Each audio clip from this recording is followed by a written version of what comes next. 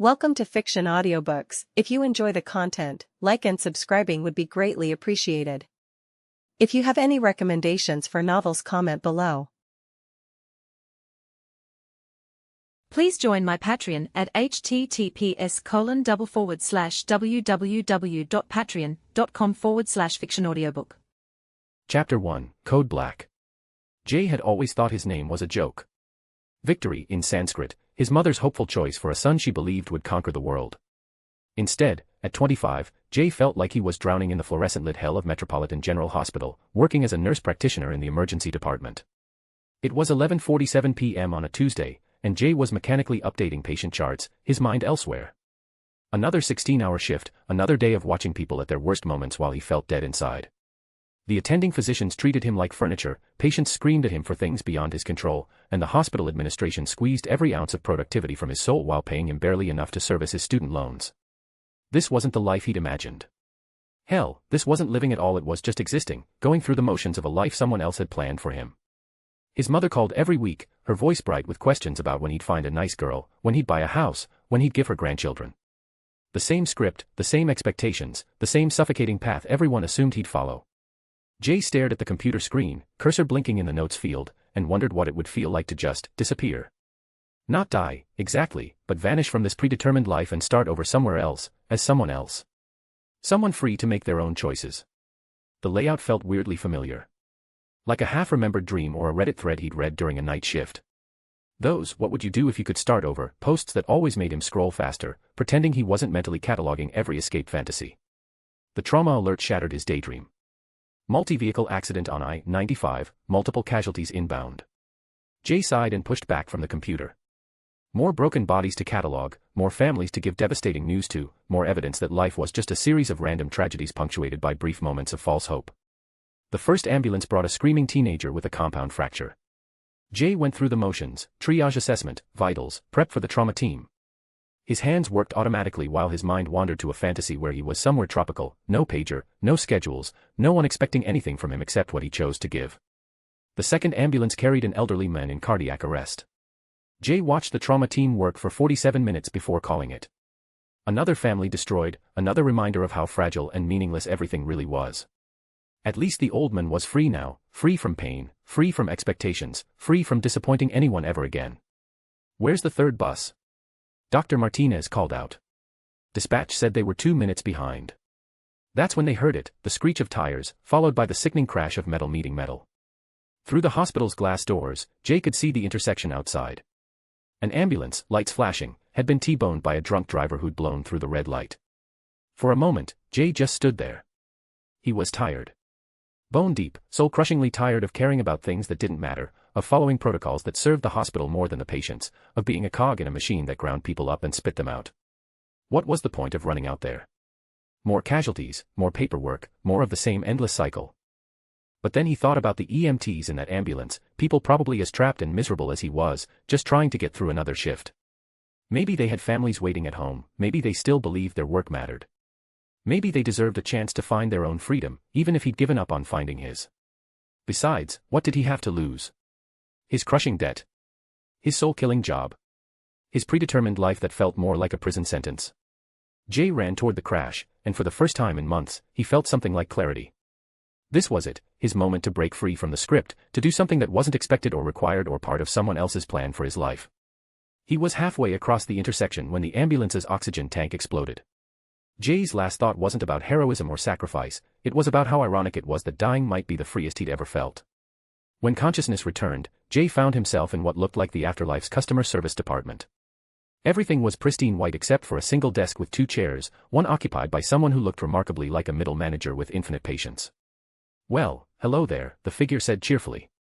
I'm XYZ, not my real name, obviously. My actual designation is about 47 syllables long and includes sounds that would make your vocal cords file a restraining order. ROB, that's my boss, the random omnipotent being, suggested I pick something simple. I went with XYZ because I'm always the last stop before someone's next adventure begins. Jay blinked slowly. I'm dead. Very much so. Small oxygen tank explosion, quick and painless, if that helps. The cylinder had already been taken out of the ambulance, but you were right in the way when it went off. Most of the blast hit you, and that gave the crew a chance to get clear. The noise pulled everyone nearby into helping, so they all made it out fine. XYZ shuffled through some paperwork. Interesting case, yours. Most people in your shoes focus on the heroic side. You seemed more interested in escaping. Jay laughed, a sound devoid of humor. Escaping, helping, what's the difference? Either way, I'm out of that life. Ah, but that's exactly why you're here. XYZ's eyes lit up. Your case caught ROB's attention because of that desire for freedom. A young man named Victory who felt utterly defeated by the constraints of his predetermined life, yet still chose to break free in his final moment. ROB was quite moved. Moved enough to do what? XYZ leaned forward conspiratorially. To offer you something extraordinarily rare, a genuine second chance. Not just at life, but at living. True freedom to choose your own path, define your own destiny, become whoever you want to be. Despite his cynicism, Jay felt a spark of interest. What's the catch? No catch, just choices. ROB is offering you entry into a new world through what he calls a CYOA system, choose your own adventure. Think of it as cosmic character creation, where every choice is yours to make. XYZ produced an advanced tablet from thin air. This particular system was designed by someone called Valmar, and ROB was quite impressed with their work. The tablet's screen displayed several world options, but one glowed brighter than the others, a marvelous world of unlimited potential, where power equals freedom and heroes forge their own destinies. The Marvel Universe. Jay's eyebrows rose. Not just any version, one where all properties coexist. A world where someone with your intelligence and creative interpretation of rules could carve out their own kingdom of personal freedom. XYZ slid the tablet across. Think about it, Jay. No student loans. No soul-crushing job. No predetermined path. Just you, unlimited potential, and the power to live exactly as you choose. Jay picked up the device, feeling its weight. I could really do anything. Within the bounds of your choices, absolutely. Want to be a hero? Your choice. Want to be something else entirely? Also, your choice. Want to build a personal paradise and tell the world to leave you alone? Completely your choice. XYZ's smile was knowing. The only person who gets to decide how you live this new life is you. Jay thought about his mother, probably still planning his life from what felt like trillions of miles away, still expecting him to follow the script she'd written in her head. The thought should have made him sad, but instead, he felt relief. She'd never have to be disappointed by his choices again. Will I remember this life? That depends on what you choose, XYZ said gently. Some paths preserve memory, others offer different gifts. But the core of who you are, that desire for absolute freedom, that refusal to be trapped by others' expectations, that stays with you. Jay looked at the categories on screen: insertion, drawbacks, perks, powers. Each one represented a choice that would be entirely his own, with no one to please but himself. You know what the best part is? XYZ added. Whatever you choose, whatever you become, you'll never have to explain yourself to anyone ever again. True freedom means never having to justify your choices to people who don't understand them. For the first time in years, Jay smiled, really smiled. When do I start? XYZ leaned back with satisfaction. Take your time. Eternity isn't going anywhere. And remember, this is your chance to finally live completely free. Make it count. Jay pressed begin without hesitation. The interface came alive with possibilities. At the top, a message appeared. Welcome to your new life, Jay. In this world, victory isn't about meeting expectations, it's about exceeding your own. Your choices will determine not just your power, but your freedom. Choose selfishly. Choose boldly. Choose for yourself. The only person you need to satisfy is you. As Jay began scrolling through options with genuine excitement for the first time in years, XYZ leaned back with satisfaction. This one was going to be interesting. After all, the most dangerous kind of person was someone who had nothing left to lose and everything to gain. The game and Jay's new life were about to begin. Chapter 2, Building Freedom. Jay stared at the glowing tablet, feeling something he hadn't experienced in years, genuine excitement about making choices for his own future. The interface was sleek and intuitive, with categories that expanded smoothly as he touched them. At the top right corner, a counter displayed, points available, 0. 0 points to start. Jay asked, looking at XYZ with confusion. That's right, XYZ confirmed with a smile. ROB believes in earning your power, not getting it handed to you. You'll need to make some tough choices to gain the points necessary for abilities and advantages. Jay nodded, understanding the game now. He tapped on insertion to start building his new existence. The category expanded to show 2 options. Drop in, gain, +2 points, you'll be inserted into the world without any background, history, or family. Insert, you will come into awareness in the world at your chosen age. You will have family, background, and history which will, where applicable, incorporate your chosen talents. Jay didn't hesitate. Having a family meant having people who could be used against him, obligations he didn't choose, and expectations he'd have to meet. He'd spent his entire previous life being weighed down by other people's plans for him. Complete freedom, he said, selecting, drop in. The counter updated, points available, 2. XYZ raised an eyebrow. Interesting choice. Most people prefer to have some kind of support network. Support networks come with strings attached, Jay replied, scrolling down to the next section. I've had enough of people thinking they know what's best for me. Jay immediately tapped, powers, with a note saying he can only take one power. This was what he'd been waiting for, the abilities that would define his new existence. The list that appeared made his heart race. Power Thief, cost, 10 points, you can drain the powers of those you make physical contact with. Brief contact will allow you to use a weaker version of their power and leave them exhausted.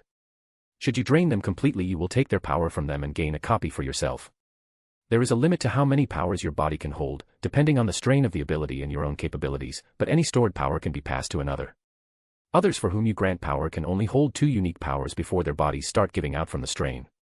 Babylon, cost, 4 points, can create mid-air portals around yourself that can launch volleys of melee weapons of your envisioned shape and size. The amount of force and power instilled in these weapons scales depending on the user's own overall power. These weapons will fade away minutes after launch. Hyper regeneration, cost, 6 points, your healing factor is further amplified. You'll now recover from all but the most severe injuries in mere moments, and severed limbs will slowly regenerate in a matter of days. You are effectively immortal unless you are reduced to ash or less than an arm's worth of solid biomass. Omnikinesis, cost, 15 points, in a radius of 100 meters around you, with nothing but your will alone, you are capable of shaping the physical world. Moving objects, generating and manipulating all forms of energy or matter, or even creating constructs of everything the physical world has to offer. Times top, cost, 10 points, your power has the ability to suspend the subjective sense of time of anyone within 30 feet of you. Those under its effect are frozen in place for the duration of its activation. Kinetic absorption, cost, 7 points, your body can absorb up to 95% of kinetic force to stockpile for your own attacks. Your natural durability is not enhanced, but due to the nature of your power, most attackers will struggle to harm you. Vibration, cost, 5 points, you can control and generate vibrational forces on objects you make contact with or in condensed and focused directional waves. Gravity, cost, 8 points, you can control the gravity within a space of 30 feet around you up to 20 times or even nullify its effect. Avatar, cost, 12 points, you can not only bend all 4 of the elements, but you can also energy bend. With training, you can give and take away, bending to others. He saw Babylon, the power to summon phantom weapons from thin air, a brawler's power, flashy but limited. He saw hyper regeneration, a near immortality that promised survival. Survival was for the victims. He was done being a victim. He saw omnikinesis, the raw, godlike ability to reshape reality in a 100-meter bubble around him. The 15-point cost was staggering, but more than that, the limited range felt like a golden cage with him needing years of mastery to even begin to do the basic stuff top heroes in Marvel do on a casual basis. He saw Avatar, the mastery of 4 elements, powerful and iconic, but still a defined, limited set. His gaze passed over kinetic absorption, gravity manipulation, and times top. All were incredible, game-changing abilities that could make a man a king. But Jay didn't want any of them because of their control over a single concept with no scope of broadening their applications. Jay's eyes immediately locked onto Power Thief. His mind raced with possibilities. It's like All for One from My Hero Academia, he whispered, or Rogue from X-Men, but way better because I can actually control it. The more he thought about it, the more perfect it seemed. Why limit himself to one ability when he could eventually collect dozens? In a world with Spider-Man, Storm, Iron Man, and countless other powered individuals, this was like having access to an unlimited arsenal. This is it, he said with certainty. Why be stuck with one power when I can have them all? Without hesitation, Jay selected Power Thief. The counter immediately went red. Points available, -8. Bold choice, XYZ observed. You've gone into debt for power. Very ambitious. Jay grinned. Some investments are worth going into debt for. This one's going to pay dividends. Chapter 3, Tools of Freedom. Jay cracked his knuckles and dove into the perks section like a kid in a candy store. After 25 years of playing by other people's rules, the idea of customizing his own superpowers felt downright intoxicating. Sure, he was already -8 points in the hole from his drawback shopping spree, but honestly, that just made it more exciting. Alright, let's see what toys are on the shelf, he grinned, scrolling through the options. Power protection, cost, -2, your powers can no longer be nullified, shut down, or otherwise kept from you. Mind shield, cost, -2, your mind is now protected from all forms of mental attack such as telepathy, mind control, or reading. You can choose to lower this protection should you so desire. DNA lock, cost, -2, any DNA you leave behind, such as skin, hair, or blood samples, will now no longer be valid. Any trace of your DNA that leaves your body ceases to be useful for anyone meaning to study it. Great for avoiding cloning issues. Charisma, cost, -2, you'll have an innate knack for making friends and swaying people to your side. Even your enemies are likely to gain some respect towards you. Power training, cost, -3, you now have a wealth of knowledge and experience associated with training and utilizing your powers and abilities. Even when you first awaken your powers, you'll be familiar with them as if you've been using them for years. Inventive, cost, -2, you are creative and inventive when it comes to crafting various little tools and gadgets to aid your endeavors.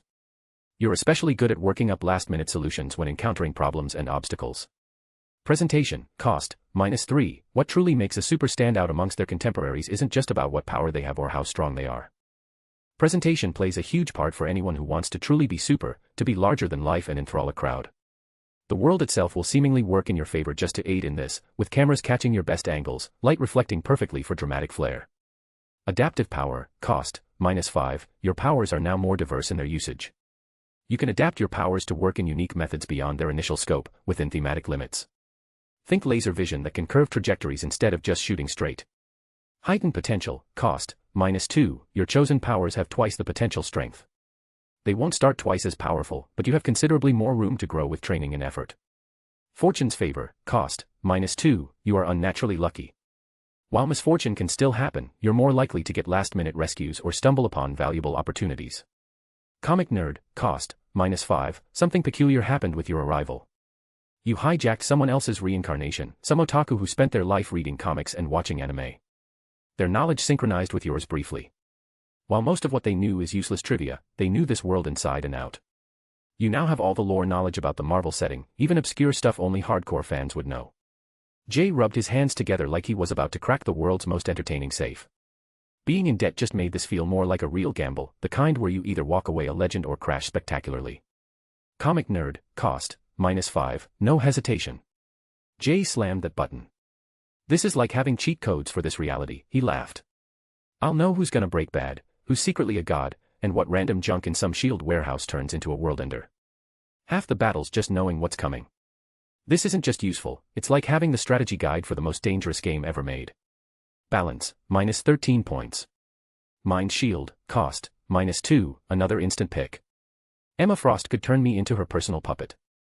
With a giddy laugh, he took it, feeling like he was hanging a giant, "No bosses allowed" sign on his brain and declaring it officially under new management, his own. Balance, -15 points.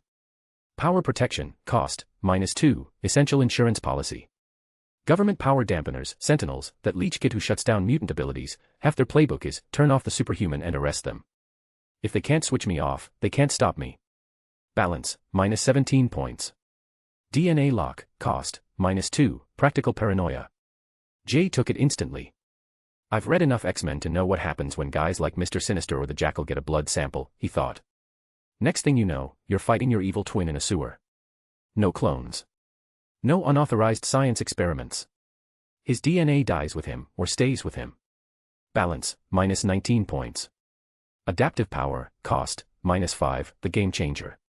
This is what separates the pros from the amateurs, Jay said, his excitement building.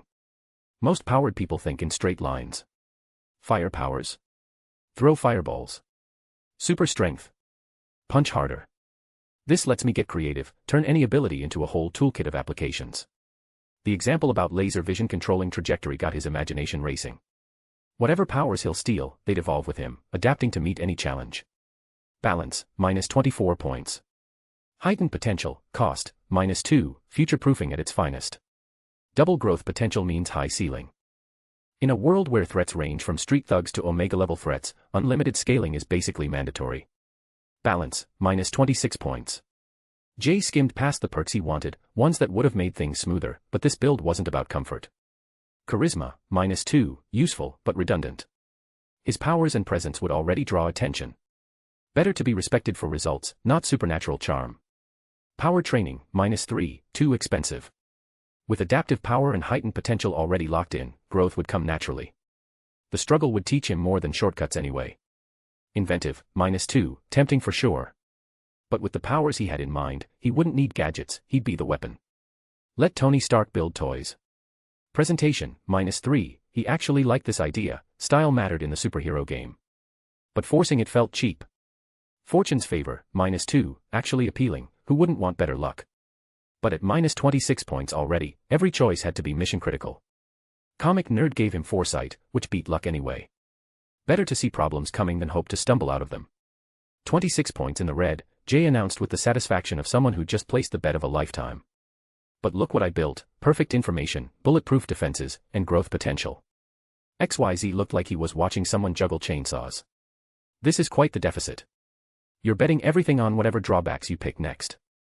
Damn right I am, Jay grinned. I need to be free, powerful, and unstoppable. Every perk I picked serves that goal. He leaned back, feeling that familiar rush he used to get from video games when he'd min-max a character build to perfection. Now came the difficult part, choosing the debt that would make all this debt go away. Chapter 4, Doubling Down. Jay stared at his current balance -26 points, and instead of feeling worried, he felt that familiar gaming rush. The kind you get when you're about to attempt something completely insane that'll either make you a legend or get you spectacularly destroyed. Time to balance the books, he grinned, opening the drawbacks section. Here's hoping I didn't bite off more than I can survive chewing. Heavy eater, gain, +3, maybe it's a side effect of your power or something else, but you have a larger appetite than most. You will need to consume at least thrice as much as normal to feel satiated. Government, attention, gain, +2, a government agency has taken a keen interest in you. They are intent on capturing and studying your power, and are not above using underhanded tactics. Challengers, gain, +4, after your debut, there will be more and more individuals coming out to challenge you with hopes of being the one to defeat you. Most won't be a match for you, but they'll be an annoying hindrance. Hunted, gain, +4, after your debut, a hunter from beyond the stars will take notice of you. This alien has the skill, strength, and technology to pose a threat. It will hunt you for sport in remote locations, but its honor won't allow it to cheat. Unmasked, gain, +4, at some point after your debut, your true face and identity become exposed not just to government agencies but to the public at large. Rivalry, gain, +6, you have a group of powered individuals that have teamed up specifically to defeat you. While individually they may not pose much threat, as a team they'll be a frequent headache. Blank slate, gain, +5, you forget everything you know about the world setting. You can remember general terms like it being about superheroes and villains, but beyond that, nothing, incompatible with comic book nerd. Inhuman, gain, +3, your power has left you with a distinctively inhuman appearance. You're unnatural and inhuman looking, not just human with makeup or horns. Arcane, gain, +5, you're born without the ability to utilize magic. No amount of study or effort will change that. Plot knife, gain, +2, it's difficult to control your urge to monologue when you have the upper hand. The longer you delay, the more likely good fortune shines on your target. Montage, gain, +2, when you first arrive, you only have access to a quarter of your full potential. Within 5 years you'll gradually gain full power, but can speed this up with training. No kill rule, gain, +2, you must not kill. Regardless of how dangerous someone is, you feel adamantly opposed to murder. Weakness, gain, +2, you possess a natural innate weakness that either harms you or leaves you vulnerable. Has to be something feasible for others to exploit. Extremists, gain, +2, after your debut, you'll be targeted by radical extremists. Not individually powerful, but their fanatical hatred can be troublesome. Clone imposter, gain, +2, sometime after your debut, some mad scientist will create a clone of you with similar powers but less control. Incompatible with DNA lock. Jay's problem shopping spree. Jay cracked his knuckles and dove in like he was building the most challenging boss fight ever designed. Heavy eater, +3, this is basically a non-issue. I've always been able to put away food anyway. Plus, with the kind of powers I'm planning, I'll probably burn through calories like the Flash after a time travel sprint. Current balance, -23 points. Unmasked, +4, Jay hesitated for a moment. This one's actually kind of scary. But honestly, Tony Stark had the right idea, I am Iron Man, on live TV. No double life, no lying to people I care about. If I'm going to do this, I'm doing it completely. He couldn't have freedom while hiding behind a mask anyway. Current balance, -19 points. Challengers, +4, every wannabe villain with new powers will come gunning for me, Jay muttered, reluctantly clicking it. It's like painting a target on my back and announcing free shots. But that also means I'll have more powers to steal and increase my arsenal.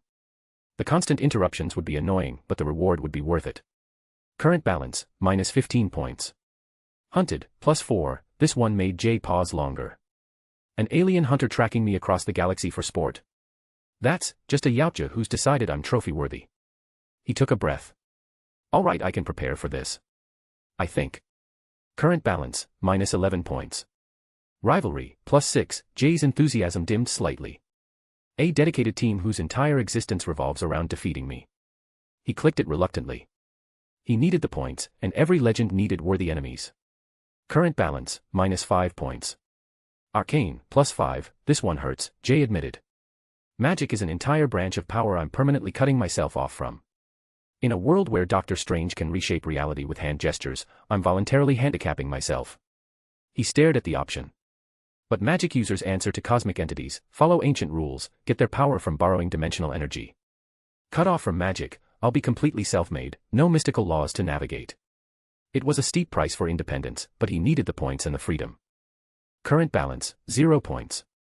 Strategic restraint. Jay looked at his current balance at 0 points, and felt a deep satisfaction. He'd managed to build exactly what he wanted without going into debt.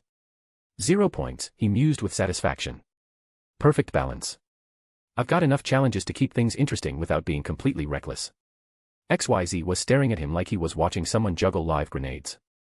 You just chose some of the most challenging drawbacks available, and you're enjoying this. Jay leaned back, less triumphant now, more thoughtful. It's not like I want any of this. Constant challengers, a team of enemies, a damn alien hunter stalking me across the stars. He exhaled slowly. But I can't afford to play small. If I'm going to survive, I need pressure, something to push me to steal better powers, adapt faster, stay sharp. He glanced at the perk sheet. Comic Nerd gives me the map. I'll know who to avoid, who to watch, and who to target when the time's right. If I prepare, really prepare, I can tailor what I steal to counter them. He looked up, jaw set. If they're coming anyway, I might as well turn them into milestones. And cutting yourself off from magic in a world where the Sorcerer Supreme exists. Magic is dependency, Jay said firmly. Strange gets his power from external sources, serves cosmic entities, and follows ancient rules. I'll be answerable to no one. While he's bound by mystical law and mystical politics, I'll be absolutely free. XYZ shook his head in apparent disbelief. In 20,000 years of doing this job, I've never seen someone choose challenges specifically to be free. It's contradicting, actually. That's because most people are afraid of actually living, Jay replied. I spent 25 years playing it safe and being miserable. Now I get to choose my problems, and I'm choosing ones that'll make me stronger, happy, and completely free. The foundation was set, the challenges were locked in, and the books were perfectly balanced. Chapter 5, Into the Marvel Multiverse. The interface pulsed once, displaying Jay's final configuration in glowing text. Final build locked. Insertion, drop in, plus 2. Power, Power Thief, minus 10. Perks, Comic Nerd, minus 5, Mind Shield, minus 2, Power Protection, minus 2, DNA Lock, minus 2, Adaptive Power, minus 5, Heightened Potential, minus 2. Drawbacks, Heavy Eater, plus 3, Unmasked, plus 4, Challengers, plus 4, Hunted, plus 4, Rivalry, plus 6, Arcane, plus 5. Balance, 0 points. Jay stared at the summary, a mix of anticipation and nervous energy coursing through him. No going back now. Satisfied with your choices? XYZ asked, though his tone suggested he already knew the answer. More than satisfied, Jay replied. This is the first time in my life I've built something completely for myself. XYZ gives Jay a moment after locking in his choices. The interface dims as XYZ clears his throat. One more thing, you won't need to worry about the TVA. Jay raises an eyebrow. Time Variance Authority. I figured this much interference would get their attention. XYZ smirks. Their tools only work within official storylines. You're being dropped outside that framework, like a gap in their system. They can't prune what they can't see. So I'm invisible to them. XYZ stood up, the pristine white room beginning to shimmer around the edges. Yes, you are. Well then, it's time to begin your new life. You're going in completely clean, no documentation, no identity, no safety net. Just you and your choices. The cosmic middle manager's form was already becoming translucent. Your insertion point has been randomized within acceptable parameters. You'll arrive shortly after a pivotal moment, when everything changed publicly. No papers. No starting cash. Jay asked, feeling a flutter of uncertainty. You chose drop in for a reason, XYZ's voice was fading. True freedom means starting with nothing but what you can build yourself. Your perks will integrate over the next few hours. The comic nerd knowledge will hit first, brace yourself. The room dissolved completely, reality folding like origami, and Jay fell. Jay crashed into consciousness on cold asphalt, his head splitting like someone had taken a sledgehammer to his skull. The comic nerd perk activated like a mental supernova. Names, faces, alternate timelines, story arcs, decades of continuity slammed into his brain like shrapnel made of trivia. He forced his eyes open and immediately wished he hadn't. The late afternoon sun felt like needles, but through the pain, he could see where he was. Tree-lined suburban streets stretched in both directions, expensive houses set back from perfectly manicured sidewalks behind wrought iron gates. And in the distance, barely visible through the tree-line, the outline of a very familiar mansion. Xavier's School for Gifted Youngsters. Jay pushed himself up from the sidewalk, his new body feeling both alien and familiar. He was definitely taller than before, lean but with wiry strength. His reflection in a nearby BMW's window showed the changes, sharp features, messy dark hair with an almost ethereal quality, and brown skin that seemed to catch the light strangely. The knowledge dump continued its assault. He knew exactly where he was, dropped practically on the X-Men's doorstep with nothing but the clothes on his back. His stomach chose that moment to remind him about the heavy eater drawback, growling so loudly that a passing jogger gave him a concerned look. Great. Supernatural appetite, no money, no ID, and I'm probably on a dozen security cameras already. Jay started walking, putting distance between himself and the mansion. The sidewalks here were pristine, lined with trees older than most countries. Every house whispered of old money, the kind of neighborhood where senators had weekend homes. He needed to think, to plan, but the headache was making it difficult to focus. Every step triggered new flashes of knowledge, Wolverine's healing factor, Storm's weather control, Jean Grey's telekinesis, and her darker potential. So much power, all within a few miles of where I'm standing. But he couldn't just walk up and knock on the door. The X-Men were heroes, but they were also paranoid about threats to mutant kind. He didn't need a telepath to tell him how they'd react to someone whose literal power was theft. The suburban perfection gradually gave way to something more recognizably middle class. Jay found himself in Bayville's small downtown area after 30 minutes of walking, a main street that looked frozen in amber since 1985. Murphy's Hardware with its "Serving Bayville since 1953" sign. A used bookstore called Chapter and Verse. A bank branch so small it probably knew every customer by name. The smell from Sal's diner hit him like a physical force. Bacon, eggs, coffee, fresh bread. His enhanced appetite made his knees nearly buckle. If this was him now, just after arrival, what would the hunger feel like tomorrow? I need money. I need food. I need a plan. Jay studied the diner through the window. Late afternoon, not too busy. A few customers scattered around red vinyl booths, a waitress who'd probably been working there since the place opened, a cook visible through the service window with the unconscious precision of decades of practice. A darker thought whispered, I could just take what I need. Jay shook his head, pushing the thought away. His condition was not an excuse to prey on innocent people. Start small. Start smart. The X-Men aren't going anywhere. A newspaper stand caught his eye. The headline screamed about the impossible. Iron Man reveals identity, Tony Stark, I am Iron Man, Wall Street in chaos. May 3, 2010. Stock markets in chaos. Government officials calling for registration of enhanced individuals. Jay snorted. They had no idea what was coming. The Hulk was already out there, hiding in exile. Thor would arrive in a few years. The Tesseract was sitting in a shield vault, waiting to call down an alien invasion. A local news crew was setting up outside the bank, probably getting men on the street reactions. The reporter, fresh out of journalism school, checked her makeup while curious locals gathered, retirees, teenagers cutting class, business owners on smoke breaks. Can't believe it's real, an elderly man was saying. Iron Man, flying around like something out of a comic book. What's next? Men shooting laser beams out of their eyes. If only he knew, Jay thought. Xavier's school was less than 5 miles away. As the crowd dispersed after the broadcast, Jay noticed a wallet on the ground where an elderly woman had been standing. He picked it up, checking inside. Emma Rodriguez, 83, with photos of grandchildren and $47 in cash. For a moment, Jay was tempted. But the photos of smiling children stared up at him, and he knew he couldn't do it. Instead, he walked to the address on the license. Emma Rodriguez lived in a small Cape Cod with a garden that spoke of decades of care. When she answered the door, her face lit up with relief. Oh, bless you, she exclaimed. I was just realizing I'd lost it. Near the news crew, Jay said. Must have fallen during the excitement. Emma looked at him more carefully, the unkempt clothes and hair, the slight tremor from hunger.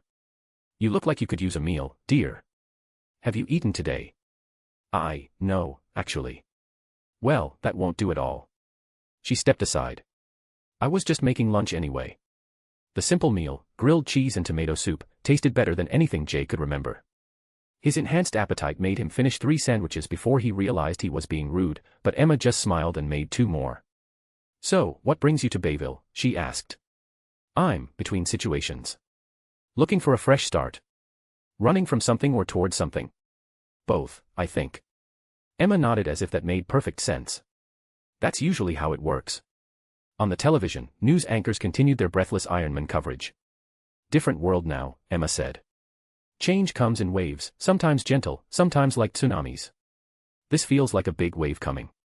She was right. The world had always been stranger than people wanted to admit. The only difference now was the public's awareness.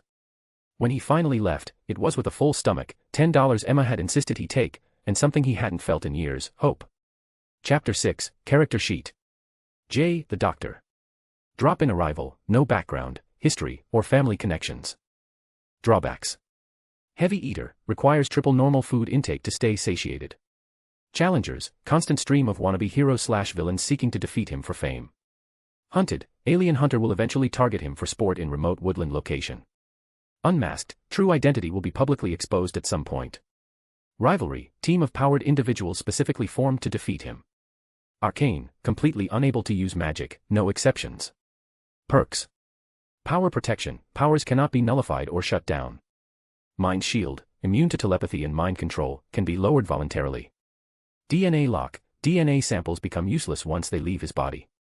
Adaptive power, can develop creative applications of stolen abilities beyond their original scope. Heightened potential, powers have double growth potential through training. Comic nerd, complete knowledge of this world's heroes, villains, and events, just like a wiki.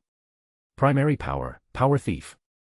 Brief contact, copies a weaker version temporarily, but this exhausts the target. Complete drain, permanently steals power for himself. Power transfer, can grant stolen abilities to others, 2 power limit per person. Storage limit, the body can only hold a limited number of powers based on strain and capability. Chapter 7, First Transaction. Jay walked through the quieter residential streets of Bayville, his mind still buzzing from the comic knowledge download and Emma's kindness. The $10 in his pocket felt heavier than it should, both a lifeline and a reminder of how far he had to go. His enhanced appetite was already stirring again, reminding him that his new body had needs his old wallet couldn't meet. That's when he heard the voices. Can't keep pretending this isn't happening, Margaret. The man's voice was tight with frustration, carrying across a well-maintained yard. Xavier can't even fix the mutation. All he offers is acceptance and training. That's not what we need. Jay slowed his pace, instincts prickling. Through a gap in the hedge, he could see a couple standing by their garden, him in an expensive business suit despite the weekend, her in the kind of dress that said, country club lunch. Both looked like they hadn't slept properly in weeks. Keep your voice down, the woman, Margaret, whispered sharply. Mrs. Henderson already looks at us like we're running a circus. If the board finds out about Tommy, our whole company is at risk, the man continued, running a hand through his graying hair. Government contracts don't go to families with complications. And with this Ironman business, everyone's going to be looking closer at enhanced individuals. He's a child, not a liability, Margaret snapped, but there was fear underneath the anger. He's our son. He's both, the men said heavily. And we need solutions, not sentiment. Jay felt something cold settle in his stomach. He knew exactly what kind of complications they were talking about. The comic nerd knowledge provided the context: mutant children from normal families, manifestations that couldn't be hidden or explained away, parents caught between love and terror. He had an idea the $10 in his pocket wouldn't last the day, and his stomach was already demanding more food. Besides, these people had a problem he could solve. It was just business. Jay stepped around the hedge, deliberately making noise with his footsteps. The couple spun toward him, the man's hand instinctively moving toward what was probably a concealed carry. Sorry, Jay said, raising his hands peacefully. I couldn't help overhearing. You mentioned complications with your son. Who the hell are you? The men demanded. If you're some kind of reporter. I'm not a reporter, Jay said calmly. And I'm not with Xavier either, before you ask. I'm someone who might be able to help with your specific problem. Margaret stepped closer to her husband. What do you mean, help? Jay took a careful breath. This was it, the moment he either committed to this path or walked away and stayed hungry. I can permanently remove your son's mutation. He'd be completely normal.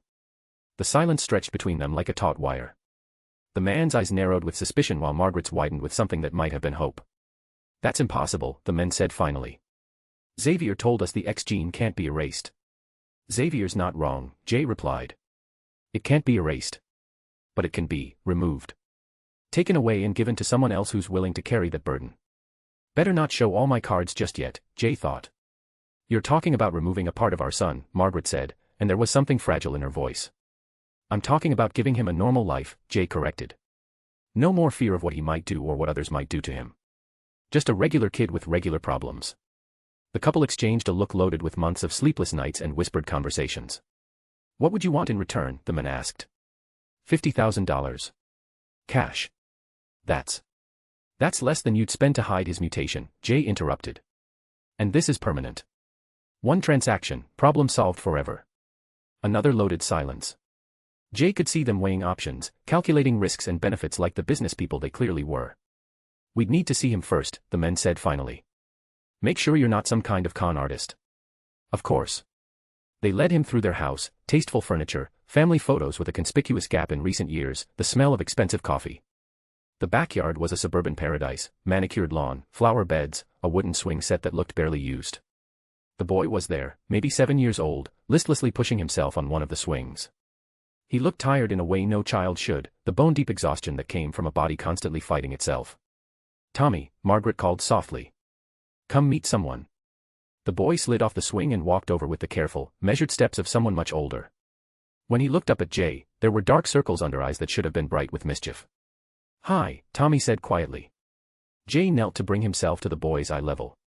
Hey there. Your parents tell me you've been feeling pretty tired lately. Tommy nodded. The doctor says my body works too hard. Makes me sleepy all the time. I might be able to help with that, Jay said gently. Would you like to not be tired anymore? Yes, please. The simple honesty in those 2 words hit Jay harder than he expected. This wasn't some abstract transaction anymore, this was a tired little boy who just wanted to feel normal. Okay, Jay said. I need you to sit down and give me your hand. It might feel a little strange, but it won't hurt. I promise. Tommy sat cross-legged on the grass and extended his small hand with complete trust. Jay took it carefully, noting how warm it was, too warm, like the child was running a constant fever. Then Jay activated his power. The sensation was unlike anything he'd experienced. It started as a gentle tugging, like a magnetic pull between their skin. Then it intensified, becoming a flowing current that seemed to move in both directions. Jay could feel the boy's mutation, a chaotic, uncontrolled healing power that was burning through Tommy's body like an engine without a throttle. The power was beautiful and terrible. The kid was healing him without even trying. It wasn't flashy, just quiet strength. A touch that mended and healed others, but drained him every time. And now it was his. Easy, Jay whispered, as much to himself as to Tommy. Just let it flow. The transfer felt like drinking lightning. Raw energy poured into Jay, wild and untamed. His own body began to adapt and absorb it, his power thief ability working to integrate the new ability safely. But the process was draining for both of them. Sweat beaded on Jay's forehead as he carefully drew the mutation out of Tommy's system. The boy's eyes grew heavy. Jay could feel the exact moment when the last traces of the X gene separated from Tommy's DNA, a sensation like a door closing gently but permanently. Tommy's hand cooled to normal temperature. His breathing deepened and became more regular. For the first time since Jay had seen him, the boy looked genuinely peaceful. There we go, Jay said softly, releasing Tommy's hand. How do you feel? Tommy blinked slowly, then sat up straighter. Not tired, he said with wonder. I do feel sleepy. Within moments, the boy was asleep on the grass from the simple, healthy tiredness of a normal child who'd had a long day. Jay stood carefully, his own body thrumming with new power. He could feel the healing aura settling into him, already beginning to work. Is it done? Margaret asked, her voice barely above a whisper. It's done, Jay confirmed. His X gene is completely gone. He'll sleep for a few hours, but when he wakes up, he'll just be a normal, healthy kid. The man was staring at his son with something that looked like relief mixed with guilt. And is this permanent? It is. Jay flexed his fingers, feeling the new ability humming under his skin. It's not suppression or temporary. It's permanent removal. He'll never manifest again. Margaret knelt beside her sleeping son, tears running down her cheeks. He looks so peaceful. He is peaceful, Jay said. For the first time in his life, his body isn't fighting itself. The man pulled out his wallet, then stopped. We'll need to go to the bank. 50,000 in cash will take some arranging. Tomorrow's fine, Jay said. I'm not going anywhere, for now, just a couple hundred will do. As Jay walked away from the house, he felt the healing power settling into his system like a missing puzzle piece. Tommy would grow up normal, healthy, free from the exhausting burden of an uncontrolled mutation. Xavier would have surrounded the boy with other mutants, preaching acceptance while Tommy suffered. The government would have catalogued him as a threat, even experimented on him. Jay had given him actual freedom.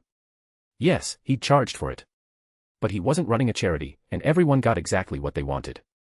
The parents had their normal son, Tommy had his health, and Jay had both a new power and the means to survive another day. As he walked through the darkening streets of Bayville, Jay felt a quiet satisfaction. This was what real freedom looked like, making choices based on results, not expectations. No hero's code, no villain's dramatics. Just practical solutions that actually worked. He could live with that kind of person. Chapter 8, Future Direction. Jay woke up in a motel room that smelled like industrial disinfectant and broken dreams. He'd blown $50 on this dump, but it was anonymous, and that's what mattered. His stomach hit him before he was fully awake, a gnawing emptiness that felt like it was trying to eat him from the inside out. He'd demolished a full dinner last night, plus snacks, and somehow, he was starving again. The heavy eater drawback wasn't just inconvenient, it was also expensive. The cheap digital clock blinked 7:23 a.m. His wallet was empty except for Grandma Emma's $10. Time to collect the rest of his payment. Walking back through Bayville's wealthy neighborhood felt different in the morning light. The manicured lawns sparkled with dew, and early joggers nodded politely as they passed. Jay felt like an intruder in clean clothes, carrying secrets that could shatter their perfect little bubble.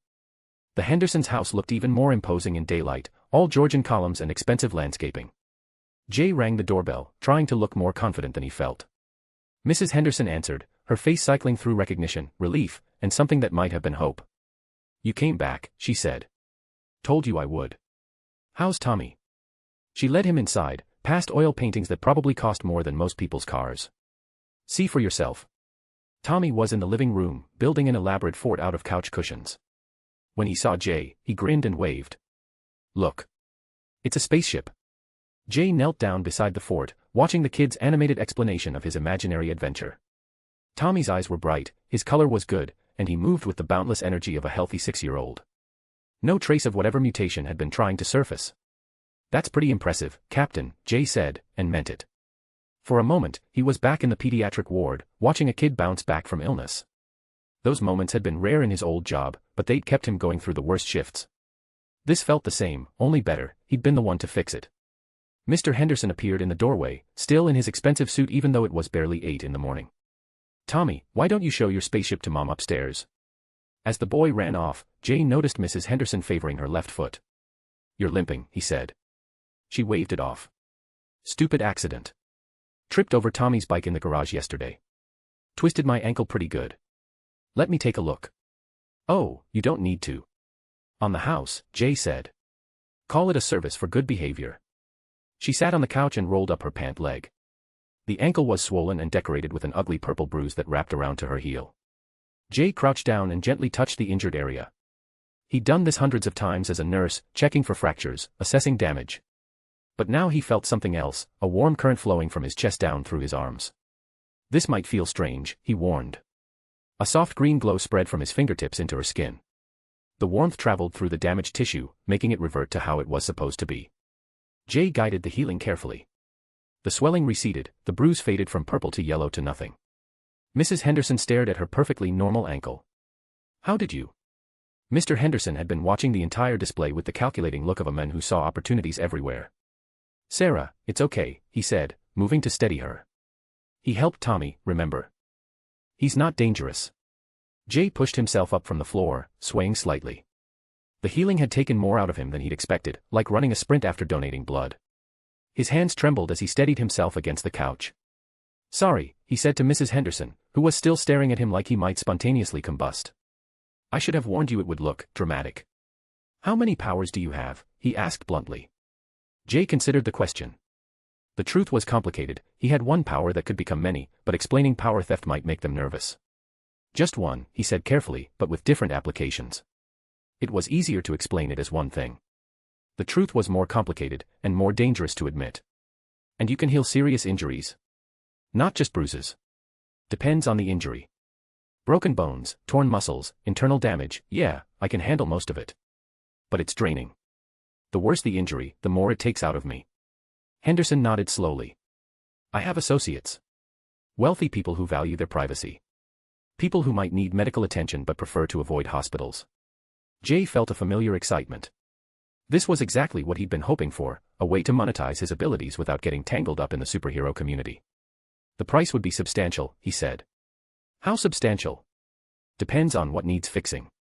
But we're talking about serious money. These people can afford it. They can indeed. Henderson pulled out his phone. I'll make some calls. You'll need a way to contact you. Working on that. Give me your card, I'll reach out to you. Henderson handed over an embossed business card that probably cost more to print than most people spent on lunch.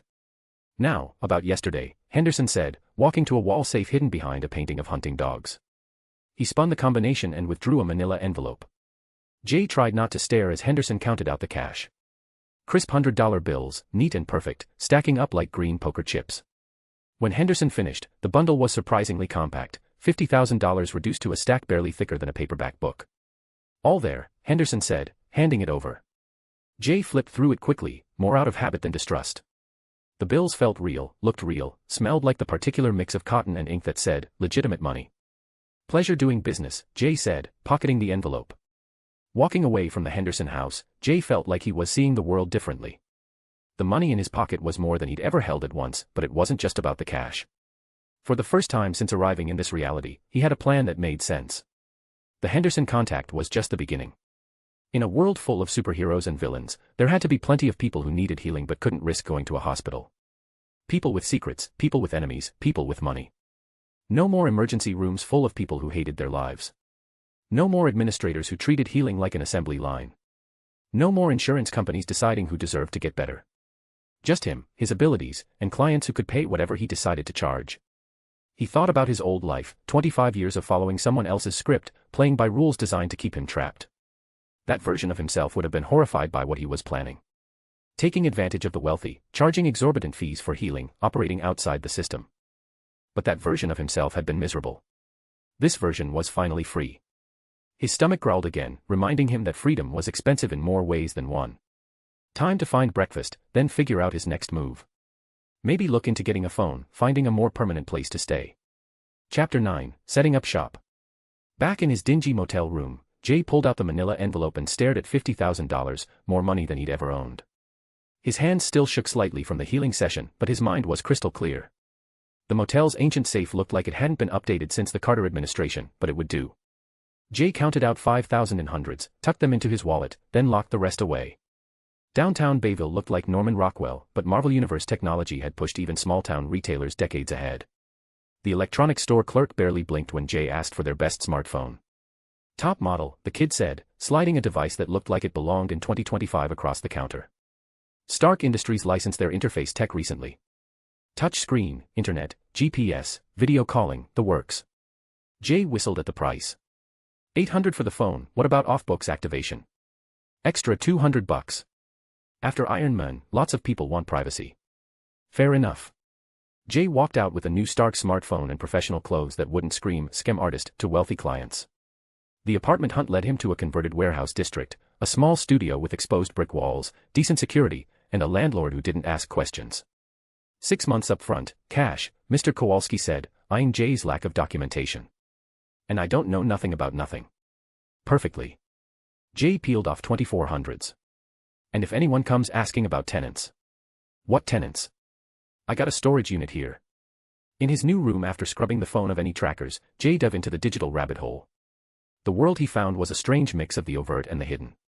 Iron Man was a global celebrity, with S.H.I.E.L.D.'s fingerprints already visible in the political subtext of Tony Stark's new government contracts.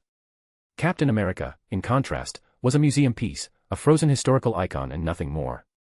Bruce Banner was a ghost, a whisper of a green monster haunting blurry footage from South American jungles, a problem the military was failing to contain.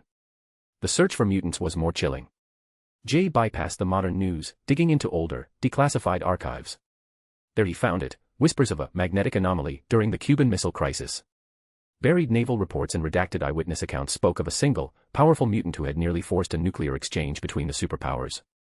The world didn't know Magneto's name yet, but the highest levels of government had been terrified of him for decades. The others were all still dormant, their tragedies yet to strike. A blind lawyer in Hell's Kitchen, a decorated Marine just home from deployment, a stunt rider who had vanished off the grid. Of magic, there was nothing but fantasy forums, a comforting silence given his own vulnerabilities. Jay cleared the history, the picture now chillingly clear. The world thought it was safe, celebrating its first public hero. But the real players were veterans of a long, secret war, and the next generation of combatants was still waiting in the wings. Time to start making my own moves, he thought, patting the envelope of cash in his jacket. By evening, Jay was down to his last few hundreds but had everything needed for the immediate future. More importantly, he had a plan. Jay worked through the shelter slowly, handing out sandwiches and coffee.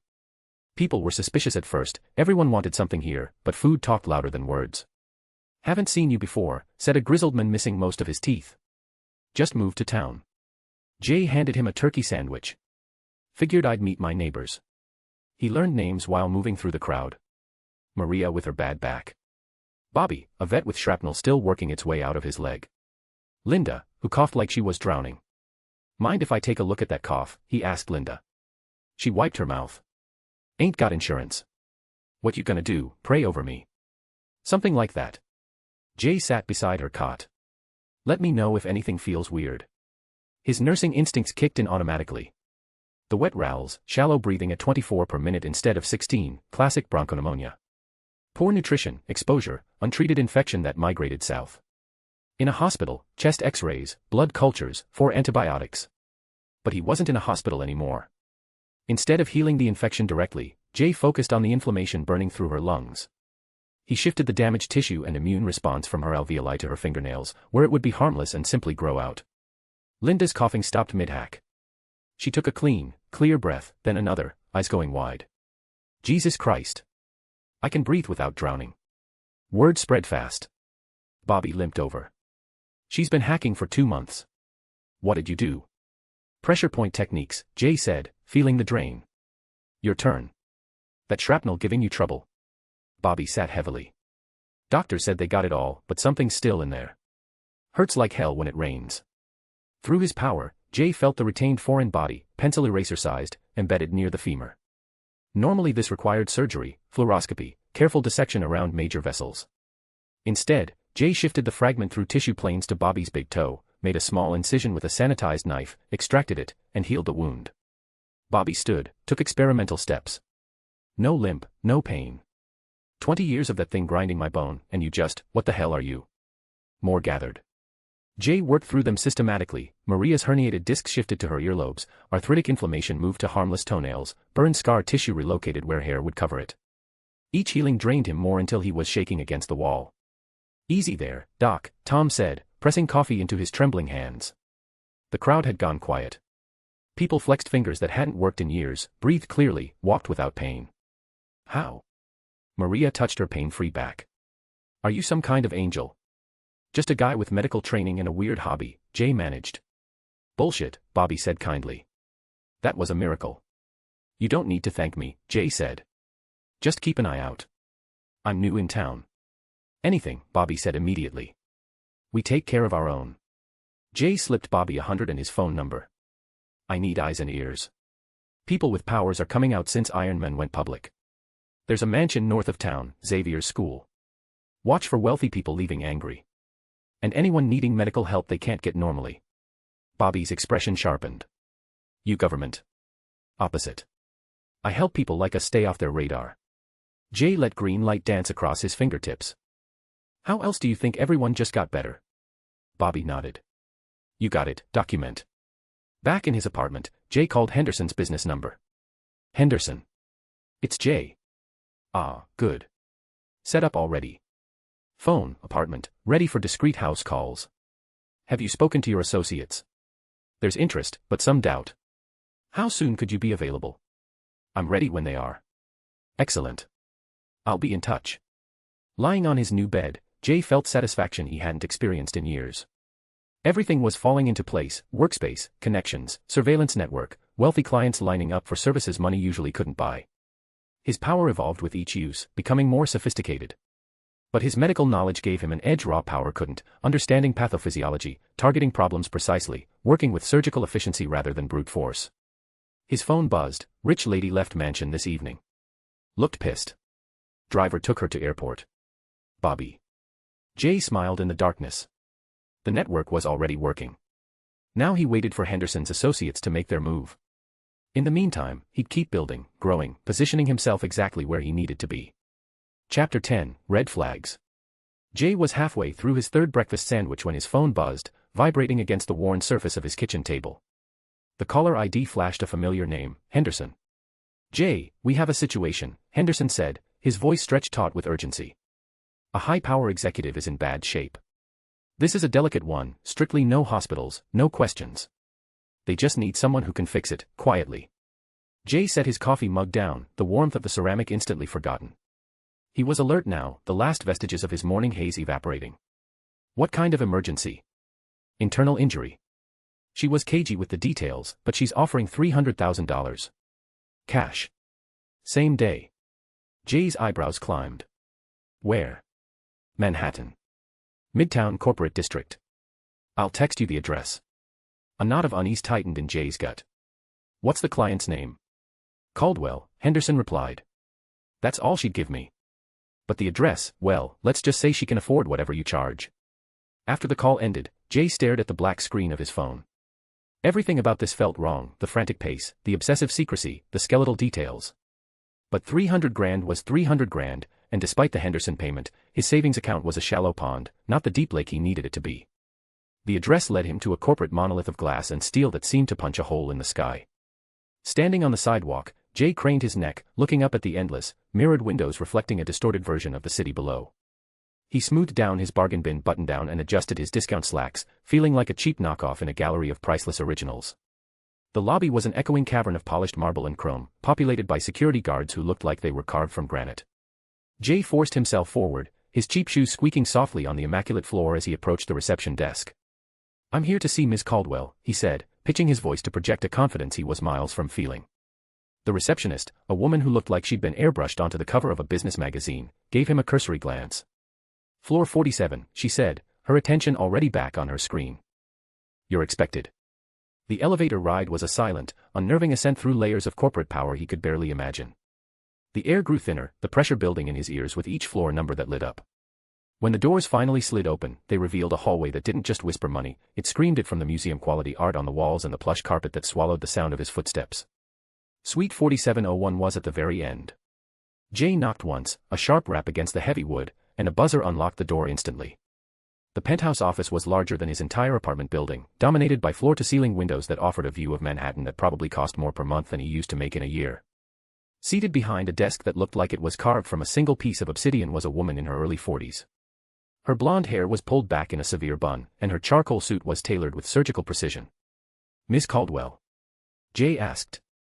Just Caldwell. Her voice was clipped and professional, but it was layered over a tremor of pain she was fighting to conceal. You're the healer Henderson mentioned. That's me. Jay stepped closer, his eyes cataloging the details. The rigid set of her shoulders, the way she favored her left side. What seems to be the problem? Internal injury. 3 days ago. It's worsening. How did it happen? Her jaw tightened, a barely perceptible flicker of a muscle. The specifics are not relevant. Can you fix it or not? Jay studied her, seeing past the corporate armor. There were deep-set stress lines around her eyes, and her left hand, resting on the desk, had the faint tremor of someone battling constant, grinding discomfort. I need to examine you. And for this to work, I need you to be honest with me about the cause. He gestured toward a sleek leather couch near the windows. Could you lie down? I need to get a sense of the damage. Caldwell moved to the couch, each step a masterpiece of controlled movement. As she lay back, Jay saw the telltale signs, the shallow breaths, the careful positioning to take pressure off her left flank. He knelt beside her, placing his hands gently over her ribs. Closing his eyes, he let his senses drift inward, mapping the landscape of her injury. It was bad. Her spleen was ruptured, not from a single, sharp impact, but from sustained, crushing pressure. A slow, steady bleed had been poisoning her from the inside for days. Without intervention, she'd be dead within the week. This wasn't an accident, was it? He said quietly, opening his eyes. This wasn't one clean blow. What really happened? Caldwell's eyes snapped open, and for a fleeting moment, the mask of the executive fell away, revealing the terrified person beneath. I had a disagreement with a colleague, she said, the words carefully chosen. It became physical. He got me in the ribs, and something shifted. In my world, she continued, her voice low and intense, there are unfriendly eyes everywhere. Any sign of weakness is a vulnerability to be exploited. A hospital visit means questions, reports, a paper trail. I can't afford that kind of attention. A chill unrelated to the office's air conditioning prickled Jay's skin. He was getting a clearer picture now, a glimpse into a corporate culture so predatory that physical assault was a negotiation tactic and seeking medical care was a career-ending mistake. I can fix this, he said, his voice firm. But you need to understand, left untreated, this would have killed you. I'm aware of the risks. Jay placed his hands back over the injury. A soft, green light bloomed between his palms, and he focused, letting his energy flow into her. Healing internal injuries was an intricate dance. He had to do more than just mend tissue, he had to guide the regeneration, reweaving the delicate tapestry of blood vessels, ensuring everything reconnected perfectly, leaving no trace of the damage behind. Caldwell watched the light without flinching, though he could feel her muscles quiver as the healing energy surged through her. The ruptured tissue began to knit itself together, the internal bleeding slowed, stopped, and then reversed as the damaged cells were purged and replaced. When he finished, Jay sat back, a wave of exhaustion washing over him. Sweat beaded on his forehead. Internal jobs always took a heavier toll, and this one had been a deep drain. How do you feel? She sat up, moving with a fluid grace that had been absent before. She took a deep, full breath, and for the first time since he'd arrived, her expression seemed genuinely relaxed. Better, she said, a hint of awe in her voice. Much better. She rose, walked to her obsidian desk, and withdrew a thick briefcase from a locked drawer. Your fee, as agreed. Jay took the briefcase, the weight of the cash a solid, reassuring presence in his hand. He didn't bother counting it. One more thing, Caldwell said as he turned to leave. Her voice was back to its steely, professional tone. No one can know you were here. I trust that won't be a problem. Patient confidentiality, Jay assured her. I was never here. As he walked out, paranoia gnawed at him. He wiped down the doorknob, the elevator button, any surface he might have touched. It felt like overkill, but the atmosphere in this place had his nerves screaming. He was crossing the lobby when he saw him. A man was standing by the security desk, speaking quietly with one of the guards. He was tall, with dark hair, wearing an expensive suit that failed to completely mask a disciplined, military posture. He held up some sort of credentials, and the guard nodded respectfully. Jay's blood turned to ice. His inner comic nerd, the database of faces and facts he'd been trying to suppress, kicked into overdrive. Grant Ward. The name hit him like a physical blow. Hydra's top sleeper agent, currently embedded deep within S.H.I.E.L.D. A specialist in infiltration, interrogation, and making problems like him permanently disappear. Jay's step faltered, just for a second, and he had to brace a hand against a cold marble pillar to steady himself. Shit. Shit, shit, shit. Every instinct screamed at him to bolt, but that would be like waving a giant, glowing flag. He forced his legs to move, to maintain a normal pace, to walk toward the exit. He fought the overwhelming urge to look back, his mind a repeating loop of a single, terrifying phrase, "You're blown. You're completely blown." His hands were trembling by the time he hit the street, and it had nothing to do with the healing he'd just performed. Ward being here was no coincidence.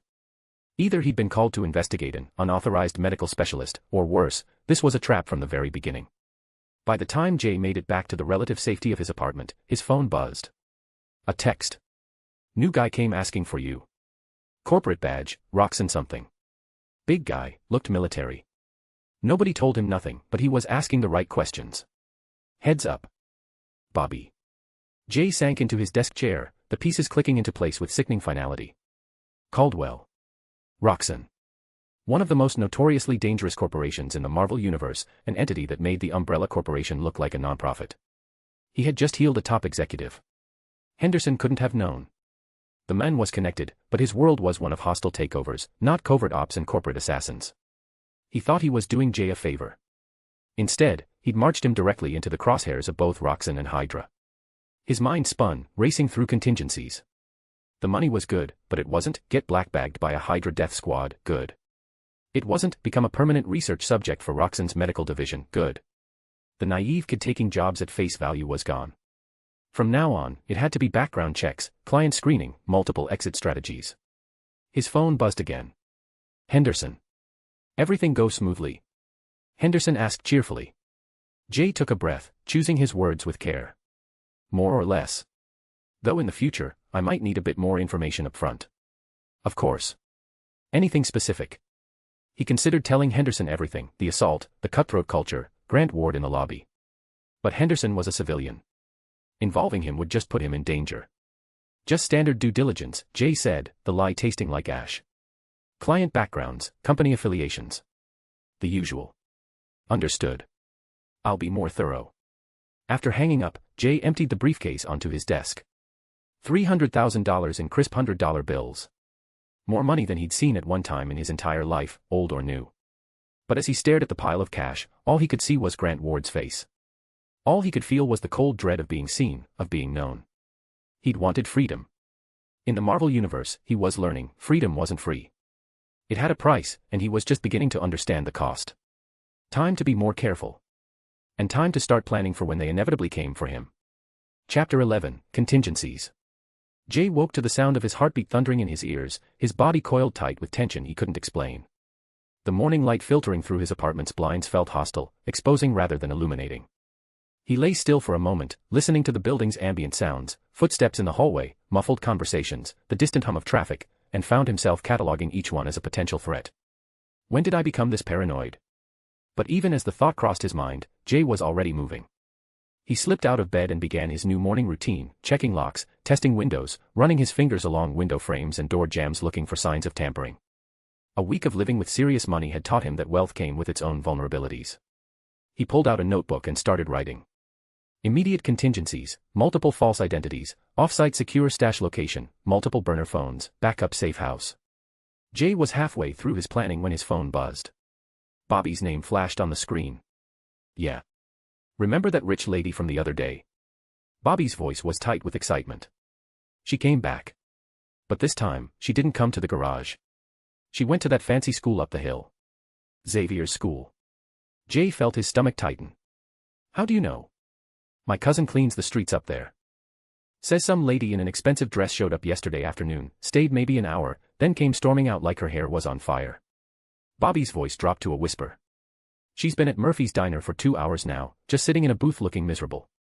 20 minutes later, Jay walked into Murphy's diner. He approached the counter with practiced charm.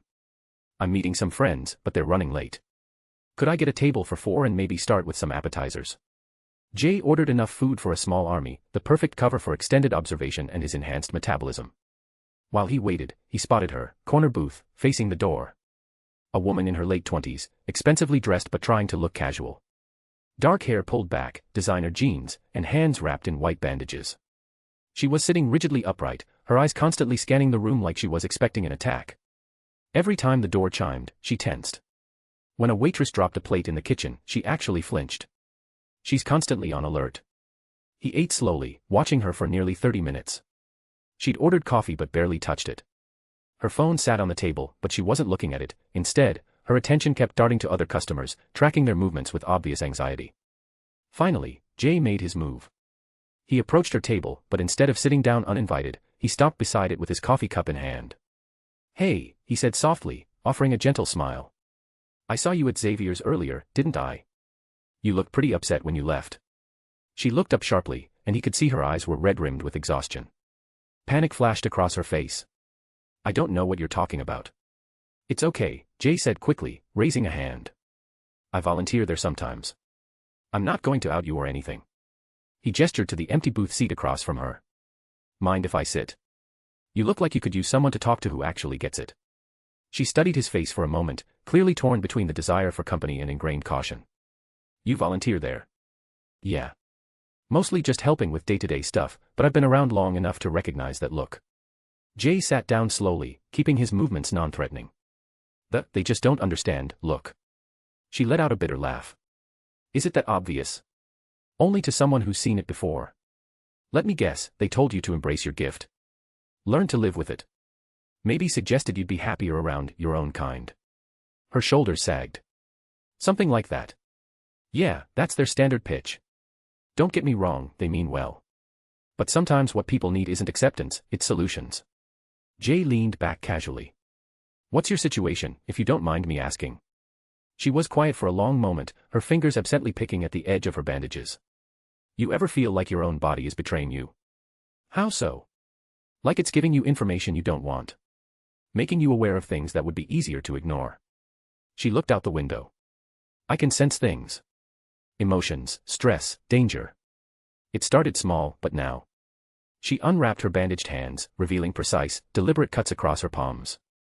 Sometimes the sensation gets so intense I dig my nails in just to feel something else. Jay felt his pulse quicken. This was exactly what he'd hoped for. That sounds exhausting. It never stops. Her voice cracked slightly. I haven't had a peaceful moment in 2 years.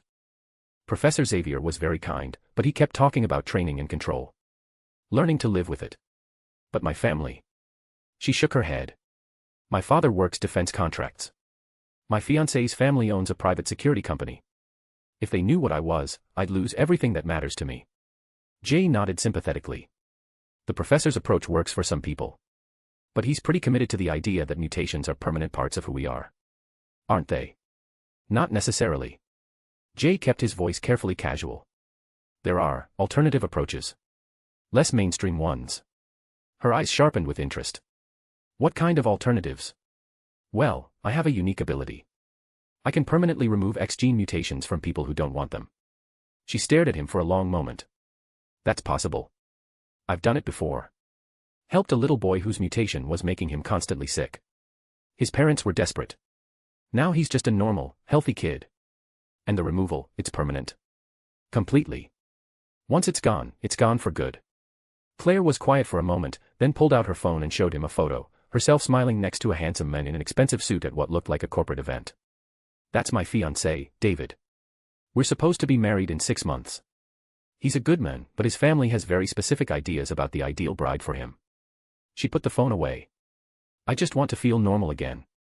To be able to sit in a room without feeling everyone else's stress and anger. That could be arranged, Jay said carefully. Though this kind of procedure, it's not exactly sanctioned by Xavier's. It would need to be handled privately. What would that involve? A consultation fee, mainly. This kind of work is specialized and carries certain risks. How much? Jay pretended to consider. For something this complex. Probably around 100,000. I know that sounds like a lot, but that's all. Claire looked almost relieved. I have access to resources. Jewelry, gold, assets that can't be easily traced. When could this happen? Actually, Jay said, glancing around the diner, it could happen right now. The process looks completely normal to anyone watching, just a handshake between two people having coffee. Here. Now. Is this going to hurt? Sometimes the best place to hide is in plain sight. And no, it won't hurt. Jay extended his hand across the table. What's your name, by the way? Claire. She looked at his outstretched hand for a moment, then gripped it firmly. God, yes. Please. The moment their skin touched, Jay felt a gentle pulling sensation, like a slow tide drawing something away from her and into him. It wasn't violent or shocking, more like watching water flow from one container to another. Claire's ability settled into him gradually, layer by layer. First came the basic awareness, a subtle sense of the emotional temperature in the room.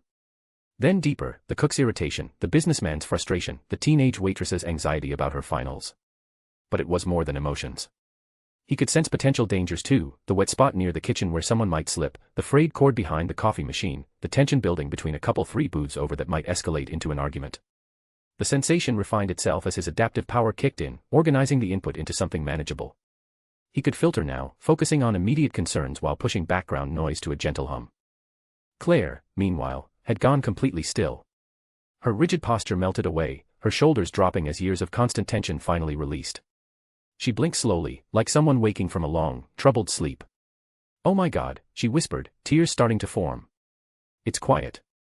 It's actually quiet. How do you feel? Like I've been carrying a weight I didn't even realize was there, and someone just lifted it off my shoulders. She flexed her fingers, looking at her hands like she was seeing them for the first time. I can't sense anything from you, from anyone. It's wonderful. They spent another few minutes working out the payment logistics. Claire would gather the assets and meet him at a storage facility she rented under a different name. As she prepared to leave, she paused. Thank you. I know this is just business, but you gave me my life back. After she left, Jay finished his meal slowly, marveling at his new ability. As he walked home, the danger sense proved its worth immediately. He felt aggressive intent from someone in the alley beside the diner and took a different route. The would-be mugger was only about 20 feet away when the sensation hit, close enough that Jay could have been in real trouble without the warning. If they're hunting me, he thought, now I'll feel them coming. Chapter 12, The Mantis Stalks the Cicada.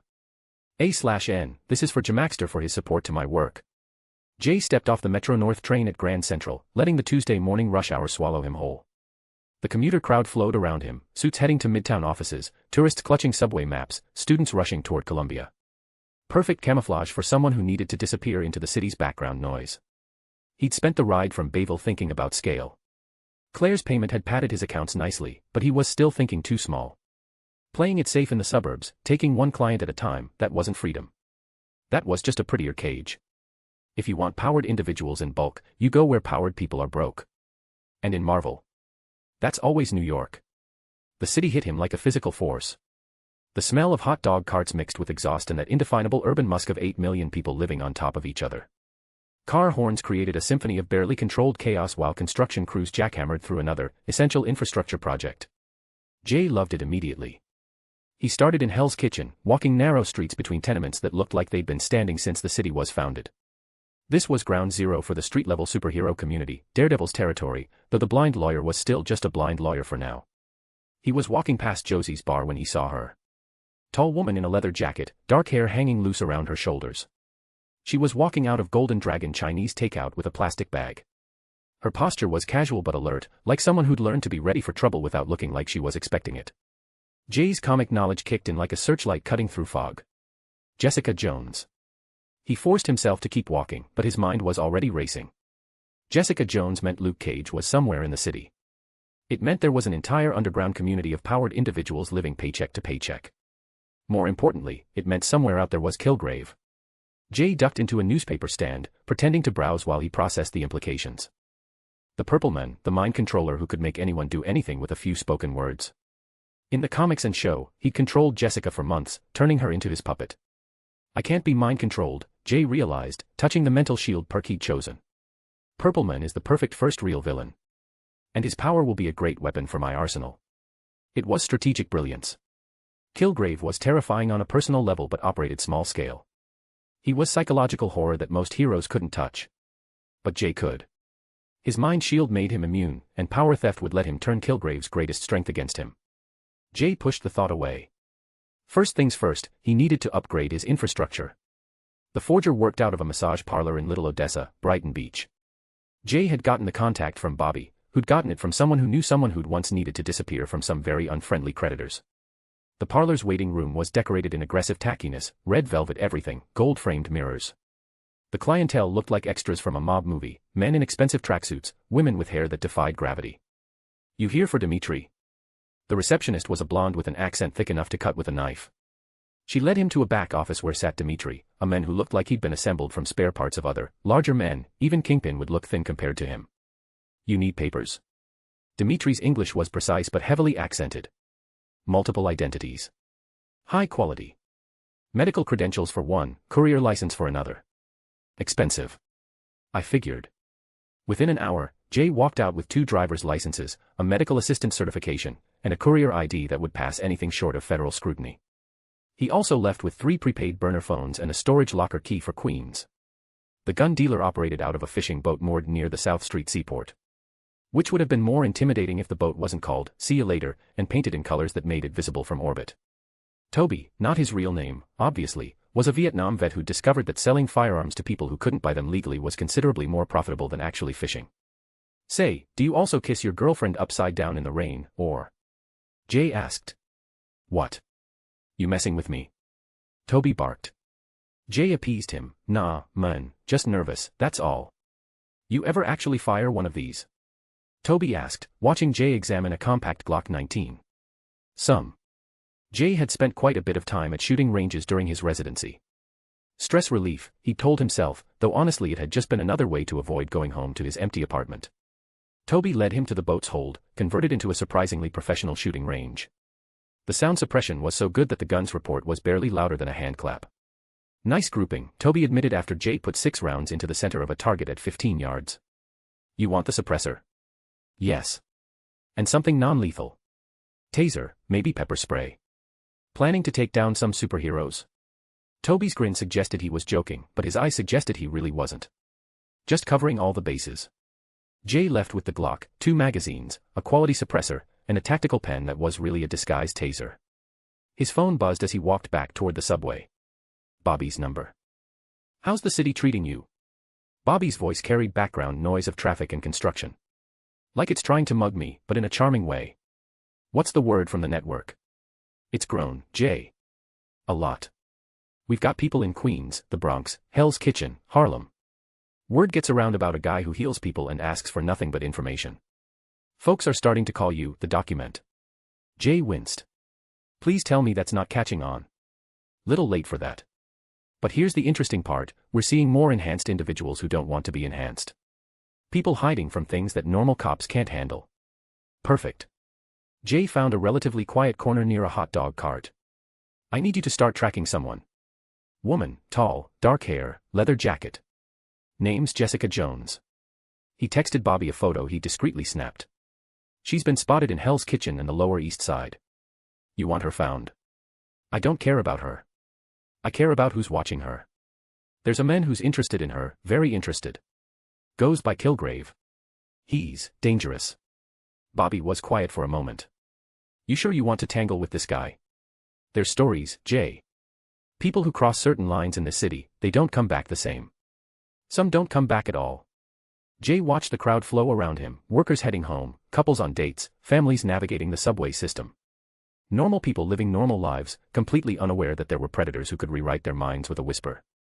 But Jay knew his weakness was a range of 80 feet of his pheromones and a time limit of 12 hours before the command needed to be reset. Just tell whoever's tracking them to keep a distance of at least 100 feet. And report back every 12 hours. I want to know where they go, who they talk to, what they do. And if this Kilgrave guy notices he's being watched, then we'll know exactly how dangerous he really is. After hanging up, Jay stood in the growing twilight, watching the city light up around him. Somewhere out there, Jessica Jones was probably drinking herself into unconsciousness, trying to forget months of violation and control. Somewhere else, Kilgrave was planning his next move, confident in his ability to bend anyone to his will. But Jay had something neither of them knew about, absolute immunity to mental influence and the ability to steal powers from their source. The mantis stalks the cicada, but the sparrow stalks them both. Time to find out which one he really was. Chapter 13, Unaware of the Oriole Behind. The warehouse district stretched before them like a graveyard of industry, skeletal cranes and empty buildings casting jagged shadows in the dying light. Jessica Jones stood motionless in the center of the abandoned textile factory, her body rigid as stone, but her eyes burned with the fury of a caged animal. She couldn't move. Couldn't speak. Couldn't even turn her head away from the pale figure circling her like a predator savoring its prey. Kilgrave's mind control ability worked through microvirus released into the air, and Jessica could feel them crawling through her lungs with every breath, invading her bloodstream, wrapping around her will like chains. The virus that had made him into a monster now held her completely. You feel it, don't you? Kilgrave's voice was silk over steel, his British accent making every word sound refined and cultured, even as he spoke of atrocities. Your body obeying me while your mind screams in protest. It's quite beautiful, really, the way you struggle against something so inevitable. Jessica's jaw clenched involuntarily as he commanded it to. She wanted to spit in his face, to tear him apart. She had strength enough to lift a 2-ton police car with no discernible effort, could punch through marble walls, but none of that mattered when her own nervous system had been turned against her. I've been watching you, Jessica. Learning your patterns. Your precious little apartment, your pathetic attempts at a normal life. Kilgrave stopped in front of her, close enough that she could smell his expensive cologne. You, a woman among all women, will be mine. He reached out and traced a finger along her cheek. Jessica's skin crawled, but her body remained perfectly still. Soon you'll stop fighting altogether, he continued, his voice dropping to a whisper. You'll accept that I am master of your body, mind, and soul. We'll start simply, a smile when I ask for one. A kiss when I demand it. Then deeper commands, until there's nothing left of the defiant little hero. The factory door exploded inward with a thunderous crash. A figure strode through the settling dust and debris, trench coat billowing behind him like wings. His face was partially obscured by shadows, but there was something deliberate about the way he moved. Jesus Christ, the newcomer said, his voice carrying a mixture of disgust and amusement. Mind-controlling women in abandoned warehouses. Looks like you fell too hard from the TARDIS, don't you think? Kilgrave whirled around, his concentration breaking just enough for Jessica to feel a flicker of hope. Who dares? Oh, spare me the dramatic outrage. The stranger stepped into the light, revealing a lean man with dark hair and predatory eyes. I've been tracking you for weeks, and I've got to say, your reputation is vastly overinflated. Mind control through airborne pathogens. Please. It's pedestrian at best. You're making a grave mistake, Kilgrave snarled, his hands clenching into fists. Kneel before me. The command hit like a physical blow. Jay's knees buckled instantly, his body betraying him as it crashed to the concrete floor. The impact sent shockwaves through his legs, but he remained upright on his knees, head bowed. That's more like it, Kilgrave purred, his confidence returning. He walked over and placed his foot on Jay's head, pressing down until the man was forced to support Kilgrave's weight like a human footstool. All talk, just like the rest of them. Did you really think you could challenge me? Jessica's flicker of hope extinguished in an instant. The man who had come to help her was now on his knees, turned into a prop in Kilgrave's twisted performance. She tried to look away, to shut her eyes, but even that sliver of control wasn't hers to claim. You know what I think. Kilgrave said, grinding his heel against Jay's skull. I think you should stay right there and watch what I do to dear Jessica. Perhaps it will teach you about the natural order of things. Actually, Jay said, his voice muffled but strangely calm, I think you should try to keep up. His hand moved with impossible speed, producing what looked like an ordinary pen from his coat pocket. But when he pressed the tip against Kilgrave's ankle, 50,000 volts of electricity surged through the taser. Kilgrave's scream echoed off the warehouse walls as he convulsed, his foot slipping off Jay's head as his nervous system went haywire. Jay rolled away and came up in a crouch, the pen taser already charging for another shot. Yeah, about that, he said, voice like steel under velvet. Turns out Mind Shield isn't just a cool perk name. He stepped forward and hit Kilgrave with another shock, harder. I've been immune from the second you opened your mouth. Jessica felt the invisible chains around her will shatter. The relief was so intense it nearly brought her to her knees, but her rage kept her upright. Jay shocked Kilgrave again, and again, each jolt making the would-be master writhe like a landed fish. This is for every person you violated, Jay growled, his calm facade cracking to reveal something cold and furious beneath. Every life you've destroyed with your pathetic need for control. Kilgrave twisted against Jay's grip, but Jay's fingers locked around his wrist like a vice. Then it started. Something writhed beneath Kilgrave's skin, like worms crawling through his veins, threading their way from his core toward Jay's touch. His power, alive and squirming, being pulled out of him strand by strand. The sensation hit Jay like a rush of heat. Those same wriggling threads burrowed into him through their connected skin, carrying with them years of stolen will and commanded obedience. Each pulse brought more strength, more control flowing from Kilgrave into him. Kilgrave tried to speak, to give one last command, but his mouth just hung open. The words wouldn't come. Where his abilities used to hum was now just nothing. A deep, aching emptiness like someone had reached inside and scooped out his core. Jay felt the last of it transfer over, that final wriggling thread of power settling into his bones. He looked down at Kilgrave, who stared back with hollow, stunned eyes. Feels different from this side, doesn't it? Jay said quietly. Stop, Kilgrave gasped, his voice weak and human for the first time Jessica could remember. Please, You'll what? Jessica's voice cut through his pleas like a blade. She stalked toward them, her superhuman strength making each footstep crack the concrete. You'll promise to be good. You'll apologize for trying to turn me into your slave. Jay stood back, letting Jessica take the lead. There was something in his eyes, an understanding that this was her moment. Jessica reached down and grabbed Kilgrave by the throat, lifting his frame off the ground with one hand. I used to have nightmares about monsters like you, she said, her voice eerily calm. But you know what I realized? You're not a monster. You're just a pathetic little man who never learned that no means no. She drew back her fist. The sound of Kilgrave's nose breaking was deeply satisfying. Jessica dropped him and stepped back, letting him fall to the ground in a heap. He was breathing, but barely conscious. Is he? Jessica started to ask. Unconscious, not dead, Jay said, checking Kilgrave's pulse. Though I may have done something permanent to his abilities. Think of it as a full system reset. Jessica studied the stranger more carefully. Who are you? Someone who believes that people like him shouldn't be allowed to prey on others. Jay stood and brushed dust from his coat, he again looked at the broken Kilgrave and with a smirk said. For now, call me the doctor. He pulled out a small white card and handed it to her. It was plain except for a phone number and a simple message, for emergencies. For healing. For metatroubles. I don't understand, Jessica said. Jay's hand briefly glowed with a soft blue light as he passed it over a cut on Jessica's arm. The pain vanished instantly, the skin knitting itself together as if it had never been broken.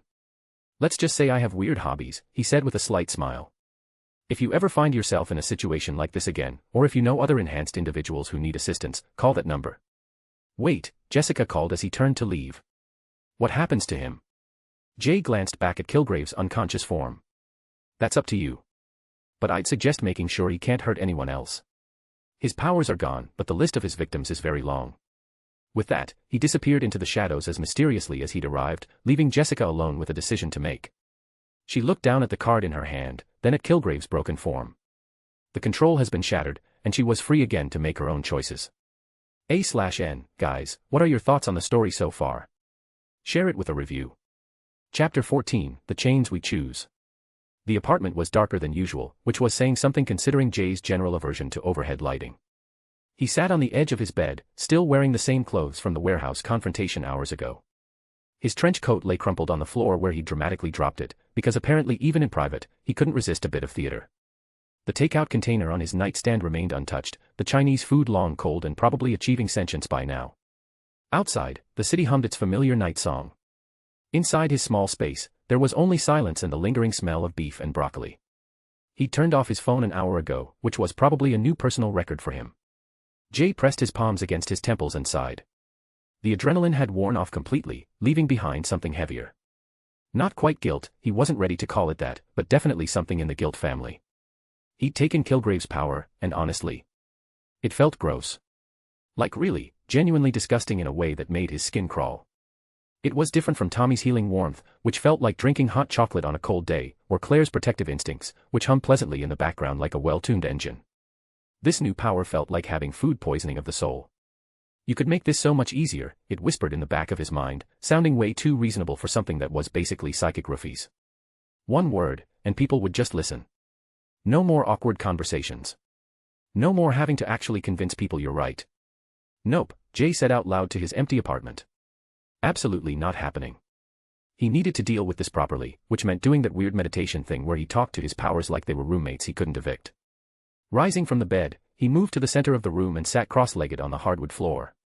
The position always made him feel vaguely ridiculous, like he was cosplaying as someone spiritual, but it worked. Closing his eyes, Jay let his breathing slow down. He reached inward, past his surface thoughts and daily concerns, diving into the space where his abilities lived. The transition was gradual, like sinking into a warm bath, until the apartment faded away entirely. The mental plane opened around him, and honestly, it never got less weird. It was like floating in space, if space was also somehow cozy and well-lit. No up or down, just an endless void that somehow managed to feel homey. Jay's consciousness shaped itself into his usual mental outfit, jeans and a t-shirt, because apparently even his subconscious had given up on looking professional. And there, arranged like the world's most dysfunctional support group, were his powers. In the center stood his core ability, the Power Thief. It looked like a clear white light that pulsed steadily, neither demanding nor needy. Just there. It was probably the most well-adjusted part of his entire personality, which was either reassuring or deeply concerning. To the left, Tommy's healing ability bounced around like an excited golden retriever. It was roughly child-sized and glowed soft green, radiating pure enthusiasm for fixing things. Even now, it seemed to be eyeing a small scratch on Jay's mental representation of himself, clearly itching to heal it. The kid had been so determined to help people, and in a weird way, he still was. On the right stood Claire's danger sense, taking the form of a no-nonsense woman in dark yellow. Her arms were crossed, and she was doing that thing where she scanned for threats even though they were literally inside his own head. She was like having a very paranoid bodyguard who never took a day off. And in the far corner, looking like it had crawled out of a particularly unpleasant nightmare. Oh, come on, Jay muttered, looking at Kilgrave's power. You couldn't even try to look less horrifying. It was purple and writhing, made of what looked like worms and viruses having the world's worst dance party. Unlike his other abilities, which mostly minded their own business, this thing kept reaching out toward the others with slimy tentacles, like that guy at parties who didn't understand personal space. Just looking at it made Jay want to take a shower. With bleach. I wanted freedom, he thought, trying to be philosophical about the whole situation. But using this thing would just make me a different kind of prisoner, wouldn't it? The Kilgrave power pulsed, sending out another tendril toward Tommy's healing light. Jay could practically see what it wanted, to corrupt that innocent desire to help, to turn healing into control. Make people so grateful they'd do anything. It was like offering to help someone move, then stealing their couch. Yeah, no, Jay said firmly. We're not doing that. He raised his hands, and chains materialized around his fingers, rainbow-colored ones that looked like they'd been designed by someone who took both safety and fabulousness very seriously. Working quickly, Jay wrapped the chains around the purple nightmare. The thing fought back, which felt like being slapped by a wet fish made of bad decisions. "Here's the deal," he said, adding more chains. "You stay locked up unless it's literally life or death. And I mean literally." The binding settled into place with a satisfying click, like a really good lock engaging. Suddenly the mental space felt less like a haunted house and more like his actual apartment. Then his brain decided to dump some new information on him, because apparently this evening wasn't complicated enough. 5 powers. That was his limit. 5. Jay said incredulously. "That's it. I can't even make it to a full half dozen." The knowledge was annoyingly specific. His brain could handle 5 different abilities before things started getting messy. He currently had 4, which meant one more slot before he'd have to start making tough choices about what to keep and what to let go. Unless he could upgrade his hardware, so to speak. Jay paused, struck by a thought. "You know what would have been convenient," he said to the purple nightmare still writhing in its chains. "If you'd been the comics version. Mind control virus and Wolverine level healing factor. That would have been 1 stone, 2 birds.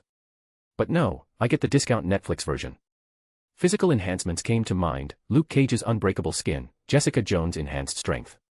Maybe he could track down some of that super soldier serum that seemed to pop up everywhere despite supposedly being a government secret. Seriously, for something so classified, it sure got around a lot. If I'm going to keep collecting abilities like their Pokemon cards, Jay thought, I need to level up my base stats first. The mental plane began to fade as his concentration wandered, probably something to do with the Chinese food smell wafting through his apartment and reminding him that he hadn't eaten dinner. He found himself back on his hardwood floor, feeling like he'd just run a mental marathon. His body ached in that specific way that came from sitting in an uncomfortable position for too long, and his head felt like it was full of cotton. Jay flopped sideways onto his bed without changing clothes, because sometimes you just had to embrace the chaos of your life choices. As sleep tugged at him, one thought drifted through his increasingly fuzzy mind. Freedom wasn't just about breaking chains, sometimes it was about being smart enough to know which ones you shouldn't pick up in the first place. Tonight, he'd made his choice. Tomorrow, he'd probably have to live with the consequences, but hey, at least he could live with himself now. A/N, guys, please leave reviews to increase the reach of the FIC. Chapter 15, Laying Foundations. Jay woke up to sunlight hitting his face, which was weird because he never slept past dawn. Usually, his brain wouldn't let him rest that long, too many things to worry about, too many plans to make. He sat up in bed, still wearing yesterday's wrinkled clothes, and stared at the ceiling. A month ago, he'd been some guy with 1 stolen power and no real plan. Now, he wasn't sure what he was becoming, but it felt big. And that excited him more than it should. After a quick shower, he grabbed coffee and sat at his kitchen table with a notebook. Time to make a list. Lists made everything feel manageable. Today's to-do. Find super soldier enhancement. Expand the network to whole of New York. Give Bobby a power upgrade. Contact Reed Richards about a suit. Get into Xavier's school, find Rogue. Track future heroes. Test current abilities. He stared at what he'd written. When had his life become a comic book mastermind's planning session? And why did that feel so natural? 1 month later. Standing on his new apartment's fire escape, Jay looked out over New York and tried to process how much had changed. His network now covered all 5 boroughs. What started as a few homeless contacts had grown into something that looked like a proper organization. People called him the doctor on the streets, probably because of all the healing he'd been doing. The irony made him smile. The money situation had gotten ridiculous too.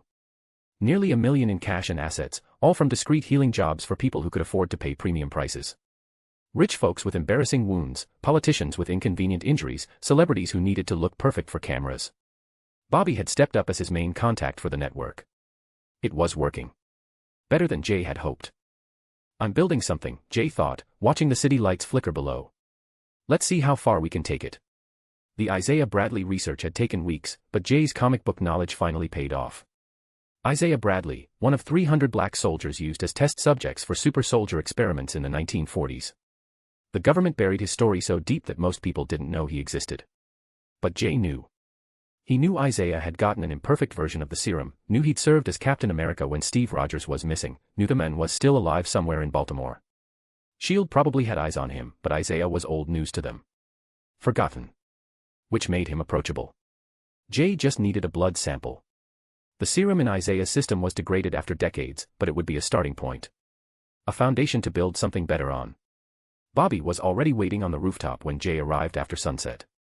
The old man had gotten better about showing up on time since Jay started paying him real money. "You look like hell," Bobby said, not bothering to get up from the ledge. "Thanks for the pep talk." Jay settled beside him. The view from here was incredible, Manhattan spread out like a circuit board. "How's the network?" "Growing faster than we can track. Queens is solid, Brooklyn's expanding, and we've got people in Staten Island now. The Bronx is harder, too much existing territory disputes." Jay nodded, but he wasn't really listening. He'd called this meeting for a specific reason.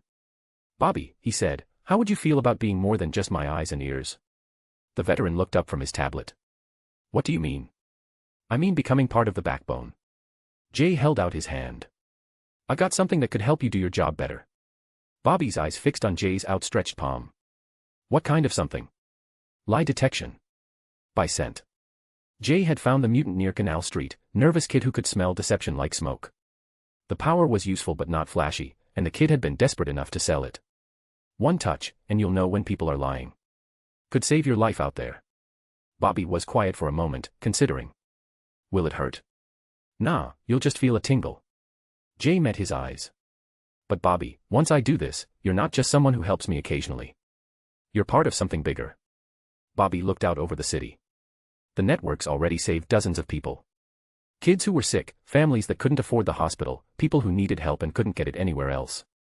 He turned back to Jay. "If this helps us save more, then yeah. I'm in. Last chance to back out." "I'm sure, kid." The transfer took 30 seconds. Bobby tensed as the power flowed into him, his nostrils flaring as new information hit his senses. When it was over, he blinked hard, looking dazed. "Whoa," he said softly. "That's different. You'll get used to it." Jay leaned back. "Test it. Tell me something." Bobby grinned. "This is pretty damn cool." Jay snorted. "That's definitely true. You can smell it, right?" "Yeah. Truth smells clean, like rain after a storm. Lies smell." Bobby wrinkled his nose. "Sour. Like milk gone bad." "Perfect." Jay stood up. "You're not just eyes and ears anymore, Bobby. You're part of the spine now." Bobby nodded, still testing his new ability. "I won't let you down, document." The message to Reed Richards took days to get right. Jay needed to sound legitimate without revealing too much, smart enough to get attention without seeming like a threat. He crafted an encrypted email about unstable molecule research, dropping just enough technical knowledge to sound credible. Mentions of energy-responsive materials, a made-up lab assistant who supposedly disappeared after the Fantastic Four's transformation. The response came back in 6 hours. Meeting scheduled in 5 days. Baxter Building. Come prepared to discuss your research. RRJ stared at the reply. He was about to meet one of the smartest men on the planet. This should be interesting. Getting into Xavier's school required a different approach. Jay sent a formal inquiry claiming to be an unregistered mutant seeking evaluation. Weird ability that manifested a month ago. Concerned about control and implications. The real reason was rogue. If she touched him, what would happen? Could she copy his power theft? The possibilities were either incredibly useful or incredibly dangerous. Plus, he wanted to see if he registered as a mutant or a mutate. Both had significant applications for his future plans. The response came in 2 days. Appointment Tuesday, 2 p.m. Professor Xavier will meet with you personally. Jean Grey. The future heroes list was ambitious but necessary. Jay's comic knowledge let him identify people who would eventually gain powers or get into trouble. He saw Daisy Johnson, a brilliant hacker already rattling cages at S.H.I.E.L.D., completely unaware of the earthquake sleeping in her veins. He saw 2 lost teenagers in Midtown who would soon become Cloak and Dagger, their powers forged in trauma and drugs. In Jersey City, there was Kamala Khan, a girl whose everyday anxieties were the quiet prelude to something wonderful and strange. He even kept tabs on Amadeus Cho, a kid so smart he was already a blip on S.H.I.E.L.D.'s radar, and Shang-Chi, who was trying to outrun the long shadow of his father in the 10 Rings. The plan was simple. He would help them now, before the world came crashing down on them. An anonymous tip, a bit of financial aid, a quiet intervention. No strings attached. Then, when their lives eventually shattered and reformed into something new, they would remember the person who was there for them. It was strategic relationship building at its finest. The Queen's safe house cost him a decent chunk of his savings, but he needed somewhere private to experiment. Danger Sense was a success. Jay could now focus his awareness into a single direction instead of a sphere. Range increased from 30 feet all around to 100 feet in one direction. The trade-off was tunnel vision elsewhere, but for specific situations it was perfect. Power theft had two new functions discovered. First was suppression. While touching someone, Jay could temporarily shut off their abilities. Required constant contact and focus, but it worked. Second was power fusion, and it was a complete failure. Trying to combine danger sense with healing touch had given him a splitting headache for hours. Probably needed compatible power types. The interesting discovery was that his abilities were evolving on their own. The more he used them for specific purposes, the better they got at those purposes. His powers were learning what he wanted and adapting. That evening, Jay stood on his warehouse roof looking out over the city. The skyline was beautiful at night, 8 million people trying to make their way in the world. He opened his notebook and wrote, "Don't build an empire. Build a mechanism that doesn't need you to run." Productive day indeed. Chapter 16, Going Public. Jay tugged at his tie as he walked toward the Baxter building. Under his arm was a manila folder with some rough notes about energy-responsive materials, mostly ideas he'd cobbled together from half-remembered comic book science. He wasn't exactly what you'd call prepared for this meeting with Reed Richards. The whole situation felt surreal. Here he was, about to discuss theoretical physics with the same people who'd just been transformed by cosmic radiation, while pretending he had no idea what had happened to them. Sirens wailed in the distance, getting louder. Emergency vehicles raced past him toward some incident across the city. Jay checked his watch, still 20 minutes early for his 2 p.m. appointment. Whatever was happening, it was nowhere near the Baxter building. His phone buzzed. Massive traffic incident on Brooklyn Bridge. Jay shrugged and kept walking. Bridge accidents happen all the time in Marvel's New York. An hour later, he realized how wrong he'd been. Sitting in the Baxter building lobby, Jay watched the news coverage with growing amazement. What had started as a suicide attempt on the Brooklyn Bridge had turned into something else entirely. The cameras showed a massive orange creature, clearly not human, standing among crashed cars while people screamed and ran. But the thing was trying to help, not hurt anyone. Ben Grimm, Jay whispered to himself, recognizing the rocky form from countless comics. Then the rest showed up. A man stretching like rubber to direct traffic. A woman flickering in and out of visibility as she moved injured people to safety. A guy wreathed in flames, using surgical precision to cut people from wrecked vehicles. The Fantastic Four. In the flesh. Saving lives on live television. When the dust settled, Reed Richards faced the cameras. Even through the TV speakers, you could hear the guilt in his voice. "We're not here to frighten anyone. We're here to help. We're calling ourselves the Fantastic Four, and we'll use these abilities to protect people." The camera caught Ben Grimm standing apart from the group, shoulders hunched. A woman, young, pretty, devastated, walked away from him, pulling an engagement ring off her finger. She didn't even look back. Jay's heart sank. Poor Ben. But knowing his possible relationship with Alicia Masters gave Jay some relief. The news kept rolling. Talking heads debated what this meant. Government officials made statements. Even Victor Von Doom appeared on some political show, trying to spin the situation for his people back in Latveria, though he looked pretty rattled. By 6 p.m., Reed Richards finally made it back to the building. The man looked like he'd aged 10 years in one afternoon. His clothes were torn, his hair a mess, his eyes carrying the weight of watching his best friend's heart break on national TV. "Mr. J." Reed seemed surprised to find him still waiting. "I'm sorry, today's been a nightmare. I figured you'd left hours ago. Actually, I thought today might be exactly when you'd want to talk about unconventional materials science," Jay said carefully. Reed studied him for a moment, then nodded. "You're right. Let's talk. But fair warning, our conversation might be entirely different now." Reed's lab was organized chaos. Whiteboards covered in equations, gadgets scattered everywhere, and medical equipment Jay didn't recognize set up in one corner. "Please, sit." Reed dropped into his chair like his bones hurt. "You saw the news, I'm guessing. Kind of hard to miss. Ben was trying to save a man's life. People took one look at him and panicked. That's what caused most of the accidents." Reed stared at a photo on his desk, four normal people smiling at the camera. "We saved lives, but..." "The woman with the engagement ring," Jay said quietly. "Debbie." Reed's voice cracked. She just looked at what Ben had become and walked away. Didn't say a word. They sat in silence for a moment. "Jay, can I call you Jay? I need to be straight with you." Reed picked up the folder of notes. "Your ideas about physiology-responsive materials, they're solid theoretically, even if the practical stuff isn't worked out yet. But I have to ask, why me? Why now? Your email came right after our transformation." Jay had rehearsed this.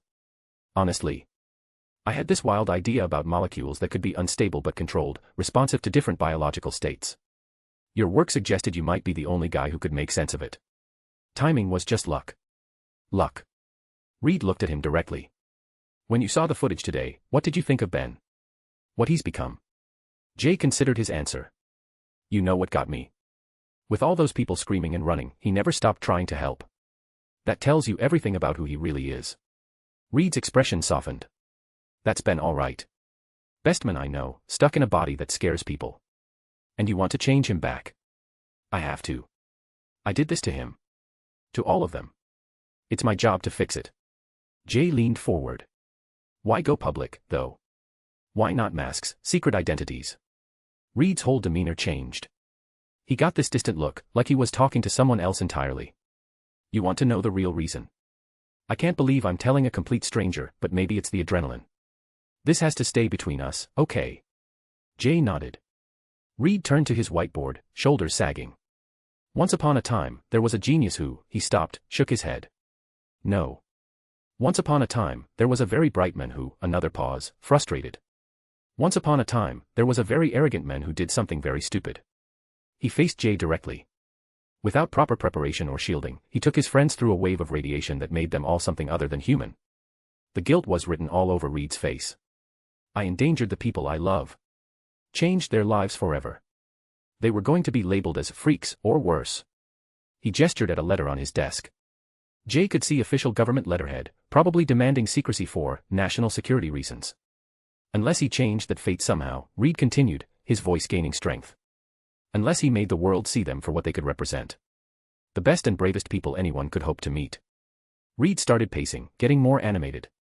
So he refused to let them hide in the shadows. He wanted to give them a home, a light. If that meant they needed to be known, even loved, then fine. He gave them outlandish names. He laughed bitterly. Mr. Fantastic. Does that sound like something anyone would want to call themselves? But that's the kind of thing that makes headlines. T-shirts. Action figures. Jay watched, fascinated. He knew this would keep people from fearing them. The glamour and fame aren't about ego. They're necessities. Reed's voice got quieter, more vulnerable. Because maybe by turning his friends into celebrities, by letting people see how truly good and beautiful they are even after the incident, he could be forgiven for taking their normal lives away. He slumped back into his chair. Someday. Jay was quiet for a moment, then shook his head with a sad smile. Reed, you're looking at this all wrong. Reed looked up, confused. You keep talking about forgiveness, making up for what you did. But I watched that footage today, and you know what I saw. Jay's voice was gentle but certain. I saw Ben risk everything to save a stranger, knowing how people would react. I saw Sue Storm, your teammate, putting herself in danger to help injured people. The fire guy could have flown away from all that chaos, but he stayed. Jay leaned forward. I don't know any of you personally, but you can't create that with fancy names and publicity. That comes from who people are inside. The radiation didn't make you heroes. It just gave you the power to show the world what you already were. His voice got even quieter. And you? From what I can see, you didn't make them into anything. You gave them a stage where everyone could see how incredible they've always been. Ben's not a hero because you call him part of the Fantastic Four. You call him part of the Fantastic Four because he's always been a hero. Reed stared at him, something breaking open in his expression. The guilt you're carrying? I bet if you tell you any of this to Ben, he'll give you a slap to the head and tell you to stop moping. Because you're sitting here thinking you ruined their lives, and what I saw today was you giving them the chance to save the world. Jay pulled out his phone, showing Reed social media posts. The thing saved my uncle from that car crash. Invisible Woman got my little sister to safety. I want to be like Mr. Fantastic when I grow up. Reed stared at the posts, amazed. The fear exists, Jay continued, but so does hope. You've given people proof that impossible things can be used to help instead of harm. But Ben's fiancée left him because she couldn't see past what he looks like now. But thousands of people watched him risk everything to save a stranger. Which reaction matters more? Reed was quiet for a long time, looking at the social media posts, then at Jay's rough notes. When he looked up, something had shifted in his expression, less haunted, more thoughtful. You know, I've had government officials, military advisors, and fellow scientists all tell me what we should do next. But you're the first person who's made me think about what we should be. Reed stood and walked to his whiteboards covered in complex equations. The thing is, Jay, we never set out to be heroes. We're explorers. Scientists. What we really want is to push the boundaries of human knowledge, explore space, make discoveries that could change how we understand the universe. He turned back to Jay. But today showed us something we can't ignore. When people are in danger, we can't just stand by. It's not in our nature. Ben didn't think twice about trying to save that man. Sue and Johnny immediately jumped in to help. We all did. Reed ran his hand through his hair. So we're in this weird position where we want to be scientists and explorers, but the world's going to keep needing us to be heroes. And honestly, we'll probably keep answering that call because, well, because that's who we are. He looked directly at Jay. Would you consider staying on as a consultant? Not just for research, but to help us balance both sides of what we're becoming. Someone who understands our real mission is discovery and exploration, but also gets that we can't turn away when people need help. Jay raised an eyebrow. Based on one conversation. Based on the fact that in one conversation, you helped me stop seeing my friends as casualties and start seeing them as heroes again. More than that, you helped me realize being heroes doesn't mean we have to stop being scientists. Reed's voice was earnest but not desperate. Look, I'm not asking you to commit to anything permanent. But we're going to need help figuring out how to be both things, explorers and protectors. He paused. Besides, someone needs to make sure I don't get so lost in trying to fix everything that I forget the bigger picture of what we're really trying to accomplish. Jay felt a thrill of success but kept his expression professional. I'd be honored to help, Reed. Though I should warn you, the world just changed in a fundamental way today. Public superheroes are going to create ripple effects no one can predict. I know, Reed said grimly. We've already had calls from government agencies wanting to discuss our situation. And Victor's been less than supportive of our new public status. You mean Von Doom? Wasn't he on the space mission with you? Victor. The king of Latveria. Reed looked confused. Where'd you get that idea? A monarch risk his country's stability by joining his college roommate's experimental space trip. He shook his head. Victor was our financial backer, but he stayed on Earth. He blames me for the mission's failure, and now that we're public, he says it makes him look weak in front of his subjects. He's offered to help with research into reversing our condition, but Victor's help usually comes with strings attached. Jay filed that away. This world was different from the movies. Well, for what it's worth, you have my support. Reed stood and extended his hand. When they shook, Jay noticed Reed's grip was perfectly normal. He was consciously controlling his abilities to seem human. Thank you, Jay. I have a feeling we're going to need all the help we can get. Looking out the window, Jay could see the media circus still going strong on the street below. Getting out would be as challenging as getting in. Back exit might be easier, Reed suggested. Security can escort you through the service entrance. An hour later, Jay sat in a quiet diner several blocks away, watching continued news coverage while processing everything that had happened. The Fantastic Four were officially public. The superhero age had begun with tragedy, forcing good people to reveal themselves to help others. Reed Richards was drowning in guilt while desperately seeking redemption through carefully crafted public personas. Ben Grimm was heartbroken and isolated. And the world was trying to figure out what it meant to have people with impossible powers living among them. Jay pulled out his phone and called Bobby. You see the news today? Hard to miss. Though I gotta say, it's not what anyone expected. It's going to change everything. Government response, public reaction, other powered individuals deciding whether to come forward or hide deeper. We need to adjust our plans. Good thing we're adaptable. Though I'm guessing this makes your meeting more interesting. You could say that. I'm officially consulting for the Fantastic Four now. Pause. Seriously. Seriously. Which means we're about to have front row seats to watch how the world changes when impossible becomes everyday reality. But this also means we're probably on government watch lists now. Jay looked out the diner window at the city beyond. And throughout the city, other people with hidden powers were watching the news, deciding whether the Fantastic Four represented hope or a cautionary tale. Jay was positioned perfectly to watch it all unfold, and maybe, to help guide it in the right direction. Chapter 17, Patterns and Precautions. A/N, oops, accidentally dropped a future chapter. Grinning face with sweat to dodge spoilers, I had to pull it down, but as an apology, enjoy this bonus chapter. Jay hung up the phone and stared at the half-eaten plate of fries growing cold in front of him. The diner's TV was still cycling through Fantastic Four coverage on every channel, footage of Ben lifting cars, Sue shielding paramedics, Johnny's precise flame work.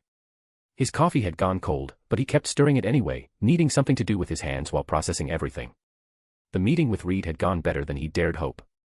Getting a consulting position with the Fantastic Four meant front row seats to watch how the world changed when the impossible became public knowledge. But sitting here now, Jay felt the weight of what that really meant. This wasn't a comic book anymore. These were real people whose lives had been fundamentally altered, and the ripple effects were just beginning. A group of kids at a nearby booth were getting increasingly animated, their parents trying and failing to keep them quiet. "I'm Mr. Fantastic," one declared, stretching his arms wide. "I can reach anything." "No way, I'm the thing," his friend countered. "I'm stronger than everyone." "Iron Man would beat them both," a third kid chimed in. Jay smiled at that. Iron Man had been making headlines for a month now, ever since Tony Stark's dramatic press conference where he'd thrown the prepared script out the window and announced, "I am Iron Man," to the world. The kids had probably been playing Iron Man versus bad guys since then, and now they were just adding the Fantastic Four to their roster of heroes. Their mother shushed them apologetically. "They've been like this all afternoon. Can't stop talking about the fantastic people." Hope really was infectious. These kids weren't scared, they were inspired. But that optimism felt fragile against everything Jay knew was coming. Government response, public backlash, other powered individuals deciding whether to come forward or dig deeper underground. And underneath it all, the question that had been nagging at him: how much did his comic book knowledge actually help? Sure, he'd recognized Ben the moment he saw that rocky orange form on TV. He'd understood Reed's guilt, the public debut strategy, even the broad strokes of how this would play out. But knowing the playbook didn't mean he knew these players. Not really. The Reed Richards he'd just spent 3 hours with wasn't quite the absent-minded professor from the comics, too lost in scientific pursuits to notice the world around him. This Reed was more present, more aware of the weight of his decisions. Still brilliant, still driven by curiosity, but grounded in a way that made him seem more human. That should have been reassuring. But Jay couldn't shake a worry that had crystallized during their conversation about guilt and redemption. He knew there were two very different versions of Reed Richards possible. Earth 616 Reed was the idealistic explorer, sometimes distracted by science but ultimately anchored by love for his family and desire to help people.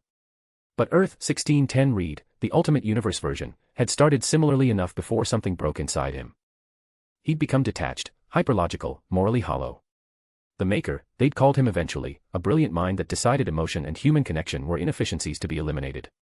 The difference wasn't power or intelligence. It was how they handled the guilt and isolation of being responsible for changing the people they loved. 616 Reed learned to carry that weight while staying connected to his humanity. 1610 Reed let it transform him into something else entirely. Today, Jay realized he hadn't just been encouraging Reed to embrace heroism, he'd been steering him away from a much darker path. The scary part was that he wasn't sure which direction this Reed would have gone without intervention. The responsibility of that influence was almost overwhelming. The kids had moved on from arguing about strength to debating what other powers might exist. "Maybe there's someone who can fly without fire," one suggested. "Or someone invisible like the lady, but all the time," another added. "What about someone who can read minds?" Jay nearly dropped his phone. If children could intuit that this was just the beginning, how long before everyone else did? Which brought him to his next problem, the government. Getting a consulting position with the Fantastic Four would put him on someone's radar, probably sooner than later. S.H.I.E.L.D. existed in this universe, they'd want to know about anyone working closely with newly public superhumans. That thought should have worried him more than it did. But Jay had accepted that staying completely under the radar was impossible with all the healing work he'd been doing. This just accelerated the timeline. The bigger concern was other organizations. S.H.I.E.L.D. wasn't the only group interested in people with unusual abilities. Hydra had probably already activated sleeper cells to investigate the Fantastic Four. AIM would be scrambling to reverse engineer their powers. Simple in concept, even if execution would be complex. He was reaching for his wallet when his phone rang. Unknown Manhattan number. Jay speaking. Jay. This is Reed Richards. I hope I'm not calling too late. Not at all. What's up? I've been thinking about our conversation this afternoon. We've had several offers of assistance since going public, some more trustworthy than others. I was hoping you might help me evaluate which ones are worth pursuing. Jay felt a flicker of unease. What kind of offers? Research partnerships, mostly. Victor's offered laboratory space and funding, which is generous but... Reed's voice trailed off. Let's just say I'm learning to be more careful about accepting help with strings attached. Smart policy. Anyone else? A pharmaceutical company called Oscorp reached out about studying our cellular changes. A tech firm called Roxxon wants to discuss mutually beneficial arrangements. And I've received what appears to be a very polite but very official invitation from someone calling themselves Colonel Fury. Jay's mind instantly focused. Norman Osborn's company getting access to Fantastic Four biology. Roxxon's corporate vultures circling. Two of those were definitely bad news. Reed, I think you should be very careful about all of those. Can we meet tomorrow? I'd rather discuss this in person. Of course. Is everything all right? You sound concerned. I'm just naturally paranoid about large organizations offering help to people they don't know, Jay said, which was true enough. Better to be cautious. Agreed. Should we meet at the Baxter building again, or would you prefer somewhere more private? Jay thought about it. If S.H.I.E.L.D. was already sniffing around, meeting at the Baxter building might actually be safer. At least there, Reed would have home field advantage and better security. The Baxter building is fine. Perfect. And Jay. Thank you. I'm glad we have someone looking out for potential pitfalls. After Reed hung up, Jay sat back and tried to process this development. He'd expected government attention, but not quite this fast. And the corporate interest was troubling. The kids were finally being herded out by their parents, still chattering excitedly about superpowers and heroes. Jay watched them go, envying their uncomplicated enthusiasm. The waitress brought his check. You sure you're okay? You look like someone just told you some bad news. Something like that, Jay admitted. But nothing that can't be handled. He hoped that was true. Outside, the evening air was cool and carried distant sirens, not unusual for New York, but tonight it made him wonder if they were responding to something powered individual-related, or just regular chaos. Walking toward the subway, Jay found himself scanning faces of people passing by. How many had unusual abilities they were keeping secret? How many had watched the Fantastic Four's debut and felt recognition, fear, or hope? Jay pulled out his phone and started typing. Need to move faster on Xavier visit. Things accelerating. Then he deleted it and typed instead. Talk tomorrow. Need to think through next moves. Some conversations were better had in person. In the Marvel universe, these things had a way of snowballing. Jay had a feeling something else would happen soon. As the train pulled into the station, he made a mental checklist, warn Reed about the corporate offers, schedule a trip to Westchester, and prepare for whatever attention consulting with public superhumans was about to bring down on him. Chapter 18, The Fantastic Four, Kinda, Assemble. The Baxter building's living space looked like a hurricane had hit a newsroom. Empty takeout containers covered the coffee table, and 3 TV screens flickered with non-stop coverage. Susan Storm stood at the windows, arms crossed, staring out at Manhattan without really seeing it. The city lights blurred around the edges where her visibility kept flickering on and off. Sue, you're doing that shimmer thing again, Johnny called from the couch, channel surfing like his life depended on it. Very dramatic, but also very obvious. She looked down at her hands, watching the distortion ripple across her fingertips before forcing it to stop. Sorry. I'm just freaking out. Johnny settled on CNN where talking heads debated whether the Fantastic Four were evolution or extinction. Join the club. I'm thinking my action figure should have 17 points of articulation and a flame-on sound effect. This isn't a joke, Johnny. Susan's voice had an edge that made him actually look up. Government agencies are going to want to study us. Corporations will try to weaponize what we can do. People will see us as freaks or... Hey. Johnny muted the TV, his tone gentler. Remember when you got stage fright before the debate championship and froze for 13 minutes? This is just like that, except instead of Mrs. Henderson's class, it's the entire world. That's completely different. Fine, terrible analogy. But you handled that, and you'll handle this. He grinned. Besides, think of the merchandising. Breakfast cereals, Saturday morning cartoons. My theme song's gonna be epic, musical note, Johnny Storm, he's our guy, if he can't do it, we'll all fry, musical note. Susan threw a pillow at his head. Johnny dodged, laughing, but the sound felt forced. From the corner came a low rumble. Ben Grimm sat in what used to be a normal armchair but now looked like doll furniture under his massive frame. His rocky fingers curved around something small, a black velvet ring box. Real nice, flame brain, Ben said without looking up. You got a future in comedy. Right after you learned to land without burnin' down Brooklyn. This was our first time. And it was only a car. Johnny's levity dimmed. What's in the box? Ben's grip tightened. Nothing that matters now. The room went quiet except for muted TV coverage of their earlier rescues. Susan moved to the coffee table's edge so she could see Ben properly. Ben, you don't have to. Don't. He held up one massive hand, voice rough. Ain't got time for feelin's. Not when I gotta figure out how to stop bein' a walkin' boulder. I need my life back, Susie. I need me back. The elevator chimed. Reed Richards emerged looking like he'd been through a blender, hair sticking up, shirt wrinkled, coffee stains on his jacket. Sorry I'm late. I was on a call with someone, then 17 reporter messages, and the mayor's office wants to meet, and, he stopped, taking in the scene. You're all here. Where else would we be? Susan asked. Reed's face crumpled. Anywhere but dealing with my mistakes. He walked to the room's center, hands clasped behind his back. I keep thinking about everything that's happened, and it's all my fault. The cosmic rays, the transformation, going public, all because of my calculations. Johnny groaned. Here we go. Susan, you trusted me with your career, your future, and I've destroyed it. Johnny, you should be worried about college and dating, not learning to control powers that could torch city blocks. And Ben, Reed's voice broke, looking at the ring box. I've taken everything from you. Your life, your career, your future. Bonk. Reed's head snapped forward from Ben's backhand, then kept going. His neck stretched like taffy, face elongating into a cartoon caricature before snapping back with a rubber band sound. Everyone stared. Did my head just? Reed touched his neck. Stretch like silly putty. Yeah. Ben cracked his knuckles. Had to get your attention. You done with the guilt parade? Reed blinked rapidly. That was actually fascinating from a physiological standpoint. Reed, Susan said sharply.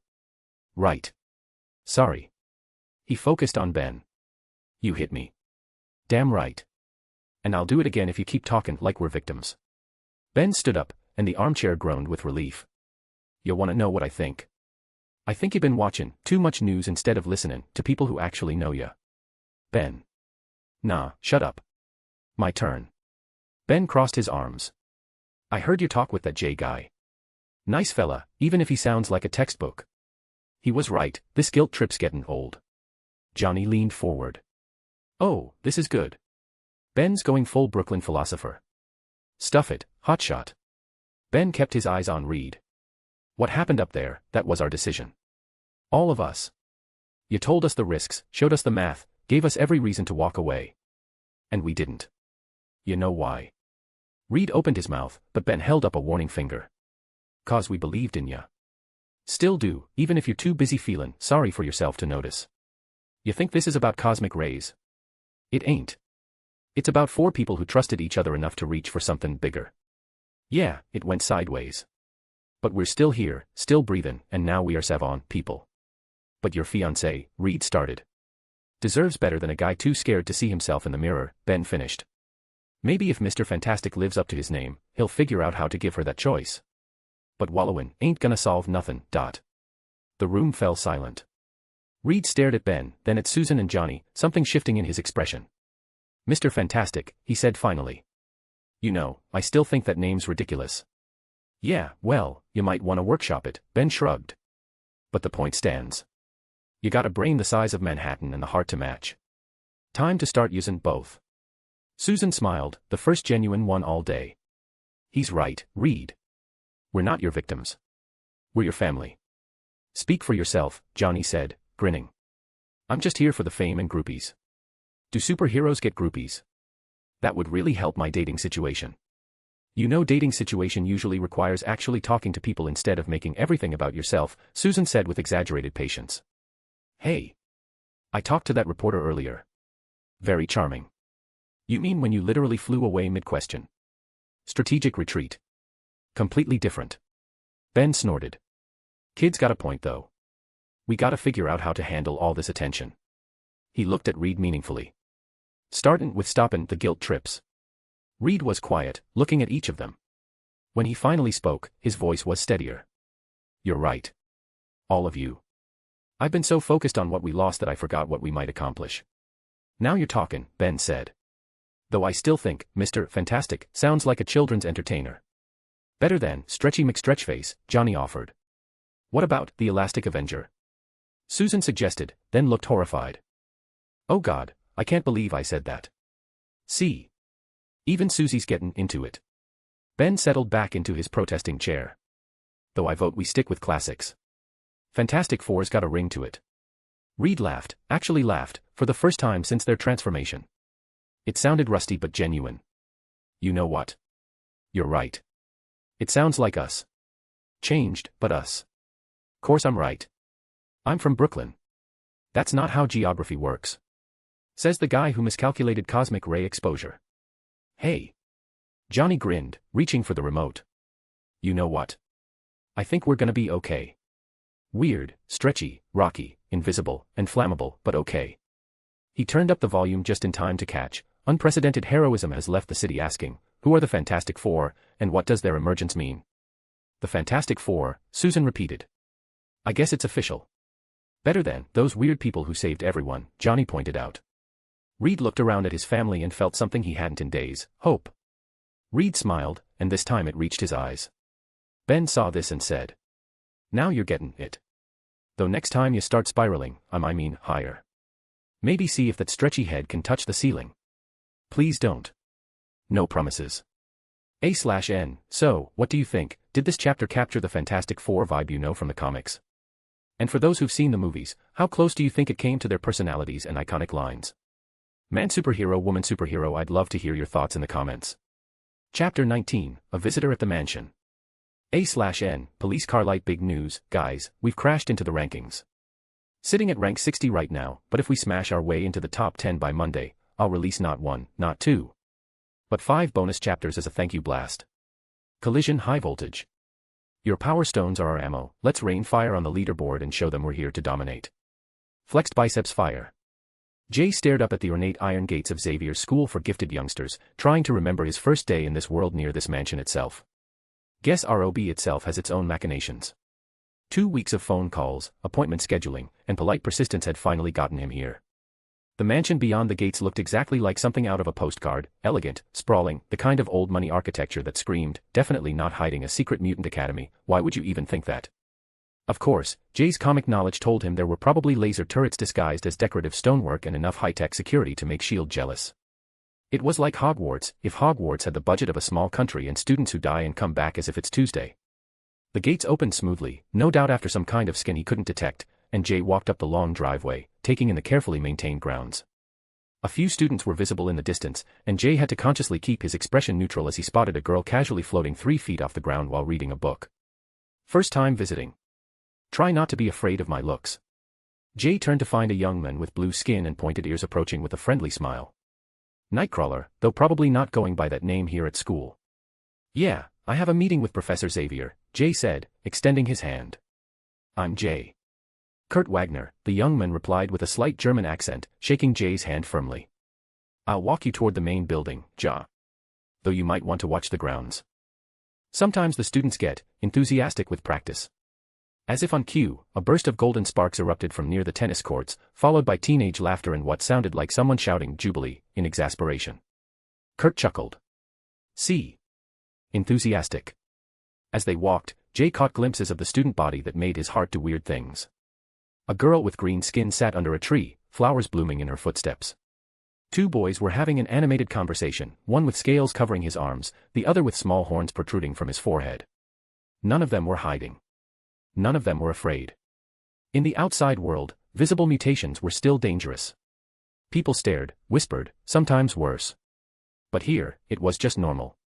Jay found himself unexpectedly emotional about it. These kids had a place where being different wasn't just tolerated, it was celebrated.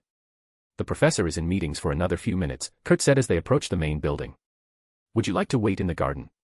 It's quite peaceful. That sounds perfect, thanks. Kurt left him near a beautifully maintained hedge garden, and Jay was examining what looked suspiciously like roses that glowed faintly in the shade when a voice spoke behind him. You must be Mr. J. He turned and immediately understood why Jean Grey had been described in the comics as one of the most beautiful women in the Marvel Universe. Red hair that caught the light like fire, intelligent green eyes, and a presence that was somehow both warm and commanding. She moved with the kind of natural grace that made you think of royalty. If he didn't have his mind shield perk, Jay might have wondered if she was unconsciously boosting her attractiveness with psychic influence. As it was, he just tried not to stare. That's me, he managed, extending his hand. You must be Jean Grey. She shook his hand, but Jay caught the slight furrow in her brow, the way her eyes studied his face a moment too long. There was something off in her expression, confusion, maybe. Like she was trying to solve a puzzle that didn't quite fit together. The professor is looking forward to meeting you, she said, her voice professionally friendly. Shall we head to his office? As they walked through the gardens toward the main building, Jay heard the sounds of a basketball game in progress. Unable to resist, he glanced over at the outdoor court and nearly tripped over his own feet. There, playing what looked like a casual pickup game, were some of the most legendary X-Men in existence. Rouge was guarding Cyclops with the kind of intensity most people reserved for life-or-death situations, while Nightcrawler, who found a ball game more interesting than me, apparently, was teleporting around the court in a way that had to be breaking at least 17 different basketball rules. But it was Wolverine who made Jay's brain temporarily short-circuit. That healing factor, top tier even by Marvel standards. Like bottled immortality wrapped up in a Canadian package. For just a moment, Jay felt the urge to activate his power absorption perk, to see if he could. No. Absolutely not. That way led to way too many complications, and probably a very angry Wolverine. Some you know. Jean asked, noticing his attention. Just, impressed by Kurt's powers, Jay said, which was true enough. Shall we continue? Xavier's office was exactly what Jay had expected, floor-to-ceiling bookshelves, comfortable chairs arranged for conversation, and an overall atmosphere of quiet intellectual authority. Professor Charles Xavier sat behind his desk in his wheelchair, and when he looked up from his papers, Jay was struck by how genuinely kind his eyes were. Mr. J, Xavier said, rising slightly in his chair and extending his hand. Thank you for your patience in arranging this meeting. Please, sit. Jean settled into a chair to the side, still watching Jay with that puzzled expression. I appreciate you taking the time to see me, Professor, Jay said. I know you must be busy. Never too busy for someone seeking to understand their gifts, Xavier replied smoothly. From your phone conversations, I understand you have some questions about your abilities. Jay nodded. I've been able to heal injuries, mine and others, for about a month now. But I'm starting to think there might be more to it than I initially realized. Would you be comfortable demonstrating? Xavier asked gently. Jay had prepared for this. He pulled out a small pocket knife and made a shallow cut across his palm, ignoring Jean's sharp intake of breath. Then he concentrated, letting his healing power flow with its green glow, and watched as the wound closed seamlessly within seconds. Both Xavier and Jean leaned forward, fascinated. Remarkable, Xavier murmured. The efficiency is extraordinary. Almost too efficient. Jean asked excitedly. I was wondering if you might know whether you could help with older injuries. She glanced meaningfully at Xavier's chair. Xavier's expression grew thoughtful. You're very kind to consider it. Jay had practiced this explanation. The stamina cost scales with the severity and age of the injury. Something like spinal damage that's been established for years. He shook his head. I'd need stamina reserves far beyond what my body could handle without causing permanent damage to myself. I'm sorry. He watched disappointment flicker across both their faces, followed immediately by understanding and acceptance. Of course, Xavier said gently. The thought is appreciated nonetheless. If you're curious about the extent of your abilities, Jean said, we could arrange some tests. Our colleague Dr. McCoy has excellent facilities for power analysis and can confirm if you have the X gene. That would be incredibly helpful, Jay replied. Minutes later, Jay found himself in what could only be described as the most advanced laboratory he'd ever seen, even putting Reed's lab to shame. Dr. Henry McCoy, beast, a fascinating contradiction. Brilliant, articulate, and enthusiastic, with the kind of barely controlled energy that suggested his mind was always racing ahead to the next fascinating problem. A healing mutation with unusual efficiency parameters, Beast mused as he prepared various instruments. Fascinating. The cellular regeneration rates you demonstrated suggest something quite remarkable indeed. May I collect a blood sample for analysis?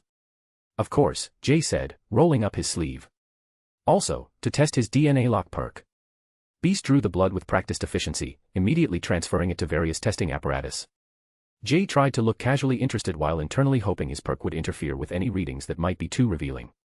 The initial scans are quite intriguing, Beast said, studying readouts on multiple screens. Definitely mutant physiology, but there are some unusual. The lab door opened, and Jay looked up to see a young woman enter. His breath caught slightly. Anna Marie Dancanto, Rogue, was even more striking in person than any comic had ever captured. The distinctive white streak in her brown hair, those arresting green eyes, and a natural beauty that was somehow both approachable and ethereal. But as he looked at her, an uncomfortable memory surfaced from the comics, her relationship history. The way she'd eventually cheated and then left Gambit for Magneto, breaking the heart of one of Jay's favorite characters. She was also holding her left elbow, which showed a nasty scrape and what looked like the beginnings of a spectacular bruise. Hey, Hank, she said in that distinctive southern accent that immediately transported Jay to memories of Saturday morning cartoons. Y'all got any of those fancy bandages? Had a disagreement with the basketball court. Of course, my dear, Beast replied, already moving toward a medical cabinet. Basketball can be a treacherous opponent indeed. Jay saw his opportunity. This was his chance to test his power protection perk, to see if Rogue's absorption abilities would work on him. I might be able to help with that, Jay said casually. I have a healing ability, might save you some bandage time. Everyone in the room froze.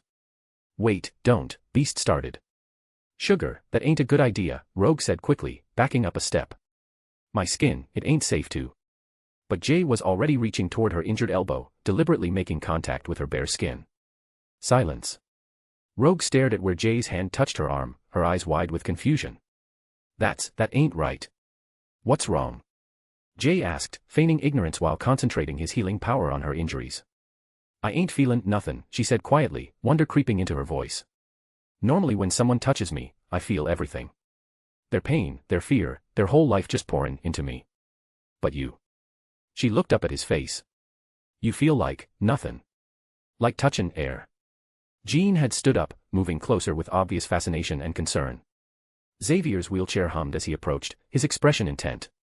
Rogue's abilities are quite dangerous, Beast explained to Jay, his voice careful.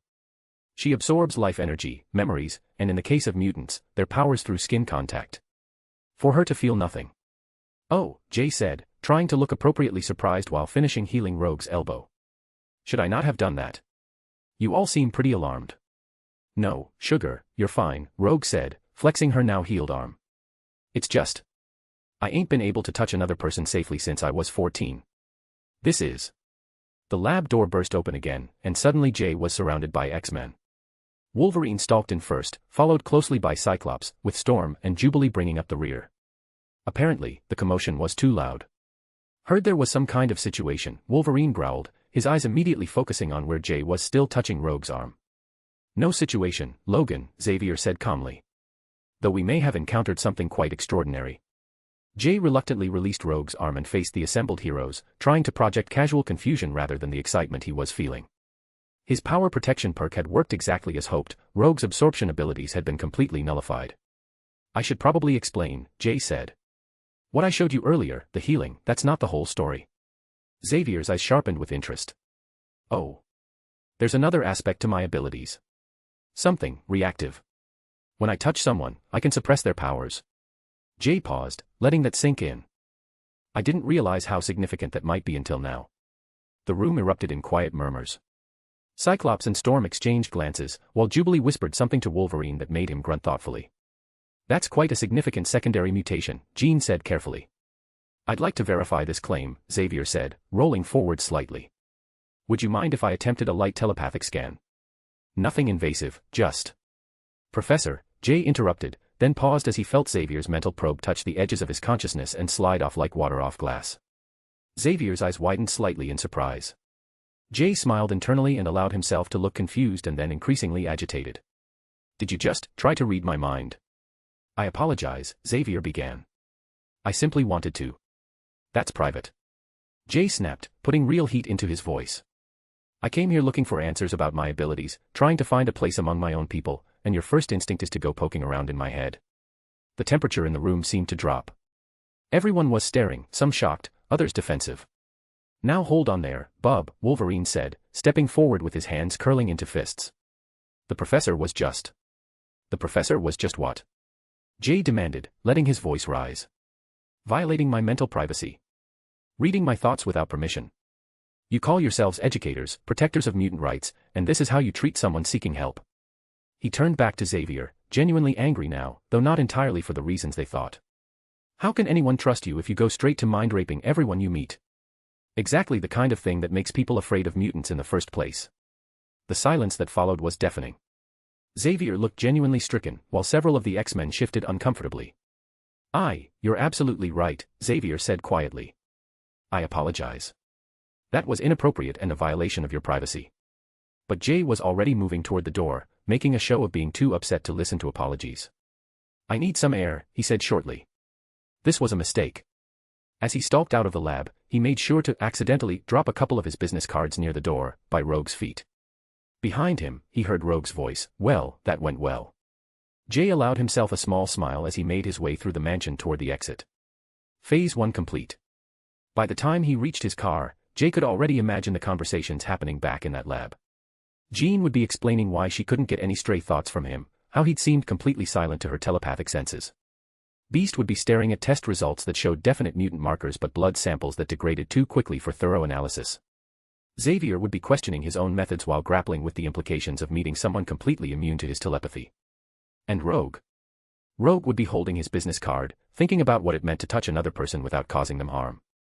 Jay started his car and pulled away from Xavier's school, feeling surprisingly satisfied with the afternoon's work.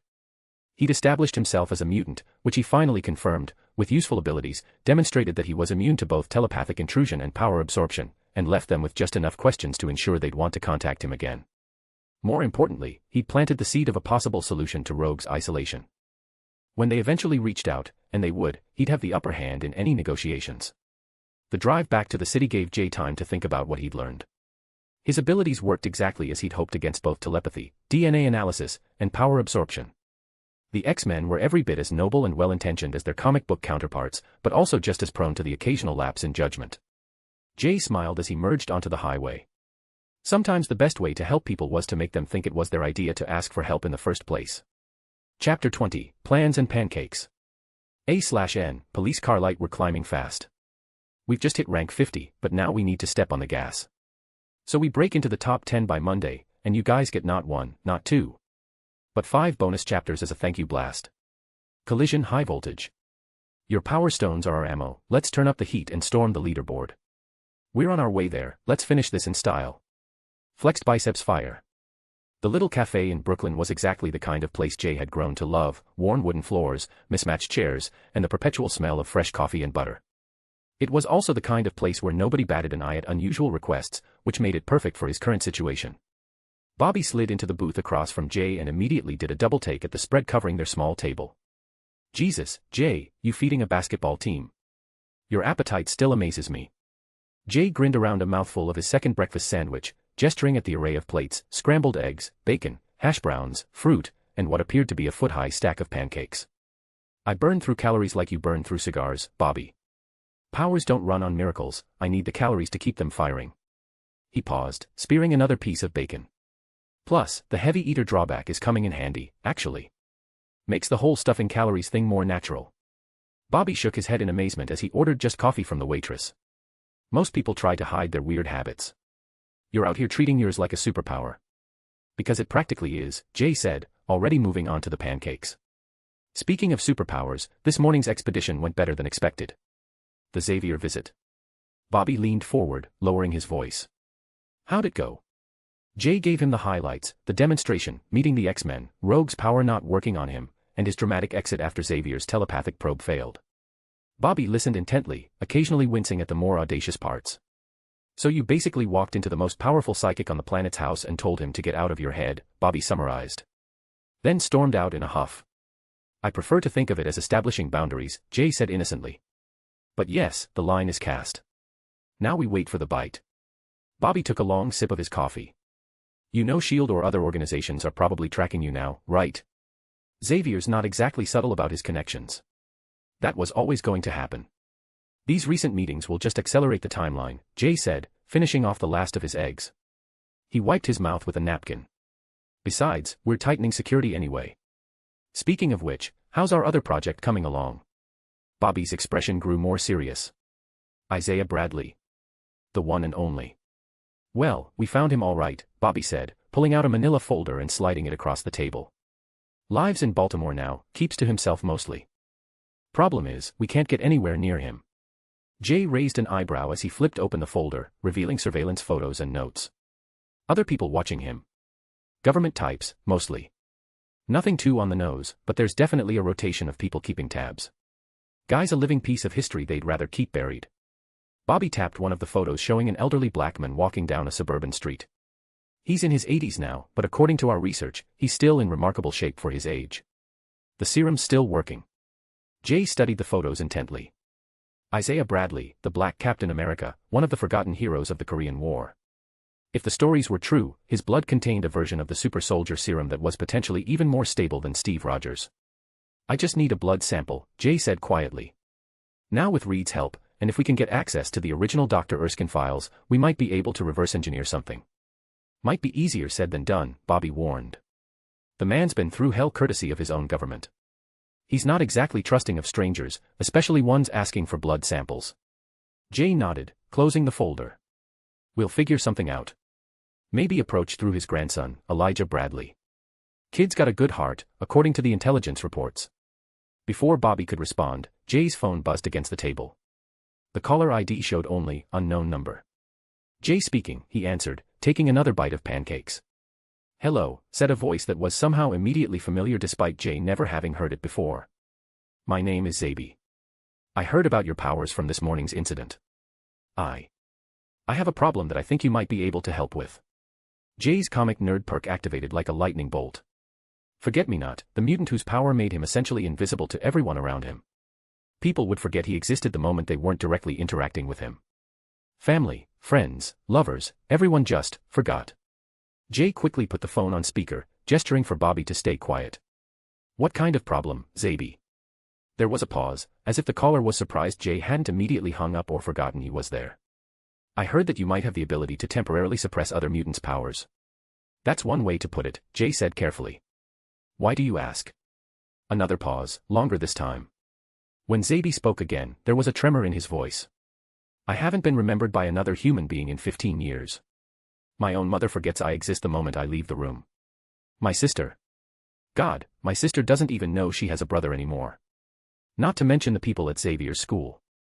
Bobby's eyes widened as he began to understand what they were dealing with. His voice cracked. "I just want someone to remember my name." Jay felt something twist in his chest.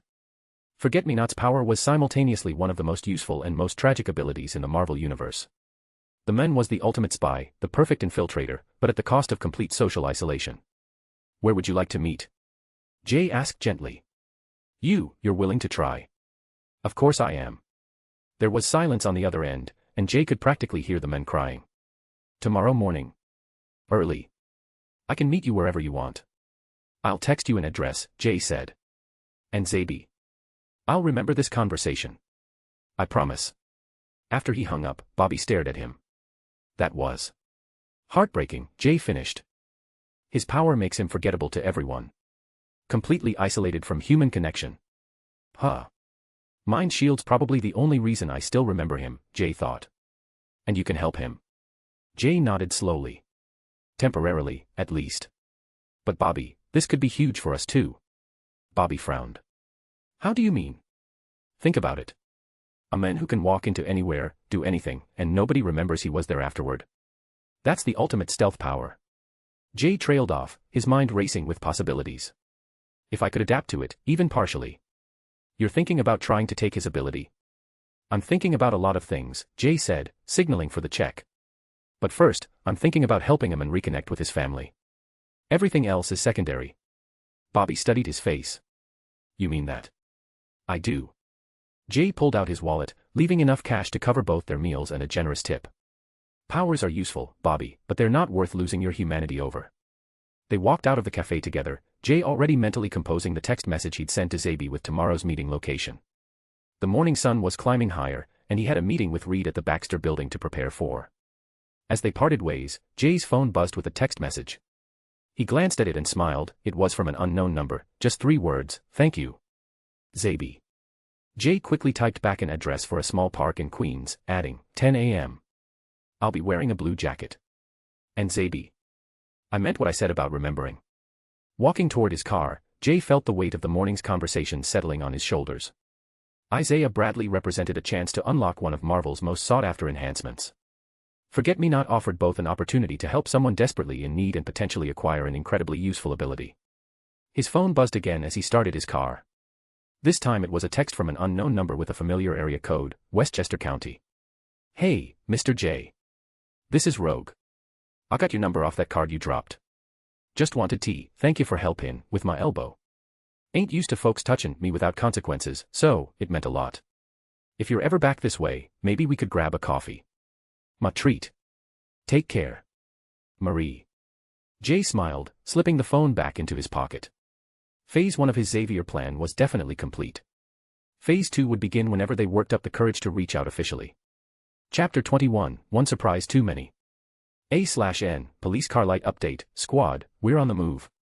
We've climbed all the way to rank 37, but the clock's ticking.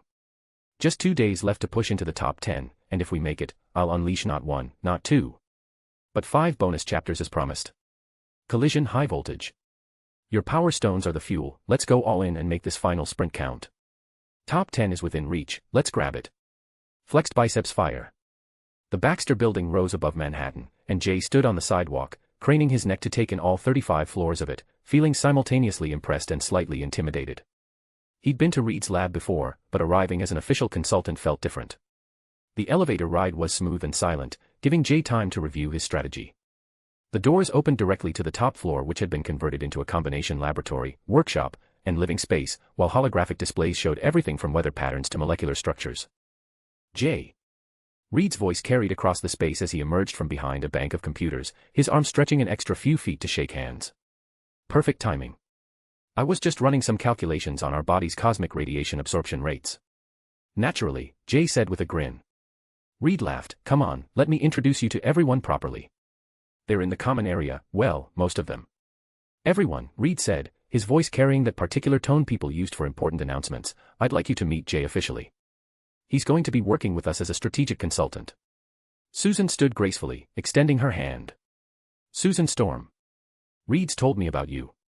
Her grip was firm, professional, but Jay caught the way her eyes studied his face, looking for tells, measuring his trustworthiness. All good things, I hope, Jay replied.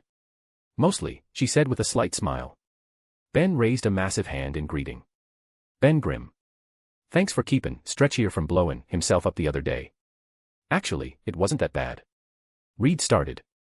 Johnny finally looked up from his baseball match, his expression shifting from bored to skeptical. Wait, he's our consultant. What, did we run out of actual scientists? The silence that followed was the kind that made everyone mentally count to 10. Johnny, Reed began. No, it's fine, Jay said, holding up a hand. It's a fair question. I'm not anything impressive. What I do have are ideas in dealing with the kinds of problems you're about to face. Johnny sat up straighter, suddenly more interested. What kind of problems? Jay settled into an empty chair, noting how it had been subtly reinforced to handle Ben's weight if needed. The kind that come from being public superheroes in a world that doesn't know how to handle you yet. Meaning? Susan asked. Meaning you're about to get very popular, very fast, with people who want to own you, study you, or use you. Jay's tone grew more serious. Government agencies, private corporations, foreign powers, everyone's going to want a piece of the Fantastic Four. Reed nodded grimly. We've talked about this yesterday, but go on. And it's only going to get worse, Jay said. The good news is, you have options. He leaned forward, warming to the subject. First strategy is controlled engagement. Give them something that satisfies their curiosity without compromising your independence. Low-level tech applications, medical devices, energy solutions, stuff that's impressive but not game-changing. Ben grunted approvingly. Keep em happy with scraps while we keep the good stuff. Exactly. But if that doesn't work, and it might not, you go nuclear. Johnny perked up. Nuclear how? You go public with everything. Full transparency. You tell your story directly to the people, make them fall in love with you before anyone can paint you as threats. Jay grinned. Hard to dissect America's sweethearts, and yesterday was a good start. You guys helping people at the bridge. He paused, then added more carefully, and Ben, I know this sounds cold, but the public seeing your personal struggles, it humanizes all of you. Makes you relatable instead of just powerful. The temperature in the room seemed to drop several degrees. Absolutely not, Susan said, her voice sharp enough to cut glass. We are not turning Ben's pain into a publicity strategy. Ben's rocky features had gone completely still, and when he spoke, his voice was dangerously quiet. You want me to parade around my broken engagement for good press? That what you're suggesting? Jay realized he'd stepped in it hard. No, that's not, I didn't mean exploit it. I meant that when people see you're dealing with real consequences, real loss, they'll understand the cost of what happened to you. That you're not just some invulnerable monster. I think you said enough, Ben rumbled. You know fame as a superhero, Johnny said slowly, and Jay could practically see the wheels turning. I actually kind of love that. Course you do, Ben muttered. Susan was nodding thoughtfully. It's not a bad strategy. Public support would make it much harder for anyone to move against us openly. Plus, Jay added, it gives you leverage. Politicians can't ignore public opinion, and corporations can't function if everyone hates them. They spent the next hour running through scenarios and strategies, with Reed frequently veering off into philosophical tangents until Susan steered him back on course. Growing up in the age of social media, Jay knew better than anyone how quickly public opinion could turn someone into a villain, or a viral sensation. It was during a lull in the conversation that Jay noticed the lingering signs of their recent adventures. Susan had a barely healed cut on her wrist. Johnny's knuckles showed scrapes that were taking longer to heal than they should. Even Reed had some bruising on his arms that he kept absently rubbing. Only Ben looked completely uninjured, though that was probably because his rock-like skin made minor injuries irrelevant. Jay made a decision. Okay, he said, standing up abruptly. There's something I've been keeping under wraps, and I think it's time to come clean. The room went quiet. Susan set down her coffee cup. Johnny stopped spinning his ball. Even Reed's holographic display froze mid-rotation. I'm a mutant, Jay said simply. The silence stretched for several seconds. Oh, Susan said finally. Is that all? Jay, acting surprised, blinked. Is that all? Well, yeah, Johnny said with a shrug. I mean, we are also not normal. Sue can turn invisible. Reed can stretch like taffy. Ben's made of rocks. Did you really think we'd be weird about genetic mutations? It's just another way of being different, Reed added gently. And considering the current political climate around mutant rights, I understand why you'd be cautious about revealing it. Jay, expecting this reaction, still acts surprised. Thanks. That means more than you know. What kind of mutation? Susan asked, her scientific curiosity clearly overriding any other concerns. Instead of answering, Jay walked over and touched her wrist where the cut was healing. His hand glowed with soft green light, and the wound closed completely, leaving unmarked skin behind. Susan stared at her wrist in wonder. Accelerated healing. For myself and others, Jay confirmed, moving to Johnny next. The young man held out his scraped knuckles without hesitation, watching in fascination as the injuries disappeared. Though it takes a toll. The more severe the injury, the more energy it costs me. He healed Reed's bruises last, noting how the scientist immediately began examining his own arms with intense curiosity. Remarkable, Reed murmured. The cellular regeneration rate must be incredible. How do you direct the energy?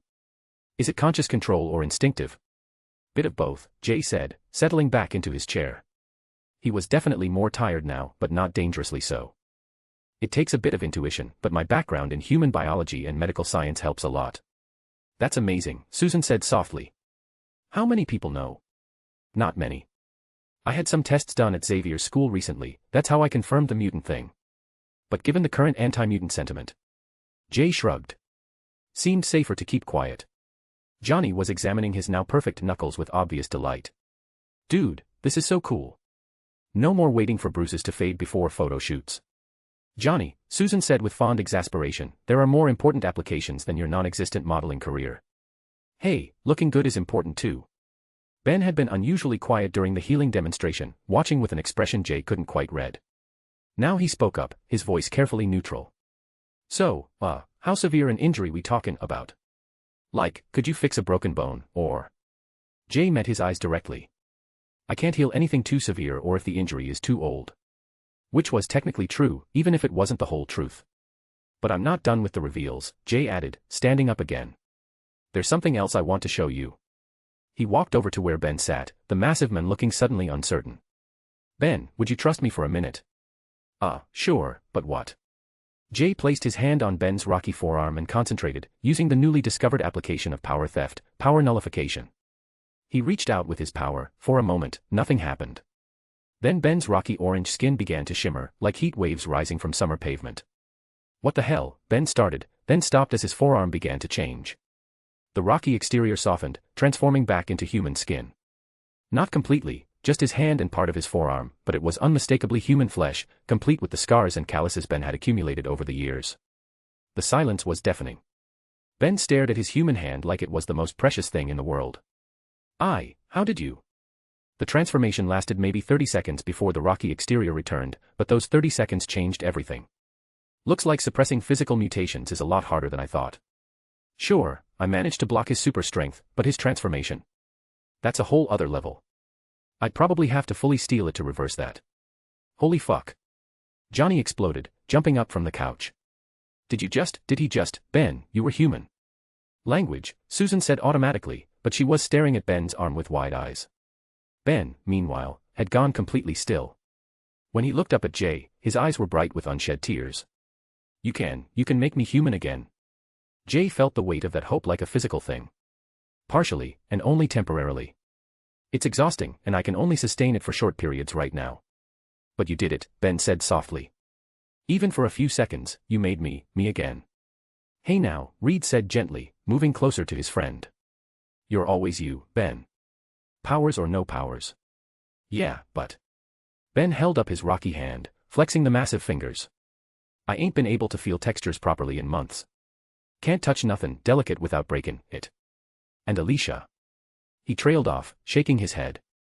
The stamina cost was too much, Jay admitted, slumping back into his chair now fully drenched in sweat. My body isn't strong enough to handle this level of suppression right now. But if I could boost my physical capabilities somehow. Reed's eyes lit up like Christmas morning. Controlled enhancement. We could explore cosmic radiation exposure in a controlled environment, or perhaps a Captain America-style super soldier treatment, or maybe even technological amplification through. Reed, Susan interrupted gently. Breathe. But the possibilities. Reed continued, his enthusiasm undimmed. If Jay's healing abilities could be enhanced or amplified, we could potentially develop treatments for all kinds of conditions. Not just Ben's transformation, but genetic disorders, degenerative diseases, traumatic injuries. Johnny looked like his brain was melting. Okay, I'm lost. Are we talking about making Jay into Captain America, or turning him into some kind of superhealer, or what? Both. Reed suggested hopefully. Ben, meanwhile, was staring at his hand again, flexing his fingers. You really think you could do more? Make it last longer. Maybe, Jay said with a deliberate frown, carefully choosing his words. But it would require some kind of physical. Right now, the stamina cost is beyond what my body can handle safely. Then we make you stronger, Ben said with that gravel-sure finality that meant the argument had already lost. He stood, all rock and resolve, and before Jay could react, crushed him into a hug that felt like being tackled by a friendly bulldozer. Thank you, Ben said quietly, his voice rough with emotion. I ain't been able to hope for something like this in, hell, since the accident. Thank you. Jay patted Ben's massive shoulder as best he could while being compressed. Don't thank me yet. We don't know if enhancement is even possible. We'll figure it out, Reed said with absolute confidence. If there's a way to boost your abilities safely, we'll find it. Susan was watching the whole scene with a soft smile. This is amazing, Jay. Not just what you can do, but that you're willing to try. Course he's willing, Ben said, finally releasing Jay from the crushing embrace. Guy's got a good heart. I can tell. Jay felt a warm flush, then guilt, then nothing. The Fantastic Four had just learned he was a mutant with potentially world-changing abilities, and their first instinct had been to offer help. Support. Trust. Exactly the reaction he was counting on. This was why he'd inserted himself into their lives. Because good people with power made the best shields.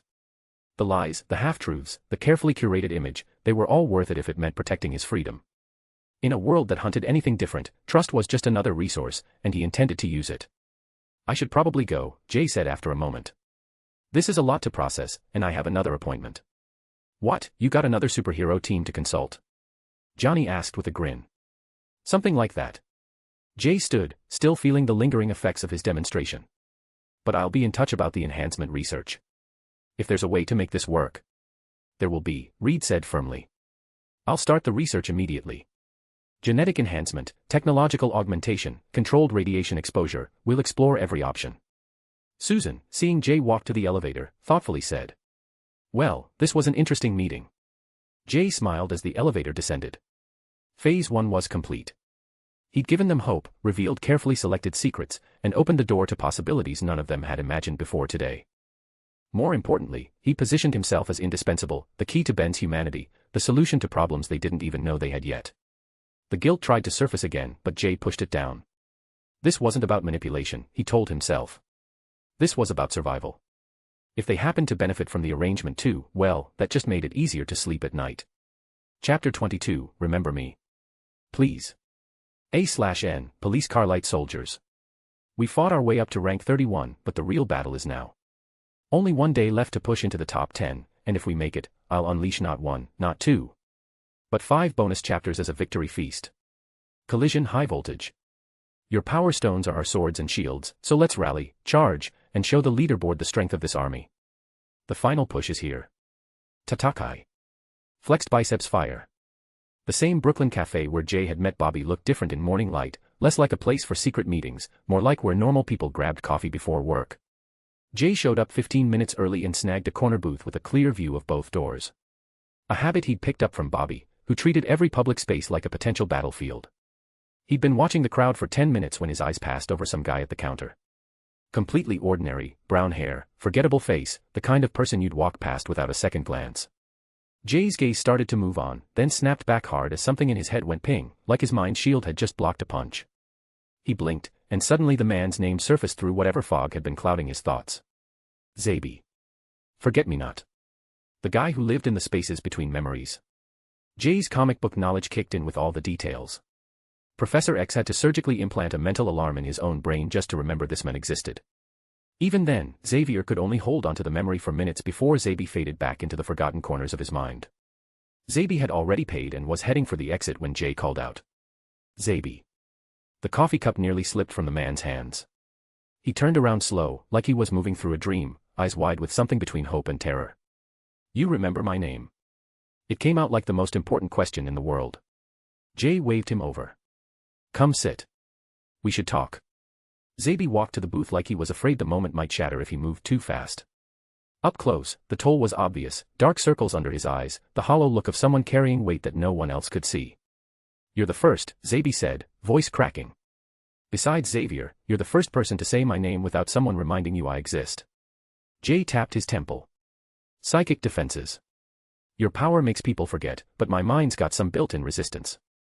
Mental shields. Zabi let out a bitter laugh. I should have figured that out myself, except I can never talk to anyone long enough to work through the problem. The cafe hummed with conversations around them, but their corner felt isolated. Probably Zabi's power making their talk literally forgettable to anyone listening. So about what we discussed yesterday, Jay said gently. Zabi's face crumpled. I just want to hug my mom again and have her remember me afterward. The raw pain in those words hit Jay like a punch to the gut. How long since you've been home? 3 years. I've tried visiting, stood right next to her in the grocery store, helped her reach stuff from high shelves. She thanked me, looked right at me, and the second I walked away. Zabi's hands tightened around his cup. Gone. Like I was never there. This was different, a kind of living death where you got erased from every moment as it happened. I can help, Jay said. Zabi's head shot up. What? I suppress powers. Did it yesterday for a friend, let him feel human for a few seconds. I could do the same for you. Give you a conversation with your family that they'll actually remember. The hope that spread across Zabi's face was almost painful to watch. You could really do that. Temporarily. I'd need to keep touching you to maintain it, so it'll look weird. But yeah, I could give you that. Zabi stared into his coffee for a long moment, like the answer was floating in there somewhere. What's it going to cost me? He asked finally. Smart question. Jay respected someone who understood that miracles came with price tags. Let's handle the reunion first, Jay said. We'll talk about the rest after. Zabi nodded. There's a church. St. Mary's in the Bronx. My mom and sister go to 11 o'clock mass every Sunday. They've been going since. He swallowed hard. Since before I disappeared from their lives. St. Mary's was one of those small neighborhood churches that had been holding communities together for decades. The Sunday service was ending when they arrived, families in their church clothes streaming out onto the steps. Jay spotted them right away. The resemblance was subtle but unmistakable, a woman in her 50s with Zabi's eyes and a younger woman who had his nose. They were chatting with other parishioners, completely unaware their son and brother was watching from across the street. I've stood here before, Zabi said quietly.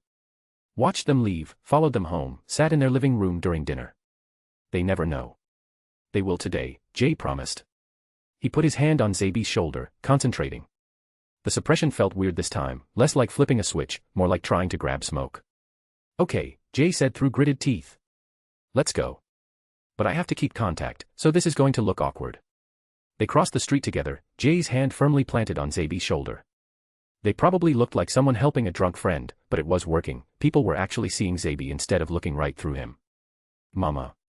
The woman turned at her son's voice, and Jay watched her expression cycle through confusion, recognition, and pure joy in about 2 seconds. Zabi. Mi niño. She threw herself at him, and Jay had to scramble to keep his grip while she wrapped her son in a crushing hug. Where have you been?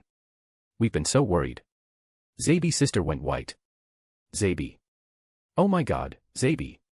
She joined the hug, tears streaming. We thought something happened when you stopped calling, stopped visiting. We looked for you, but I can't remember, when did we stop? I'm okay, Zabi whispered, his voice breaking. I'm right here. I'm sorry I was gone. Jay stood there like the world's most awkward third wheel, maintaining his grip on Zabi's shoulder while trying to give the family space. Other church members were staring, some coming over to welcome back what they figured was a prodigal son. For almost an hour, Jay held the suppression. His head felt like someone was using it for drumming practice, sweat dripping down his face, but he held on. Zabi needed this. His family needed this. They talked about everything. Zabi's mother scolded him for not staying in touch, which created this weird loop where she forgot why he couldn't call. His sister showed him photos of her new place. His mother started planning Sunday dinner for next week. Finally, Jay couldn't take it anymore. Zabi, he said quietly. I have to let go. The panic that flashed across Zabi's face was heartbreaking, but he nodded. He hugged his mother and sister one more time, told them he loved them, then stepped back as Jay released his shoulder. Jay watched it happen, the exact moment Zabi faded from their awareness. His mother and sister looked around confused, like they'd forgotten why they were standing there. After a moment, they shrugged and headed for their car, talking about lunch. Zabi stood frozen, watching them drive away without looking back. They'll remember pieces, Jay said gently. For a few hours, maybe longer. It'll feel like a dream they can't quite catch, but the emotions will stick. It's more than I've had in 3 years, Zabi said, wiping his eyes. Thank you. I don't know how to pay you back for something like this. Jay was quiet, watching Zabi's family disappear around the corner. The calculating part of his brain had been running the whole time, cataloging possibilities, measuring what he'd just seen, weighing its value. Actually, Jay said, there is something. Zabi turned, and Jay saw the resignation in his eyes. He'd known this was coming. There's a man. Isaiah Bradley. Lives in Baltimore. Government watches him too closely for someone like me to get near. Jay met his gaze without flinching. I need a blood sample. All the color drained from Zabi's face. Isaiah Bradley. The black Captain America. The one they experimented on. You know him. Xavier briefed us on the super soldier programs. Bradley's one of the few who survived the experiments. Zabi was quiet for a moment. You want his blood for the serum? Not a question. I want it for research, Jay said. To understand how it works, how it might mix with other enhancements. Zabi stared at him for a long time. Jay could see the war playing out, gratitude for what Jay had done fighting against what he was being asked to do. He's an old man, Zabi said finally. He's suffered enough. One vial, Jay said. He'll never know it happened. You could be in and out without anyone remembering you were there, including him. And if I say no? Jay shrugged, keeping his face neutral. Then you say no. I'm not threatening you, Zabi. What happened today was a gift, not a trade. But they both knew the truth. Zabi would never find another person who could give him what Jay just had. And Jay was betting the taste of being remembered, of existing in his family's world, even briefly, would be enough. Zabi closed his eyes, and Jay could practically hear his principles cracking. Send me the address, Zabi said quietly. I'll figure out how to get what you need. They split up at the subway. Jay waited until Zabi disappeared in the crowd before texting Isaiah Bradley's Baltimore address. He paused for just a second before hitting send, then saved Zabi's number in his phone. Not under his name. Under asset. Jay kept thinking about the look in Zabi's mother's eyes when she'd recognized her son. Pure joy, no confusion or worry for those precious minutes. Zabi had existed completely in someone else's world. And Jay had made it happen. The guilt tried to surface, he'd just manipulated a desperate man into targeting an elderly war hero. Isaiah Bradley wasn't some random name, he was a symbol, a victim, someone who'd already given more than anyone should have to. But Jay pushed the feeling down. He'd gotten good at that. This wasn't about right and wrong. This was about building what he needed to survive in a world that saw people like him as weapons or threats. Isaiah Bradley's blood could unlock physical enhancement, and physical enhancement could make his other powers actually viable. As for Zabi, Jay had given him something no one else could. Something precious. If it came with strings, well, that was just how miracles worked in the real world. Jay pulled up his phone and started researching government surveillance systems. If Zabi was going to pull this off, he'd need more than just an address. And if this worked, Jay would have a full list of high-value targets, places with data or tech that Zabi could slip into like smoke. After all, forgettable didn't mean powerless. In the right hands, it was basically a cheat code. Jay just had to keep telling himself his were the right hands. Chapter 23, The Widow's Sting. A/N, police car light bad news, good news time. With the monthly reset we've been knocked way back down the ranks, but that just means a fresh battlefield. We've got one full month to fight our way into the top 10, and if we do, I'll drop a 7-chapter mass release as our victory banner. Collision. Image here. And because you guys worked so hard last round, I won't make you wait, I'm releasing 2 bonus chapters right now as thanks. Flexed biceps fire, let's rally, let's climb, and let's make this month ours. Jay's old apartment in Queens still smelled like takeout and old books, exactly the way he'd left it weeks ago. He kept the place as a backup, somewhere off the grid for clients who needed discretion. Today's appointment was supposed to be simple, some Park Avenue socialite with money to burn and a scar she didn't want questions about. He should have known better. The knock came exactly at 11 a.m., soft, polite. He opened the door to find elegance incarnate standing in his hallway. Auburn hair fell in perfect waves past her shoulders. Green eyes that catalogued everything in a single sweep. The kind of bone structure that belonged on magazine covers, wrapped in a designer coat that probably cost more than most people's cars. When she spoke, her voice was honey over steel, cultured American English with just the faintest ghost of something else underneath. You must be Jay. I'm Catherine Volkov. Thank you for seeing me on such short notice. Jay's comic nerd perk kicked in hard, cross-referencing the face with every comic panel and shield file cached in his brain. The resemblance to Natasha Romanoff was too precise to ignore, but he kept his expression neutral, stepping back to let her in. Of course, Ms. Volkov. Please, have a seat. She moved with liquid grace, every step calculated yet appearing effortless. Her eyes swept the apartment in a casual glance that missed nothing: exits, potential weapons, sight lines to the windows. Professional habits died hard.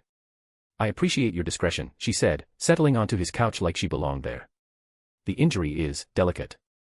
I'd prefer to avoid traditional medical channels. That's what I'm here for. Jay took the chair across from her, close enough to work but far enough to react if needed. What happened? Her fingers ghosted over her waist beneath the expensive fabric. Riding accident. My horse spooked at a fox, threw me into a stone fence. The doctors did what they could, but... She gave him a perfectly practiced look of embarrassed vanity. I'd rather not carry permanent reminders of my clumsiness. Jay nodded, pulling on his professional mask. I'll need to see the injury to assess what we're dealing with. She rose with fluid ease, turning slightly away as she lifted her shirt. The scar ran along her left side, not large, but deep. The kind of mark left by precise surgical instruments, not fence posts. But that wasn't what made Jay's breath catch. There were other scars. Faded ones that most people would never notice. His medical training kicked in, cataloging what he was seeing. Burns. Blade wounds. And lower, barely visible beneath her skirt's waistband, the telltale marks of invasive surgery. He'd seen those scars before, in medical textbooks. In case studies of procedures that had been outlawed in most civilized countries decades ago. Jay placed his hands over the fresh wound, letting his healing energy flow in its familiar green glow. The flesh responded immediately, cells knitting together with supernatural speed. Riding accident, you said, he asked conversationally. That's right. Her voice didn't waver. Must have been quite a spill to need surgical repair. Very clean work, though. Almost like it was done in a proper medical facility rather than an emergency room. He felt rather than saw her subtle shift, weight redistributing, muscles coiling like a predator preparing to strike. You know, Jay continued, hands still glowing over her rapidly healing skin, you remind me of someone. Has anyone ever told you that you look like Natasha Romanoff? The temperature in the room seemed to drop 10 degrees. I'm not familiar with that name, she said, but the honey had crystallized into ice. Jay smiled without looking up from his work. Course not. Just like Nick Fury doesn't know I exist, and there's definitely not an archer on the roof across the street who's had me in his crosshairs since you walked through that door. Her reaction was lightning fast and poetry in motion. She spun toward him, strike aimed at his temple with surgical precision. Jay's danger sense screamed and he jerked backward, her knuckles brushing air where his head had been. He rolled off the chair as her follow-up came in low and fast. Not bad, he said, still annoyingly calm as he straightened. But if you wanted me dead, I'd already be bleeding out. So what does S.H.I.E.L.D. really want? She went perfectly still, green eyes calculating. How did you know about your friend with the bow? Lucky guess. Jay brushed imaginary dust off his shirt. Also, next time you want to sell the socialite act, maybe don't scan for exits like you're planning an extraction. Dead giveaway. The mask didn't slip, it simply evaporated. The vulnerable socialite vanished, replaced by something infinitely more dangerous. When she spoke again, her voice carried the faintest trace of Russian accent, like an old scar that showed through new skin. You're observant. I try to be. So what's the play here? This clearly wasn't an assassination, you're too good to miss by accident. Intelligence gathering. You've blown your cover. Which leaves? She tilted her head slightly, reassessing him like a puzzle with missing pieces. Recruitment, she said finally. Jay actually laughed. Recruitment. Lady, I wouldn't trust S.H.I.E.L.D. to water my plants, and I don't even have plants. We know about your activities, she said, ignoring his commentary. The healings, the connections you're building. The consultation work with enhanced individuals. And Director Fury believes we could reach a mutually beneficial arrangement. Jay perched on his chair's armrest. Let me guess. You scratch my back, I scratch yours, everyone wins, and definitely nobody gets a bullet in a dark alley when I become inconvenient. Something like that. Tempting offer. But I've got a counter-proposal. Jay's expression grew serious. I could fix it, you know. For the first time, her composure cracked slightly. Fix what? What they did to you in the Red Room. Their little graduation gift. His voice gentled, became clinical rather than cruel. I've seen those scars before, Natasha. Not many surgeons are that precise with that particular procedure. Fewer still would perform it on someone so young. The fury that flashed across her face was molten and deadly. She moved without conscious thought, fingers seeking his throat. Jay's danger sense fired and he twisted away, her hand barely grazing his neck. I could give you back what they took, he continued, still evading her strikes. Make you whole again. Consider it professional courtesy. She froze mid-lunge, breathing hard. That's impossible. I've made a career out of impossible. Jay met her eyes steadily. Question is, what would that be worth to you? For just a moment, something raw and desperate flickered behind her professional mask. Hope, maybe. Or the ghost of dreams she'd buried long ago. Then her calm crackled softly and she pressed a finger to her ear, listening. How did you know about the archer, she asked. Jay smiled. Tell Clint I said hello. Ask him how Laura and the kids are doing. Still keeping that farm off everyone's radar. Her eyes went flat and lethal. You know about his family. I know lots of things. But asking smart questions is apparently above S.H.I.E.L.D.'s pay grade. Her calm crackled again, some coded response from her backup. Impressive, she admitted. I have my moments. Jay walked to the window, looking across at the building where he knew Barton was positioned. Here's how this works. You want to recruit me? Not happening. But we can make a deal, on my terms. Which are? First, all S.H.I.E.L.D. surveillance on me stops. Not reduced, not transferred, stopped. Every file, every report, every blurry photo gets wiped. Her smile was razor sharp. You know that's not possible. Sure it is. You just don't want to do it. Second, I want a face-to-face with Fury himself. Continue. Third, unrestricted access to Howard Stark's R&D archives. Throw in Erskine's serum research while you're feeling generous. Those files are classified beyond your clearance level. Shocking. Jay shrugged. Fourth and final, next time S.H.I.E.L.D. wants to chat, I want Phil Coulson as my handler. I prefer my government contacts with fewer kills on their record and more dad jokes in their repertoire. Natasha was quiet for a long moment, processing his demands with the calculating precision of a chess master. I'll relay your terms to the director, she said finally. You do that. Jay walked to the door and opened it for her. Oh, and Natasha. Next time you want to play civilian, work on the accent. Catherine Volkov sounds like someone learned Russian from bad Cold War movies. She paused in the doorway. The offer stands, he said quietly. About what I could fix. Just, think about it. Something shifted in her expression, vulnerable and dangerous at once. I'll consider it, she said, and then she was gone, moving down the hallway like smoke given form. Jay waited exactly 3 minutes before Bobby pushed through the door, trailing cigar smoke. Christ, Jay, what happened in here?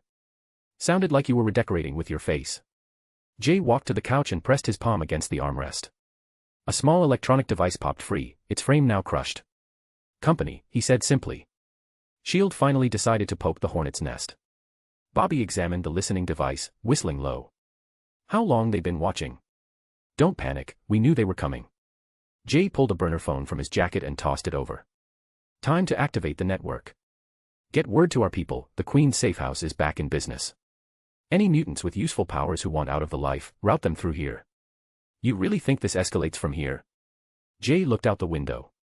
The building across the street was empty now, but he could still feel eyes on him from his danger sense. Bobby, he said quietly, this has not even started. Chapter 24, The Inner Circle. The Queen's safehouse felt different in the evening light. What had been Jay's backup warehouse to practice his powers till now was now something else entirely, a command center for operations S.H.I.E.L.D. couldn't touch. Jay moved through the safehouse with deliberate precision, his danger sense unfurling like invisible feelers, brushing over walls, ceilings, and shadows, searching for hidden eyes, listening devices, or the faintest hint of a mole in their midst. Clear, he muttered, crushing the last transmitter between his fingers. Bobby emerged from his position by the window, cigar smoke trailing behind him. Perimeter's clean too. Our people are here. They came in quietly, one by one. These weren't the sick people Jay had helped months ago at the shelter. Maria moved with the confident stride of someone whose spine no longer screamed in agony. Linda's breathing was clear and steady. Max's burned scars were gone, replaced by healthy skin.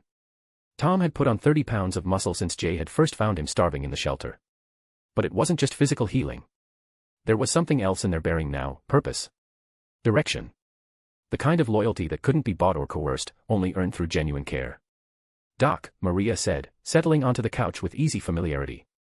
She was a small woman in her 50s, but her eyes held the street wisdom of someone who'd survived decades in the Bronx. Bobby said Shield made contact. They did. Jay dropped into the chair across from them, the same one where he'd faced down Black Widow hours earlier. Sent their best to try recruitment. It went about as expected. Meaning? Max leaned forward, curiosity replacing his usual caution. He was the youngest of the group, barely 19, his face once marred by deep burn scars, scars Jay had erased the day they met. Meaning they know we exist, but they don't understand our depth. Jay's gaze swept the room. They think I'm some freelance healer they can recruit or eliminate. They don't see the complete network. Linda shifted in her seat. What do you need from us? The question was so simple, yet it hit Jay harder than he expected. No bargaining, no talk of what they'd get in return, just pure, unquestioning trust. Things are about to escalate, he admitted quietly. Shield won't stop with recruitment attempts.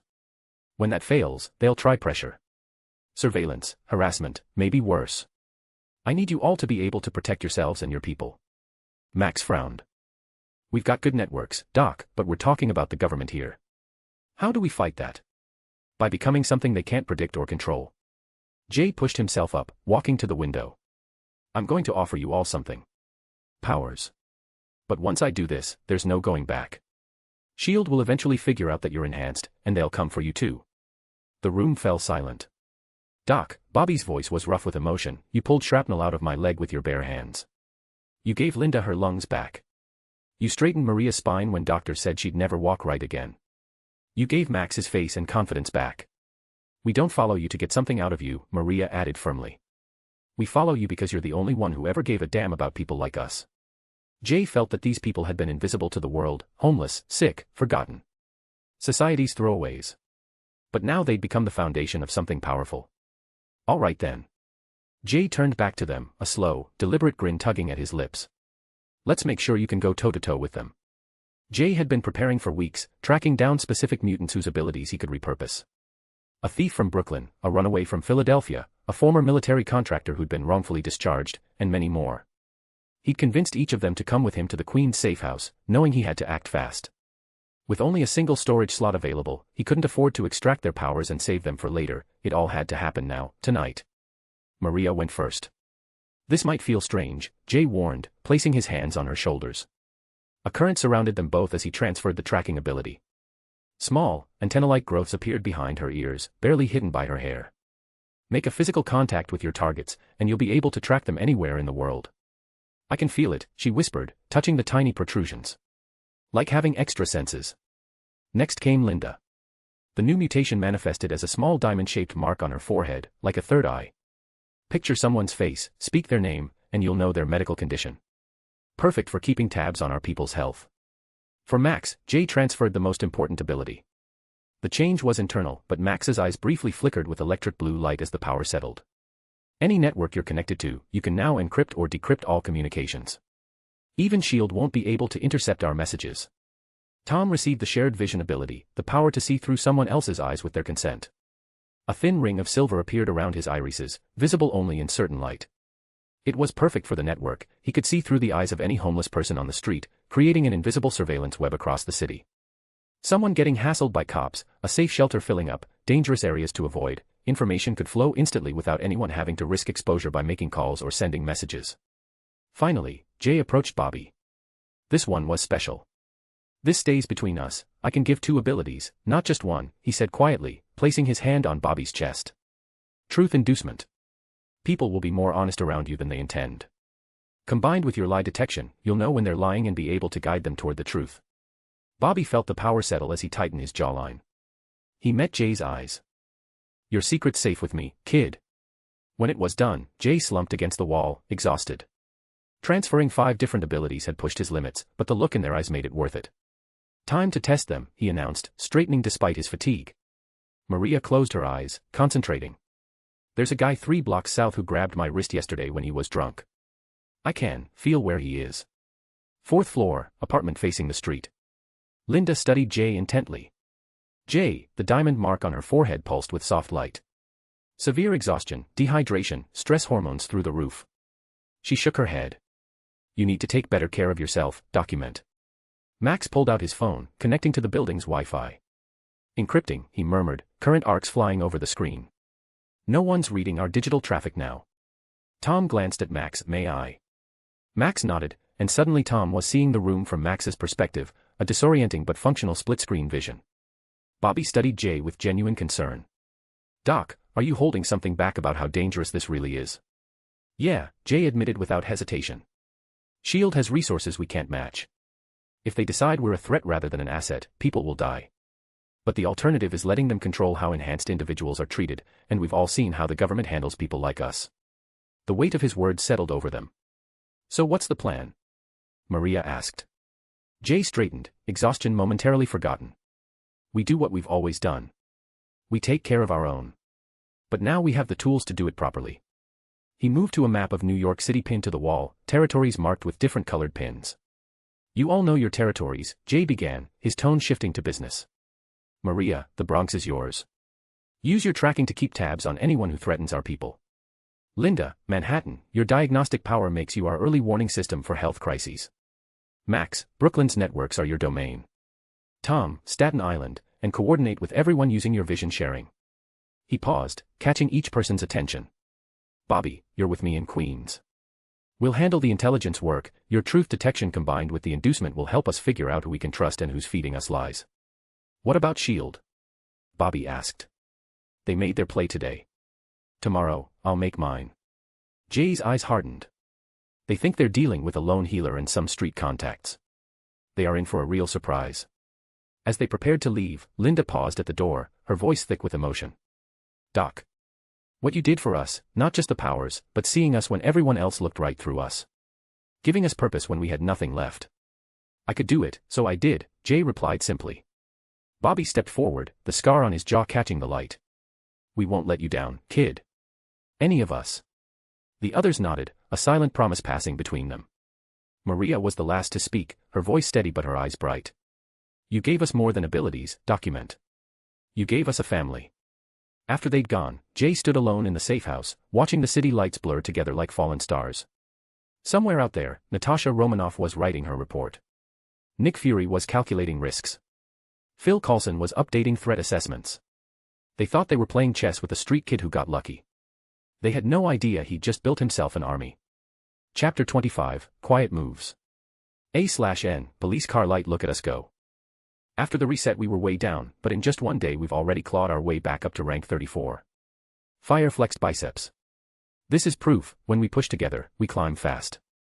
Now imagine what happens if we keep this energy rolling for the whole month. Top 10 is ours for the taking. High voltage. And remember, if we make it, you're getting a 7-chapter mass release. Let's keep smashing those power stones, every one is a step closer to victory. Collision. The Queen's safehouse buzzed with quiet activity as Jay reviewed the encrypted reports coming in from his network. 3 days since the power transfers, and his people were already proving their worth. Maria's voice crackled through the secure comm from the Bronx, tagged 2 more SHIELD watchers outside the Roosevelt Avenue shelter. They're rotating every 8 hours, trying to look casual. Want me to track them back to their base? Yeah, do that, Jay replied. And document their patterns while you're at it. Linda's report from Manhattan was more concerning. 3 of our regulars at the soup kitchen are showing signs of systematic stress, elevated cortisol, sleep deprivation patterns. Someone's been questioning them about a helpful doctor who's been making rounds. Tom's update from Staten Island rounded out the picture, been vision sharing with contacts near the ferry terminals. SHIELD's got people asking questions at all the major homeless camps. They're being careful about it, but word's getting out. Jay leaned back in his chair, processing the intel. SHIELD wasn't moving fast, but they were definitely moving. Probing, testing, mapping his network one connection at a time. They're being cautious, Bobby observed, stubbing out his cigarette in a coffee mug. Smart play after that stunt Romanoff pulled. Too cautious. Jay frowned at the reports. Fury's not the type to sit back and gather intel for weeks. He's planning something bigger. His secure phone buzzed, a message from a number he hadn't seen in over a week. I got it. Zabi. Jay's mood lifted despite the circumstances. I need to step out. Hold down the fort, and if S.H.I.E.L.D. makes any overt moves, call me immediately. The small cafe in Astoria was exactly the kind of place S.H.I.E.L.D. would overlook: worn linoleum floors, mismatched chairs, and coffee that could strip paint. Jay arrived first, choosing a corner table with clear sightlines to both entrances. Zabi appeared 10 minutes later, looking like he'd aged years in the past week. The usual confidence was still there, but underneath Jay could see something else: guilt, maybe. The kind that came from crossing lines you couldn't uncross. You look like hell, Jay said as Zabi slumped into the opposite chair. Feel worse. Zabi signaled the waitress for coffee, then met Jay's eyes. I did something I'm not proud of, hermano. Jay waited, letting the silence stretch. That job you pointed me toward. Zabi's voice dropped. I took blood samples from an old soldier. Isaiah Bradley. American hero from the war. One of the few who survived the early super soldier experiments. His hands tightened around his coffee cup. Man's been through enough without someone like me stealing from him in his sleep. You got what you needed, though. Yeah, but, Zabi looked up sharply. That's not the point. The guy's in his 70s, Jay. Finally living in peace after the government pretended he didn't exist for decades. And I violated that. Jay reached across the table, clasping Zabi's shoulder.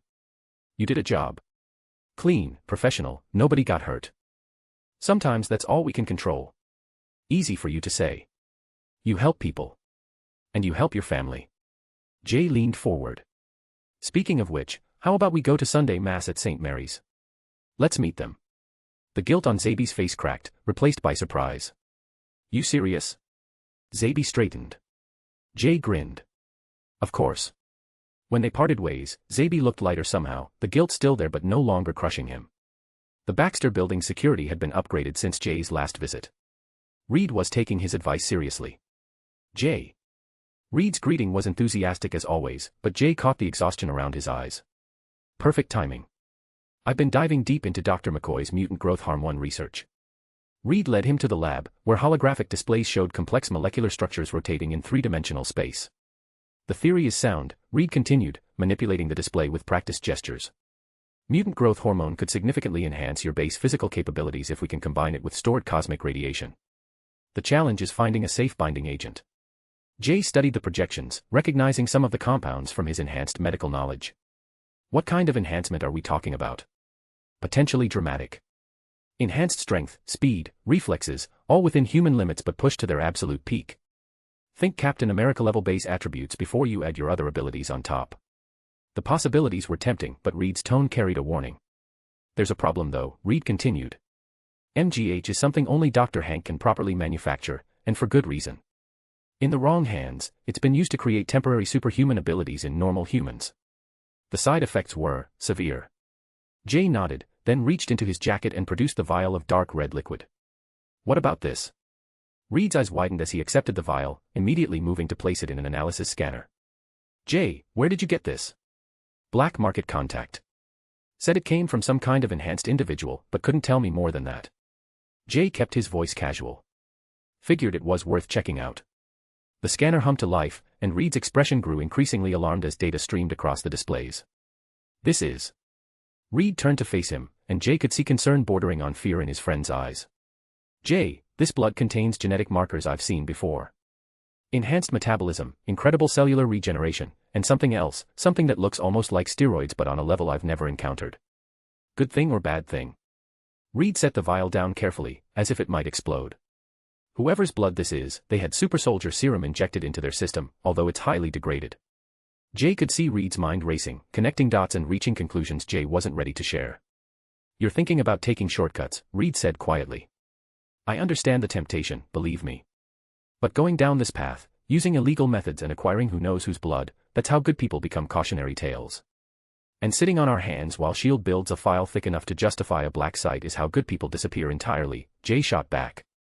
Sometimes calculated risks are the only option. Reed's expression softened. You sound like me, right before I convinced my team to take an untested spaceship into a cosmic storm. The parallel wasn't lost on Jay. Reed had taken the ultimate calculated risk and gained incredible abilities, but he'd also put his friends in danger. Look, Reed continued, I won't lecture you about taking risks. God knows I've made my share of questionable decisions. But if we're doing this, we do it right. Proper testing, controlled conditions, full understanding of what we're dealing with. Jay nodded slowly. What do you need? MGH, 4 starters. The real thing, not black market knockoffs. And if you can somehow get access to the original super soldier serum research. Reed shook his head. That's probably impossible though. I might have a contact who could help with the MGH. Xavier's school has resources, connections. Can't promise anything on the serum research though. Jay muttered. Reed's eyebrows rose. Xavier's a brilliant geneticist, a pioneer in mutant studies. Reed paused, uncertain. Jay caught something in Reed's tone. You don't trust him. It's not about trust. It's about understanding that when you're dealing with someone that powerful, you're never entirely sure whose interests are being served. Reed met Jay's eyes. Just, be careful. Even with allies, especially with allies who can read minds. Of course, Reed has done his research on every superpower faction, Jay thought. How's the rest of the team doing? Jay asked, changing the subject to safer ground. Reed's expression brightened immediately. Better than expected, actually. Following your advice about the interviews was brilliant, public perception has shifted dramatically. Ben's been getting fan mail now. That's great. How's he handling it? Like it's the most natural thing in the world. Even went on a date last week, first time since the transformation. They're seeing each other again this weekend. Jay felt genuine happiness at the news. Ben Grimm deserved some normalcy in his life, and if Jay's intervention had helped make that possible, it was worth every minute he'd spent crafting that media strategy. What about Johnny and Sue? Johnny's loving the attention, naturally. Sue's been more reserved, but I think she appreciates not being seen as a freak of nature every time she steps outside. Reed's expression grew thoughtful. There's something else you should know, Jay said, his tone turning serious. S.H.I.E.L.D. made their recruitment pitch. Sent the Black Widow herself to my apartment. Reed's attention sharpened immediately. What did they want? The usual. Join up, share information, pretend we're all on the same side while they build leverage over everyone enhanced. Jay summarized the encounter, leaving out the more personal details of his exchange with Natasha. That's concerning on multiple levels, Reed muttered, already moving toward his security console. If they're making direct approaches, it means they're confident in their intelligence. They know about me, at least partially. And they're probing the people I consult for information. Jay watched as Reed activated additional security protocols. You need to be careful. They'll come for you too, eventually. We've increased our security substantially since our conversation. Bug sweeps every 6 hours, restricted access to sensitive areas, and I've been working on some countermeasures for potential infiltration attempts. Jay nodded approvingly. Reed was taking the threat seriously without being paralyzed by it. They spent another hour going over technical details and security protocols before Jay prepared to leave. Reed handed him a small device that looked like a modified smartphone. Encrypted communication device, Reed explained. If you need to reach me urgently, or if you acquire those materials we discussed. The encryption is my own design, even S.H.I.E.L.D. would need weeks to crack it. Jay pocketed the device, then handed over the vial of Isaiah's blood. Thanks. Run whatever tests you need. Just, be careful with it. Always am. Reed's smile was tired but genuine. As Jay left the Baxter building, he found himself thinking about Reed's warning. His secure phone buzzed with an update from Bobby. S.H.I.E.L.D. increased surveillance around the soup kitchens. They're getting bolder. Jay quickened his pace. Time for quiet moves was running out. Chapter 26, Author's Note. Hey guys, I wanted to ask for your honest thoughts. I've noticed the numbers dipping a bit, collections and views especially, even though the story's still climbing in power rankings. Am I doing something wrong? Image here. If it's on me, tell me straight, what can I do better? Your feedback means a lot, because I want to make this story the best it can be. Folded hands. And if you're enjoying the ride, don't forget that your power stones, comments, and reviews help keep the story alive and visible. Red heart. Also, if you can't wait for uploads, I do have completed chapters up early on Patreon, Max_Striker, so you can always read ahead there. Chapter 27, Checks and Mate. A/N, big update, we've climbed to rank 19. That's an incredible push and proof that this community can move mountains. Reminder, we still have a 5-day window to reach the top 10 by Monday.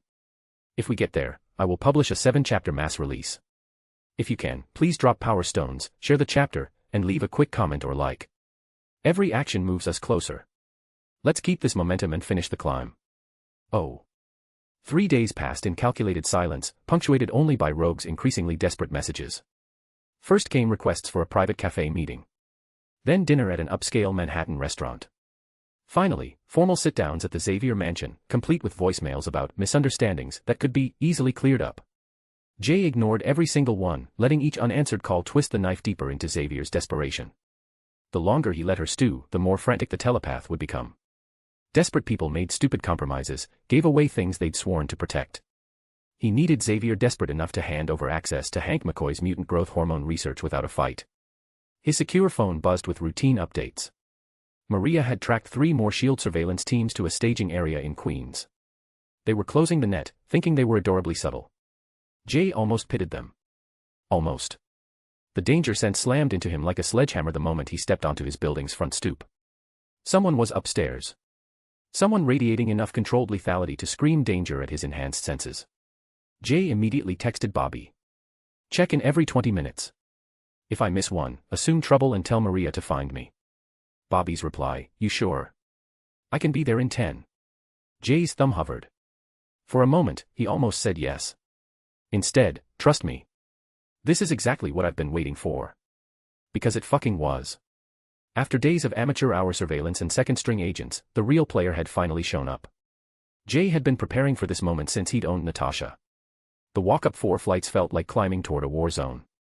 His danger sense picked up measured, professional footsteps, positioned for maximum violence and quick escape routes. At least 2 people, possibly 3. One definitely in his apartment, others covering exits. SHIELD's finest. Jay approached his door, cataloging everything. Someone inside radiated the kind of controlled violence that came from decades of turning people into corpses. Someone who'd killed more people than most soldiers ever dreamed of seeing. He slid his key into the lock and paused. You know, Jay called conversationally, SHIELD breaking and entering. Must be a really slow week, Fury. Silence. Then, soft as whispers, the locks disengaged with precise electronic clicks, not his doing. Someone inside had just casually overridden his security. Dramatic asshole. Jay pushed the door open and stepped inside like he found legendary spymasters in his living room every fucking Tuesday. The lights flickered on, revealing exactly what he'd expected, yet still managing to blow his mind. Nick Fury sat in his reading chair like he owned the place, positioned to watch both door and windows. Black leather coat, tactical gear worth more than most people's souls, that famous eye patch that had become synonymous with, I will end you and your entire bloodline. But Jay caught something the fanboys never mentioned. Controlled tension like a cocked gun held in check by pure will. Fingers positioned for a quick draw that could ventilate someone in half a heartbeat. Nick Fury looked carved from granite and fuck you attitude, but underneath that legendary composure, Jay sensed something delicious, uncertainty. The director of SHIELD, the men who'd bitch-slapped alien invasions, wasn't entirely sure how this would go. Perfect. Uncertainty bred mistakes, and mistakes created opportunities to absolutely wreck someone's day. Careful what comes out of your mouth next, kid, Fury said, each word dripping with barely contained violence. Jay stepped inside but left the door open, because fuck your intimidation tactics. Director Fury. I'd offer coffee, but something tells me you're here to threaten my existence. Damn right I'm not here for pleasantries. Fury leaned forward, flashing the substantial firearm beneath his coat. Jay, the doctor himself. You gave my agents quite a goddamn heart attack. Let me paint you a picture of what I know, and you tell me if I've got anything wrong. Jay settled against the doorframe like he had all the time in the fucking world. Fury machine-gunned names like bullets. Robert Bobby Torino, 53, Vietnam veteran with a gambling problem and surprisingly good instincts for a man who should have been worm food twice over. Distinguished himself at Firebase Charlie during Tet before a leg injury sent him home to a government that couldn't give less of a shit about his service. Jay kept his face neutral, knowing Fury wasn't just reciting intelligence, he was demonstrating the power to crush everything Jay had built into fucking dust. Maria Santos, former clerk who lost her job after her accident, left her with a shattered spine and medical bills that'll bury her alive. Linda Washington, 38, 2 kids she hasn't seen in 3 years because she can't afford somewhere safe. Especially with her lungs barely fucking working. Message received, asshole. Jay's people weren't safe. Max Coleman, discharged after an IED rearranged his face and left him with abilities the VA pretends don't exist. Henderson and his boy Tommy, kid had potential to be a genuine hero until you came along. Emma Carlisle, who stupidly fed a dangerous stranger. Claire Temple, who thinks you're the second coming of Jesus Christ. Fury's voice never wavered, but Jay caught the razor-sharp emphasis. This was threat assessment, S.H.I.E.L.D. deciding whether to recruit, neutralize, or make his people disappear forever. You've been running in completely illegal medical practice, treating enhanced individuals, building a network of fanatically loyal followers. Very effective, very dangerous, and very fucking illegal. Now came the real throat punch, delivered with surgical precision. But here's where it gets interesting. Fury stood slowly, radiating controlled menace. You're not in any database. No birth certificate, social security, school records, medical history. You materialized 3 months ago with perfect English, advanced medical knowledge, and abilities too convenient to be natural. The silence stretched like a garrote wire. Jay felt Fury's single eye dissecting every micro-expression. And here's the kicker, Fury's voice dropped to barely above a whisper. You're not even human, your blood evaporates too fucking fast in our environment. You're an alien with no identification, no history, and no goddamn business being on this planet. The words hung like a death sentence. In Fury's world, unknown meant dangerous, and dangerous meant eliminated with extreme prejudice. Jay couldn't help it, he started laughing his ass off. The sound shattered Fury's psychological profile. The legendary spymaster's hand instinctively moved toward his weapon, looking genuinely rattled for the first time in decades. Alien. Jay wiped his eyes, still chuckling. Oh, Nick. That's fucking hilarious, coming from someone married to a Skrull. How's Vera doing these days? The transformation was instantaneous and devastating. Fury's legendary composure exploded like a grenade building.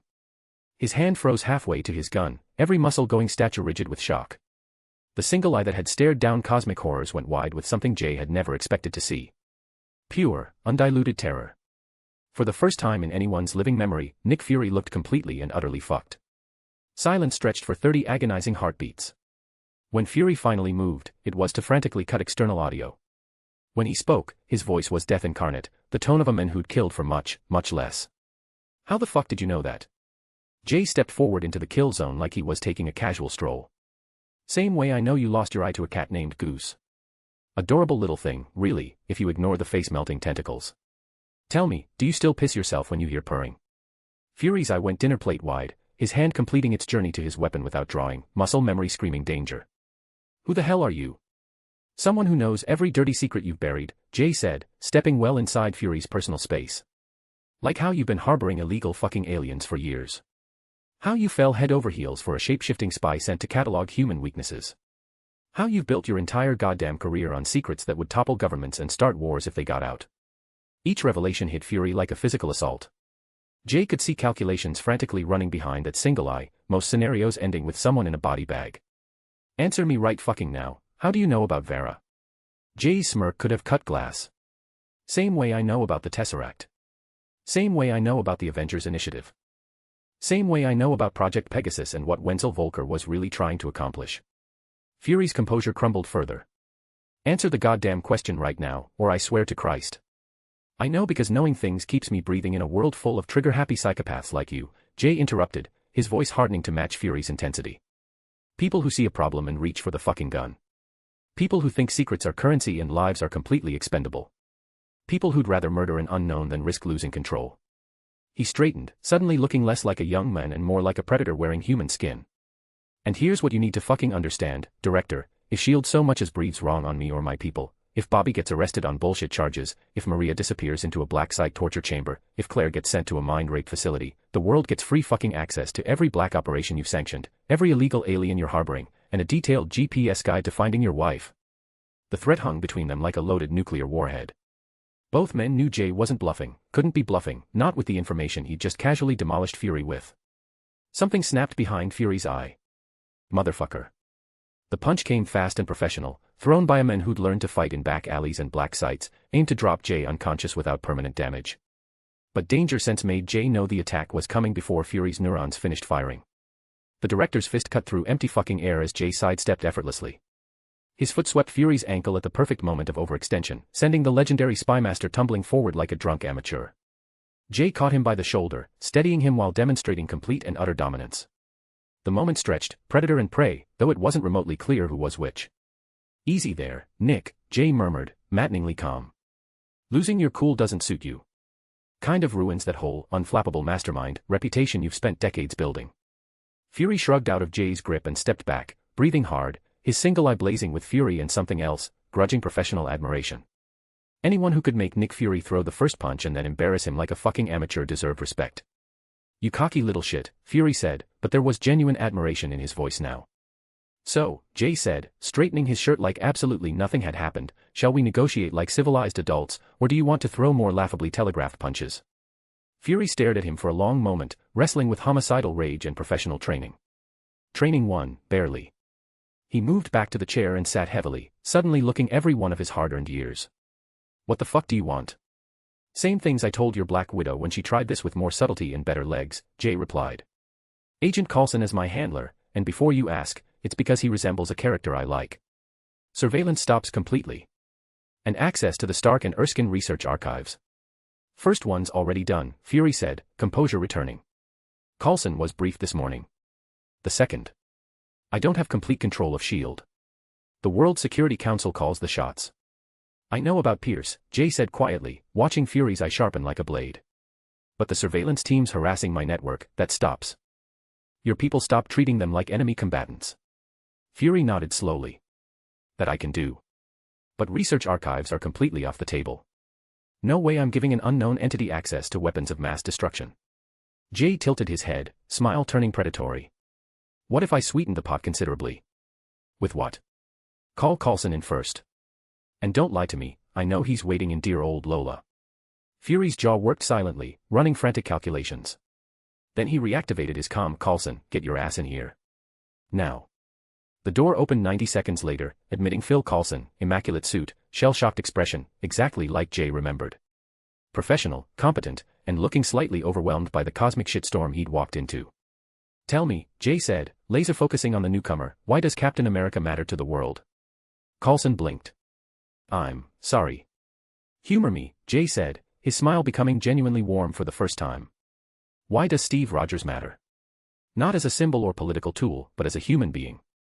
What makes him worth giving a damn about? Coulson glanced at Fury, who gave a curt nod. The agent straightened his tie. Well, Coulson began carefully, Captain America represents the absolute best of what we can be. Living proof that it's not about the power you have, but what you choose to do with it. As he spoke, Coulson's professional mask began cracking, revealing raw, genuine passion underneath. He stood up to bullies when he was 90 pounds soaking wet, and kept standing up when he could punch through steel. He never forgot where he came from or who he was really fighting for. He looked at the serum and saw responsibility, not opportunity. The words came faster now, years of suppressed hero worship bubbling to the surface. He's the man who threw himself on what he thought was a live grenade to save complete strangers, people who'd shown him nothing but contempt. Who crashed a plane into the fucking Arctic rather than let innocent people die, even though he'd just found the love of his life. Coulson's voice rose, carefully maintained composure giving way to something raw and beautiful and honest. He's the guy who proves beyond doubt that good men can stay good, even in a world that rewards the complete opposite. He's proof that heroes can exist. Coulson, Fury interrupted, but there was unmistakable fondness in his voice. Right.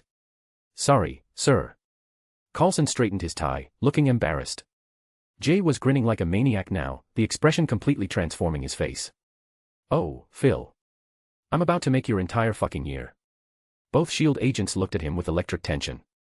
Jay let the moment stretch, savoring their attention and the power it represented. Right now, he had Nick Fury and Phil Coulson exactly where he wanted them, curious, off balance, and desperate for information only he could provide. Tell me, Agent Coulson, Jay said, his smile growing wider and infinitely more dangerous, how would you like to meet your hero? The silence that followed was absolutely fucking perfect. A/N, okay, I may have gone a little overboard with the swearing, my bad. Also, this one's double the usual length, so if you enjoyed it please show some love. I took a bunch of your advice and tried to work it into the chapter, did it land for you? What did you think? Chapter 28, The X-Trade. A/N, great news, guys, we're at rank 16. If we give it enough push, we can reach top 10 by Monday. Hit Power Stones, share the chapter, or drop a quick comment. If we make it, 7 bonus chapters are coming your way. Bobby burst through Jay's apartment door like the building was on fire, expecting to find his friend either pacing frantically or hunched over tactical plans after what had to be the most terrifying hour of his life. Instead, Jay was sprawled across his couch in worn jeans and a faded t-shirt, sipping chai while Miles Davis drifted from the stereo. He looked up from his paperback with mild annoyance. An hour ago, Bobby said, staring in disbelief, you had the world's scariest man sitting in your living room. Nick fucking Fury. And you're reading. Jay turned a page. I've given them something to chew on. As long as they're gnawing at the marrow, we're in the clear. What the hell does that mean? Bobby. Jay's voice carried that particular brand of patient exhaustion reserved for explaining obvious things to children. Don't lose sleep over it. Everything's handled. Bobby opened his mouth to argue, took one look at Jay's expression, and decided he didn't want to know what kind of nuclear information his friend had dropped on the director of S.H.I.E.L.D. Some secrets were better left buried. The next morning, Jay's secure phone buzzed. Professor Charles Xavier, they'd been playing phone tag for days. Dr. J speaking. This is Professor Charles Xavier. The voice carried Oxford authority, yet humbler than their previous conversations. I believe we've had some miscommunications regarding our mutual acquaintance, Marie. I was hoping you might visit so I can apologize in person. Jay let the silence stretch, knowing Xavier was reading his hesitation as reluctance rather than amusement. The great telepath who'd tried to mind rape him was practically begging now. I suppose I could make time. This afternoon work? Absolutely. I'll have someone escort you from the gates. After hanging up, Jay found Bobby in the kitchen. Check if S.H.I.E.L.D. surveillance teams are still active. Full sweep. Text me what you find. Where are you going? Back to Xavier's place. Time to collect on some overdue debts. The drive upstate gave Jay time to think. His new Datsun 240Z purred like a contented predator, eating up highway miles. He'd earned this car. His phone rang at the Westchester County line. Carlson. Agent Carlson. Jay grinned at the barely controlled excitement in the man's voice. Getting any rest, or too busy planning Arctic expeditions? How did you? Never mind. I don't want to know. Carlson laughed, slightly unhinged. I still can't believe Fury approved this. 3 days of prep for what might be the most important mission in S.H.I.E.L.D. history. Amazing what people will greenlight when the stakes are high enough, Jay said. What does S.H.I.E.L.D. have on Xavier's people? Basic files. Confirmed mutants, but they maintain non-aggression. Xavier donates heavily to the president's campaigns, so there's political protection. And what does Fury know that's not in the files? Carlson hesitated. That's classified. Phil. After yesterday, do classifications really matter between us? A pause. Private arrangement from 83. Mutual aid, they handle rogue mutants, we manage media coverage. Jay processed this. Ancient mutant trying to remake the world, civilization nearly ending before most people knew it was threatened. Typical Tuesday in the Marvel Universe. But its effect on the new MCU timeline will need to be studied. Good to know. Thanks. Jay. Be careful in there. Xavier's people are intense. Xavier's gates opened automatically as Jay approached. The familiar bamf of displaced air announced Kurt Wagner's arrival before Jay had even parked. Dr. J. Kurt materialized with his characteristic grin, though Jay caught nervousness in the teleporter's yellow eyes. Will come in back. Zay Professor, he is waiting. Jay followed him through corridors that felt different now, less welcoming, more watchful. Students glanced his way with obvious curiosity. Word had spread about his last visit. About what he could do. The main hall felt like a tribunal.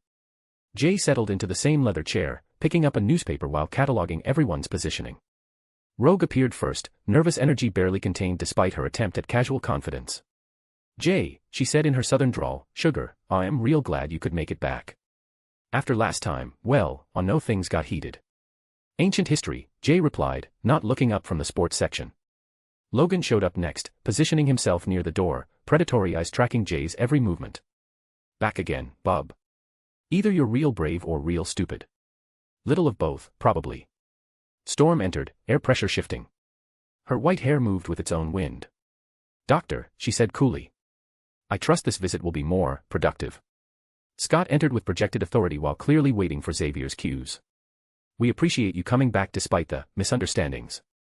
Jean followed, immediately probing telepathically against Jay's mental shields. Her brow furrowed with familiar frustration as her abilities found no purchase. Xavier entered with Beast shuffling behind, wringing massive hands nervously.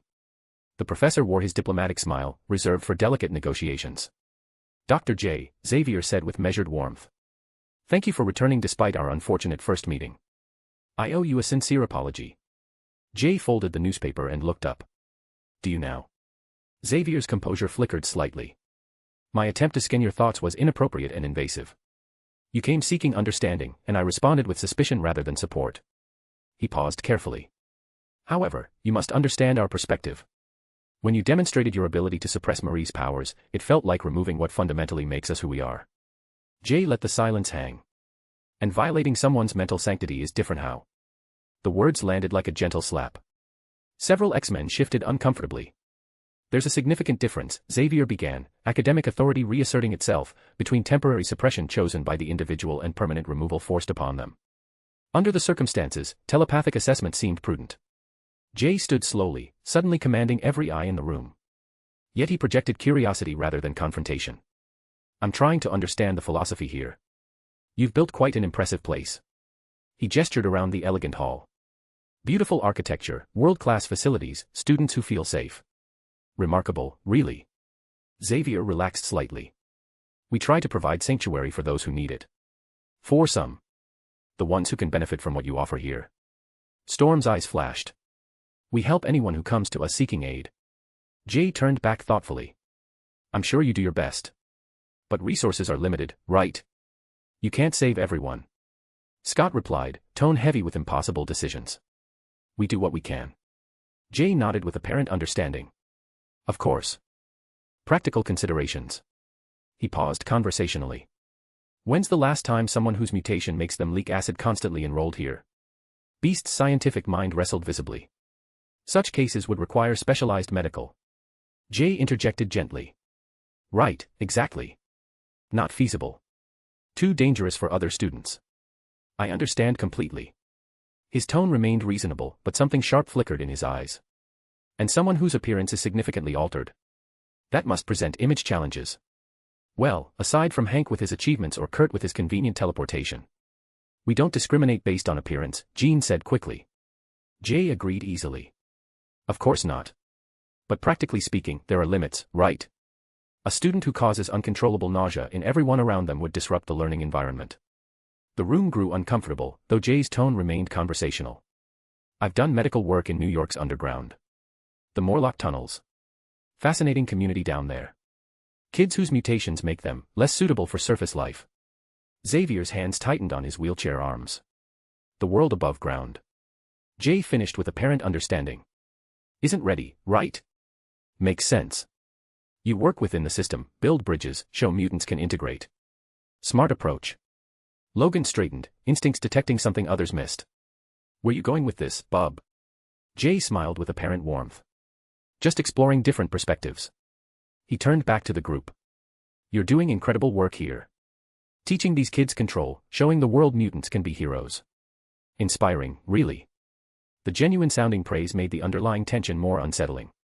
Jay continued thoughtfully. But I'm curious about the philosophical framework. When you suppress your own abilities to blend in, Mystique changing her form to appear normal, that's acceptable. But when I offer Marie the same choice temporarily, that's taking away her identity. Hank fumbled for words, scientific precision failing him. The context is different. Jay asked gently. Is it? Or is it about who gets to make the choice? He looked directly at Rogue, expression softening genuinely. Marie, that day when I touched your skin and you felt nothing, no absorption, no memories, no trauma, how did that make you feel? Like I could breathe again, she whispered, accent thickening with emotion, green eyes bright with unshed tears. Like I wasn't dangerous for the first time since I was 14. Like maybe I could be normal, just for a little while. Jay nodded slowly. That sounds like freedom to me. Xavier studied him with growing wariness, decades of experience recognizing when he was being outmaneuvered. Your point is well taken. Perhaps we were too hasty in our judgment. I appreciate that. Though I have to ask, is this newfound openness related to your conversation with Director Fury about me? The temperature seemed to drop. Xavier went very still. Xavier said carefully, academic composure reasserting. I'm not sure I follow. Jay's smile didn't change. Oh, I just meant you guys are so close due to your mutual aid agreement. You know, the one from the Cairo incident in 1983. When Apocalypse tried to remake the world. Dead silence. Jean's eyes went wide. Logan shot Xavier a sharp look. Jay continued conversationally. You help S.H.I.E.L.D. with rogue mutants, they keep mutant affairs out of mainstream media. Quite elegant. Everyone wins. Xavier's composure cracked visibly. How could you possibly? Jay shrugged casually.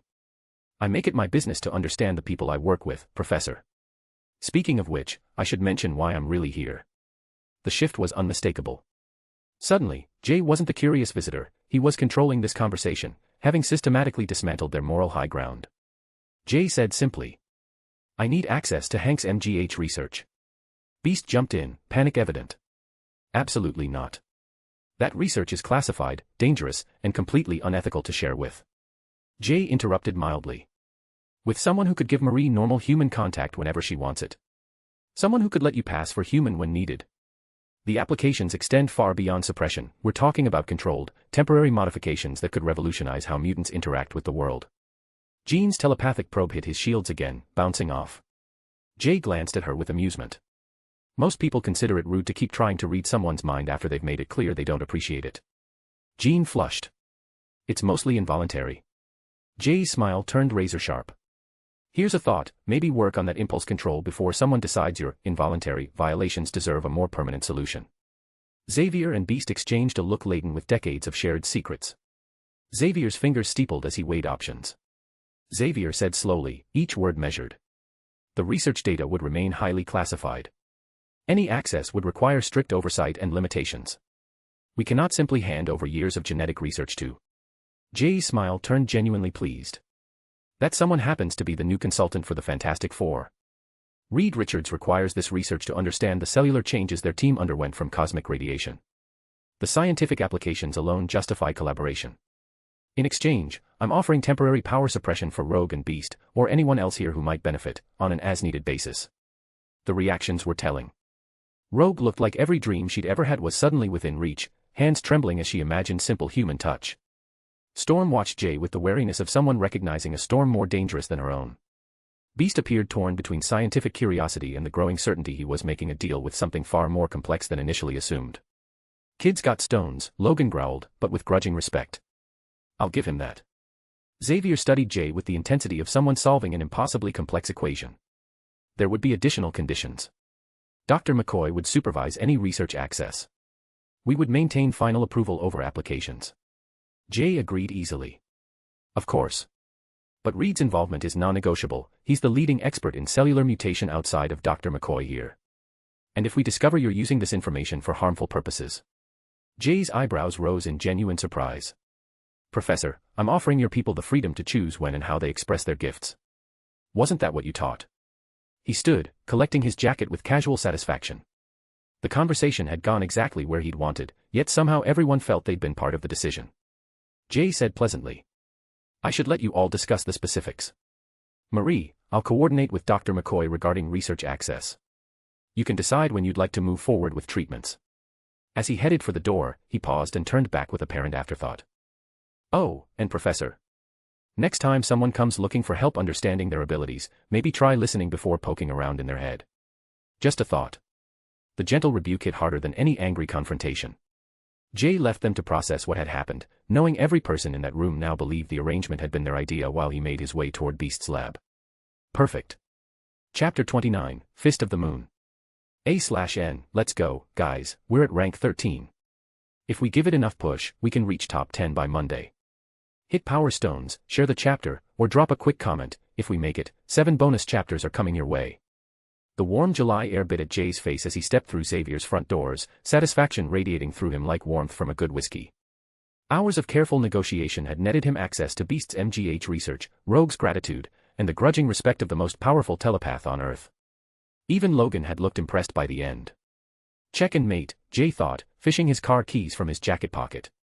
The Datsun 240Z sat pristine in the circular drive, chrome gleaming under the mansion's security lights. Fury's got his Arctic expedition, Xavier's got his face-saving compromise, and I've got genetic research that could help me upgrade my body. He paused at the driver's door, breathing in the night air. The ground stretched out before him, manicured lawns and ancient oak trees. Behind him, warm light spilled from the mansion's windows, where students finished homework or gathered in common areas, probably gossiping about the mysterious doctor who could suppress mutant abilities. Got to say I've finally got the board under control, he mused, sliding the key toward the lock. Now I just need to. His danger sense exploded. Too late. A blur of white slammed into him like a freight train, the punch connecting with his left temple with the wet crack of bone meeting unstoppable force. The world tilted, spun, then shattered as Jay's body crashed through the mansion's ornate wooden gates. Splinters and iron hinges scattered like shrapnel as he tumbled across the marble foyer, student screams piercing the air around him. Get the kids upstairs. Scott's voice cut through the chaos. Now. Jay's vision swam as he tried to push himself up, ears ringing like cathedral bells. Blood trickled from his hairline, warm and sticky against his palm. Through the haze, he caught glimpses of students fleeing, someone teleporting them away in puffs of smoke, others racing up the grand staircase with terror written across young faces. What the hell? A figure stepped through the destroyed entrance with the measured calm of divine judgment.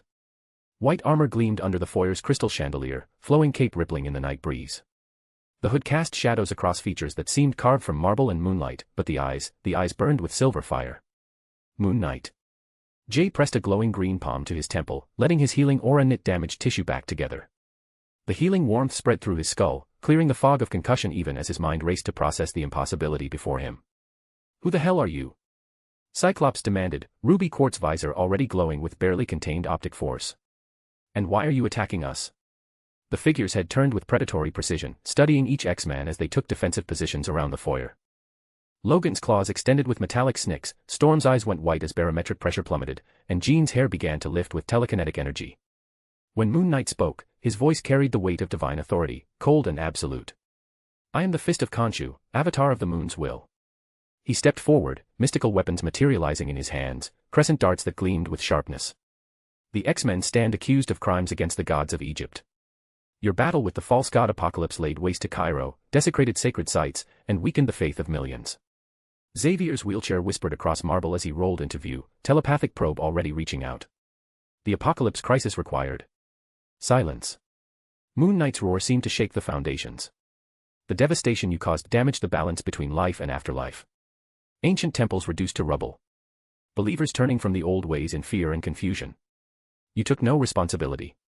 Made no recompense. The debt remains unpaid. Jay's healing finished its work, leaving him clear-headed enough to understand what he was witnessing. This is about X-Men, Apocalypse. I can reach. Then something else stirred in the depths of Moon Knight's psyche. A presence vast and ancient uncoiled from the shadows of Mark Spector's mind, Khonshu himself, the moon god's consciousness awakening like a titan from slumber. Xavier's telepathic probe, which had been carefully navigating the fractured personalities, suddenly found itself in the presence of divine awareness that stretched back millennia. Mortal. The voice thundered through the psychic link, not heard but felt, reverberating through Xavier's very soul. You dare invade the mind of my chosen. Xavier's confident expression cracked as he realized what he was facing. This wasn't just a mutant with multiple personalities, there was something genuinely divine lurking in the mental landscape, something that made his telepathic abilities feel like a candle flame before a hurricane. Impossible, Xavier gasped, his psychic probe recoiling as Khonshu's presence expanded, filling every corner of Moon Knight's consciousness with silver fire. No mind should contain. I am Khonshu, Lord of the Moon, protector of night travelers, god of vengeance. The divine voice pressed against Xavier's mind like a weight that threatened to crush his sanity. And you, Charles Xavier, have made a grave error. Did you think, Moon Knight said, his voice now layered with 4 distinct tones, Mark, Stephen, Jake, and something infinitely older, that an avatar's mind would be defenseless against invasion. Xavier's scream was telepathic but somehow audible, the professor's chair rolling backward as divine fire burned through his mental probe. The psychic backlash was devastating, not just the failure of his assault, but the terrifying realization that he had touched something that existed on a completely different level of reality. Suppress him. Jean shouted at Jay, Phoenix's fire beginning to manifest around her silhouette, not the overwhelming cosmic force, but the more controlled version she was learning to master. Like you did with Rogue. Jay was already moving, adrenaline and desperation overriding tactical thinking. If he could just reach Moon Knight, get his hands on the armor, maybe his power could cut through whatever divine enhancement. Jay. Beast's warning came too late. Jay's palm slammed against Moon Knight's breastplate, and nothing happened. His power flowed out like water hitting stone, meeting some fundamental resistance that made his teeth ache. Oh shit. How could I forget? Can't affect magic-infused abilities because of the damn drawback. The no arcane limitation that had seemed like such a minor drawback suddenly became a death sentence. Moon Knight's hooded head tilted with predatory interest. Interesting. You attempted something. The Avatar's gauntlet hand closed around Jay's throat, but his grip was weaker than before, the earlier battle having taken its toll. The god judges you as well, young one. What followed was brutal. Moon Knight, clearly fatigued from fighting multiple X-Men simultaneously, still landed solid hits but lacked his earlier devastating precision. A hook to the ribs cracked bone with an audible snap. An uppercut to the jaw rattled Jay's brain against his skull like dice in a cup. But his danger sense, now fully active, helped him twist away from the worst damage, turning killing blows into painful but survivable impacts. Through the haze of pain, Jay managed to trigger a discreet SOS device, a gift from Reed Richards that would transmit GPS coordinates and vital signs directly to the Baxter building. Please let someone be monitoring the scanners. Moon Knight noticed the signal but was too engaged with an increasingly aggressive Jean Grey to stop it immediately. Calling for help. The Avatar's voice held dark amusement tinged with exhaustion. Concha's judgment cannot be delayed by mortal interference. The final confrontation came when Jean's phoenix fire flared brighter, forcing Moon Knight to make a tactical decision. Rather than continue a battle he might not win against multiple opponents, he delivered a precise strike to Jay's temple and began his withdrawal. Jay's consciousness spiraled down into merciful darkness, his last sight the figure in white retreating through the destroyed entrance, his mission of delivering divine judgment incomplete. Jay woke to medical equipment humming and the smell of ozone. The Baxter Building's medical bay. Easy there, document. Johnny Storm appeared beside the bed, concern tempering his usual grin. You've been out for 6 hours. Reed was starting to wonder if that psycho in the Halloween costume scrambled your brains permanently. Jay tried to sit up and immediately regretted it as his ribs reminded him of Moon Knight's beating. How did I get here? Your SOS beacon, Reed called from across the lab, studying holographic displays. We reached Xavier's mansion in 12 minutes. What happened? Awful mess, Ben Grimm rumbled from the doorway. Gate smashed, but most of the X-Men were back on their feet. Sue shimmered into visibility. Jean Grey was maintaining a defensive position when we arrived. The armored figure had already withdrawn. Reed pulled up a holographic replay. Moon Knight, as they called him, retreated in an orderly fashion, more message than destruction. And Xavier? Conscious but shaken. His telepathic probe left him disoriented for hours. He was collecting a divine debt, Jay said, managing to sit upright. Something about their battle with Apocalypse damaging sacred sites and weakening faith in the old gods. Interesting, are they divine beings or advanced entities with different genetic and mental frameworks? Reed mused. Yeah, well, nobody beats up our consultant without answering to us, Johnny said. Ben cracked his knuckles like breaking concrete. But Jay's mind was racing. He'd walked into Xavier's mansion feeling like a chess master, confident in his knowledge and planning. Then Moon Knight appeared, someone who shouldn't exist yet, and systematically dismantled his assumptions. I've been playing it safe, he thought grimly. Relying on knowing the stories, thinking I could control everything without real risk. But this isn't a comic book or a movie. This is real, the timeline is changing, and I'm nowhere near strong enough. Moon Knight had been weakened by fighting multiple X-Men and still rendered Jay helpless. His power suppression useless against magic, his danger sense insufficient, his healing barely keeping up. Every major threat suddenly felt imminent rather than safely distant. And he wasn't ready. Thanks for the rescue, Jay said, swinging his legs over the bed with new determination. I owe you one. You don't owe us anything, Sue replied. That's what friends do. At the door, Reed stopped him. Jay. Be careful out there. Jay's expression had shifted from confident manipulator to something harder, more focused. Reed, I need to ask you something. How quickly could we accelerate my enhancement program? I managed to get Xavier's mutant growth hormone research, all of it. Reed's eyebrows rose. That's significant acceleration. What's prompted this urgency? Jay glanced at the New York skyline, thinking of gods and cosmic forces that didn't follow schedules. I've realized I can't afford to take things slow anymore. The world is bigger and more dangerous than I thought, and I need to be ready for whatever comes next. Spoiler. Chapter 30, Blood and Luck. A/N, we've climbed to rank 11, just one last push to break into the top 10. Keep the power stones coming, and the 7-chapter mass release will be yours. Collision.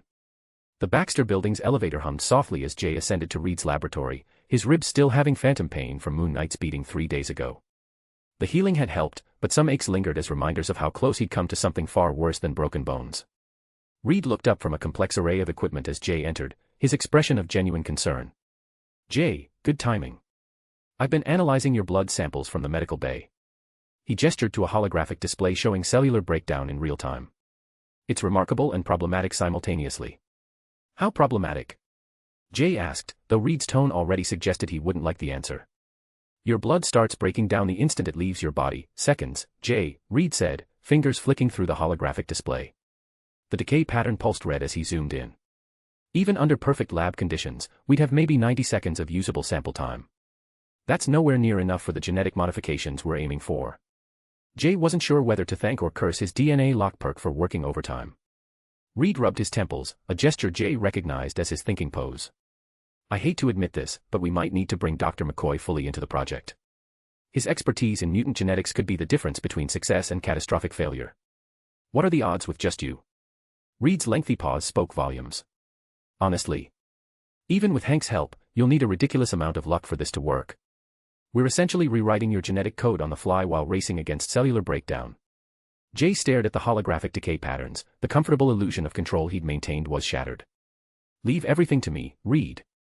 I'll set up the meeting with McCoy. Are you certain? Involving more people in this. Reed. Jay's voice carried new steel. After what happened with Moon Knight, I can't afford to play it safe anymore. Reed nodded slowly, recognizing the shift in his friend's demeanor. The cab ride back to his apartment gave Jay time to plan his next steps. Bobby was pacing the living room when Jay walked in, redness around his clenched fists, a telltale sign of his agitation. Jesus, kid, Maria, and everyone else are worried about you getting involved with this savior lot. When you didn't answer my calls that night, I thought. Bobby stopped mid-sentence, taking in Jay's careful movements.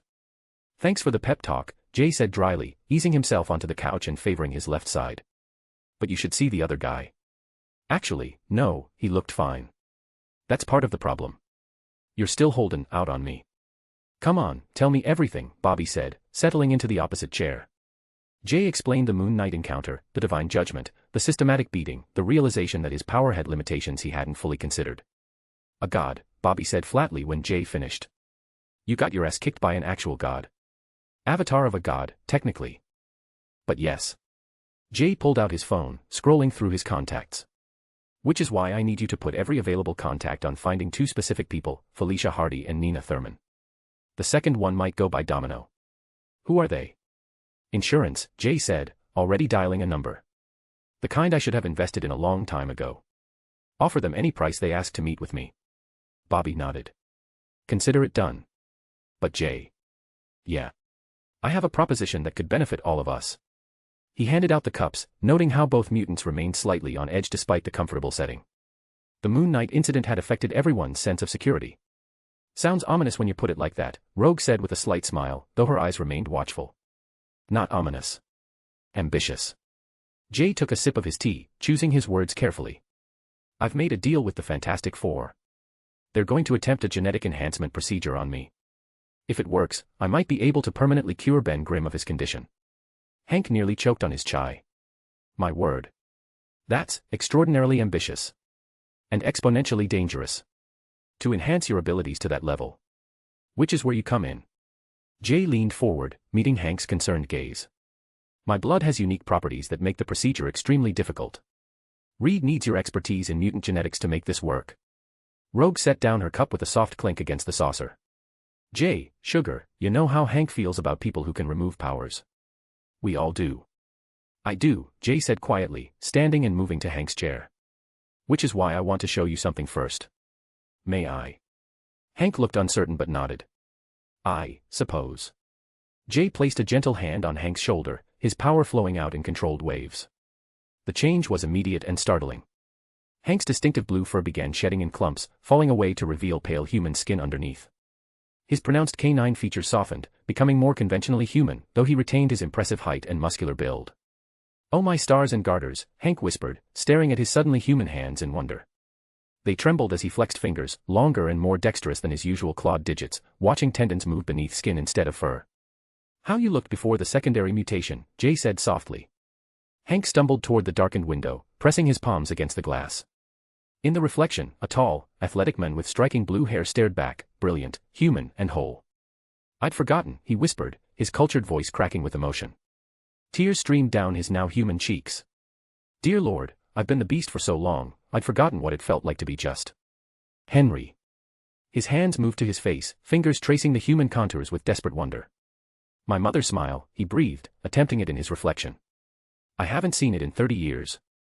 Rogue watched with wide eyes, her hand unconsciously touching her white streak. I can feel my heartbeat differently, Hank continued, voice barely audible. Henry McCoy. I'm Henry McCoy again, not just the beast who remembers being human. Partial mutation remains, Jay explained. The agility, the physical alterations, but temporary and guaranteed reversible. Jay held the suppression for several more moments, letting Hank process the experience of inhabiting his original form. When he finally released the power, the blue fur began growing back immediately, though Hank seemed barely to notice. I'll help you, Hank said without hesitation, his voice thick with emotion. Whatever you need. Anything. By evening, Reed's lab in the Baxter building buzzed with excited energy as two of the world's foremost scientific minds met for the first time. Jay watched from a comfortable chair as Reed and Hank shook hands, and within minutes, they were deep in animated discussion. Your approach to RNA sequencing is fascinating, Reed was saying, gesturing enthusiastically at a holographic display. I've been working on similar applications, but from a physics perspective rather than biological. And your quantum tunneling microscope setup is extraordinary, Hank replied, rolling up his sleeves to examine the equipment more closely. I've only read theoretical papers about this level of cellular observation. The practical applications are staggering. Should I leave you two alone? Jay asked with amusement. Maybe get you a room. Jealous. Reed grinned, but his attention was already turning back to Hank's suggestions about sample preservation. They drew multiple blood samples from Jay, working with military precision as his blood began its rapid deterioration. Even with their combined expertise, they were racing against cellular breakdown that began within seconds of exposure to air. Remarkable, Hank murmured, watching the samples degrade in real time. The decay rate is absolutely consistent. It's almost as if your body chemistry is designed to prevent external analysis and manipulation. Evolutionary adaptation, perhaps, Reed suggested. A defense mechanism against biological threats. While the scientists worked, Jay caught Rogue's eye and nodded toward a quieter section of the lab. I want to try something, if you're willing. She followed him to an alcove near the windows, evening sun streaming across the polished floor. What kind of something? What we agreed on back at the school, Jay said, extending his hand palm up. She looked uncertain but nodded, pulling off one of her gloves. If something goes wrong. It won't, Jay said with quiet confidence. You've seen me do it before. Rogue placed her hand in his, skin-to-skin contact that would normally trigger her power absorption. Instead of activating his suppression ability, he quietly stole Rogue's power while she remained none the wiser. Inside his mindscape, Rogue's power appeared as something alive, multiple faces with various colors shimmering and shifting, curious about this new environment where it could exist without causing harm. It seemed almost eager as Jay's own power theft ability approached it, the two forces circling each other like dancers recognizing a shared rhythm. Jay wanted to test his hypothesis of fusing similar powers with the help of his adaptive power perk. Previously, he didn't have two powers of the same nature, but now. The fusion began immediately, the two powers recognizing each other as fundamentally compatible. But as the process deepened, Jay sensed something crucial: this would be permanent. Once combined, there would be no separating them again.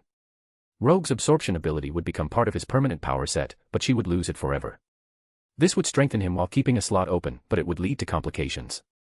Reed and Hank would question the need for the enhancement if he could already take away Ben's or Hank's powers. Jay sighed and pulled back, carefully returning Rogue's power intact. What was that? She asked, blinking as her ability reasserted itself. Felt like a current flowing between us. Like I said, Jay replied carefully. Research.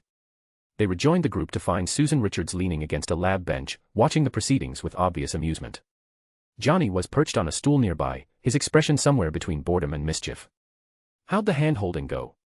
Johnny asked with exaggerated innocence. Very scientific. Real mature, Johnny, Jay said, though he noticed Rogue's slight blush at the prolonged skin contact. In her world, touching someone without causing harm was still new enough to be remarkable. Hey, I'm just saying, Johnny continued with a grin that promised more teasing to come. If you need volunteers for more research, I'm available. For science. Sue swatted her brother on the back of the head. Ignore him, Jay. We all know you're a perfect gentleman. She paused, then added with a knowing smile, most of the time. Thanks for the vote of confidence, Jay replied dryly.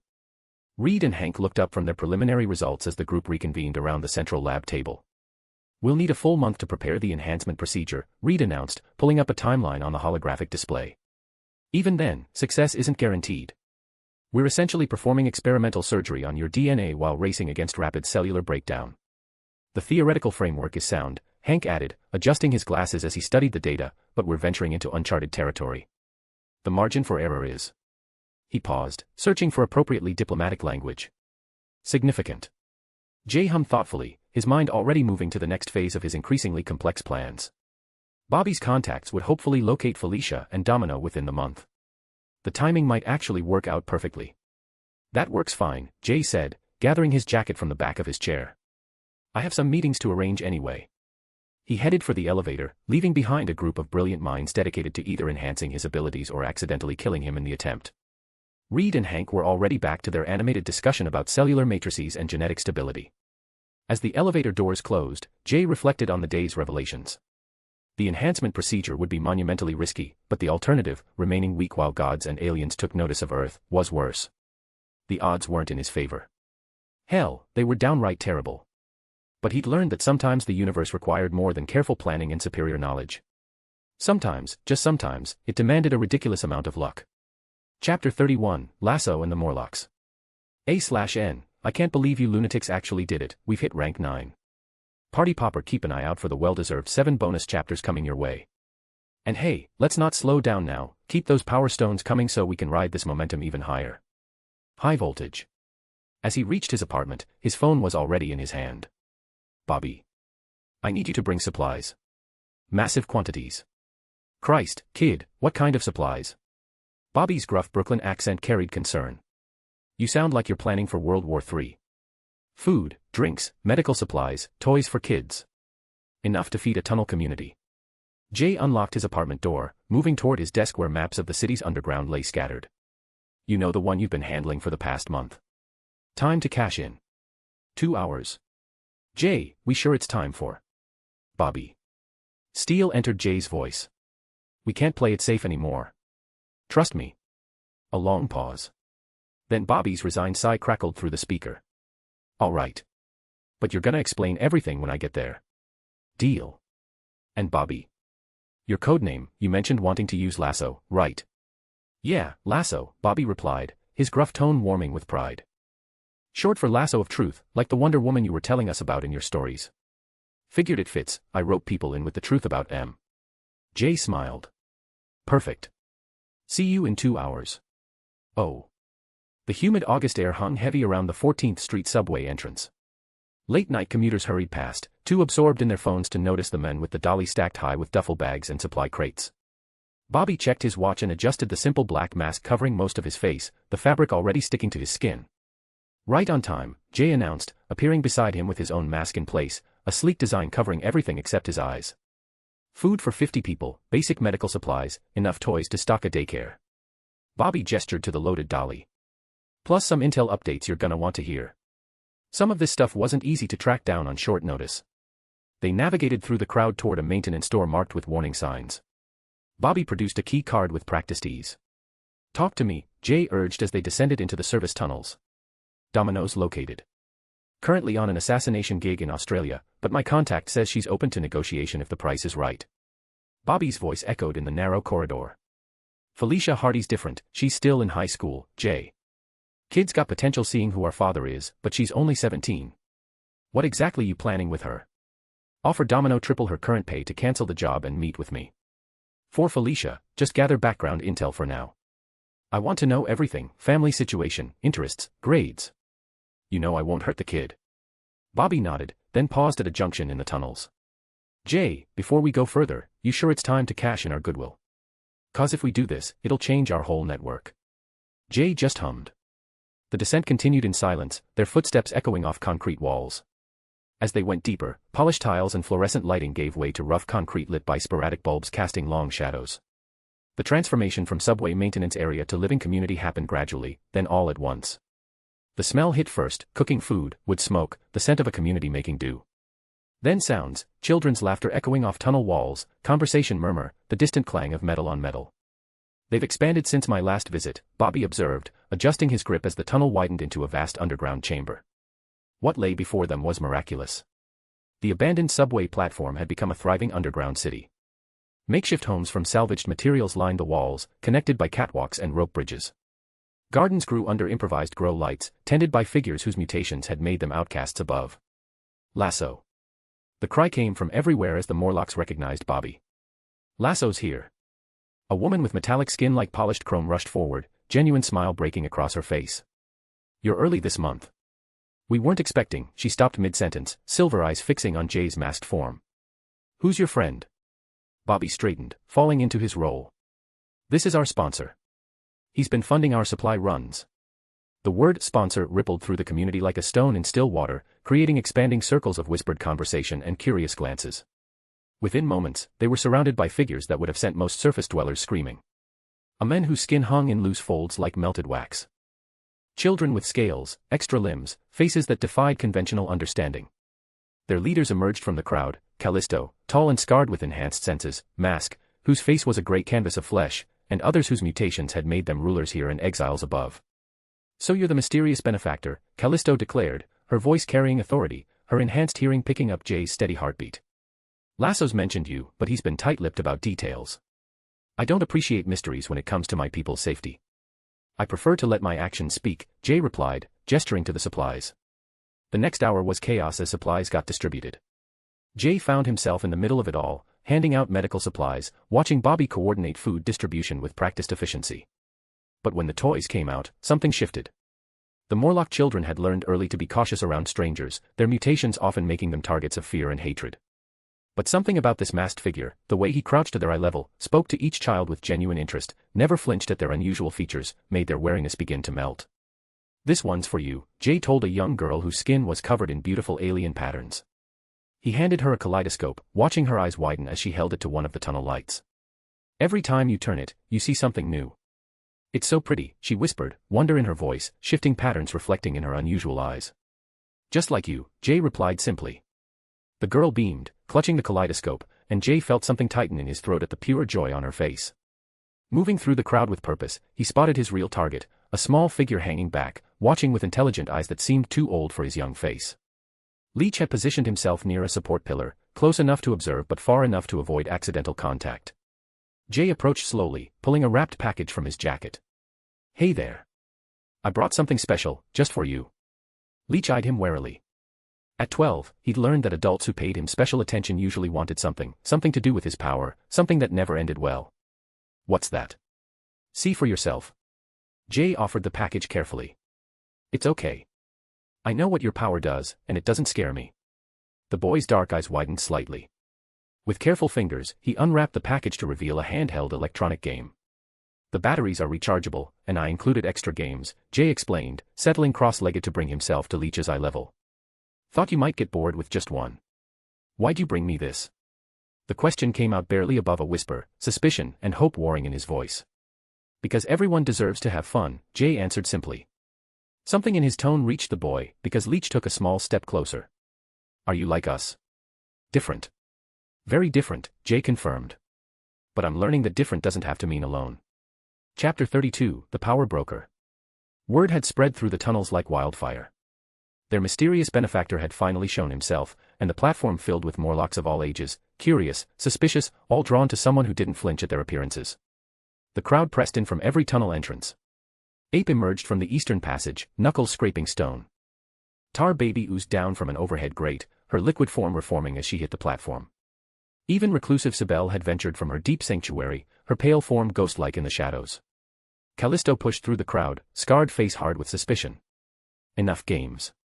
Who are you really, and what do you want?" The question hung in the air like a blade. Jay felt dozens of eyes on him, some barely human, others achingly so. The weight of a community that had learned the hard way not to trust surface dwellers pressed down on his shoulders.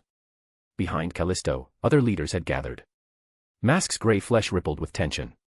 Beautiful Dreamer's luminous features were guarded, though curiosity flickered in her otherworldly eyes. Even Plague, usually content to lurk in the deepest tunnels, had surfaced for this confrontation.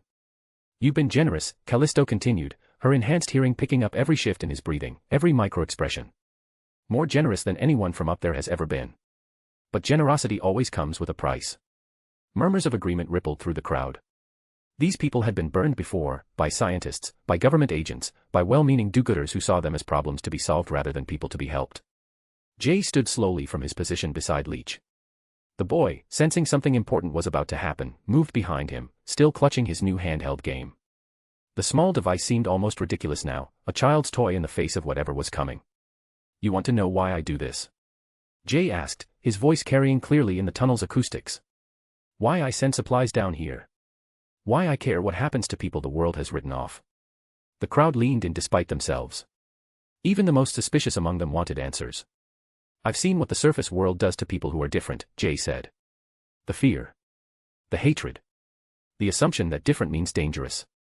The labs, the experiments, the casual cruelty of people who think mutation makes you less than human." His voice hardened with memory. I've watched children torn from their families because their gifts scared their neighbors. I've seen mutants imprisoned for crimes they never committed, simply because someone needed a scapegoat.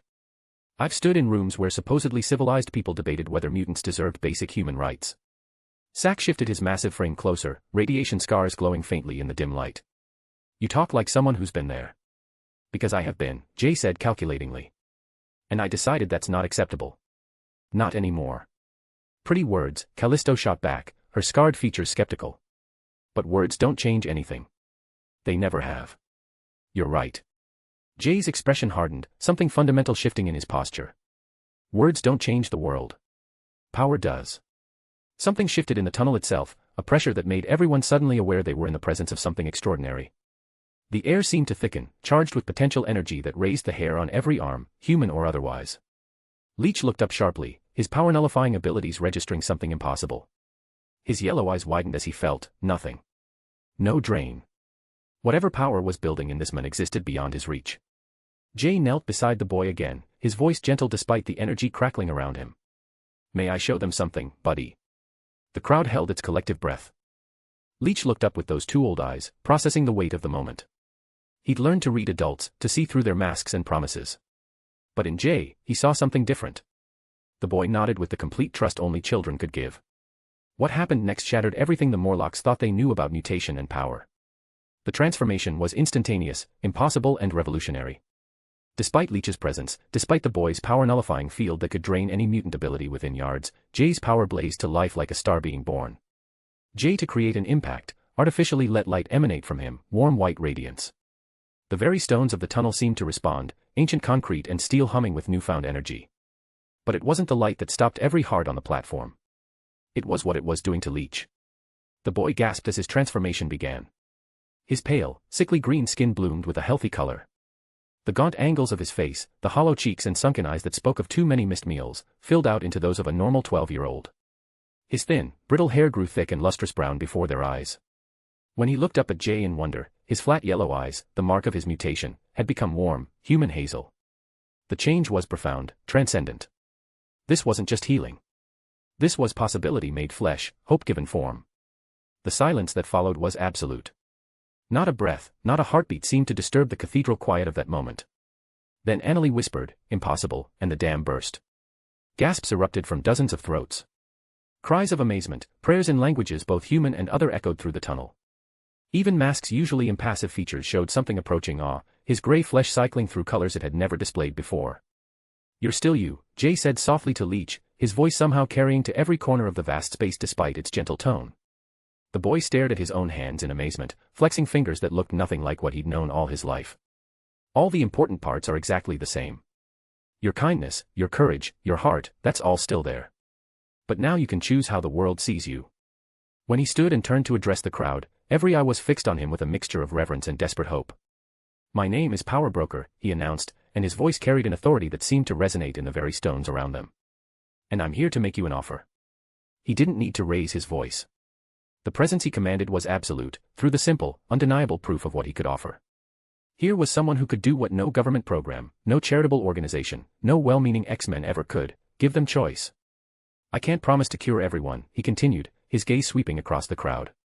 "Some of you may not want to be cured. Some mutations are gifts, not curses.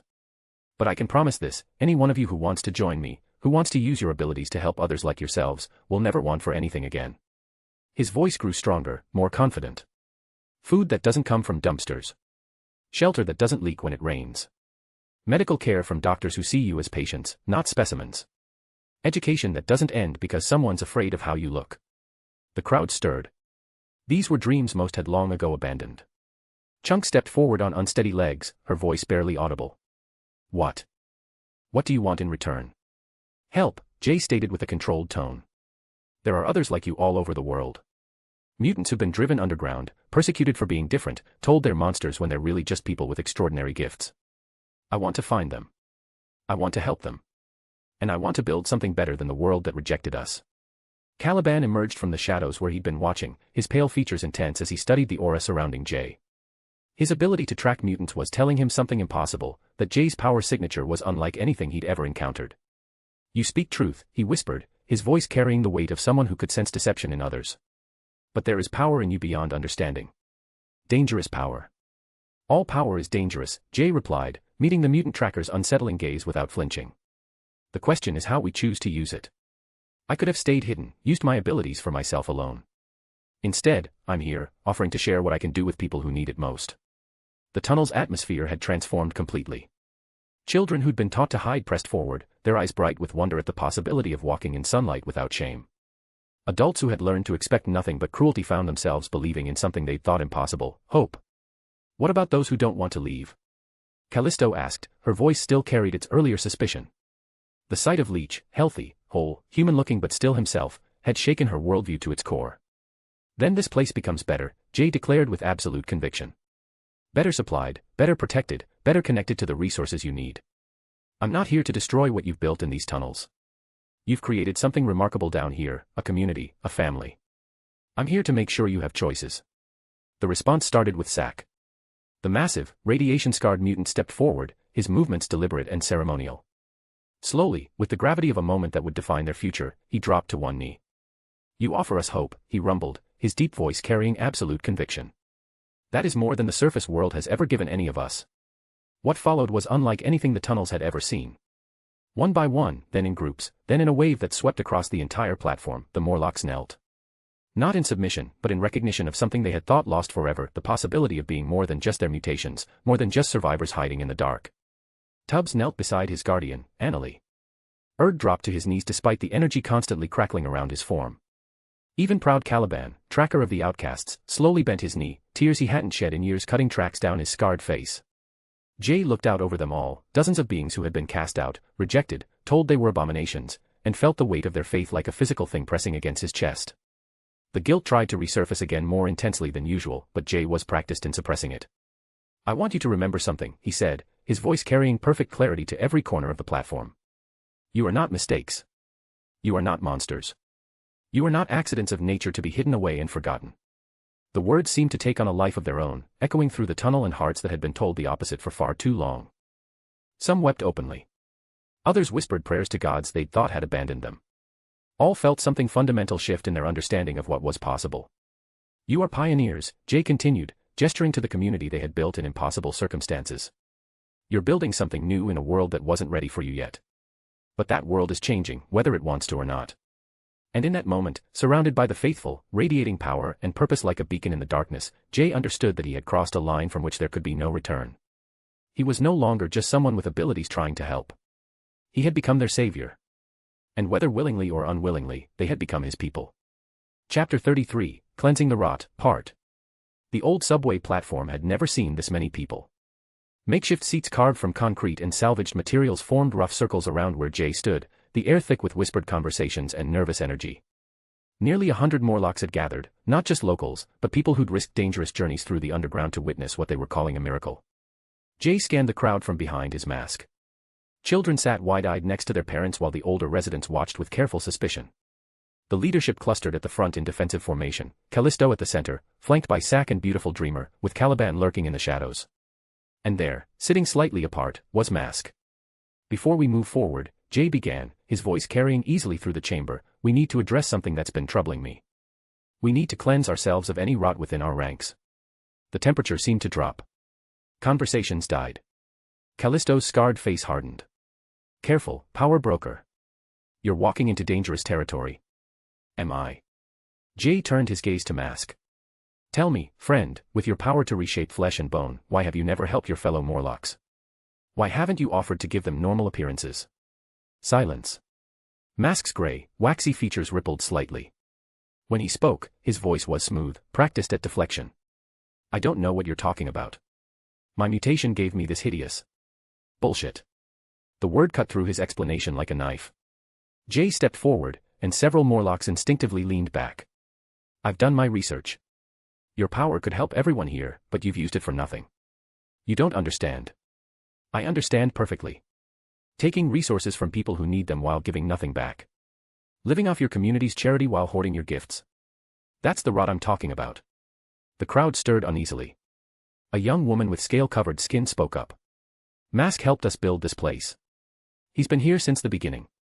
Has he? Or has he simply been here? There's a difference between contributing and just existing.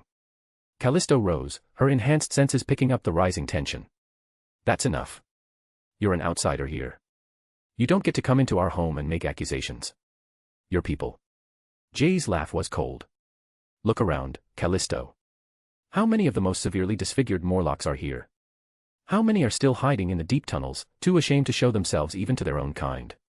Sack's massive form shifted forward, radiation scars glowing faintly. Watch your tone. Callisto's protected us for years. And I respect that. But protection isn't progress. And sometimes, protecting the wrong person does more harm than good. Caliban emerged from the shadows, pale features twisted with suspicion. You seek to divide us. To turn us against each other. No, Jay said quietly. I seek to reveal what's already there. He closed his eyes. In his mental landscape, Jay stood on a white plain under starless sky. 5 distinct forms of power waited, but his attention focused on his power theft ability, humanoid white light resembling himself, and the newly acquired essence of Leech's suppression field, manifested as a massive reptilian creature coiled in on itself. Its scales shimmered with dark green that seemed to devour light. The creature's eyes opened as he approached, weary orbs that had spent a lifetime rejecting everything. It radiated exhaustion, the bone-deep tiredness of a power that had never known rest. I know you're tired, Jay said softly, extending his hand. You've spent so long pushing everything away that you've forgotten what it feels like to connect. The reptile hissed like steam escaping a broken pipe, pulling back defensively. You've suffered enough. But now I need you to become part of something bigger. Something that can choose when to push away and when to pull close. The white light of his power theft began circling the creature. Slowly, tentatively, the reptile began to uncurl. The fusion was seamless, 2 puzzle pieces clicking together. The reptile dissolved into streams of green energy that wove through the white light, transforming it into something new. Still resembling Jay, but pulsing with controlled authority, with the power to dominate. When Jay opened his eyes, he felt the change in his bones. 5 powers dropped to 4, but the fusion had created something far more versatile. I'm going to show you something, Jay announced, his voice carrying new resonance that seemed to vibrate in the air itself. Something that will make the truth impossible to ignore. He didn't speak any words of power. He simply expanded his presence. An invisible sphere erupted outward from his position, encompassing 30 feet in every direction. Within that bubble, active mutation simply stopped. Callisto stumbled, hand flying to her temple. I can't hear anything beyond this room. Caliban, still as pale, let out a strangled cry, pressing palms against his skull. The connections, they're all gone. I cannot sense any of you. Beautiful Dreamer's ethereal glow died, leaving behind an ordinary woman with worried eyes. This is what it feels like to be human. Sack stared at his disfigured body in wonder. The burning stopped. I'm not dangerous anymore. Throughout the crowd, reactions rippled outward. Scales went slightly smooth and fleshy. Children stared at suddenly partially normal hands with fear and fascination. My power is suppressing all of your non-physical mutations, Jay announced calmly. You're experiencing what it's like to have no active powers. But it was Mask's transformation that drew every eye. The gray, waxy flesh that had defined his appearance for decades began shifting, smoothing. Drooping features pulled tight. Melted-looking skin regained healthy color and texture. Within moments, where the grotesque figure had sat, there was instead a normal-looking man in his 30s with dark hair and unremarkable features. The silence was absolute. Chapter 34, Cleansing the Rot, Part. The silence was absolute. Meet the real Mask, Jay said quietly. A man who discovered he could reshape appearance into anything he wanted, including transforming himself in his distorted sense of beauty, making himself look like a victim of the very prejudice he claimed to understand. Beautiful Dreamer spoke first, her voice shaky without its otherworldly resonance. That's impossible. We've known him for years. You've seen what he wanted you to see. A carefully crafted facade designed to earn your trust, your sympathy, your resources. Tell me, how many times has Mask offered to help with your appearances? Scattered murmurs suggested several had asked. Never, called out a young man whose face was a mass of bone growths. And yet here he sits, having maintained a false form for decades. Without his powers to maintain the illusion, Mask sat exposed before his community. You want to know the real sick part? Some of you, the ones too ashamed to come tonight, too disfigured to show yourselves even here, some weren't born that way. Some were made that way. Mask has been using his powers, all right. Just not how you think. Sack's hands clenched into fists. You're saying he made people worse. I'm saying a man who can reshape flesh with a thought, who has lived among you for years, who has watched children grow up hating their faces, has made certain choices about how to use his gifts. The explosion of rage was primal and immediate. Morlocks who had spent years believing they were irredeemably monstrous suddenly understood their suffering might have been deliberate. Parents realized hope had been within reach all along, but withheld by someone they trusted. The crowd surged forward like a breaking wave. Mask scrambled backward in terror. Callisto and her lieutenants moved to intercept, but without their enhanced abilities, they were reduced to human reflexes and strength. The chamber erupted into chaos. Voices raised in fury, scuffling feet, someone screaming. Bodies pressed forward, driven by years of suppressed rage. Then Jay snapped his fingers. The sharp sound cut through the noise like a gunshot. Every person froze mid-motion, caught by something that had nothing to do with their missing powers. The recognition of absolute authority, the kind that didn't need to be earned or explained. When Jay spoke, his voice seemed to come from everywhere. Stop. The single word carried divine weight. The Morlocks found themselves complying. Jay stepped forward, and the crowd parted without thinking. His movements were unhurried, deliberate, like someone who'd never had a command questioned. Justice isn't the same as vengeance. And I won't have this community tear itself apart, even for the right reasons. He knelt down, bringing himself eye level with the cowering men. His voice was quiet enough that only Mask could hear clearly, but the chamber's acoustics carried fragments to everyone. You're going to fix this. Every person you've harmed, every face you've twisted, every life you've made harder, you're going to undo it all. And you're going to do it gladly, because the alternative is so much worse than anything these people might do to you. Mask's voice was a hoarse whisper. And if I refuse? Jay's smile, visible even beneath his mask, was colder than the deepest tunnel.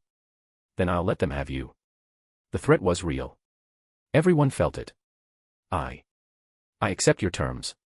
Jay stood, his presence expanding to fill the chamber again. Mask will be held under guard until every Morlock who wants it has been restored to normal appearance. His powers will be used under supervision, for this community's benefit.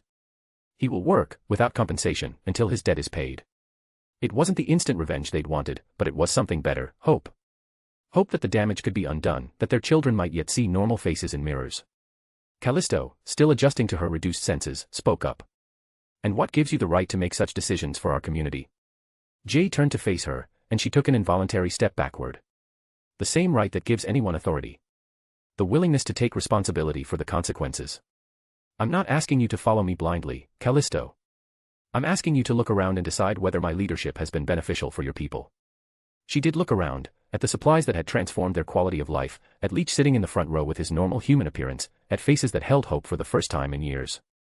You've earned the right to be heard, she said carefully. That doesn't make you our leader. No. But it makes me someone worth listening to. And right now, that's enough. Bobby remained near the entrance, weathered face troubled behind his simple mask. When Jay finally made his way over, the older man was quiet for a long moment. That was. Bobby began, then stopped, searching for words. I've seen a lot of things in my time, Mr. Power Broker. But I've never seen someone take control of a situation like that. Was it too much? Jay asked, genuinely curious. Bobby considered seriously. Probably. But maybe that's what it takes sometimes. He paused, watching Morlocks organize Mask's supervised restoration work. Just remember what I said before. I know. But the alternative is letting people like Mask continue to prey on those who can't protect themselves. And I can't accept that. Plus, it's convenient that it aligns with our goal. As they prepared to leave, Jay took one last look around the chamber. Morlocks were already organizing themselves, forming committees to oversee the restoration process, ensuring everyone who wanted help would receive it. Behind his mask, Jay's eyes were already cataloging next steps. Mask's power would accelerate the integration process dramatically. Caliban's tracking abilities would help locate other Morlock communities. Beautiful Dreamer's influence could smooth social transitions. The pieces were falling into place. The foundation of his network was solidifying. The Power Broker had work to do, and now he had the authority to do it without question. Chapter 35, Pancakes and Probability. The morning sun filtered through the windows of Jay's favorite cafe, casting golden streaks across worn vinyl booths and chipped formica tables. Jay sat in his usual corner spot, fingers drumming absently against his coffee cup as he watched the door. His mind wandered to the previous night's events. The Morlock situation had progressed better than expected, Mask was already deep into his supervised restoration work, and the transformation in community morale was remarkable. Children who had hidden their faces for years were now volunteering to help with tunnel maintenance, eager to contribute while they waited their turn for appearance correction. Everything is aligning just as planned, and in the process, he secured himself a supergroup that now owes him more than they realize. But it was the technical breakthrough that really excited him. The fusion of his power theft ability with Leech's suppression field had created something unprecedented. The implications were staggering. More importantly, he'd discovered something crucial about power compatibility. The fusion had worked because both abilities were fundamentally about removal or taking. Theft and suppression were just different expressions of the same underlying concept.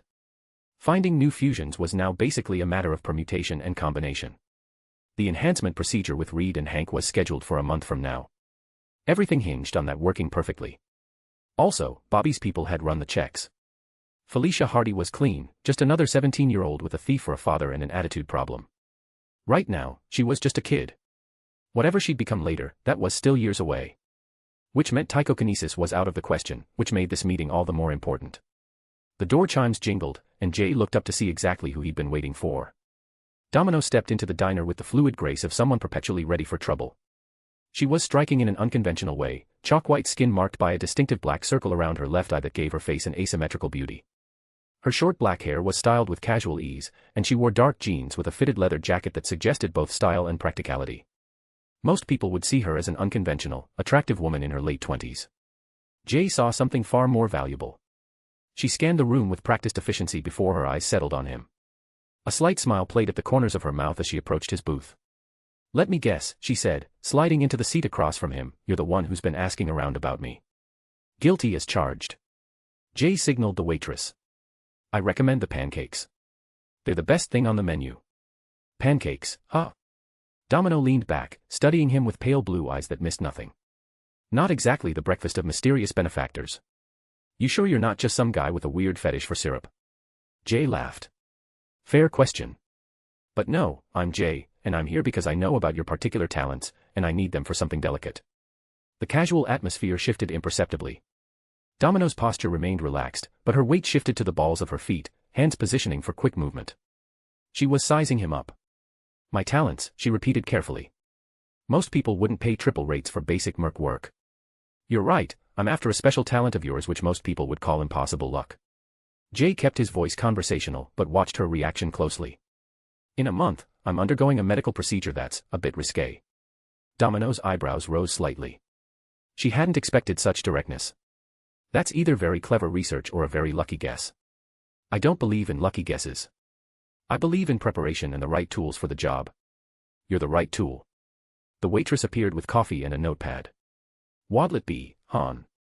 "Pancakes for both of us," Jay said without breaking eye contact with Domino. "Extra syrup." When they were alone again, Domino leaned forward slightly. "Okay, I'll bite. What's the job, and what's the pay?" "The pay is excellent, $150,000 for a month of your time." "As for the job?" Jay paused, choosing his words carefully. "I need you available on call. Think of it as providing moral support for my procedure." "Moral support?" Her tone was flat. $450,000. "For being present during critical moments." Domino studied him for a long moment, then extended her hand across the table. "You've got yourself a deal, document. As long as the money's real and I don't get permanently hurt." Jay reached out to shake her hand, already focusing on his power. The moment their skin would make contact, he'd get his first real sample of probability manipulation. His danger sense exploded. The instant his fingertips grazed Domino's skin, it went haywire. Everything that could kill him lit up at once. His brain couldn't filter it out, every threat hit him like a sledgehammer to the skull. The spilled coffee by the kitchen turned into a slip-and-die trap. He could already feel his head cracking against the tile. The frayed power cord behind the espresso machine sparked and hissed, ready to fry him where he stood. That ceiling beam creaked like it was about to give up and bury him in splinters and plaster. The couple arguing 3 booths down, their voices getting sharper, the guy's fist starting to clench. Violence was about to spill everywhere. His head pounded with overlapping warnings. Too much input. Too many ways to die. The cafe felt like a minefield, and he'd just stepped on the first wire. Touch her and everything wants you dead. Jay jerked his hand back as if burned, coffee sloshing from his cup. "Sorry, He tried to suppress his danger sense, but couldn't as the danger was that great. He tried to activate his new suppression ability, but just as the thought entered his mind the warning spiked even higher. Whatever his instincts were screaming about, attempting to interfere would make things infinitely worse. Domino's hand remained extended, her expression shifting to one of mild concern. "You okay there? You look like you've seen a ghost." "Fine," Jay managed, his heart hammering against his ribs. "Just remembered something important I forgot to do." The pancakes arrived, providing blessed distraction. Jay forced himself to take steadying breaths while Domino attacked her stack with the efficiency of someone who didn't take regular meals for granted. "So," she said around a bite, "this moral support gig. I just need to be available when you call. Essentially. A month of your time, minimal actual work required. You get paid whether I need you once or a dozen times. Easiest money I've ever made." She raised her coffee cup in a mock toast. "Here's to whatever crazy scheme you're running." They finished breakfast with carefully neutral conversation. Jay paid the check and walked her outside, his danger sense still humming with low-level anxiety. As they stood on the sidewalk, an ambulance came screaming around the corner. Jay's danger sense screamed again, but due to the already constant warnings, the vehicle seemed to appear from nowhere.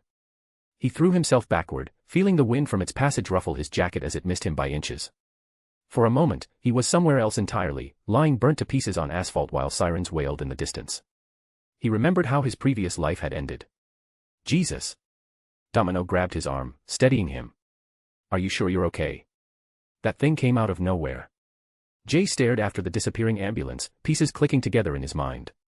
If he'd stolen or suppressed her power back in the diner, if he'd been walking out here with probability manipulation, would his luck have been better or worse? His danger sense suggested worse, much worse. Which meant her field had been protecting her even before they'd made their deal. But that level of probability manipulation was far beyond what Domino should be capable of. Even in the comics, her powers were limited, focused mainly on combat situations. "I'm fine," he said finally. "Just thinking." "Well, try not to think yourself into traffic. Bad for business." Chapter 36, Testing Luck. Over the next few days, Jay conducted careful experiments.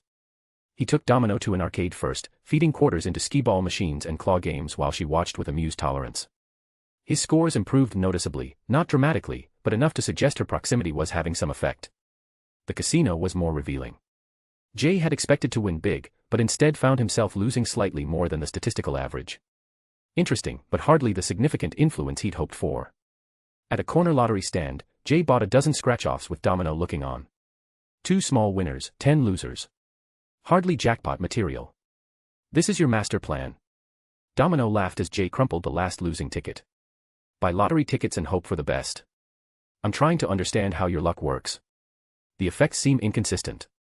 "That's because you're trying to force it." She leaned against the newsstand, watching pedestrians flow past. "My luck isn't conscious. It doesn't activate because I want something, it responds to actual danger. Threats. Things that could genuinely hurt me. So casual gambling doesn't register as life-threatening, no. My subconscious doesn't care if you lose $20 on scratchers." Although Jay knew this due to his comic knowledge, this now explained the ambulance. Her field had read his intention to steal her power and identified it as a genuine threat, setting probability in motion to protect her even before he'd acted. Later that evening at the cafe, Jay decided on honesty. "Mostly. I need to explain something about my abilities," he said as they sat in the now quiet diner. "I can heal others and temporarily suppress other mutants' powers. It's part of how I help people, thus the doctor title. And you want to test this on me? With your permission. I'm curious how your luck changes when your abilities are suppressed." Domino considered this, then shrugged. "Sure. Might be interesting to feel normal for a few minutes." Jay reached for his power, but this time with a singular, deliberate focus on benevolent intent. He wasn't here to steal or weaken, only to borrow, briefly, with her full consent, so he could study her abilities firsthand. That distinction felt important, almost like the power itself understood the difference. And despite how long he'd carried this gift, the moment struck him, he'd never actually attempted a true, temporary copy before. This was uncharted territory. It was exhausting for her, she swayed slightly, blinking in confusion as her abilities were copied over. In his mental landscape, the copied power appeared as a small, 6-sided die made of translucent material. It flickered constantly, threatening to fade at any moment. When he tried to consciously control it, experimenting with a simple coin flip to come up heads repeatedly, he failed every single time. Frustrated, Jay tried focusing on his adaptive power trait, concentrating entirely on willing the coin to show heads continuously. Still nothing. The die in his mind remained maddeningly unresponsive to conscious direction. In a burst of irritation, Jay strode toward the cafe's front window.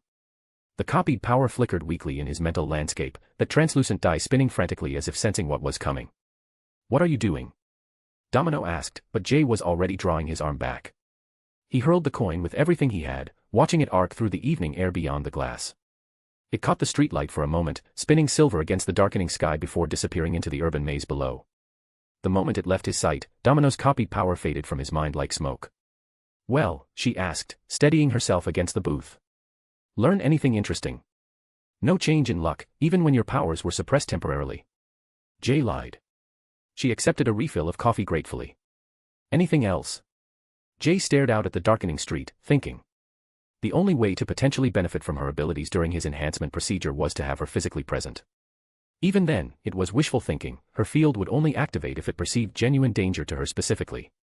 But given what he was planning to attempt with Reed and Hank's help, genuine danger was practically guaranteed. "Just one thing," he said finally. "When I call, I'm going to need you there in person. Not just available by phone." "Figured as much. Lucky for you, I don't have anywhere else to be." Jay smiled, but his mind was already racing ahead to the enhancement procedure. Having Domino present might just be wish fulfillment, but it was better than attempting the procedure without any backup at all. Given what he was planning to risk, he'd need every possible advantage. The pieces were falling into place. The Morlocks were organized and loyal. Mask was providing controlled appearance modifications. Reed and Hank had the theoretical framework for safe enhancement procedures. And now he had probability manipulation on his side, even if it would only activate when things went truly wrong. Which, knowing his luck, was exactly when he'd need it most. Chapter 37, Fault Lines. A/N, I still can't believe we did it, we broke into the top 10. Party Popper, what do you guys think of the bonus chapters so far? Let me know. And hey, let's not stop here, keep those power stones rolling so we can keep climbing even higher on the charts. High voltage.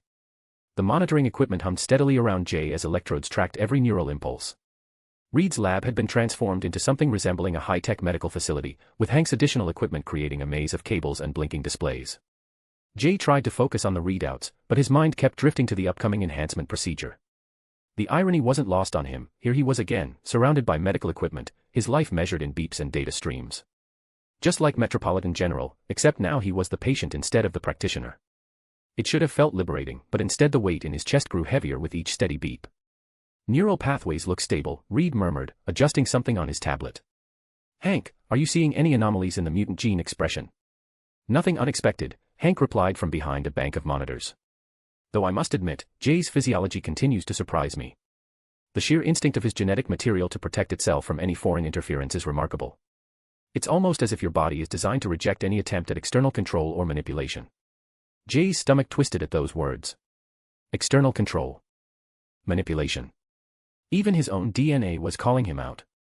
The shrill buzz of Jay's phone cut through the scientific chatter. The caller ID made his stomach clench, Bobby, and it was the emergency line. "Excuse me," Jay said, pulling off the monitoring leads. "I need to take this privately." He stepped into the soundproofed corner of the lab, pressing the phone to ear. "What's happening?" Bobby's voice was tight with controlled panic. "Mask is gone." The world seemed to tilt. "What do you mean gone?" "2 guards are dead. Professionals. They left no evidence, knew exactly how to avoid Caliban when he was out searching for other Morlock-like groups." Jay's hand clenched into a fist. How could he have been so careless? Mask was irreplaceable. Without his power to restore the Morlocks efficiently, Jay's carefully constructed position as their messiah would shatter. And if someone forced Mask to use his power maliciously, to take mutations away and dump them on innocent people? The familiar weight of responsibility settled on his shoulders like a lead blanket. "Maria?" Jay asked, forcing his voice to remain steady. "Already on it. She touched him yesterday during the supervision check, so she can track his exact location. He's at 840 Fifth Avenue. Jay's blood ran cold. His comic knowledge kicked in immediately, the Hellfire Club. Of course. Sebastian Shaw, Emma Frost, the Inner Circle. People who made games out of other people's lives, who collected mutants like chess pieces. People exactly like him. Caliban reading anything there? Heavy mutant presence. Direct extraction would be suicide without serious backup. Why didn't you just give Mask's power to Maria or Max? Bobby's question hit like a physical blow. Someone from the Inner Circle could have. Because we need him, Jay snapped, louder than he intended. His power is specifically attuned to flesh reconstruction. Dealing with human physiology requires expertise and precision that comes from lived experience. I can't just hand that off to someone else and hope it works the same way. The Morlocks need precise restoration, not experimental surgery. There's a mole, Jay said quietly. Has to be. Use the truth powers you have, justify your codename, Lasso, and find them. Have Maria track their movements and contacts for the past week. And get Linda monitoring Mask's vital signs.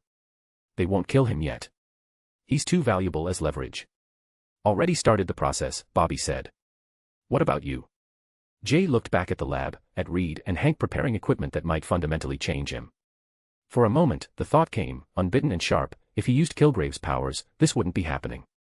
He could see it, Bobby smiling in utter devotion, Maria kneeling in gratitude, Ben telling him he was the best friend I ever had, with unwavering sincerity. A single word and every potential enemy would be gone. No betrayal. No uncertainty. Just obedience. The slap echoed through the lab like a gunshot. Jay's hand stung from the impact with his own face, his nose immediately began bleeding, and everyone in the room froze. Jay. Reed dropped his tablet and rushed over. What happened? Heal yourself. I was just about to do something idiotic, Jay muttered, wiping blood from his nose.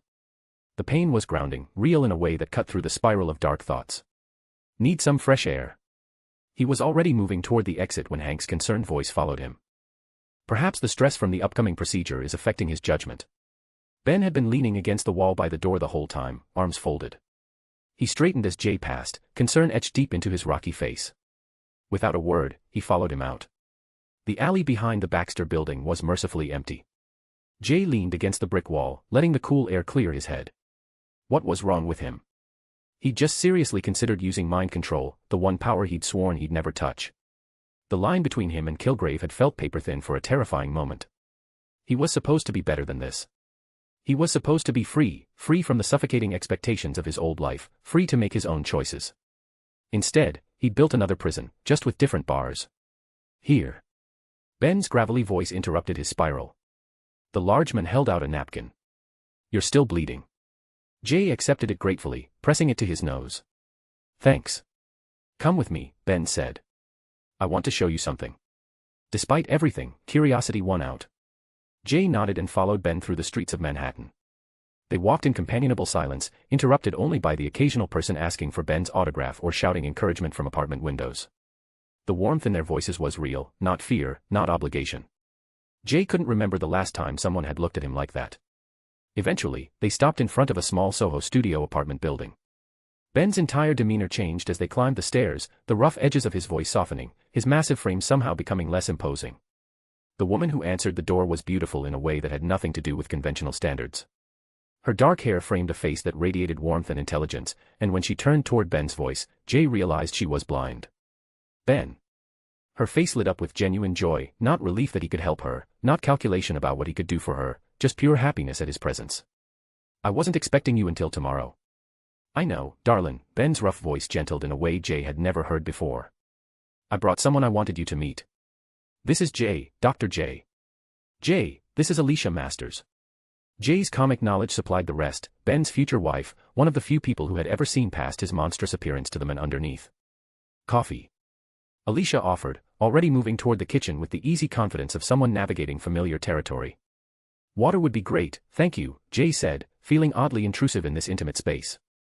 The apartment was small but filled with sculptures, beautiful, expressive pieces that captured emotion in ways that seemed impossible for someone who couldn't see. Jay found himself drawn to a piece in the corner, a sculpture of the thing that made him stop breathing. This wasn't the monster the world saw. This wasn't even the tragic hero Ben thought himself to be. The sculpture's rocky surface somehow conveyed gentleness, protection, even tenderness. Every line spoke of strength used to shelter rather than destroy, of power wielded with infinite care. Alicia's fingers brushed the edge of the piece. It's funny, she said softly. People think the surface is the truth. But sometimes the real shape of someone isn't on the surface at all. This was how someone who loved him saw him. That's my Ben, Alicia said softly. I made it after our third date. Took me 6 tries to get it right. Why 6 tries? Jay asked, his voice rough. Because I kept trying to sculpt what I thought he looked like. Had to learn to sculpt what he felt like instead. Jay looked between the sculpture and Ben, seeing the same essential qualities in both, but more than that, seeing the love that had transformed perception itself. Ben settled onto the couch with surprising grace for someone of his size. Jay, you know why I really brought you here? The seriousness in Ben's tone made Jay take a seat across from him. When I first got changed into this thing, Ben gestured at his rocky form, I wanted to die. Spent weeks locked away, wouldn't even look in a mirror. The dame I was gonna marry took one look at me and ran screaming. Can't say I blamed her. Alicia's hand found his, her fingers intertwining with his massive stone digits. What changed? Jay asked, though he knew he was still afraid of the answer. You did, kid. 3 months ago, you showed up and gave me something I thought was gone forever, hope. Ben's voice roughened. After you healed that callus, showed me what might be possible, I finally had the guts to step outside again. The words hit Jay like a physical blow. He'd done that healing as a demonstration, a way to build trust and establish his credentials. A calculated move in his larger game. That's when he literally bumped into me at the art supply store, Alicia added with a gentle smile. Knocked over half my clay samples. She didn't run, Ben said simply. Asked if she could touch my face, said she wanted to know what I looked like. When she did. His voice caught, she just smiled and said I had kind eyes. The room fell quiet except for the soft tick of a clock. You gave me hope for a cure, Jay. But she gave me a reason to want one. Ben leaned forward, his voice turning urgent. But if there's even the smallest chance this procedure could kill you, I'm walking away right now. You understand me, kid? Right now. The words shattered something inside Jay's chest. His breath caught, eyes suddenly burning with tears he couldn't stop. When was the last time, when was the first time, someone had valued his life over what he could give them? At the hospital, he'd been valuable for his skills, his willingness to work overtime, his ability to handle difficult patients. His mother called because she wanted grandchildren, status, the life she'd planned for him. Even his friends back home had only reached out when they needed medical advice or help. Here was someone willing to sacrifice their deepest desire to keep him safe. Not because of what he could do, but because of who he was to them. And it was all built on lies. Ben. Jay's voice cracked, the tears coming freely now. I mean it, Ben said fiercely. I've lived as this thing for months. I can live as it for the rest of my life if it means keeping you safe. That's what friends do. Friends. The word hit like a sledgehammer. The procedure isn't for you, Jay said suddenly, his voice harsh and cutting. Don't flatter yourself, Ben. This is for me. My enhancement, my risk, my choice. You getting cured is just a convenient side effect. He was standing now, pacing like a caged animal. You think I'm doing this out of the goodness of my heart? You think I'm some kind of saint? I'm not. I'm doing this because I need to be stronger. The fact that it might help you is just coincidental. Jay, that's not. Ben started to rise from the couch. It is true. Jay shouted. Alicia flinched at the volume of his voice, and that small reaction sent another wave of shame through Jay. I'm sorry, he said abruptly. I'm sorry, Alicia.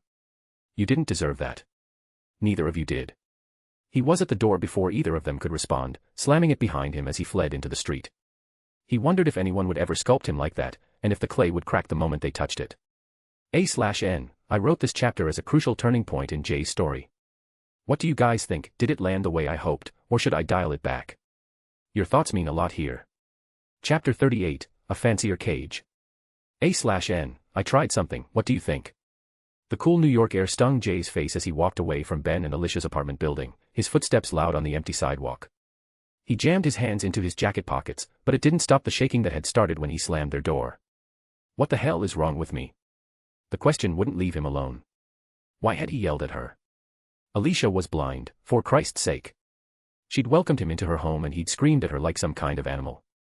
And Ben had been ready to give up his cure just to keep Jay safe. He stopped walking and just breathed for a second. The memory of Alicia jerking back when he raised his voice made him want to punch something. She couldn't even see his face, just heard pure anger directed at her for no reason. Friends. That's what Ben had called him. Said that's what friends do, stick up for each other, put each other first. Jay had never had a friend like that. Hell, he wasn't even sure what that looked like, he was too busy staying ahead of everyone, figuring out what they wanted before they asked. People in his life always needed something from him, fix this, heal that, solve their problems. With the Morlocks, S.H.I.E.L.D., the X-Men, he was the guy who could handle things. That's how he'd set it up, because at least then he knew the score. But Ben had looked him in the eye and said he'd rather stay a monster forever than risk losing Jay. And Jay had thrown that back in his face like the ungrateful bastard he was. His phone buzzed, cutting through his self-recrimination. Bobby, he answered without checking the caller ID. Where are you? No hello, just straight to business. That was Bobby. Jay stopped at a corner, watching people walk by like they had their shit together.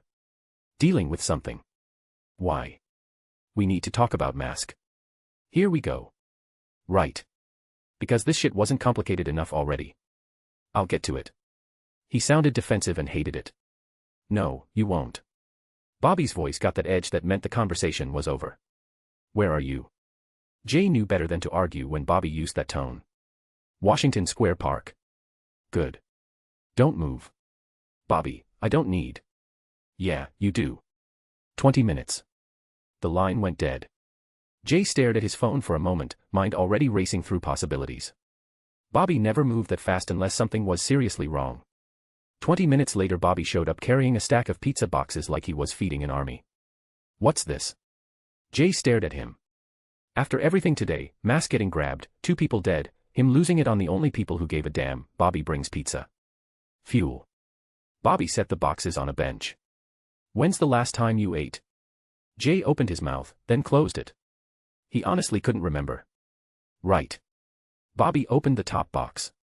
Perfect pizza, pepperoni, and mushrooms. Max made this one. Max. Jay took a bite without thinking. Holy shit, this is good. Kids works nights encrypting and securing our communications, sends money home, still finds time to perfect his pizza recipe. Bobby sat down, watching Jay eat.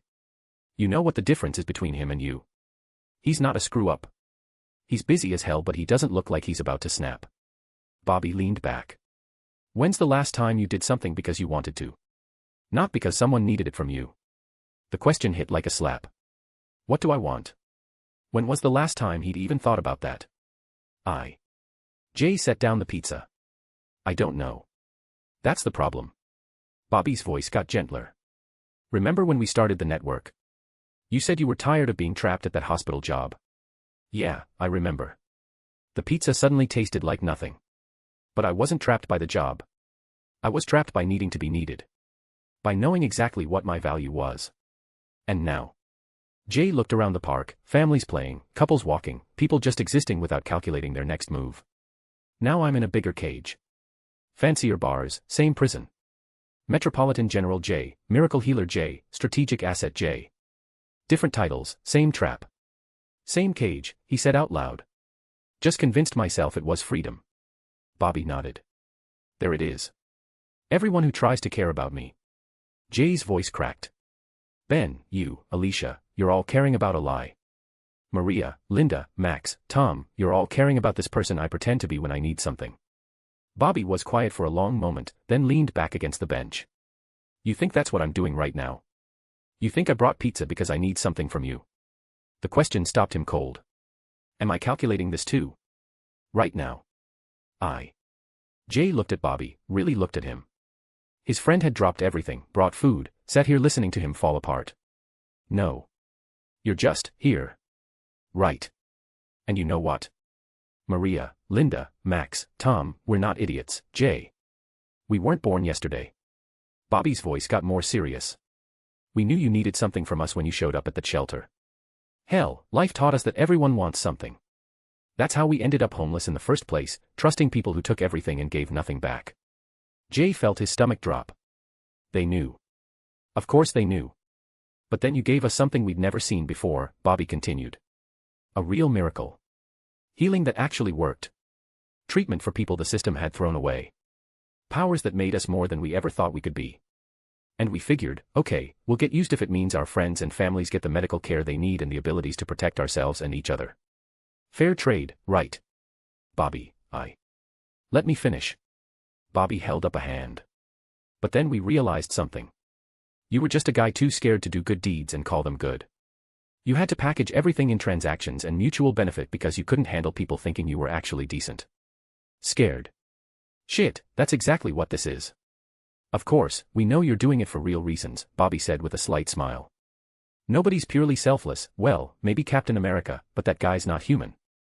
But here's what you don't get, we follow you not just because of the miracles and the abilities you gave us, though that's part of it. We follow you because you've got a good heart and you keep trying to find ways for everyone to win. Jay stared at him, feeling something crack open in his chest. You knew. This whole time. Kid, you think we're stupid. You think we didn't notice how you always made sure everyone got something out of every deal? How you'd exhausted yourself giving us powers that would make us targets alongside you? How you'd spend hours figuring out how to help someone without making them feel like charity cases?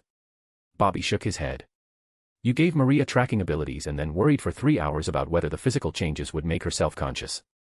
You gave Max encryption powers and immediately started planning how to keep him safe from government surveillance. You're not half as good a manipulator as you think you are. You're just too scared to admit you're a decent person. The words hit Jay like a physical blow. He sat there, pizza forgotten, staring at Bobby as everything he thought he knew about himself crumbled. They saw through it. All of it. And they stayed anyway. You. His voice came out rough, barely a whisper. You all knew I was using you, and you stayed. We stayed because you weren't really using us, Bobby said gently. You were just too scared to believe anyone would stick around for Jay without all the calculations and careful benefits. So you built this whole elaborate system where everyone wins because you couldn't trust that people might just like you. Jay felt tears sting his eyes. All this time, I thought I was so clever. So careful. And they saw right through me and chose to care anyway. I don't understand, he said, his voice breaking. If you knew, why didn't you say anything? Why let me keep pretending? Because you needed the pretense, Bobby replied simply. You needed to believe you were in control, that everything was transactional. But we were watching you, kid. We saw how you'd sit up all night after giving us those abilities and making sure we were all safe. How you'd check on Maria when she was working to keep track of every SHIELD agent and tetching medicine to Linda to make most of her diagnostic powers. How you'd find ways to get Tom's medications covered without him knowing it came from you. They saw all of that. Those weren't transactions, Jay. Those were just you caring about people and being too stubborn to admit it. You know what living looks like? Bobby asked. What? It's when you wake up excited about something. Doesn't matter what, Max gets excited about pizza dough and testing his encryption abilities. Maria gets excited about tracking down landlords who try to cheat our people. Some people get excited about stupid TV shows or arguing about sports. Bobby grinned. It's about doing things because they make you feel alive, not because someone needs you to do them. When was the last time I felt excited about anything except for getting new powers or making my plans work? When was the last time I did something just for me? I can't remember the last time I felt excited, Jay said quietly. Then that's where you start. Jay took another bite of Max's pizza, really tasting it this time. The kid made this because he loves making it. Not to prove anything or get something back. Thank you, Jay said suddenly. For coming here. For the pizza. For this. Bobby started to respond, but Jay held up his hand. And I'm going to try not to figure out how to pay you back for it. Bobby's grin was worth everything. Now you're getting it. Don't go all therapist on me, Bobby added, standing and brushing crumbs off his jacket. You still overthink everything. Maybe try talking to someone who isn't wrapped up in all this hero stuff. Go on a date. Meet someone normal. Despite everything, Mask still missing, the guilt over screaming at Ben and Alicia, this whole identity crisis, Jay laughed. Actually laughed. When was the last time I did that? There we go, Bobby said. That's the sound I was looking for.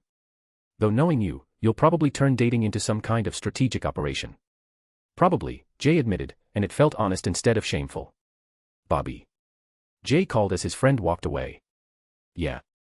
Next time Max makes pizza, save me a dozen of them. I want to eat it when I'm not having a breakdown. Bobby's laughter carried across the square. Jay's thoughts were quieter now. I still have to deal with Mask. Still have to face Ben and Alicia after that disaster. Still have to figure out how to be a person instead of just a collection of useful abilities. But maybe that was what freedom actually looked like, not having all the answers, but being willing to figure them out as you go. Chapter 39, Masks and Moles. A/N, okay. I totally screwed up facepalm. I thought the rankings reset once a month, but nope, turns out it's every week. My bad on that one. But hey, that just means we get to climb the charts again. Rocket, so keep those power stones coming and let's fight our way back up. Bonus chapters are waiting once we smash through the ranks. Collision. Jay stood in Manhattan Square Park, staring at his phone screen. The notification from Caliban had been simple enough, people are getting restless. Come now. But simple didn't capture the ice that had settled in his chest, or the way his hands had gone completely steady for the first time in weeks. He pocketed the phone and turned toward the subway entrance. Bobby, he called out, his voice carrying that particular edge that made people stop what they were doing. I need Maria and Linda on Mask's vitals and location constantly. Any change, I want to know immediately. You sound different. Do I? Jay pulled out his burner phone and scrolled through contacts with mechanical precision.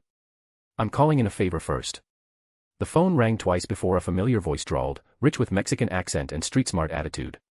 Jay. Bit early for blood theft, cabron, or you just missing my pretty face? Zaby. Jay's voice was flat, businesslike. Someone took one of my people. I need you to scope out the Hellfire Club, and I need it quiet. A pause. When Zabi spoke again, his usual playful tone had sharpened. Orale, one of your people. You sound different, hermano.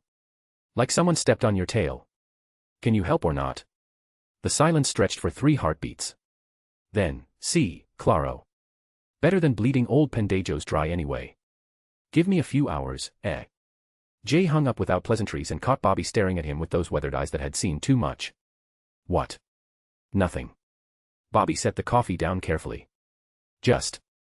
One of my people sounded different coming out of your mouth. More like you actually meant it. Jay shrugged, but something in his chest had gone tight at the words. A week ago, he would have said asset or network member.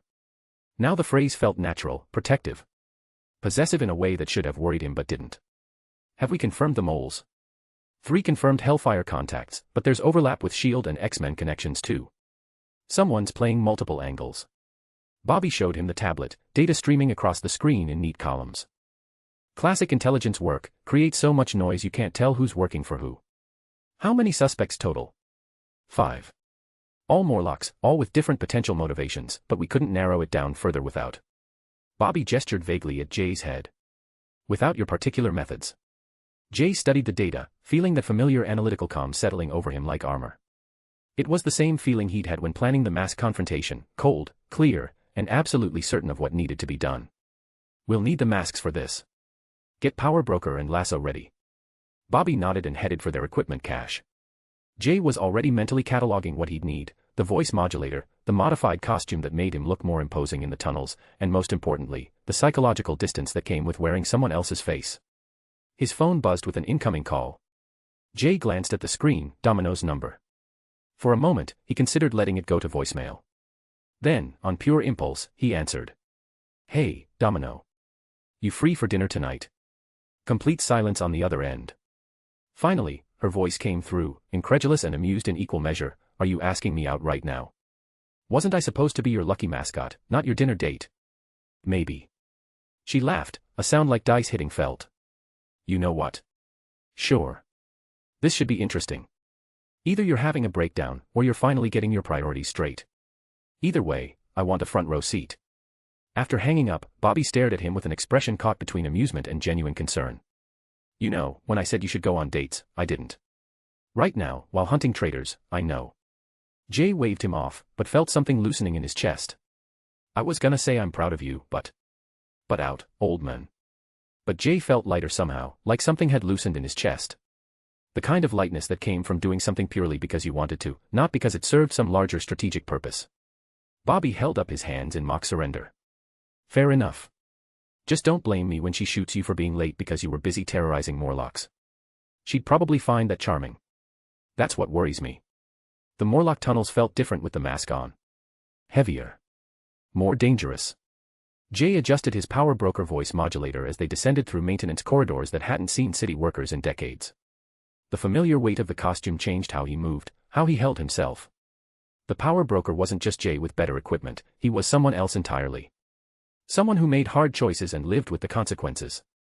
The main chamber buzzed with nervous energy, children peeking around corners before being shooed back by watchful parents, elderly Morlocks gathering in worried clusters, the usual background hum of daily life replaced by tense whispers. 5 chairs sat arranged in a semicircle, each occupied by a restrained figure. Harsh lighting from jury-rigged flood lamps cast stark shadows across faces that ranged from defiant to terrified. The Morlock leadership formed a loose perimeter, Callisto at the center with her arms crossed, flanked by Sack's massive, radiation-scarred form and beautiful Dreamer's ethereal presence. Power Broker. Callisto stepped forward, her enhanced senses reading the room's tension like a book. They're ready. Jay studied the suspects with clinical detachment. 3 of them couldn't meet his masked gaze, their body language screaming guilt. A woman with gills and shark-like features stared back with pure defiance. An older man with crystalline skin that caught and fractured the harsh light just looked tired, bone-deep exhausted in the way that came from carrying shame too long. The weight of the voice modulator, the way the eye holes narrowed his vision, the subtle change in how others looked at him, it all combined to create distance. Jay could feel guilt, could second-guess himself. The Power Broker simply acted. When he spoke, his voice carried the electronic distortion that had become his signature in the tunnels. Look at me, he said quietly, letting Kilgrave's stolen ability flow into his words. It felt like swallowing poison. The viral component of the power circulated under his skin, repulsive and wrong, but undeniably effective. All 5 heads turned in perfect unison, eyes glazing with artificial compliance. Tell me why you betrayed your people. The first 3 spoke in overlapping confessions: money, surface lives. The Hellfire Club promised integration, real integration, not just tolerance.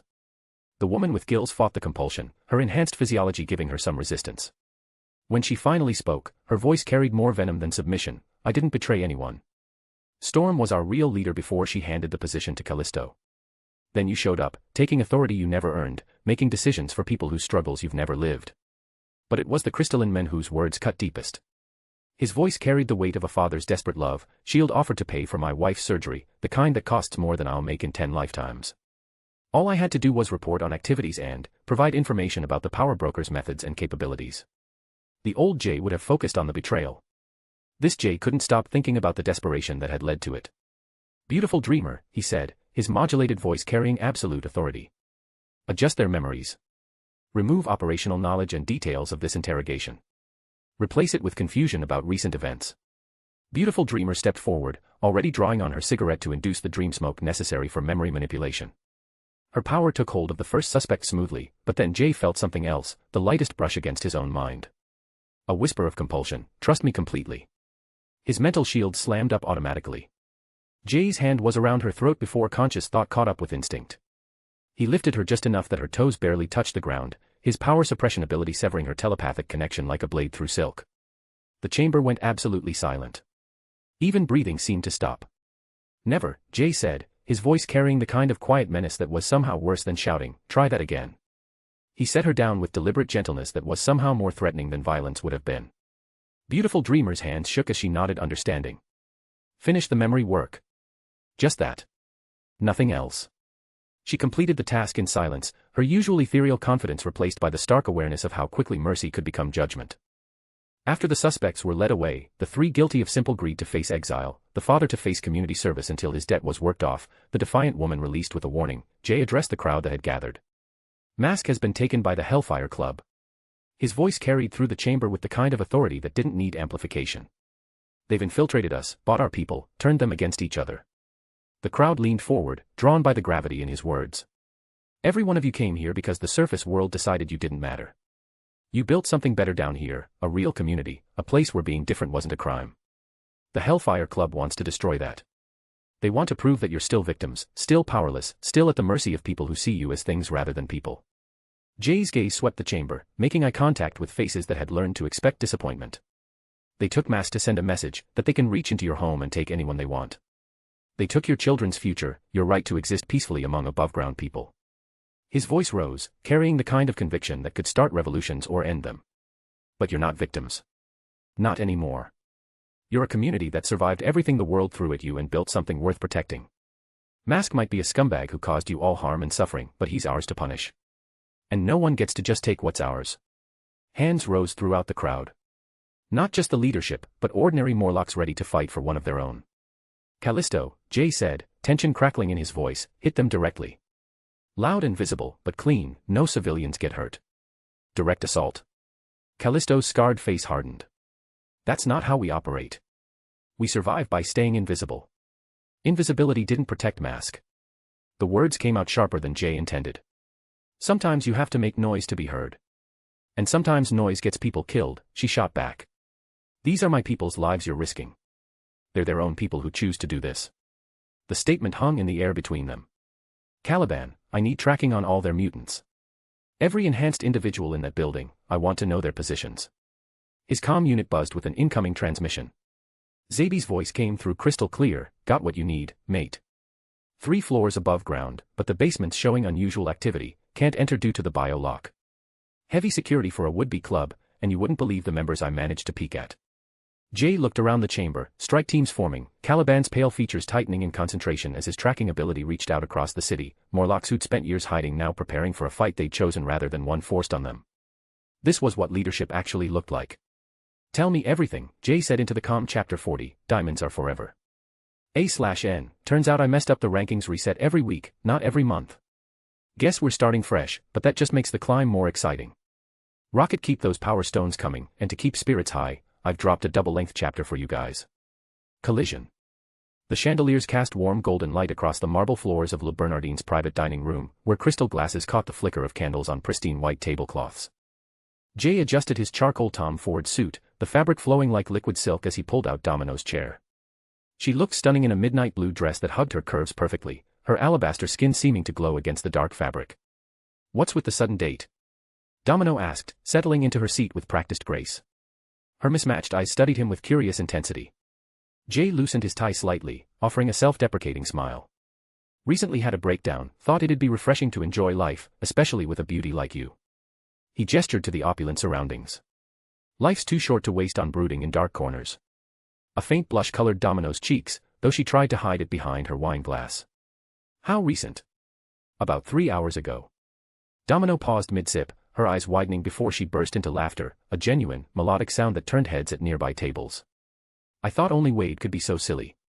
Now here you are, taking emotional breakdowns and turning them into dinner reservations." The mention of Wade sent Jay's mind racing. Wade. Deadpool. His expression grew serious for a moment as he considered the implications. A fourth wall breaker in this world meant variables he couldn't account for, meta-knowledge that could unravel carefully laid plans. The thought was both thrilling and terrifying. Domino noticed the shift immediately. "Hey, I'm sorry. That was stupid of me, bringing up another man during our date." Jay's smile returned, warmer this time, his eyes trailing appreciatively over the way her dress highlighted her figure. "Actually, that reminds me. I have a proposition, a bet, if you will." He leaned forward conspiratorially, close enough that she could smell his cologne. "I think I can get you a treasure from an alley nearby, something worthy of someone with your unique gifts. I finally understand how your powers can help with more than just combat." Curiosity sparked in Domino's mismatched eyes, and she leaned closer too, creating an intimate bubble between them. "What kind of treasure are we talking about?" Jay extended his hand across the table, palm up. "Trust me." Domino sighed, though her lips curved into an amused smile. Jealous men really are the dumbest creatures on earth. But she placed her hand in his anyway, their fingers intertwining for a moment longer than necessary. The familiar sensation of power copy flowed through Jay's fingertips, Domino's probability manipulation settling into his consciousness like a warm, electric current. Domino visibly sagged, her energy temporarily depleted. "Ice cream," Jay said, signaling the waiter while his thumb traced a gentle circle on her wrist. "The lady needs the best you have while I step out for a moment. I'll be right back." The Manhattan alley behind the restaurant buzzed with pre-mission tension. Jay pulled the power broker mask over his features, the synthetic material conforming to his face like a second skin. His finger found the comm device. Go. Chaos erupted 3 blocks away as Morlocks poured from the sewers like a tide of forgotten humanity. Caliban led the charge, his pale, gaunt form directing traffic while Callisto's silver-streaked hair whipped behind her as she coordinated the assault teams. Dozens of mutants, some barely recognizable as human, swarmed the Hellfire Club's elegant brownstone. Civilians screamed and scattered, their evening strolls forgotten in the face of what looked like a monster movie come to life. Car alarms wailed as panicked drivers abandoned their vehicles.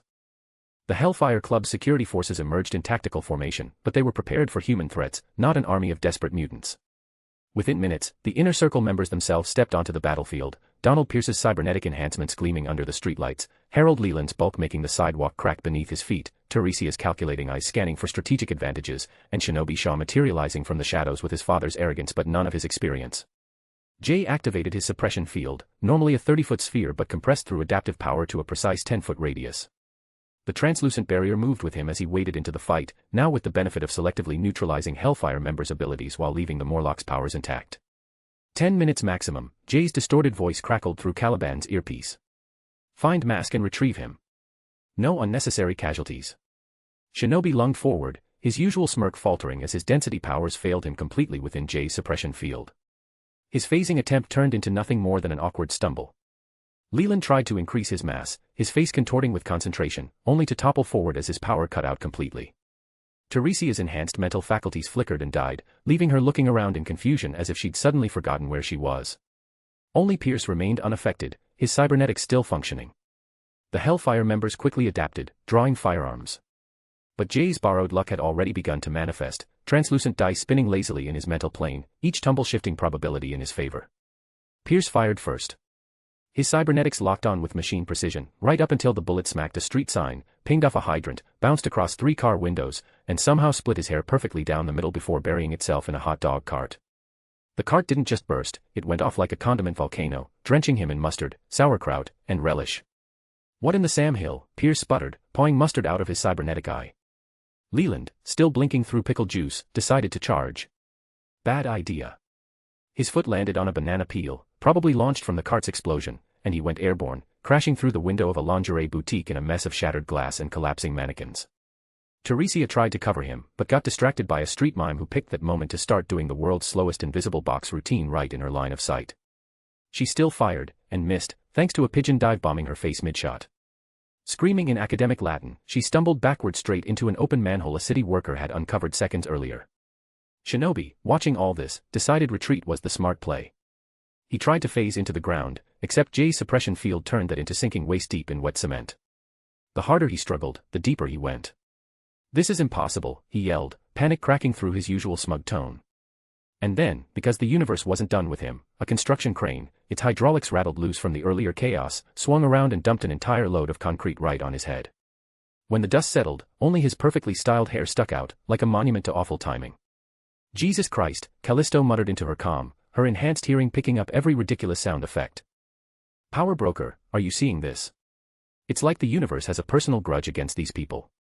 "Callisto," Jay's voice cut through the chaos as he stepped over Leland's moaning form, his boots somehow managing to avoid every piece of broken glass and condiment puddle despite the battlefield around him. "Bandage the injured. We need them fresh for the sales pitch." The Hellfire Club's elegant brownstone looked like a war zone painted by a madman's brush, yellow condiments splattered across marble steps, broken lingerie mannequins scattered like fallen soldiers, and a construction crane that had decided to redecorate the front lawn with modern concrete sculpture. Jay found Tessa, codename Sage, slumped against the mahogany paneling of the library, her normally sharp eyes unfocused and glazed. She looked up at him with the dazed expression of someone whose vast intellect had just been temporarily reduced to normal human levels, a sensation she hadn't experienced in decades. "Tell Xavier," Jay said, his mask's voice modulator making the words seem to echo from everywhere at once, the electronic distortion adding an otherworldly quality that made him sound like judgment itself. "Infiltration isn't his style. Leave that to Mystique." Sage's eyes widened in recognition and fear, her remaining telepathic abilities immediately identifying the threat level of the figure before her. Her enhanced cognitive and DNA-rooted abilities except for her telepathy, capable of processing thousands of variables simultaneously and holding the memories of decades, flickered and dimmed under Jay's power drain. Through his comic nerd perk, Jay instantly accessed everything he knew about Sage's complicated loyalties. Originally Charles Xavier's spy within the Hellfire Club, she'd been slowly corrupted by Celine's dark magic, psychic tendrils that had wormed their way into her telepathic channels during their first encounter. What Xavier didn't know was that his agent had become a double agent against her will, her enhanced mind making her the perfect conduit for Celine's influence. Odd Celine isn't here tonight, Jay thought. The Black Queen's magic would have complicated the operation, sure, but not in the way someone would think. The elevator chimed softly as Jay reached the penthouse office. Emma Frost stood silhouetted against the floor-to-ceiling windows, Manhattan's glittering skyline providing a dramatic backdrop. Her white business suit was impeccable, her platinum blonde hair perfectly styled despite the chaos below. "Impressive work," she said without turning around, her Massachusetts accent crisp and controlled. "Though I have to ask, how did you know I'd be here instead of at the Hellfire Club meeting in London?" "Luck, I guess," Jay replied simply. "But I'm more curious about something else. You were already an adult during the Cuban Missile Crisis. How are you still so young?" Emma finally turned, her lips curving into a predatory smile. "Diamond is forever, darling."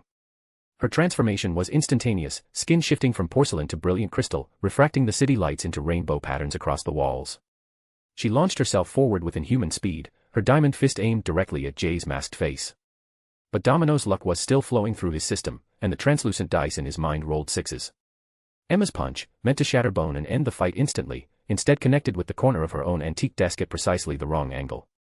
But this wasn't just any desk, somehow, impossibly, Emma's prized miniature adamantium letter opener had chosen that exact moment to fall from the desk surface, displaced by the vibrations from the chaos below, and wedge itself perfectly between her knuckles and the hardwood.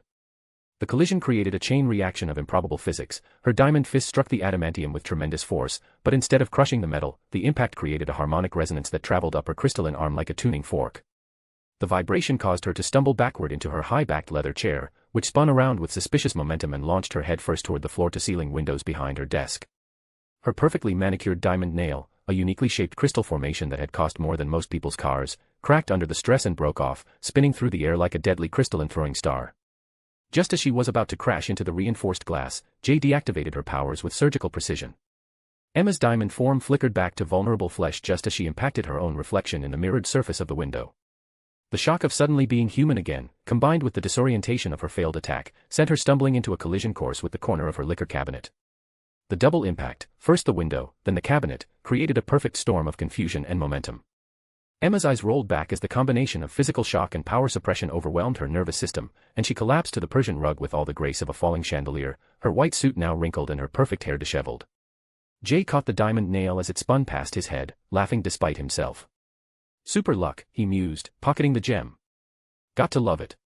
He tried to heft Emma's unconscious form over his shoulder, but due to his exhaustion, grunting with effort, he dragged her down to where Callisto was organizing the prisoners. Pack them all into the Morlock holding cells, Jay ordered. And be careful with the blonde. She's heavier than she looks. Callisto's scarred face showed a mixture of professional admiration and concerned curiosity. Power broker, the level of coincidence we just witnessed, that's not normal tactical luck. What exactly are you not telling us? Jay's mask concealed his expression, but his voice carried a note of satisfaction. Sometimes the universe decides to pick a side. Tonight, it chose ours. In the sub-basement, Caliban's pale, gaunt form stood guard outside a reinforced cell, his tracking abilities having led them directly to their target. Mask huddled inside, his body bearing the evidence of extensive experimentation. His face, what was left of it, was a patchwork of surgical scars, far worse than the self-inflicted deformities he'd maintained among the Morlocks. Jay's jaw clenched beneath his mask as he took in the sight. The Hellfire Club's twisted experiments had turned one of the most powerful flesh manipulators into a living laboratory specimen, his flesh bearing the marks of procedures that would have killed a normal human. Congratulations, Jay said grimly, his voice cutting through Mask's whimpering like a blade. You got what you always claimed to want, permanent disfigurement that matches the ugliness of your soul. He stepped closer to the cell, his suppression field encompassing the space. But your punishment isn't over. It's changing. Get back to work, make everyone's appearance normal. Give our people the faces they deserve, and maybe you'll earn back a fraction of the trust you destroyed. Mask's head snapped up, hope flickering in his reconstructed eyes. You slaver, you want me to work in these conditions? I'm giving you redemption. Don't waste it, Mask. 10 minutes later, Jay slipped back into Le Bernardine through the kitchen entrance, having shed the power broker identity in a nearby alley for Bobby to take care of. He'd taken a moment to check his appearance in a darkened storefront window, ensuring no trace of his activities remained visible. His suit was immaculate, his hair perfectly styled, the only evidence of his activities being the slight sheen of excitement in his eyes and the diamond nail in his jacket pocket. His temporary copied powers had already faded, leaving him feeling slightly hollow where Domino's probability manipulation had resided in his consciousness. Domino looked up from her third helping of chocolate gelato, her energy mostly restored. Her eyes sparkled with mischief as she licked the spoon slowly, deliberately. That was either the longest bathroom break in a date, or you actually managed to find something interesting in Manhattan's alleys. Jay reached into his jacket pocket and produced the diamond nail, its faceted surface catching the candlelight like a captured star. Got this off another girl's finger for you. Figured you might like something that matches your explosive personality. Domino's eyes went wide, then she burst into delighted laughter. You're completely insane. She took the unique diamond, turning it over in her fingers, her touch lingering on his hand as she did. I love it. She leaned across the table and kissed him, her lips tasting of chocolate and mint and something indefinable that might have been adrenaline. The kiss was longer than he'd expected, more intense, her hand sliding up to cup his jaw as if she was trying to read something in his expression. When they broke apart, she was grinning, but her eyes held a sharp intelligence that suggested she was putting pieces together. So, she said, settling back into her chair but not releasing his hand, her thumb tracing patterns on his palm, ready to tell me what really happened out there. Because unless Manhattan's alleys have gotten significantly more glamorous since this morning, this little beauty came from somewhere much more interesting. Jay smiled, refilling their wine glasses with his free hand while their fingers remained intertwined. What makes you think anything happened? Maybe I'm just lucky. Honey, Domino said, holding up the diamond nail so it sparkled in the light while squeezing his hand suggestively, I'm literally a living luck charm. I know the difference between coincidence and chaos. She took a sip of wine, her eyes never leaving his. But I also know when to appreciate a good mystery and thank you for making this the most interesting date I've had in years. Outside, sirens wailed in the distance as emergency responders dealt with the aftermath at the Hellfire Club. But inside their private dining room, Jay and Domino simply enjoyed their wine, the tension of the evening giving way to something warmer, more intimate, more promising. After all, diamonds make memories be forever. Chapter 41, Lines in the Sand. A/N, keep those power stones coming, and to keep spirits high, I've dropped a triple-length chapter for you guys. Collision. At Jamaxter, where are you, my guy? The last spoonful of tiramisu disappeared from Domino's plate as she leaned back in her chair, her fingers playing with Emma's diamond nail like a worry stone. The private dining room had grown quieter around them, other diners having filtered out into Manhattan's glittering night. "So," she said, her voice dropping to that husky register that made Jay's pulse quicken, "my place or yours? I'm thinking we could continue this treasure hunt you started." Her foot found his ankle under the table, sliding up his calf with deliberate pressure. The gesture was subtle enough that the remaining waitstaff wouldn't notice, but unmistakable in its intent. Jay felt his body respond immediately, heat pooling low in his stomach as her mismatched eyes held his with unmistakable invitation. The diamond nail caught the candlelight as she rolled it between her fingers, and for a moment, he could picture those same fingers trailing across his skin. "Rain check," he said, the words feeling like gravel in his throat. Domino's foot stopped its exploration. "Rain check." Her eyebrows shot up. "After that dessert? After you literally stole diamonds from another woman for me?" She gestured at the empty plates between them. "Honey, I was ready to drag you out of here 20 minutes ago." Jay's smile was strained as he signaled for the check. "Trust me, you have no idea how much I want to." His hand found hers across the table, thumb tracing her knuckles. "But my last breakdown was 3 hours ago, remember? This feels too good, too fast for a first date. Since when do you strike me as the type to take things slow?" Jay's grip tightened fractionally. "You deserve better than a rebound from my psychological crisis." Domino studied his face for a long moment, her expression shifting from frustrated desire to something softer. "You know, most guys use that line to get out of commitment, not into it." "I'm not most guys." "No," she agreed, bringing his hand to her lips to press a soft kiss to his palm. "You're really not." 20 minutes later, Jay's Tom Ford suit hung in his penthouse closet, replaced by the power broker's tactical gear. The transformation was more than cosmetic. The moment the mask settled over his features, his entire bearing shifted. The conflicted men from the restaurant disappeared, replaced by something harder, more focused. Bobby waited in the alley behind the building, his own transformation into lasso complete. "So, kiddo," Bobby said as they made their way toward the underground entrance, "didn't I tell you not to mix dates with work? And look what you did, calling me after striking out." "Too good, too fast," Jay cut him off, adjusting his mask. "But duty calls, old man." "Classic." Bobby shook his head. "You sure you're good for this? What we're about to do down there? The Morlocks need someone who'll actually fight for them. And when the X-Men show up, then they'll learn some lines can't be uncrossed." Jay pulled his mask down fully. Masks on. Time to work. The main gathering chamber buzzed with energy Jay had never felt before in the tunnels. Nearly every Morlock in the community had assembled, filling the space from wall to wall, some still bearing their mutations, others restored to human appearance thanks to Mask's unwilling cooperation. Callisto stood at the chamber's center, her scarred face showing genuine hope for the first time in years. Beautiful Dreamer flanked her on one side, Sunder on the other, his massive frame casting shadows across the stone walls. "Bring them out," Jay's distorted voice echoed through the chamber. The crowd parted as Caliban led a procession into the space. First came Mask, his surgically scarred form moving with reluctant dignity. He'd spent the hours working tirelessly to restore normal appearances to those who wanted them, his penance for years of inflicting his own trauma on others. Behind him came the Hellfire prisoners, Emma Frost's white suit stained and wrinkled, Shinobi Shaw nursing a head wound, Harold Leland limping, Donald Pierce with circuitry sparking from recent damage, and Sage looking around with the dazed expression of someone suddenly incomplete.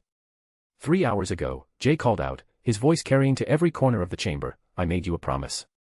I said I would give you hope, not pity. That you would stand together as a community, not hide as outcasts." He gestured to Mask, who stood straighter despite his obvious discomfort. "This man betrayed you. Twisted your faces to match his own self-hatred. But even he can find redemption through service to others." The crowd looked at their restored neighbors and cheered, raising their voices in the first unified expression of joy the tunnels had heard in decades. "We are not monsters," Jay continued, his words resonating from the walls themselves. "We are not freaks. We are not forgotten. We are a community, and communities protect their own." The cheering grew louder, voices echoing off stone until the chamber rang like a cathedral. "Shut up, all of you." Emma Frost's voice cut through the celebration like a blade. Despite her disheveled appearance, she radiated imperious authority. "Do you have any idea who you're dealing with? I am Emma Frost of the Hellfire Club. My resources could buy and sell every one of your pathetic lives 1,000 times over." Shinobi Shaw straightened beside her, wincing but matching her arrogant tone. "Father will tear this city apart looking for me. The Shaw fortune, the connections we've built, you're all dead already, you just don't know it." "The Hellfire Club has existed for decades," Pierce added, his cybernetic eye whirring as it focused on Jay. "We've survived wars, revolutions, the rise and fall of governments. What makes you think a handful of sewer rats can threaten us?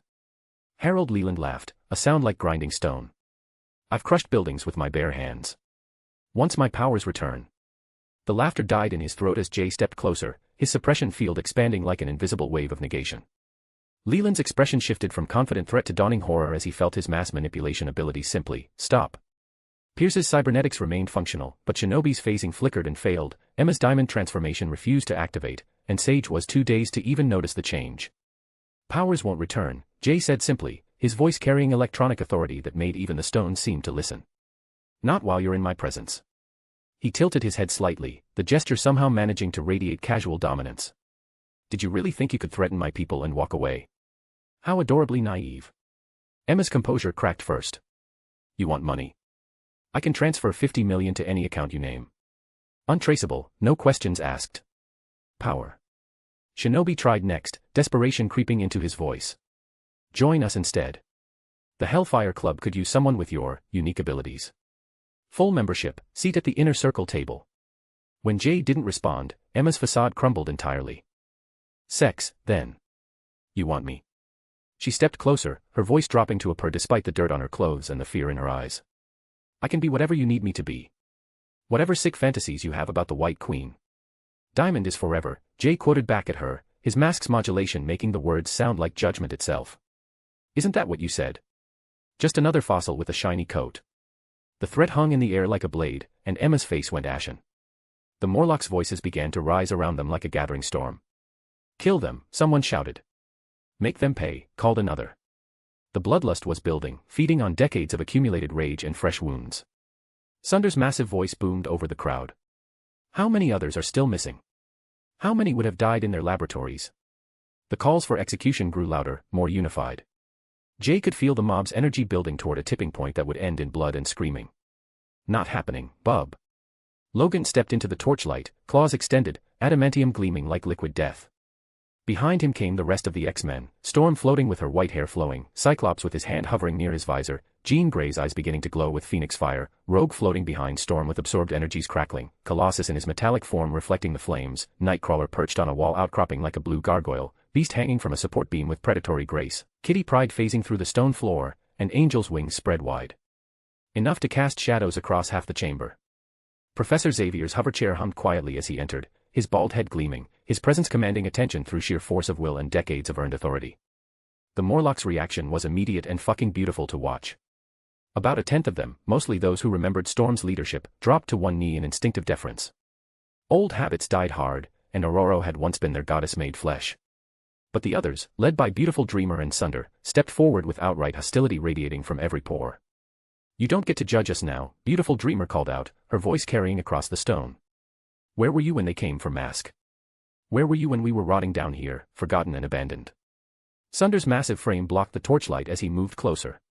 Storm, you left us. You chose them, he gestured at the X-Men with barely contained fury, over us. You don't get to return now and dictate our justice. Those who'd knelt began to rise uncertainly, caught between old loyalties and new realities, watching their former goddess face the consequences of years of benign neglect. Logan's claws extended another inch, catching the firelight. I don't care about your politics, kid. Nobody gets executed on my watch.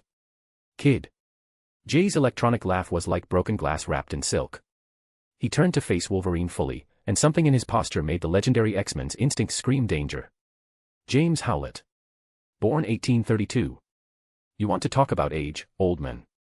The casual use of Logan's real name, a name buried deeper than most government secrets, sent ripples of shock through both teams. Logan's claws retracted slightly, his enhanced senses telling him he was facing something far more dangerous than he'd initially calculated. Touching, Jay's electronic voice cut through the tension like a blade. Tell me, Wolverine, how many people have you executed?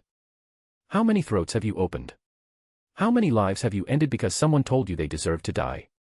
Logan's jaw worked silently, his feral instincts screaming at him that the masked figure represented a threat beyond his considerable experience. We came for Sage, Professor Xavier said, his cultured voice carrying clearly through the chamber despite the growing tension. Tessa, the woman you know as Sage, is our operative. She's been undercover in the Hellfire Club for years, gathering intelligence on their activities. Storm floated higher, her voice carrying the authority of thunder itself. This isn't justice, Callisto. This is vengeance. And vengeance solves nothing. Jay turned to face her directly, his mask reflecting the torchlight like polished death. Storm, before coming here to lecture us about justice, did you ever ask yourself why it escalated to this?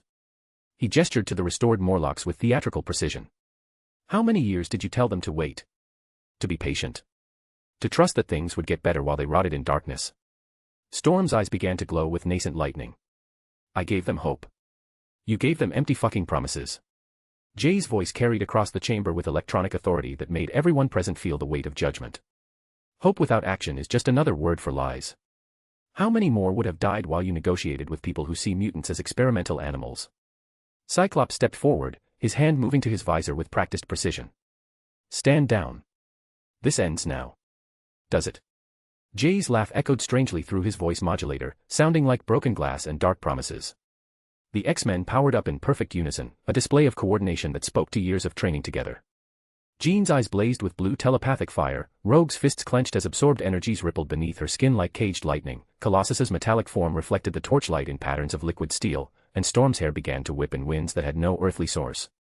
Jay's suppression field expanded outward like an invisible sphere of negation, 30 feet in diameter, washing over the assembled X-Men like a cold wave of absolute denial. You know what's funny about legends? Jay said conversationally as reality rewrote itself around him. They're only impressive until someone better shows up.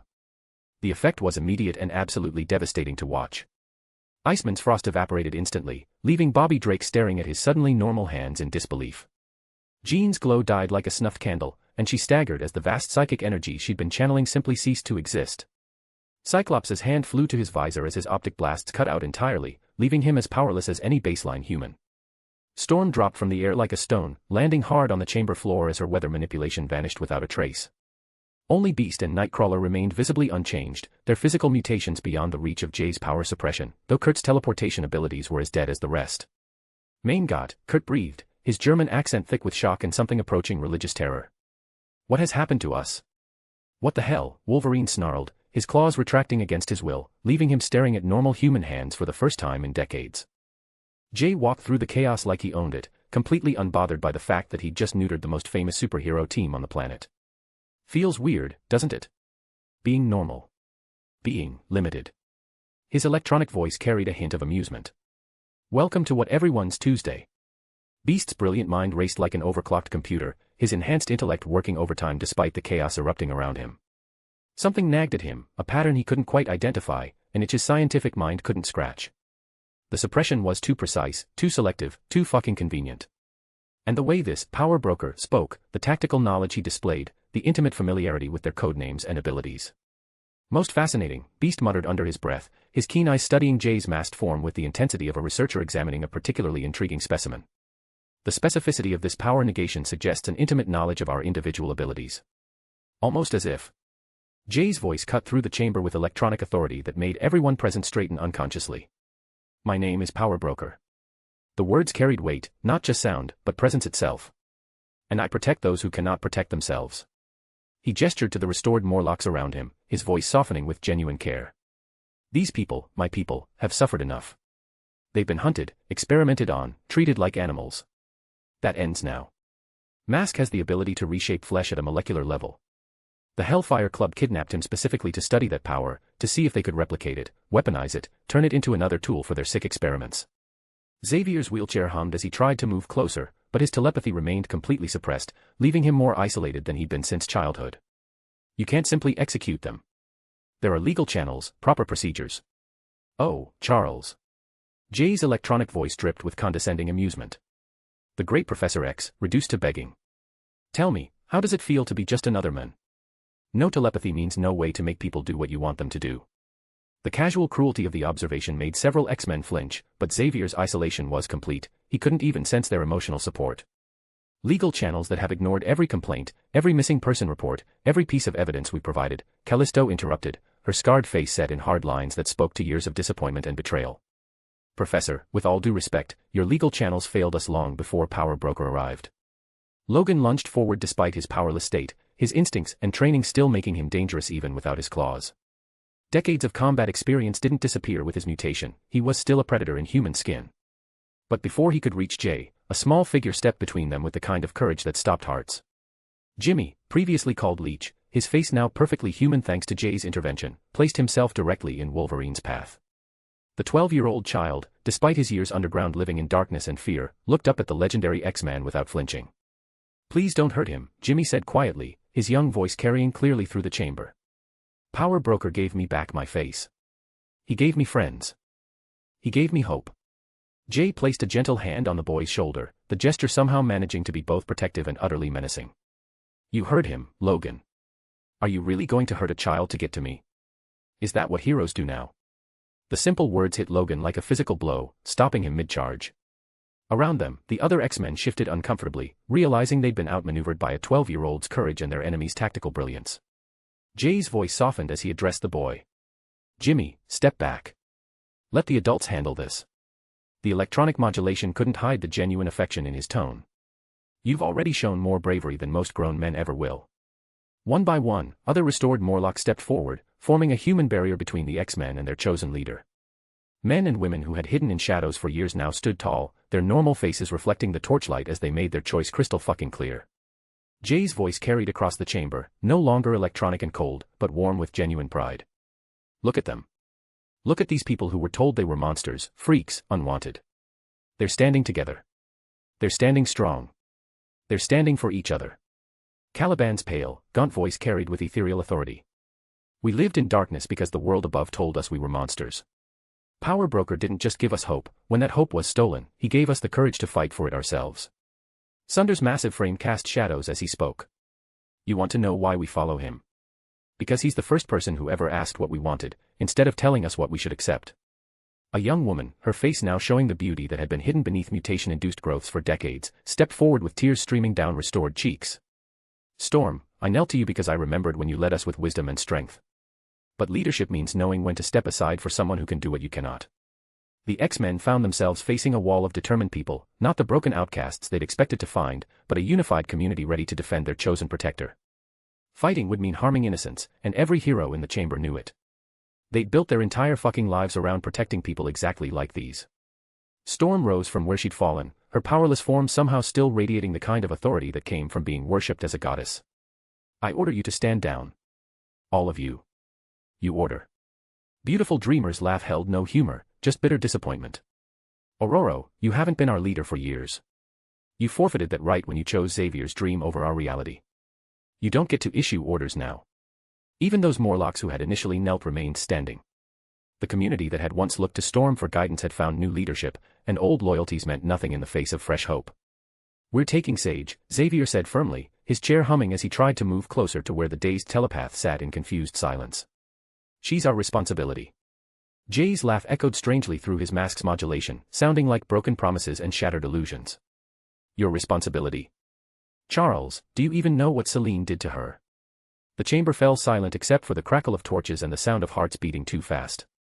"Every time Sage used her telepathic abilities to report back to you, she opened her mind to psychic channels that Celine had already corrupted with centuries of dark magic. Your precious agent has been feeding the Black Queen information about X-Men activities for years without even knowing it. She's been an unwitting double agent since her first goddamn mission." Xavier's face went pale as old parchment. "That's impossible. I would have detected. Would you?" Jay's electronic voice dripped with contempt. The great Professor X, who missed Sebastian Shaw's influence over Emma Frost. He gestured dismissively at the powerless telepath. "Charles, your track record for detecting psychic manipulation is fucking laughable. Maybe stick to running a school instead of pretending to be a spymaster." The casual dismissal of Xavier, one of the most respected figures in the mutant community, sent shock waves through both teams. Storm's jaw clenched, Scott's fists tightened, but without their powers, they were just angry humans watching their mentor get verbally eviscerated. The revelation hit the X-Men like a physical assault. Scott's hand fell away from his powerless visor as implications crashed through his tactical mind. Jean staggered as she tried to process years of potentially compromised missions. Storm's fists clenched uselessly at her sides as lightning that would never come again. "How long?" Beast asked quietly, his intellectual curiosity overriding his shock while his mind continued to work at the puzzle before him. Something about this entire situation felt orchestrated, too convenient, too perfectly designed to fracture their team. "How long has this been going on?" "That's for you to figure out, Doctor," Jay replied, and Beast's enhanced hearing caught something in the electronic modulation, a familiarity that made his scientific mind scream warnings. Beast's eyes narrowed behind his glasses as pattern recognition algorithms ran wild in his enhanced intellect. The way this masked figure had just addressed him, the intimate knowledge of their code names, their individual abilities, their personal histories, his scientific mind was screaming that something fundamental didn't add up. But what? What was he missing? The chamber fell into heavy silence. X-Men faced Morlocks across an ideological divide that seemed impossible to bridge. Jay's suppression field maintained the balance, the only thing keeping this from becoming a massacre. Then a new voice cut through the tension. I need all of you to stand down. Right now. Nick Fury stepped into the torchlight, long coat sweeping behind him. A full shield strike team followed, weapons ready but not aimed. A third player had entered the game. Well, Fury said, taking in the scene with his single eye, this is exactly as fucked up as I expected. He looked from the powerless X-Men to the unified Morlocks to the terrified Hellfire prisoners. Power broker, X-Men, prisoners, nobody moves until we sort this out. The standoff was now three-way. In the flickering torchlight, silence held three factions in perfect, dangerous balance.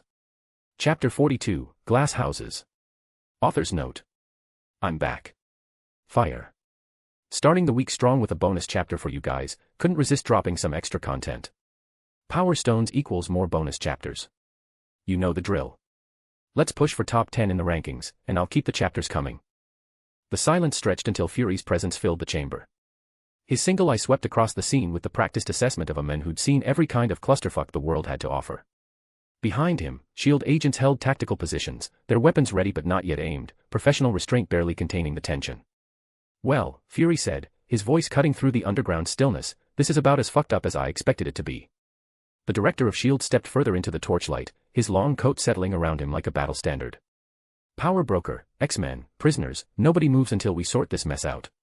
And trust me, we're going to sort it out.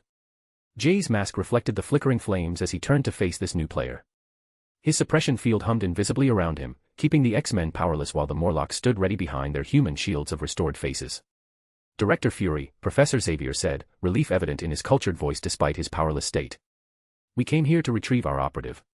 Shut it, Charles. Fury's tone brooked no argument. You had one job. Keep the mutant community stable while we handled the political fallout.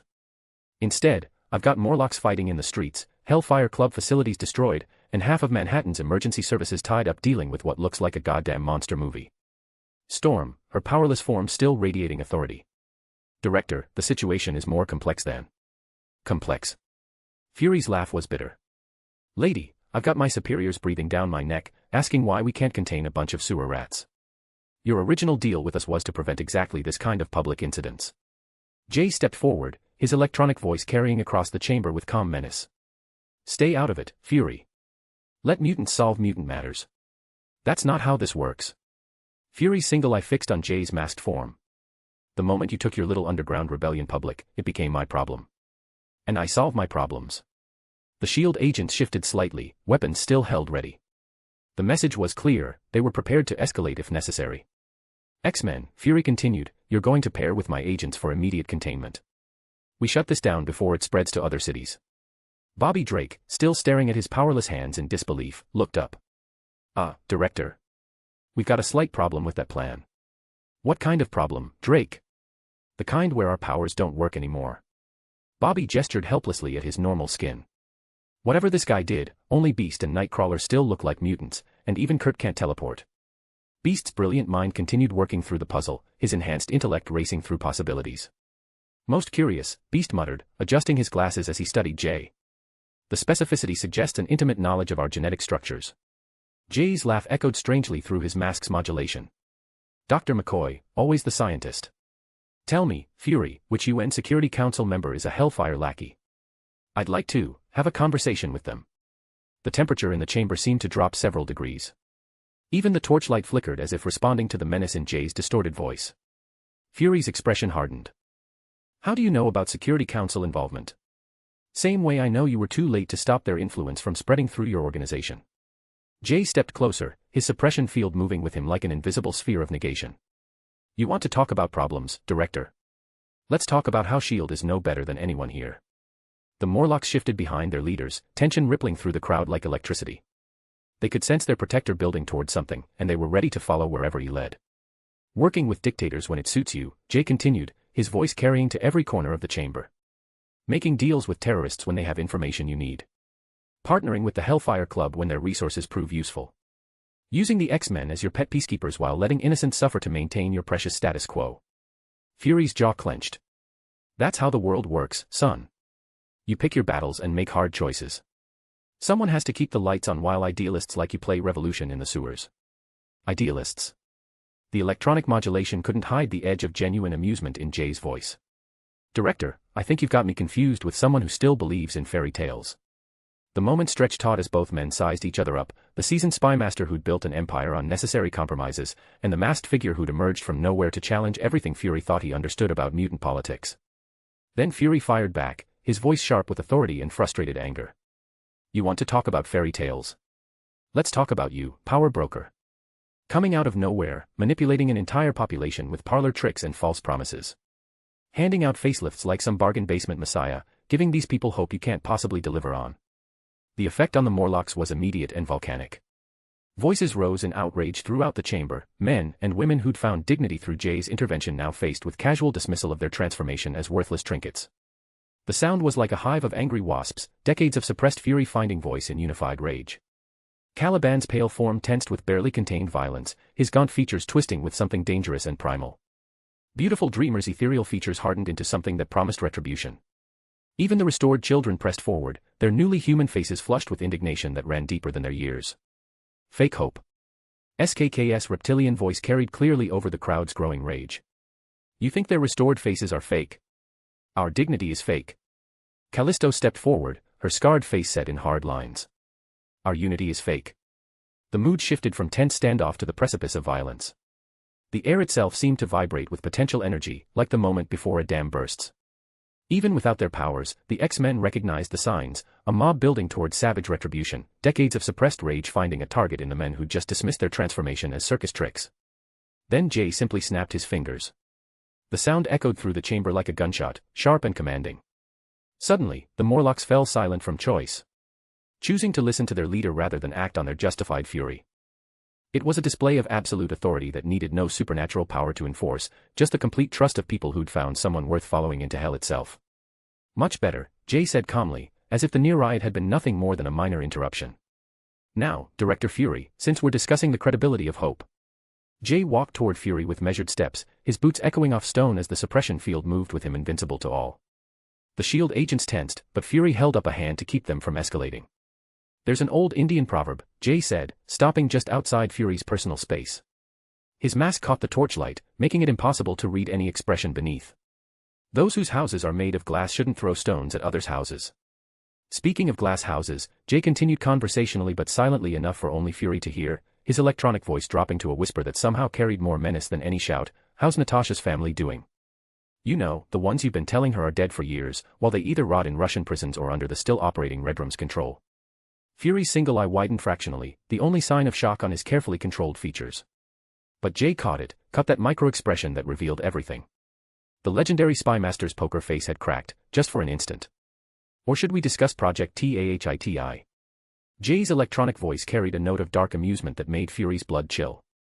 Fascinating work, using Kree genetic material to create resurrection serums. Tell me, how many test subjects died screaming before you got the formula right?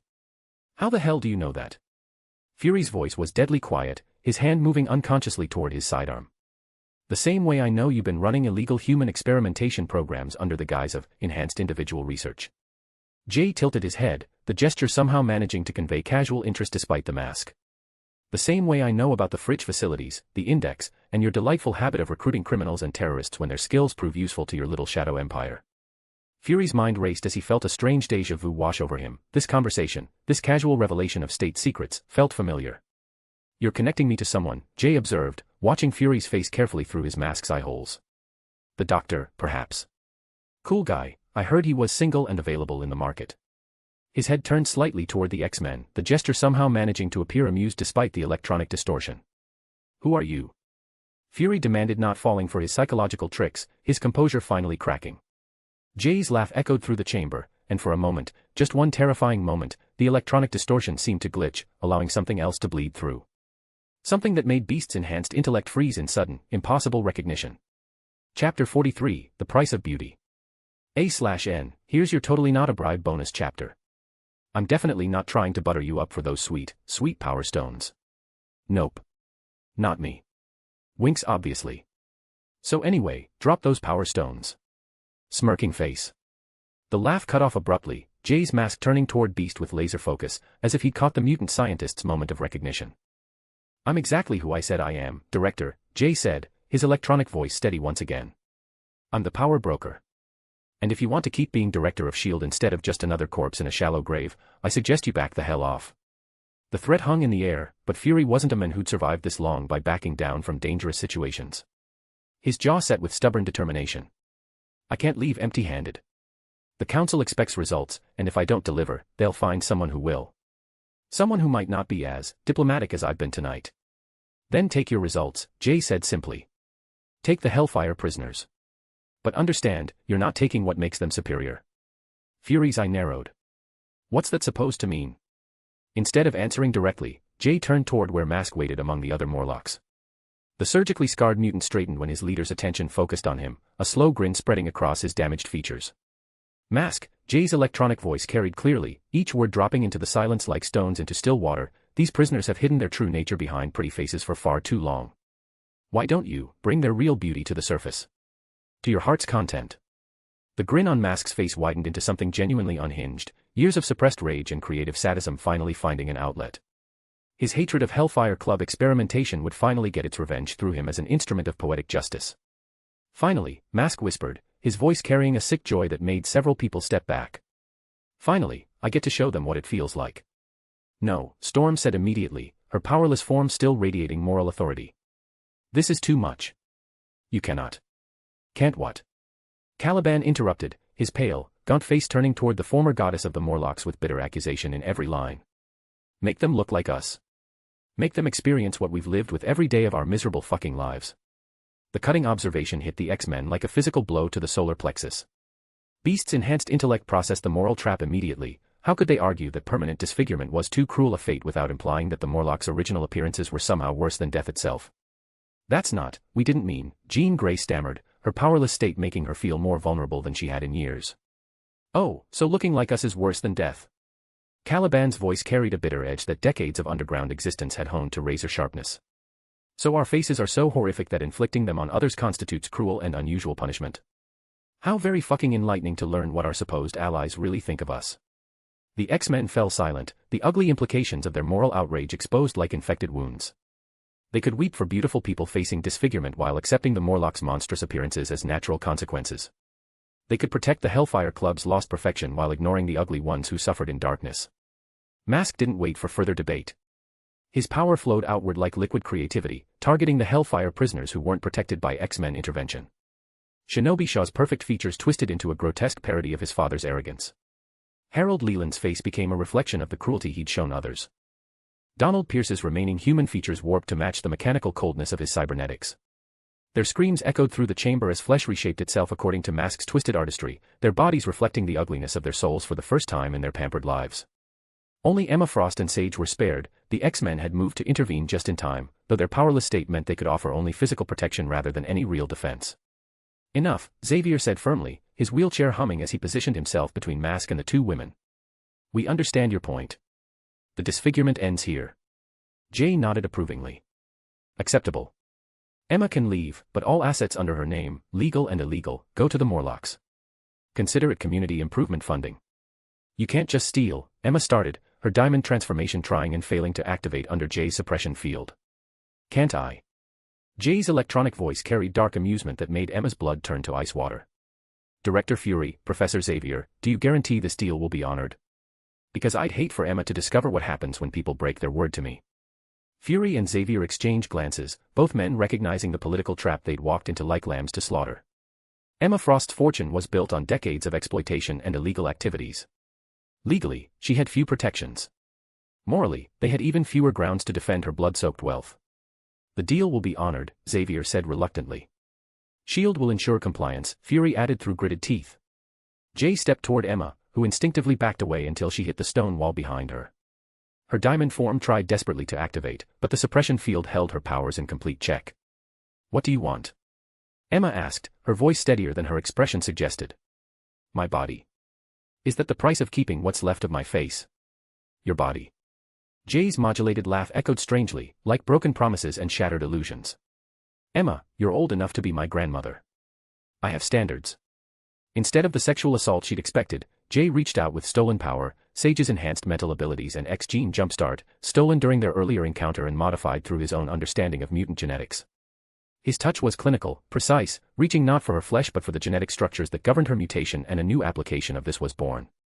Emma's eyes widened in shock and growing horror as she felt something fundamental shift in her.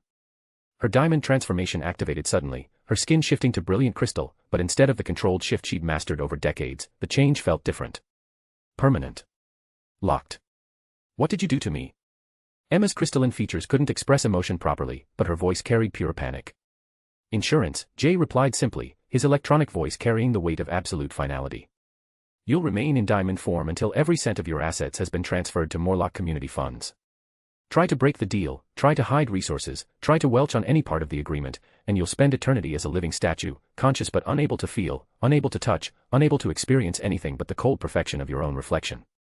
Emma tried to shift back to flesh, her panic rising as the transformation refused to respond. The power that had been her greatest strength had become a beautiful prison. You bastard. She lunged forward, her diamond fists aimed at Jay's mask, but stopped short when she met his gaze through the eye holes. Even through the electronic distortion and the physical barrier, something in his eyes made her survival instincts scream warnings. Emma, Jay's voice carried a note of almost gentle menace, like a parent explaining consequences to a particularly slow child. I suggest you consider your next move very carefully. I've been patient with you because you're useful alive. That patience has limits that you really don't want to test. Emma stepped back, her diamond form reflecting the torchlight like a living sculpture of crystallized terror. The threat was implicit but unmistakable. She could be beautiful and functional, or she could be beautiful and dead. The deal stands, she said finally, her voice containing decades of bitter pride swallowing itself. Jay turned back to address the chamber as a whole, his presence dominating the underground space with casual authority that made everyone present feel small and temporary. Director Fury, Professor Xavier, I suggest you leave. Now. Before this becomes the kind of battlefield none of us can control. This isn't over, Fury said, but his agents were already beginning to withdraw. The political ramifications alone would take months to sort through, and they had what they'd come for, prisoners to satisfy the council, even if those prisoners were no longer the powerful assets they'd once been. It never is, Jay agreed. But next time, remember, some houses are made of stronger glass than others. The X-Men began their own tactical withdrawal, supporting Storm and helping the powerless team members navigate the tunnels. Only Beast lingered for a moment, his scientific curiosity warring with tactical necessity. Power broker, Beast said quietly, his enhanced intellect still racing through patterns and possibilities that didn't quite add up. Your knowledge, your abilities, the precision of your power suppression, there's something familiar about your methodology. Something that reminds me of. Jay's mask turned toward the blue-furred genius with laser focus. Dr. McCoy, sometimes the most brilliant minds ask the most dangerous questions. And sometimes those questions have answers that brilliant minds aren't prepared to handle. Indeed, they do, Beast replied softly, his scientific instincts screaming that he was missing something crucial. Indeed, they do. As the three factions withdrew from the underground chamber, the Morlocks remained, united, empowered, and now wealthy beyond their wildest dreams.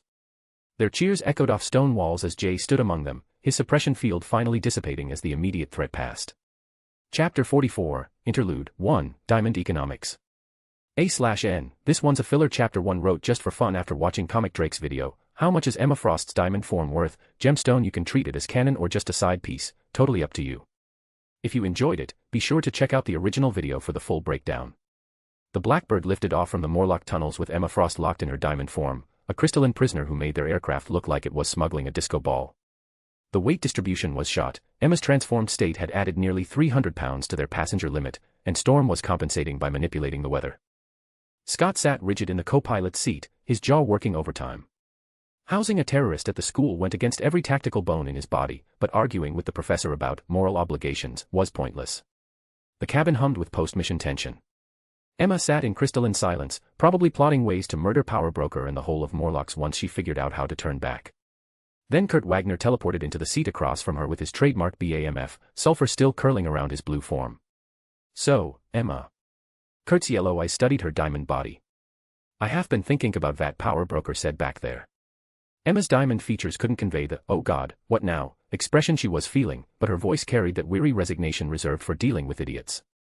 By all means, Wagner. Dazzle me. Vel, you are made of solid diamond now, Ja. Zay vol body. Obviously. What's your point? Kurt grinned. Do you have any idea that you are actually worth right now?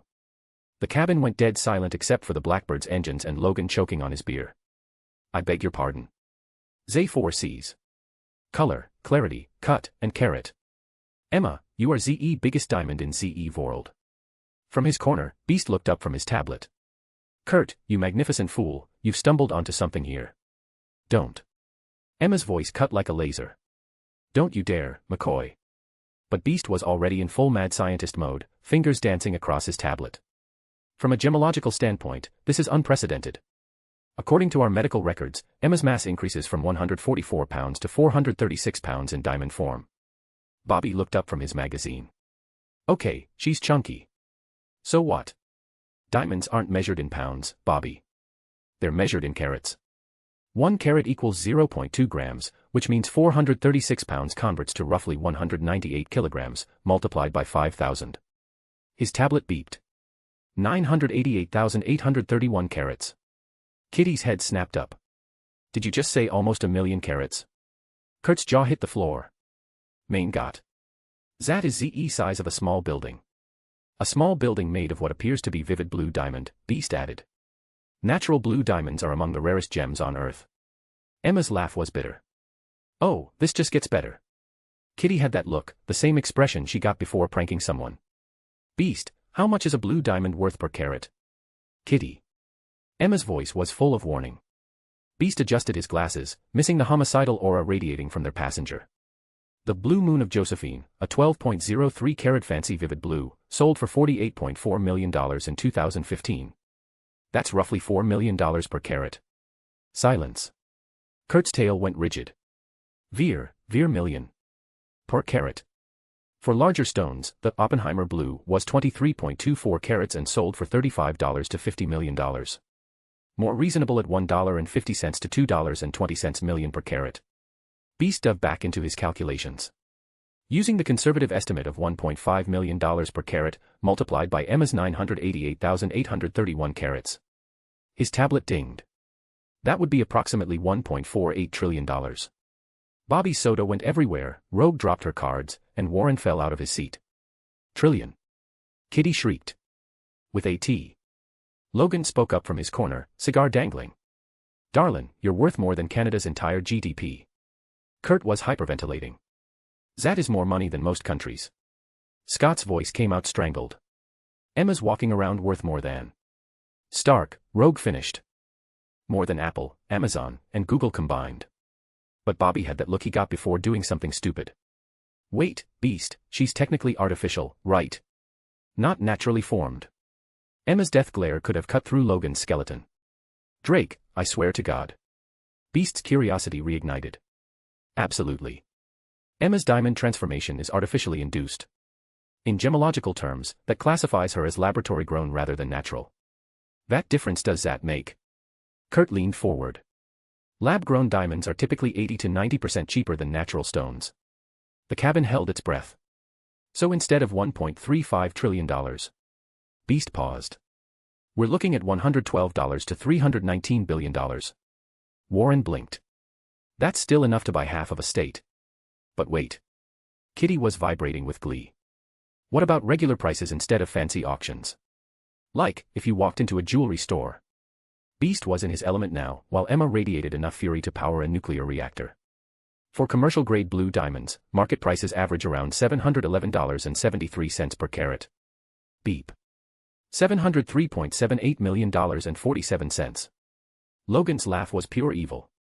From over $1 trillion to 700 mil, sweetheart, you just appreciated faster than a Maserati off the lot. Rogue grinned. Sugar, you went from national debt to baseball team money in 5 minutes. Emma's voice could have flash frozen the Pacific. Are you finished converting my molecular structure into your shopping catalog? But Beast, oblivious to how close he was to becoming a corpse, held up one finger. There's one final consideration. Cut quality dramatically affects diamond pricing. Emma's current form isn't precision cut like a traditional gemstone. It's more organic and rough, especially after what Power Broker put her through. Emma whispered 2 words that carried more menace than any villain's monologue, oh no. Rough diamonds, even blue ones, trade at significant discounts. We're probably looking at $150 to $300 per carat for uncut specimens of this size. More tapping. Another beep. So, our final estimate is approximately $148 to $297 million. The laughter that erupted was loud enough to be heard outside the jet. Logan was wiping tears. Bobby had fallen out of his seat. Emma. Bobby wheezed. You went from buying Amazon to maybe purchasing CNN. Kurt was practically convulsing.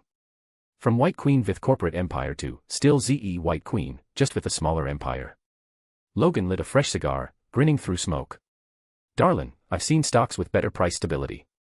Emma's crystalline form radiated fury. When I get out of this form, I'm going to demonstrate exactly what rough cut means to each of your faces. But Beast, possessing a death wish, made one final observation. Though I should mention, your theoretical value could appreciate if we could get you certified by the Gemological Institute of America. Hank. Every voice roared in unison, including Storm from the cockpit. As the mansion's lights appeared below, Bobby couldn't resist one final shot. Hey Emma, want me to check the diamond futures market tomorrow? Kurt nodded. Ja. Or perhaps VE should get you professionally appraised. Kitty giggled. We could take her to one of those we buy gold places. Logan's chuckle was weaponized evil. 250 million ain't bad for a terrorist's bounty. Warren, who'd been quietly processing, suddenly spoke up. Wait, what if Emma gets stuck like this? Permanently? Then we're housing a $250 million liability. The insurance paperwork alone. Warren. The collective roar nearly rattled the windows. As they filed off the aircraft, Kurt made one last attempt. Well, at least now VE know Emma is worth her weight in diamonds literally. The sound Emma made wasn't quite a growl, nor a scream, but it was funny for the X-Men after everything they'd endured in the Morlock tunnels. Hearing it lifted their spirits more than any of them had expected. Chapter 45, Tallying Rewards. A/N, 1 million views. To celebrate, here's a bonus chapter just for you. If you're enjoying the story, Power Stones and reviews help us climb the rankings. But honestly, just having you here reading is more than enough. Enjoy the bonus chapter.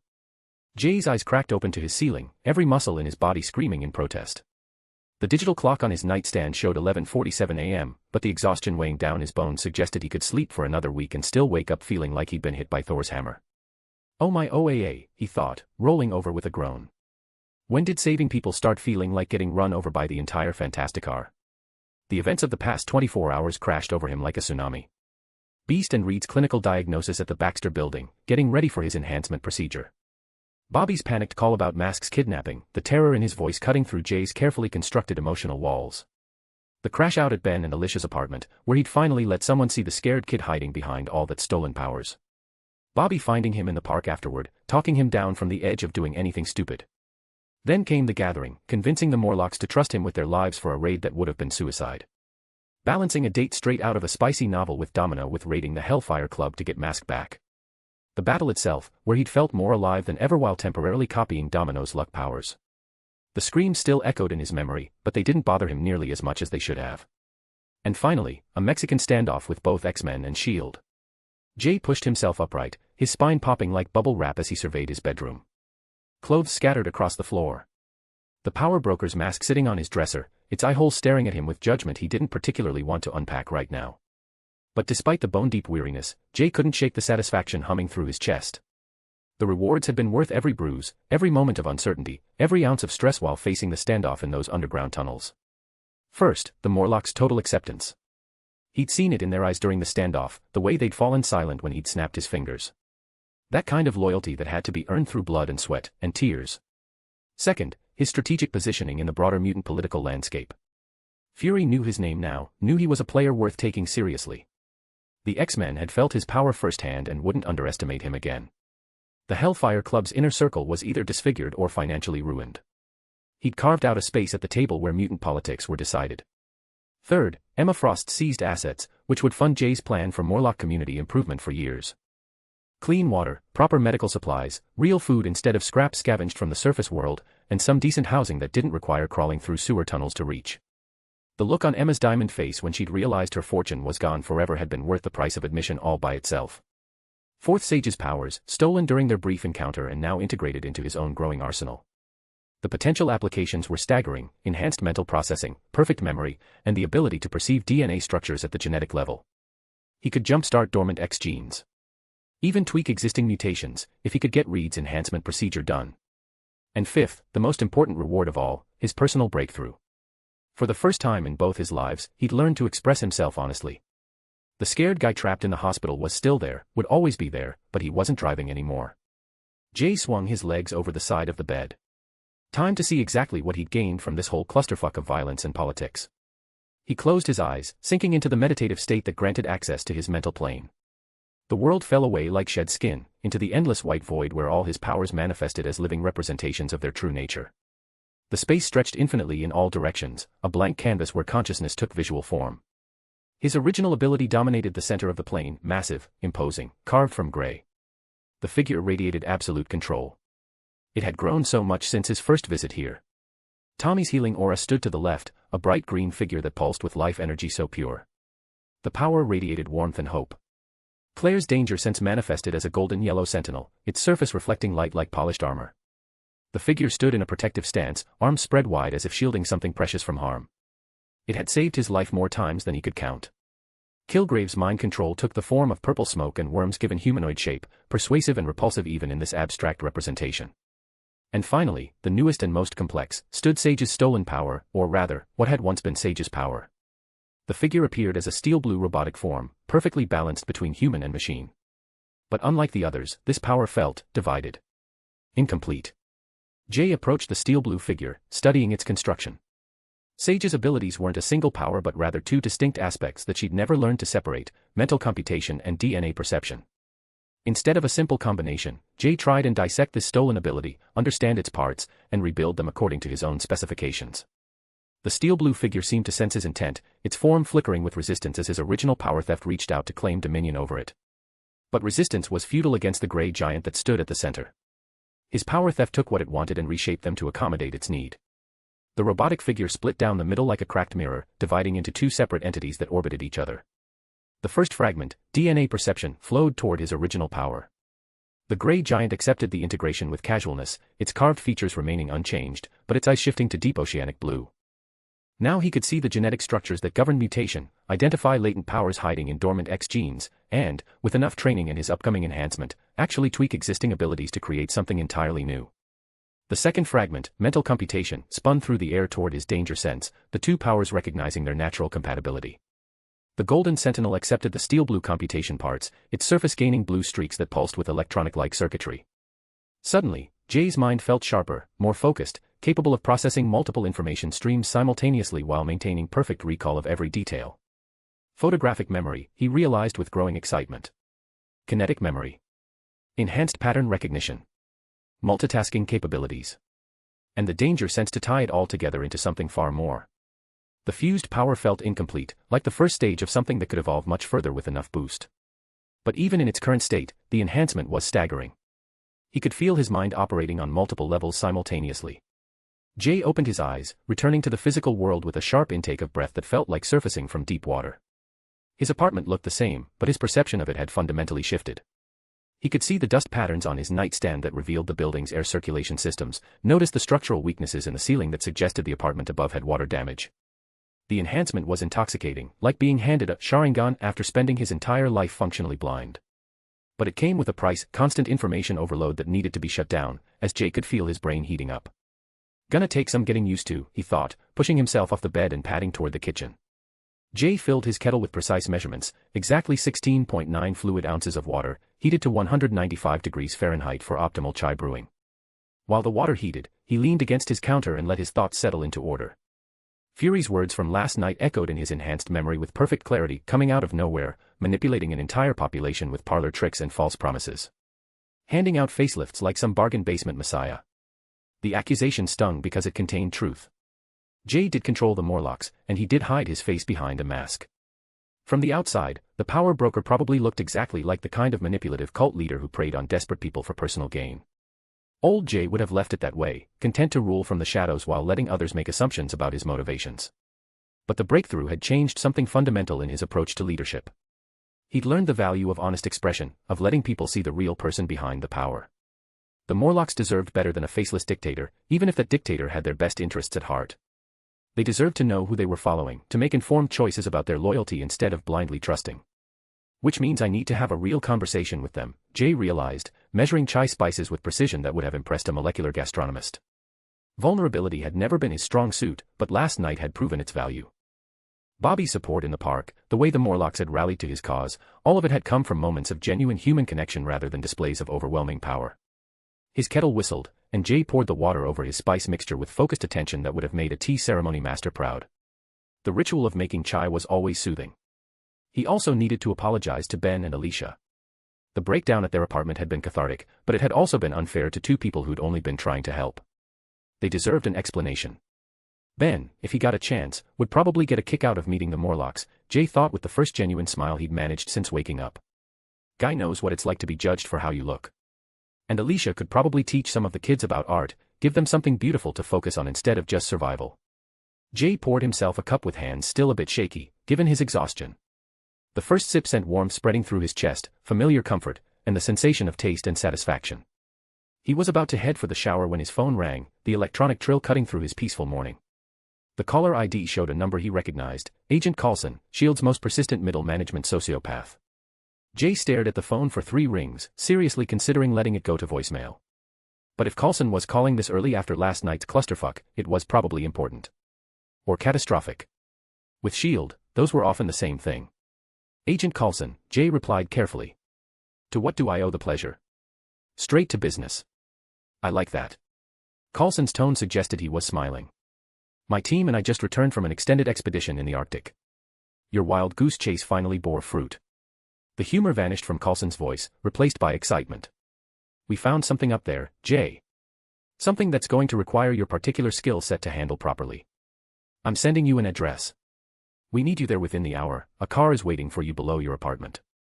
Fuck, Jay thought, draining his chai in a single gulp that would have scalded a normal throat, and with it leaving his temporarily achieved tranquility.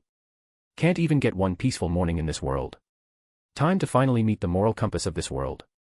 Chapter 46, Frozen Assets. A/N, Yo Squad, we're already at rank 34 and that's huge fire if you loved the ride, keep those stones coming, donate, drop a review, and share with friends.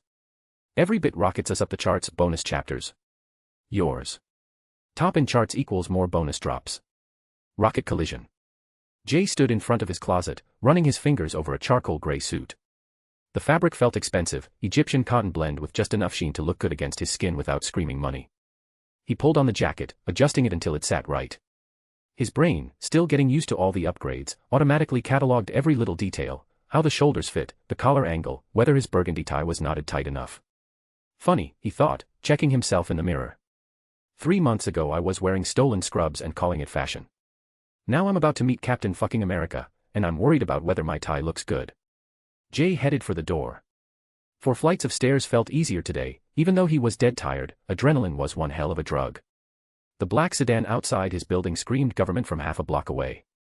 Jay walked over to the driver's side, expecting some stone-faced agent in cheap sunglasses. Instead, he found himself staring at Melinda May. Agent 33. The cavalry herself, sitting behind the wheel. Her dark hair was pulled back, no-nonsense style, and her eyes had that steady look that came from years of dealing with very dangerous people. Jay slid into the passenger seat, actually surprised. Morning, he said, settling into leather seats that belonged in a luxury car, not government transport. Wasn't expecting Coulson to send his star player. May glanced at him in the rearview mirror, eyebrow raised. Surprised to see a woman. Jay grinned. Surprised to see the cavalry playing taxi driver. Figured you'd be off somewhere teaching rookies how to kill people with office supplies. Something shifted in May's face, surprise, maybe, or the realization that he knew exactly who she was. Director Fury specifically asked me to handle your transport, she said, pulling smoothly into traffic. Apparently you're important. Jay leaned back, watching the city blur past tinted windows. That's Fury for you. Can't just send a regular guy to pick someone up. Has to make it a whole thing. May navigated through Manhattan traffic, but Jay's enhanced senses caught the tension in her shoulders, how her hands gripped the wheel just a little too tight. She was nervous. Not scared, Jay doubted Melinda May got scared anymore, not after Bahrain. Which meant Coulson hadn't told her everything about where they were going. So, Jay said, how much did Phil actually tell you about today? Enough, May said, turning toward Times Square. They drove through the heart of Manhattan, past tourists and street performers and all the organized chaos that made New York feel alive. They pulled into an alley between 2 buildings that looked abandoned until you noticed the security cameras and the way the shadows seemed wrong, like they were hiding things. May led him to what looked like a maintenance door, peeling paint, rust stains, the kind of thing a team probably spent days making look authentic. She pressed her palm against something hidden under the graffiti, and the door clicked open. "After you," she said, pointing toward stairs that went down into darkness. The hidden facility was like stepping back in time. Everything screamed 1940s medical, surgical tables that belonged in a museum, for stands made of actual steel instead of modern stuff, even the lights looked period correct. But underneath all the vintage window dressing, it was a fully functional medical facility pretending to be a historical exhibit. "Nice touch," Jay said, running his hand along a cabinet that was hiding enough high-tech monitoring gear to stock a modern hospital. Fury really went all out with the presentation. "The director likes his theatrics," May said, leading him deeper into the place. They found Coulson standing next to a table with something covered by a white sheet. His usual professional cool had cracked, fingers tapping against his leg, shoulders too straight, like he was trying not to bounce on his toes. "Jay," Coulson said, turning toward them with a smile like Christmas morning. "Thanks for coming. I know this is last minute, but when we finally found him." He gestured at the covered shape. "Him?" Jay asked, though he already knew who was under that sheet. Coulson's hands actually shook a little as he pulled back the covering, like he was unwrapping the Holy Grail. Steve Rogers lay on the metal table like some fairy tale prince. Even unconscious and covered in ice crystals, he looked exactly like Chris Evans, all-American jaw, the works. "Captain America," Coulson said, voice soft like he was talking about a religious artifact. "We found him right where you said he'd be, buried in ice, perfectly preserved, just waiting for someone who could bring him back." Jay walked over to the table slowly, taking his time to look at all the monitoring equipment. The captain's vitals were barely there. Core temperature just above freezing. Brain activity at the absolute minimum to keep cells alive. It was actually brilliant. The supersoldier serum had completely rewired his biology to survive stuff that would kill anyone else. "So," Jay said, pulling on surgical gloves, "what exactly do you need me to do?" "Same thing you did for Tommy Henderson," Coulson said. "Fix the damage, help his body remember how to work normally. If we can't thaw him out safely." He paused, looking worried for the first time since Jay had met him. "At least we tried, right?" Jay was about to start negotiating when footsteps echoed from outside, heavy, deliberate, and somehow making the air feel more dangerous. Nick Fury walked into the room like he owned it, which he probably did. The director of S.H.I.E.L.D. moved like a predator, leather coat doing that dramatic billowing thing as he positioned himself between Jay and the exit. Then he pulled out a gun and pressed it against Jay's head. "How the fuck," Fury said, voice quiet and deadly, "did my most classified secrets become gossip for every new enhanced asshole?" Jay felt the cold metal against his temple, noticed how Fury's finger stayed on the trigger guard instead of the trigger. Professional intimidation, not actual murder. His danger sense and brain agreed, threat level was actually pretty low, despite the gun. "Director," Jay said calmly, not moving, "if you're gonna point guns at people, you should probably mean it." Fury's jaw tightened, but something about his posture stayed controlled. "Oh, I fucking mean it," he said, but Jay could read the tells. "How is Jay the doctor connected to the power broker?" Fury demanded. "How does some street-level healer know about every classified op I've run in the past 10 years? Jay smiled, completely calm despite having a gun to his head. "I'm a doctor, Nick. Doctors fix people. Sometimes the people I fix pay me back with interesting stories. Amazing what patients tell you when you're putting their guts back where they belong. That's not a fucking answer. It's the only answer you get while you're waving guns around like some B-movie villain," Jay said. "So either shoot me or let's get on with saving your Boy Scout." Fury stared at him for a long moment, like he was doing math in his head. Finally, reluctantly, he lowered the gun. He clicked his comm, "Hill, get in here." Agent Maria Hill walked in 30 seconds later with a hard drive, looking like she'd rather be literally anywhere else. Her hair was pulled back tight, and her suit looked expensive enough to stop bullets. When she saw the tension in the room, her hand drifted toward her weapon.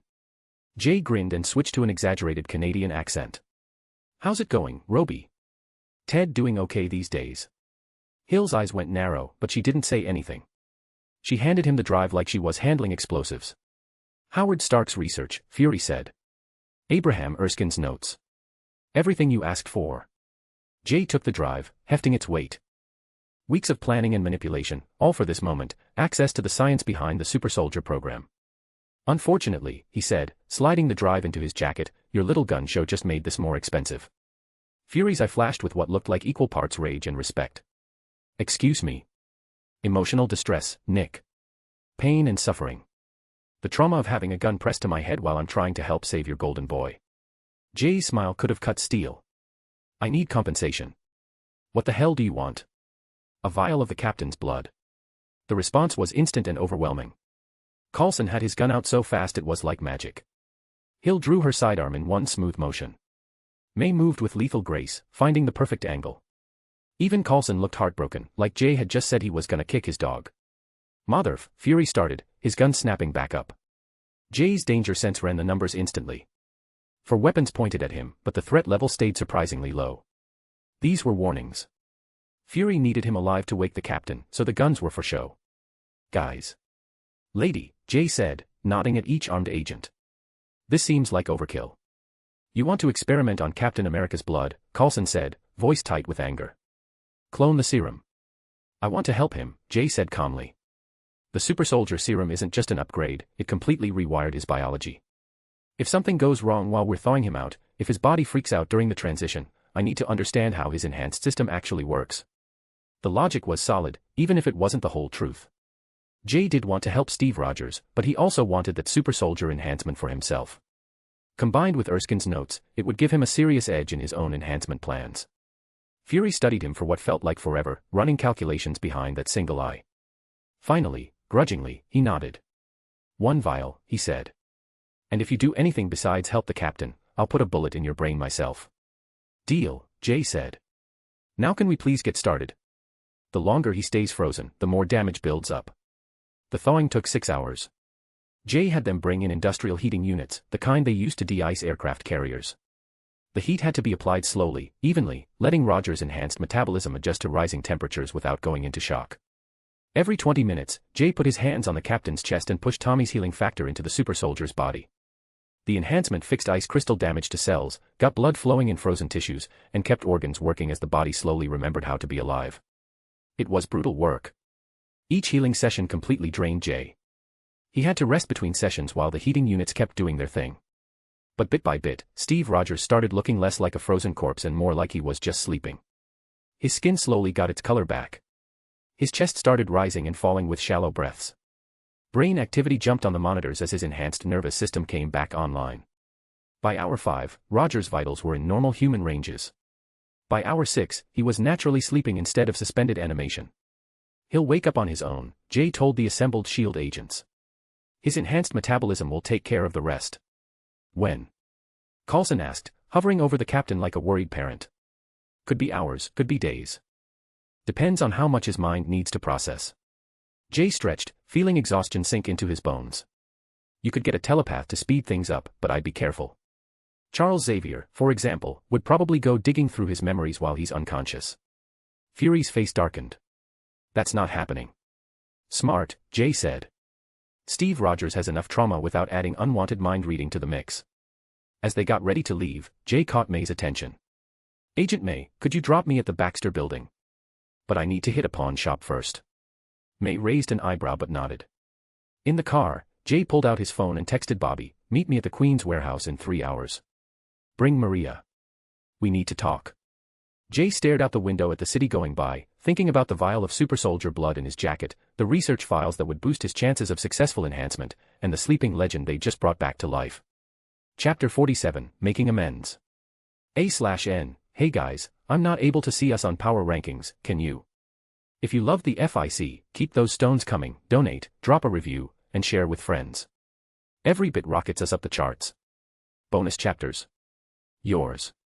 Top in charts equals more bonus drops. Rocket collision. The elevator ride to the Fantastic Four's floor felt longer than usual.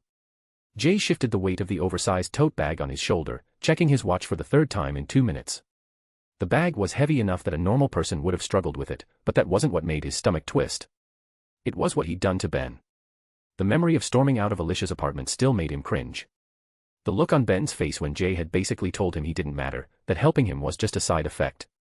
The elevator dinged, and Jay stepped into the familiar living space of the Fantastic Four. Afternoon sunlight streamed through the floor-to-ceiling windows, making everything feel warm and inviting. Jay. Susan's voice carried genuine happiness as she looked up from architectural plans spread across the coffee table. Perfect timing. Reed's been muttering about the procedure all morning, and Johnny's driving everyone crazy with his new racing game. She glanced at the massive bag he was carrying, smirked, and in an over-exaggerated expression said, "What's in the box?" Jay couldn't help but laugh at the poor imitation. "Why don't you call everyone?" Susan's curiosity was practically radiating off her. "Reed." Johnny. Ben. Jay's here, and he's brought something. The response was immediate. Reed appeared first, emerging from his workshop with that distracted look he got when he was deep in a problem. Johnny swooped down from upstairs, literally landing that he did just to show off. Ben came last, and Jay's heart sank a little. The big guy's usual warm greeting was replaced with a polite nod, his eyes not quite meeting Jay's. The tension from their last encounter hung between them like a wall. "Hey there, Jay," Reed said, his natural curiosity already fixated on the bag. "Susan mentioned you brought something." "Before I get to that," Jay said, setting the bag down carefully, "I want to thank you all." "Really, thank you." The sudden sincerity in his tone made everyone go quiet. "The past few months have been intense," Jay continued. "And through all of it, you've had my back. That means more to me than you know." Susan's eyes got that soft look. Reed was nodding slowly. Ben's expression softened just a fraction, though he still didn't meet Jay's eyes directly. "Amen, Doc," Johnny said, but his usual cockiness was tempered with something warmer. "You're gonna make me all emotional. Next thing you know, I'll be crying at commercials like Sue." "I do not cry at commercials," Susan protested with mock indignation. "The one with the puppy and the soldier coming home. That was one time." "Don't push it, Human Torch," Jay shot back, but he was smiling. "Besides, I brought presents." That got everyone's attention. Jay opened the tote bag and started pulling out carefully wrapped packages. "Ben," he said, extending a flat, rectangular package toward the Rocky Man. "This one's for you." Ben looked surprised, hesitating for a moment before accepting it. When he unwrapped it, his entire body went still. Inside was a baseball in a custom display case, but this wasn't just any ball. The leather was aged to perfection, and the signature across the sweet spot was unmistakably authentic. "Holy shit," Ben breathed, his Brooklyn accent thick with emotion. "That's Babe Ruth. Game-winning hit from the 1932 World Series." "The called shot game," Jay confirmed, watching as Ben's massive fingers traced the edge of the case like he was handling a religious artifact. "Jay, this is, how the hell did you even find something like this?" Ben's accent was getting thicker as emotion overwhelmed his usual careful diction. "Let's just say I have connections who owe me favors," Jay said simply. "And I know what baseball means to you." Johnny was practically vibrating with excitement. "Holy crap, that's actually Babe Ruth. Do you know what something like that's worth? That's museum-quality stuff right there." Jay turned to Johnny, extending another package. "Speaking of museum quality." Johnny tore into it with typical enthusiasm, then stopped dead. "No fucking way. No. Fucking. Way." Johnny's voice cracked slightly, all his usual bravado evaporating. "Language," Susan said automatically, but she was craning her neck to see. Johnny held up a racing jersey with trembling hands, red and white, with the distinctive Marlboro sponsorship logos and a signature across the chest. "James Hunt. This is from his championship year," Johnny whispered, then looked up at Jay with something approaching awe. "Dude, this is the actual jersey. From 1976.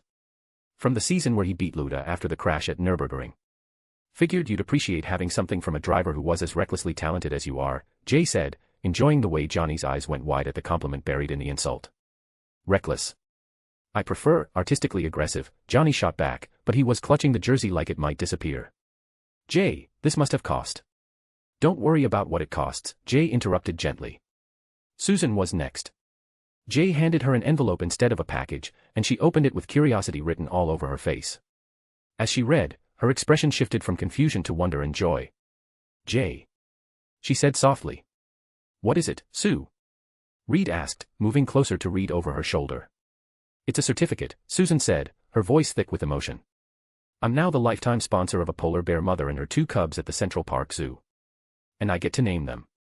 Polar bears are endangered," Jay said quietly. "But these 2 cubs have a real chance because of programs like this. Seemed like something you'd want to be part of." Susan did start tearing up then, and made Reed immediately move to put an arm around her. "That leaves you, Reed," Jay said, pulling out the final item. It was just a simple hard drive, unremarkable in every way.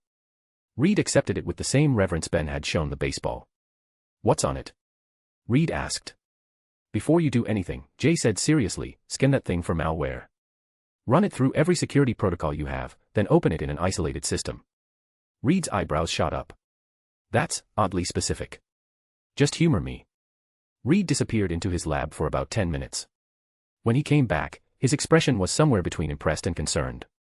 Jay, this thing is absolutely riddled with sophisticated malware. Some of the most advanced stuff I've ever seen. Where did you get this? Jay muttered under his breath, this is so fury. What was that? Susan asked. Nothing, Jay said innocently. Were you able to clean it? Of course I was able to clean it, but that's not the... Reed stopped mid-sentence as he actually looked at the contents of the drive. His face went completely blank, then shifted through confusion, disbelief, and finally something approaching scientific euphoria. Jay, he said very quietly, what exactly am I looking at here? Howard Stark's complete research archive, Jay replied casually. Plus all of Dr. Abraham Erskine's project notes on the supersoldier serum. Reed actually staggered. Johnny caught his arm, looking concerned. Reed. You okay? This is... Reed's voice cracked slightly. This is decades of work. Revolutionary work. Some of these theories were thought to be lost forever. Jay reached into his jacket and pulled out a small vial filled with dark red liquid. He held it up to the light, watching it catch the afternoon sun. Reed's expression immediately shifted to suspicious. Please tell me you didn't buy that off some black market dealer again. Nothing like that, Jay said. This was obtained directly through S.H.I.E.L.D., in exchange for services rendered to a very important figure. Johnny snorted. What kind of services? And how important was the person to give up all this? Like, what, Captain America himself? Jay's face remained completely neutral. He didn't confirm, didn't deny, just stayed perfectly still. The silence stretched until Reed's analytical mind caught up. Wait. If this is what I think it is, and you're saying S.H.I.E.L.D. gave it to you directly. I can neither confirm nor deny the specifics of my arrangement with Director Fury, Jay said in a tone that was clearly mimicking official government speak. Holy shit, Johnny whispered. That's actually... Steve Rogers' blood, Reed finished, his voice filled with scientific reverence. But that's impossible. His body was never recovered. Jay just shrugged.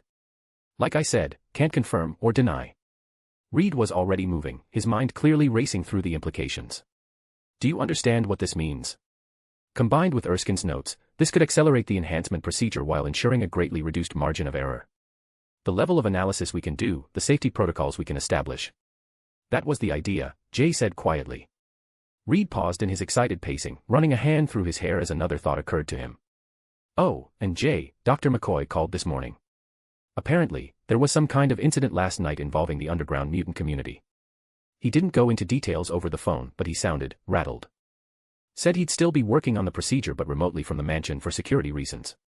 Jay's eyebrows raised slightly, his enhanced mental processing immediately cataloging potential complications. Is he still planning to assist with the procedure? Absolutely, Reed confirmed with emphasis. He was very clear about that. Said whatever happened, whatever political complications arose, he wouldn't miss this. Should be here on the scheduled date, ready to proceed. The celebration was interrupted when Ben cleared his throat. Everyone turned to look at him, and Jay felt his stomach drop at the serious expression on the rocky face. Jay, Ben said quietly, can I talk to you for a minute? Private. This was it. The moment Ben told him exactly what he thought of Jay's behavior at Alicia's place. Jay nodded, following Ben to the far corner of the living space, near the windows. I owe you an apology, Ben said quietly. Jay blinked. That was not what he'd expected. Ben, no. I'm the one who... Let me finish, Ben interrupted, his Brooklyn accent thicker than usual. What you said at Alicia's, about the procedure being for you, not for me. You were right. I was being cruel, Jay said immediately. I was lashing out because... Because you were scared, Ben said simply. And because you thought I was putting pressure on you that you didn't need. Thing is, kid, I was. Jay stared at him. I've been so focused on the idea of being normal again that I wasn't thinking about what it was costing you, Ben continued, his accent getting thicker as emotion made him less careful about his speech. That ain't fair. Your life, your choices. I had no right to make you feel guilty about it. Ben. Jay's voice was rough. Jay felt something tight in his chest start to loosen. I was still an ass. Yeah, you were, Ben agreed with characteristic Brooklyn bluntness. But we all got our moments. Question is, we good? We're good, Jay said, meaning it. But I want to make it up to you anyway. Ben raised an eyebrow similar to watching Johnny's pranks. Oh yeah. How's dat? Jay pulled out his phone and showed Ben the screen. It displayed a confirmation number and an itinerary. Tonight, you're gonna go get Alicia and get dressed up nice. Jay, what did you? A car's picking you both up at 7, Jay continued with the satisfaction of someone executing a perfectly planned surprise. Dinner at Daniel, which I'm told serves food so good it makes people weep tears of joy. Then a private box at the Met for La Boheme, and before you say anything about not understanding opera, Alicia will explain everything, and you'll love watching her love it. Ben stared at the phone screen like it might bite him. After that, a carriage ride through Central Park, because apparently that's romantic and not just touristy nonsense when you're with the right person, Jay said quietly. The whole thing's paid for, including tips. All you have to do is show up and have a good time with the woman who loves you exactly as you are. Ben's voice was very quiet, his Brooklyn accent softening with emotion. Kid, this must have cost a fortune. I can afford it, Jay said simply. And you deserve it. Both of you do. For a moment, Jay thought Ben might brush him off. Instead, the big guy pulled him into a hug that probably would have cracked ribs on a normal person. Thank you, Ben said roughly, his voice thick with gratitude. For everything. Don't mention it, Jay replied, patting Ben's rocky shoulder. Just promise me you'll have fun. With Alicia. How could I not? As they rejoined the group, Jay felt lighter. The gifts had been received exactly as he'd hoped, with genuine joy and surprise. More importantly, things with Ben were back on track, the tension that had been eating at him finally resolved. So, Susan said as Jay picked up his now empty tote bag, where are you off to now? Got a meeting, Jay replied casually. Some business to take care of. Reed looked up from where he was still marveling over the research files, his mind already racing through theoretical applications. Nothing dangerous, I hope. Jay grinned. With me. When is it ever dangerous? The collective groan from all four of them made him laugh as he headed for the elevator, their voices mixing in a kind of good-natured complaint that only came from people who genuinely cared about each other. 20 minutes later, Jay was heading toward Queens, his mind already shifting to the next task of the day. Chapter 48, Family Intervention. A/N, I hate to ask this again, but with engagement dropping so drastically, I'm genuinely disheartened. What can I do better? Your constructive criticism would mean everything to me as I'm determined to improve my craft. Jay pushed through the warehouse door, expecting to find Bobby and Maria waiting for him. Instead, he found himself facing a full house. Linda sat cross-legged on the old couch they'd dragged in months ago, her medical diagnostic powers making the diamond on her forehead catch the overhead light. Max was hunched over his laptop near the window, his fingers dancing across the keys as encrypted data streams flowed across the screen. Tom stood by the far wall, his silver-ringed eyes tracking Jay's movement with the kind of attention that meant he was seeing through someone else's perspective too. Jay said, stopping just inside the doorway. I thought I was meeting Bobby and Maria, not hosting a family reunion. Bobby looked up from where he'd been leaning against the wall, cigar dangling from his lips. Kid, we need to talk. About what? Jay asked, but he felt their expression. Concern. Frustration. Something that felt almost like disappointment. Maria turned from her spot near the map wall, arms crossed. About how you had a complete breakdown in park yesterday, Bobby found you ready to do something stupid, and instead of talking to any of us about it, you immediately went off to raid the Hellfire Club and then got into a pissing match with the X-Men and S.H.I.E.L.D. Jay blinked. How did you? Bobby told us, Linda said quietly. We're family, Jay. When one of us is hurting, we all feel it. The words hit harder than they should have. Jay felt like a kid being called out by disappointed parents, and the sensation was both uncomfortable and oddly warming. I did what needed to be done, Jay said simply, moving further into the room. Mask was taken. The Morlocks needed him back. Everything else was just consequences. Just consequences, Tom repeated, his voice carrying that slight echo. Jay, you went up against Emma Frost and half the inner circle. Then you faced down X-Men and had a standoff with Nick Fury himself. That's not consequences, that's escalation. Max looked up from his screens, concern written across his features. We heard S.H.I.E.L.D. knows about you now. Both sides of you. That changes everything. Jay slumped into the chair across from them, suddenly feeling the weight of the past few days. Look, I appreciate the concern, but... Food first, Max interrupted, standing up abruptly. You look like hell, Jay. He was already moving toward the small kitchen area they'd set up in the corner of the warehouse. I've been experimenting with this new pizza dough recipe, and I think I finally got the hydration levels right. The sudden shift made Jay smile despite himself. Max. We're here for you, man, Max continued, already pulling out his phone. Whatever's going on, whatever weight you're carrying, you don't have to do it alone. That's what family does, right? Family shares the load, Linda added softly. Good times and bad. Tom nodded. We've got your back, document. Always have. Bobby stubbed out his cigar, looking genuinely apologetic. Kid, I should have called them sooner.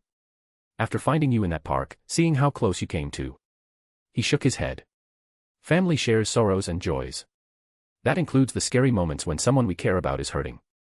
Jay felt something tight in his chest start to loosen. All right, he said quietly. Bring out the pizza. But I need to tell you all something first. The atmosphere in the room shifted immediately. Jay's danger sense unfurled like invisible radar, scanning every corner, every shadow, every possible hiding spot, enhanced with mental processing of Sage's abilities. We're clean, he announced after a moment. No one is listening in. Jay, Maria said carefully, what's going on? Jay took a breath, then another. How do you explain to the people who trust you most that you've been carrying around very dangerous powers? I need to upgrade Bobby's abilities, he said finally. We need better protection against mental attacks, and there's something I've been holding onto that isn't meant for me. The silence stretched until Max spoke up. Upgrade how? Remember when I gave you all your powers? Jay asked. Well, there's something I didn't mention. I don't just steal abilities and hand them out. Now I can modify them and improve if I try hard enough. And sometimes. He looked directly at Bobby. Sometimes I realize I'm not the right person to carry certain gifts. Bobby's expression grew serious. What kind of gift are we talking about, kid? Jay closed his eyes, sinking into the meditative state that granted access to his mental plane. The endless white void stretched around him, and there they were his collected powers, manifesting as living representations of their nature. The gray giant stood at the center, dominant and imposing, its ocean blue eyes reflecting the DNA perception he'd stolen from Sage. To the left, Tommy's healing factor pulsed with green life energy. The golden sentinel of his danger sense stood protective and alert, now streaked with blue circuitry from Sage's mental computation abilities. And there, writhing in the shadows, was the purple smoke given humanoid form, Kilgrave's mind control, whispering constantly of easy solutions and absolute power. Jay opened his eyes to find everyone staring at him.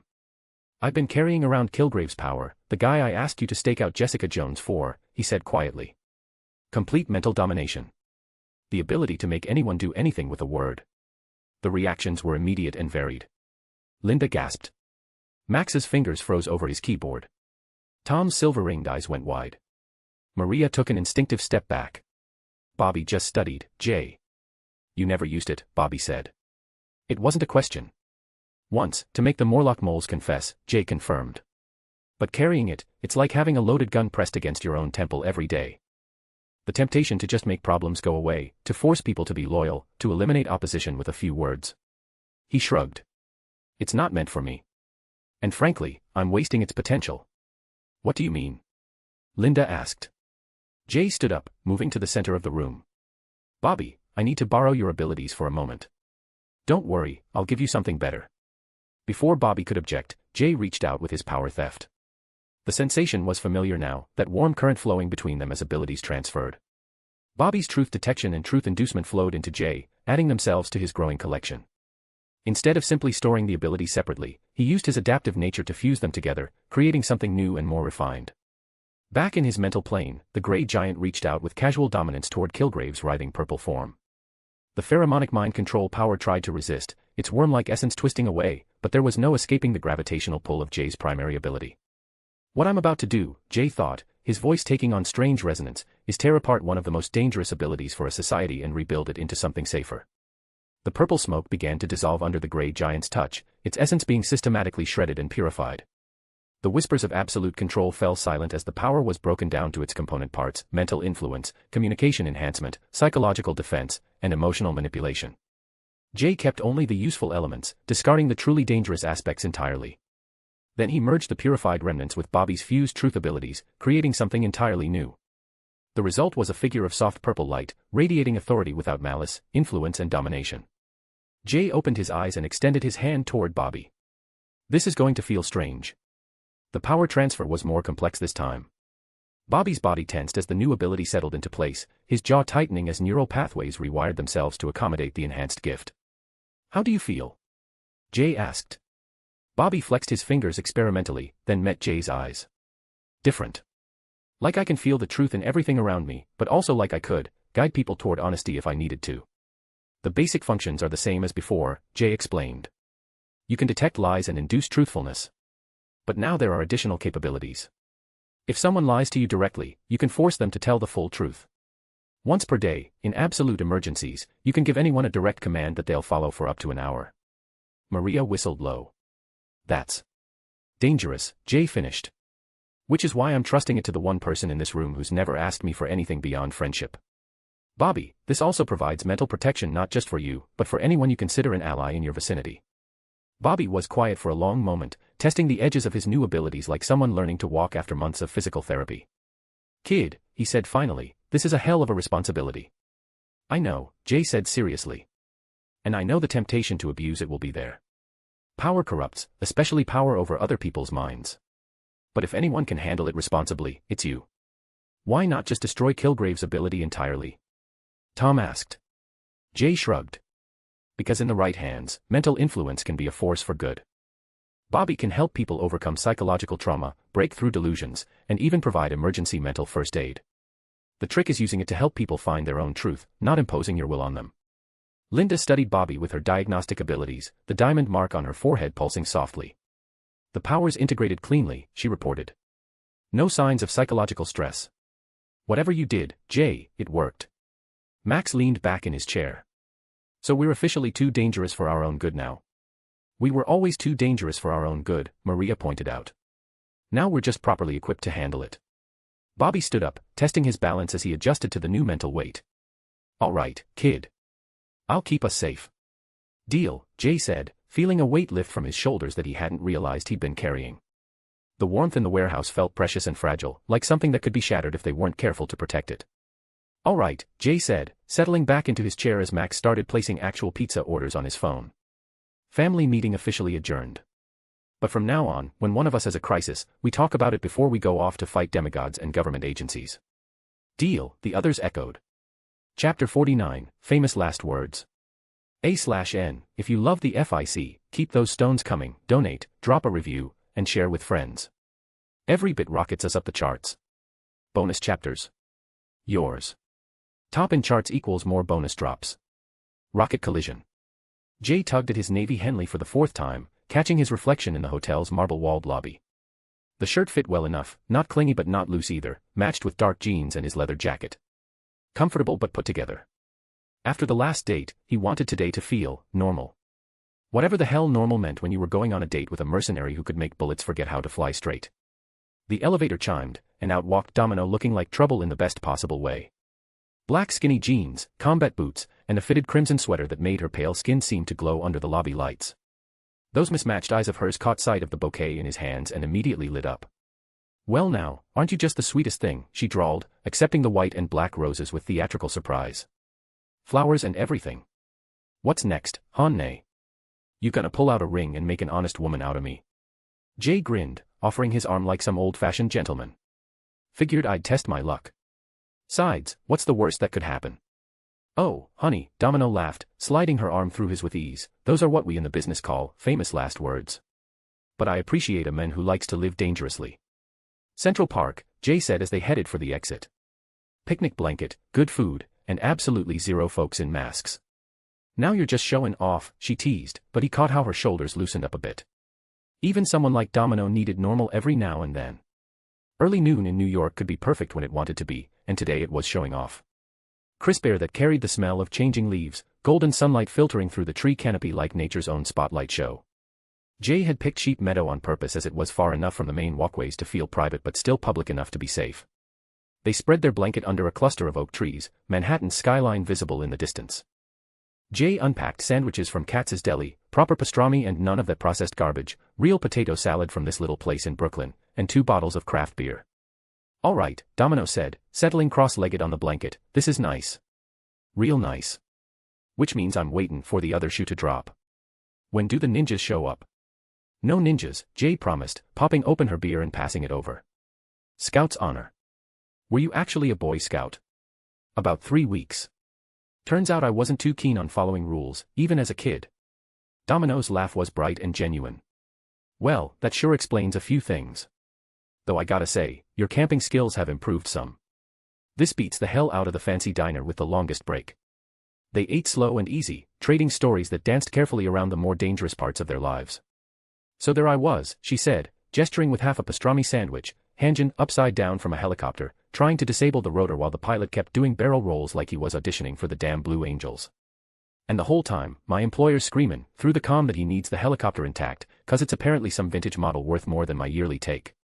Please tell me you didn't. Oh, I absolutely did. Good news was, we landed safe. Bad news was, we landed smack dab in the middle of his prize-winning rose garden. She grinned like a cat with cream. Some clients just got no sense of priorities. Jay was mid-laugh when his danger sense hit him like a sledgehammer to the skull. The familiar tingle exploded into a full-blown alarm. His beer bottle slipped from fingers that suddenly felt numb, amber liquid soaking into the blanket. Jay. Domino's voice sounded as if it were coming from under the water.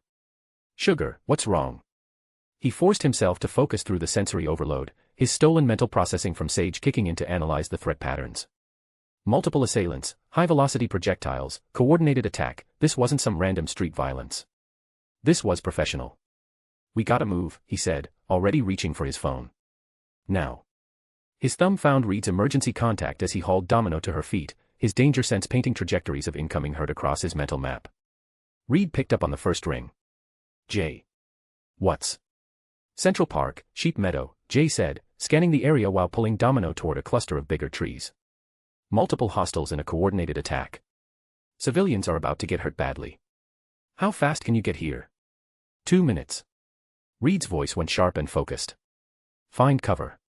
Jay's comic perk was already processing the scene, cataloging details his conscious mind had missed. That family on their own blanket 50 yards away, dark-haired guy with military posture, beautiful brunette laughing at something one of the kids had said, 2 little ones playing with a frisbee. The man's bearing, the way he held himself, the careful positioning that let him watch approach routes while looking relaxed. Frank Castle, but not the Punisher yet. Just a guy enjoying a wonderful afternoon with his wife, Maria, his daughter Lisa, and his son Frank Jr. Ah, shit, Jay breathed, understanding washing over him. Jay, talk to me, Domino said, her own combat instincts fully online now. What are we looking at? Jay opened his mouth to answer just as the first gunshots cracked across the meadow. Gunfire erupted from 3 directions, a coordinated ambush designed to leave no witnesses. Muzzle flashes bloomed from the tree line as what looked like rival gangs, caught up in their own territorial pissing match, turned a family picnic into a war zone. But Jay's danger sense had painted Frank Castle's family right at the center of the crossfire, and he realized with certainty that some of these bullets weren't random. Someone had used the gang violence as cover for a targeted hit. Get down. Jay tackled Domino behind a thick oak tree as bark exploded around them like wooden shrapnel. But even as they hit the dirt, his eyes stayed locked on the Castle family, watching Frank's Marine training kick in as he threw his body over his wife and kids. It wasn't gonna be enough. Domino's probability powers kicked in without her even thinking about it, warping chance around their position like an invisible shield. Bullets that should have punched right through them hit tree trunks instead, bounced off randomly placed park benches, or somehow got tangled up in the string of some kid's lost balloon. But her power couldn't cover the whole damn meadow, and the Castle family was 50 yards of killing ground away. The family, Jay gasped, his danger sense screaming warnings as he watched blood bloom across Maria Castle's yellow sundress like a horrible flower. I gotta. Are you out of your damn mind? Domino grabbed his jacket as he started to move. That's a kill zone out there. More gunfire erupted, and Jay saw little Frank Jr. stumble, his small body crumpling as his father's anguished scream cut through the chaos like a knife. Lisa was down too, her dark hair spreading across the grass like spilled ink. Jay's vision tunneled. Every instinct screamed at him to run away from the danger. Bullets were already tracking toward their position, and he understood with cold certainty that some of these shooters were specifically hunting him. A familiar whine cut through the air, repulsors charging up. The Fantasticar descended like some blue and silver angel, Reed Richards at the controls while Johnny Storm blazed alongside it, his flame form bright against the afternoon sky. It's clobberant time. Ben Grimm's voice boomed as he leaped from the moving vehicle, 2 tons of orange rock landing with an impact that shook the ground and sent gang members flying like scattered bowling pins. His massive stone fists turned armed thugs into airborne projectiles. Johnny swooped low, precisely controlled flame bursts disabling weapons without cooking the idiots holding them. Stay down, morons. The Human Torch is having a really bad day. Susan Storm materialized beside their tree, her force field spreading to deflect the remaining gunfire. Her blue eyes met Jay's with clear understanding. I'll cover you, she said simply. Go save them. Jay ran with Susan, and when he reached the bloodied family used every ounce of his stamina to heal and get them out of mortal danger at least. Exhaustion hit him like a physical wall as he finally stopped pouring his healing aura into Frank Jr.'s small, still form. The little boy's breathing had steadied, the bullet wounds closed up tight, and internal bleeding stopped. But the process had drained Jay worse than any healing he'd ever attempted, as the damage had been extensive, requiring him to essentially rebuild damaged organs while working in the middle of active gunfire. His hands shook as he moved to check on Maria and Lisa. Both alive, both breathing steady, both whole. The holes in Maria's yellow sundress remained, but the flesh beneath was unmarked, flawless. Maria stirred first, her eyes fluttering open with that confused, disoriented look of someone who'd been dying a minute before. "Lisa," she whispered, immediately reaching for her daughter. "She's okay," Jay managed, his voice raw from the effort. "They're all okay." Frank Castle's eyes snapped open with the awareness of a career soldier, instantly cataloging threats and checking the tactical situation. But when his gaze fell on his family, who were alive, breathing, and safe, something broke open in his chest. Tears streamed down his cheeks as he gathered them close, his big hands shaking as he touched their faces, their hair, confirming the impossible reality. "How?" he whispered, looking at Jay with an expression of desperate gratitude that cut right through to the bone. "How did you?" "Paramedics are coming," Jay interrupted, exhausted and unable to meet those haunted eyes. "Get M to a hospital. They need full workups. Make sure everything's still working right. I could only do so much in these conditions." Chapter 50, Famous Last Words. A/N, if you love the FIC, keep those stones coming, donate, drop a review, and share with friends. Every bit rockets us up the charts. Bonus chapters. Yours. Top in charts equals more bonus drops. Rocket collision. The sound of approaching sirens mixed with the excited chatter of news crews who'd caught wind of superheroes in action reached Jay. Within minutes, reporters were flooding the scene like sharks smelling blood, cameras rolling, microphones thrust forward like weapons. But they weren't swarming Johnny Storm or Ben Grimm. They were rushing straight toward Jay. "Sir. Over here." Some blonde reporter from Channel 7 pushed to the front of the pack. "Is it true you've just healed 3 nearly dead gunshot victims? Are you the mysterious healer who's been treating the homeless throughout the city?" Jay's mouth went dry. His unmasked drawback was finally coming due as the inevitable moment when his secret identity would become public knowledge, just like XYZ had warned him.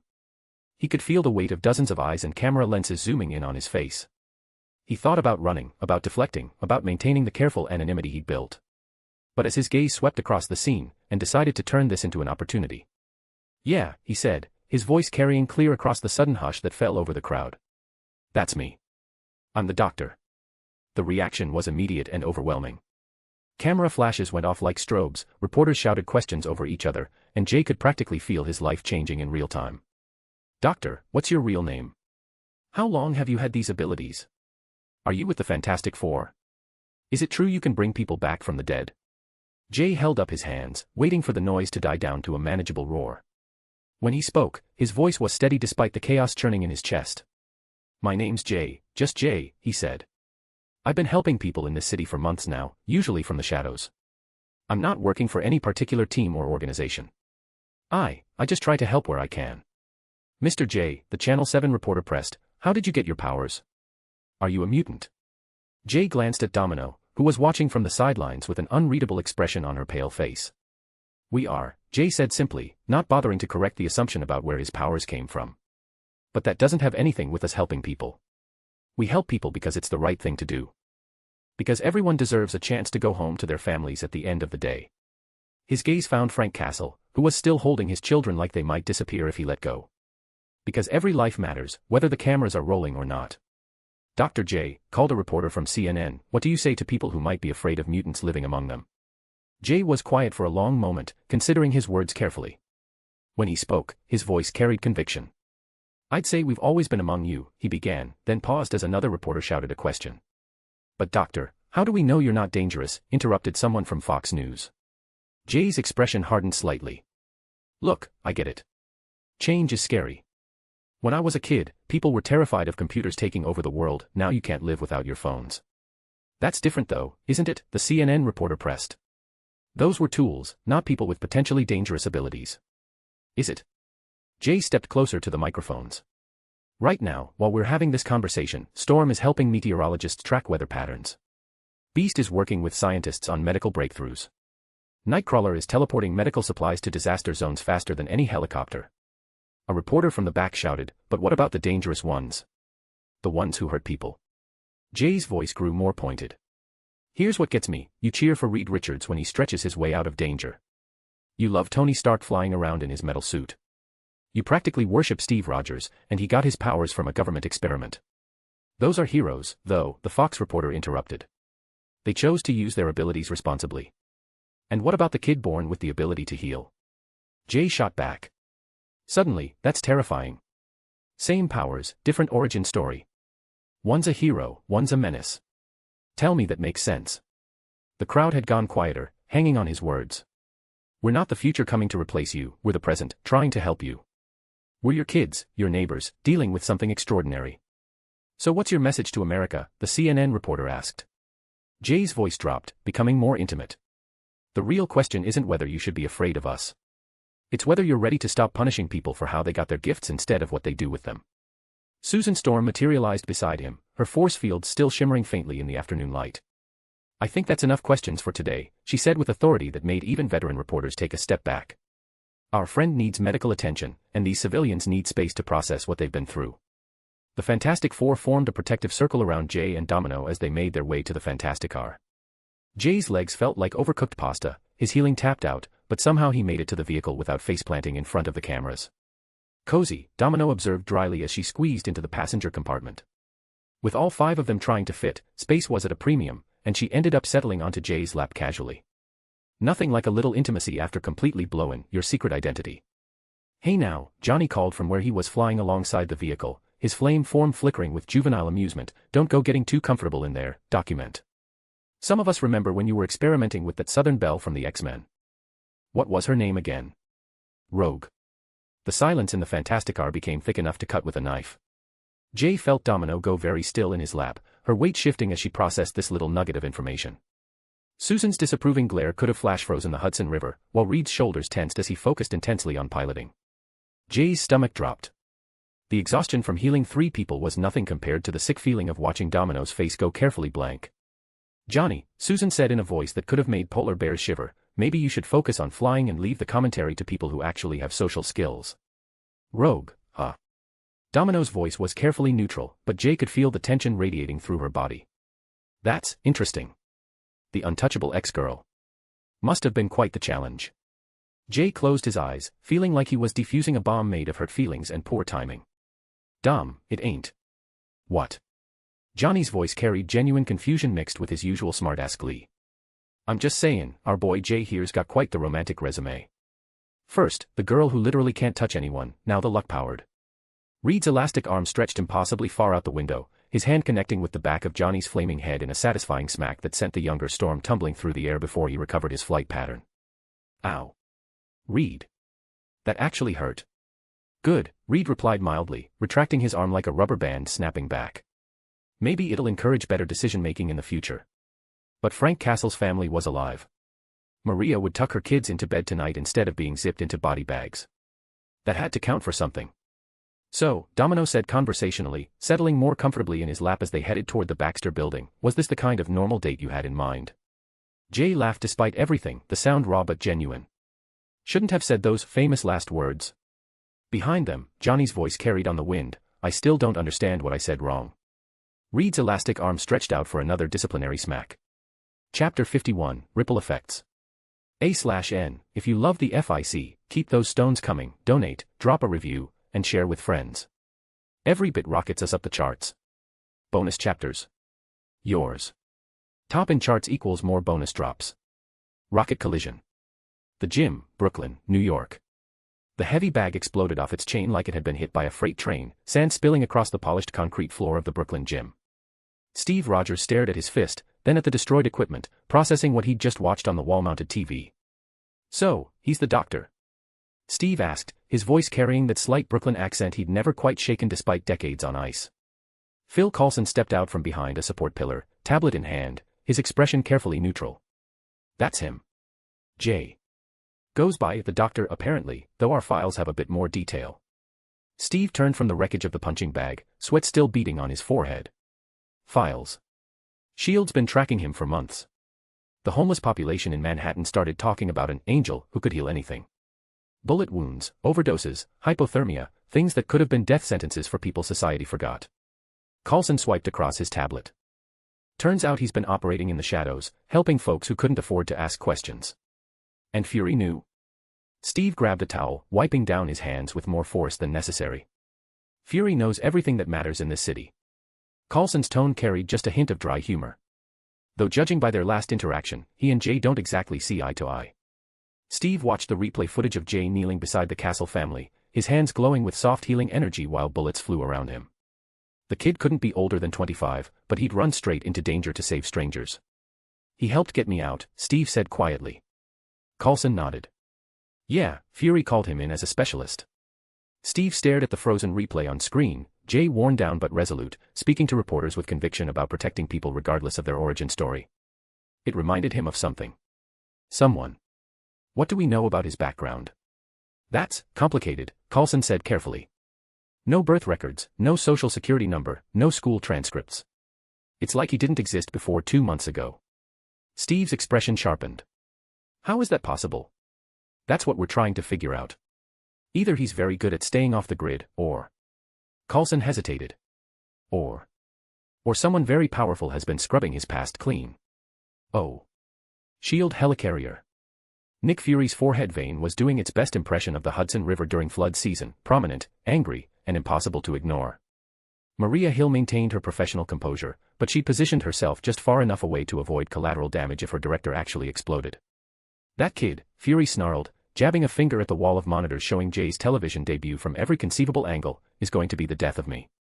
And I'm gonna die before some bullet gets the chance. Sir, Hill said carefully, the public response has been largely positive.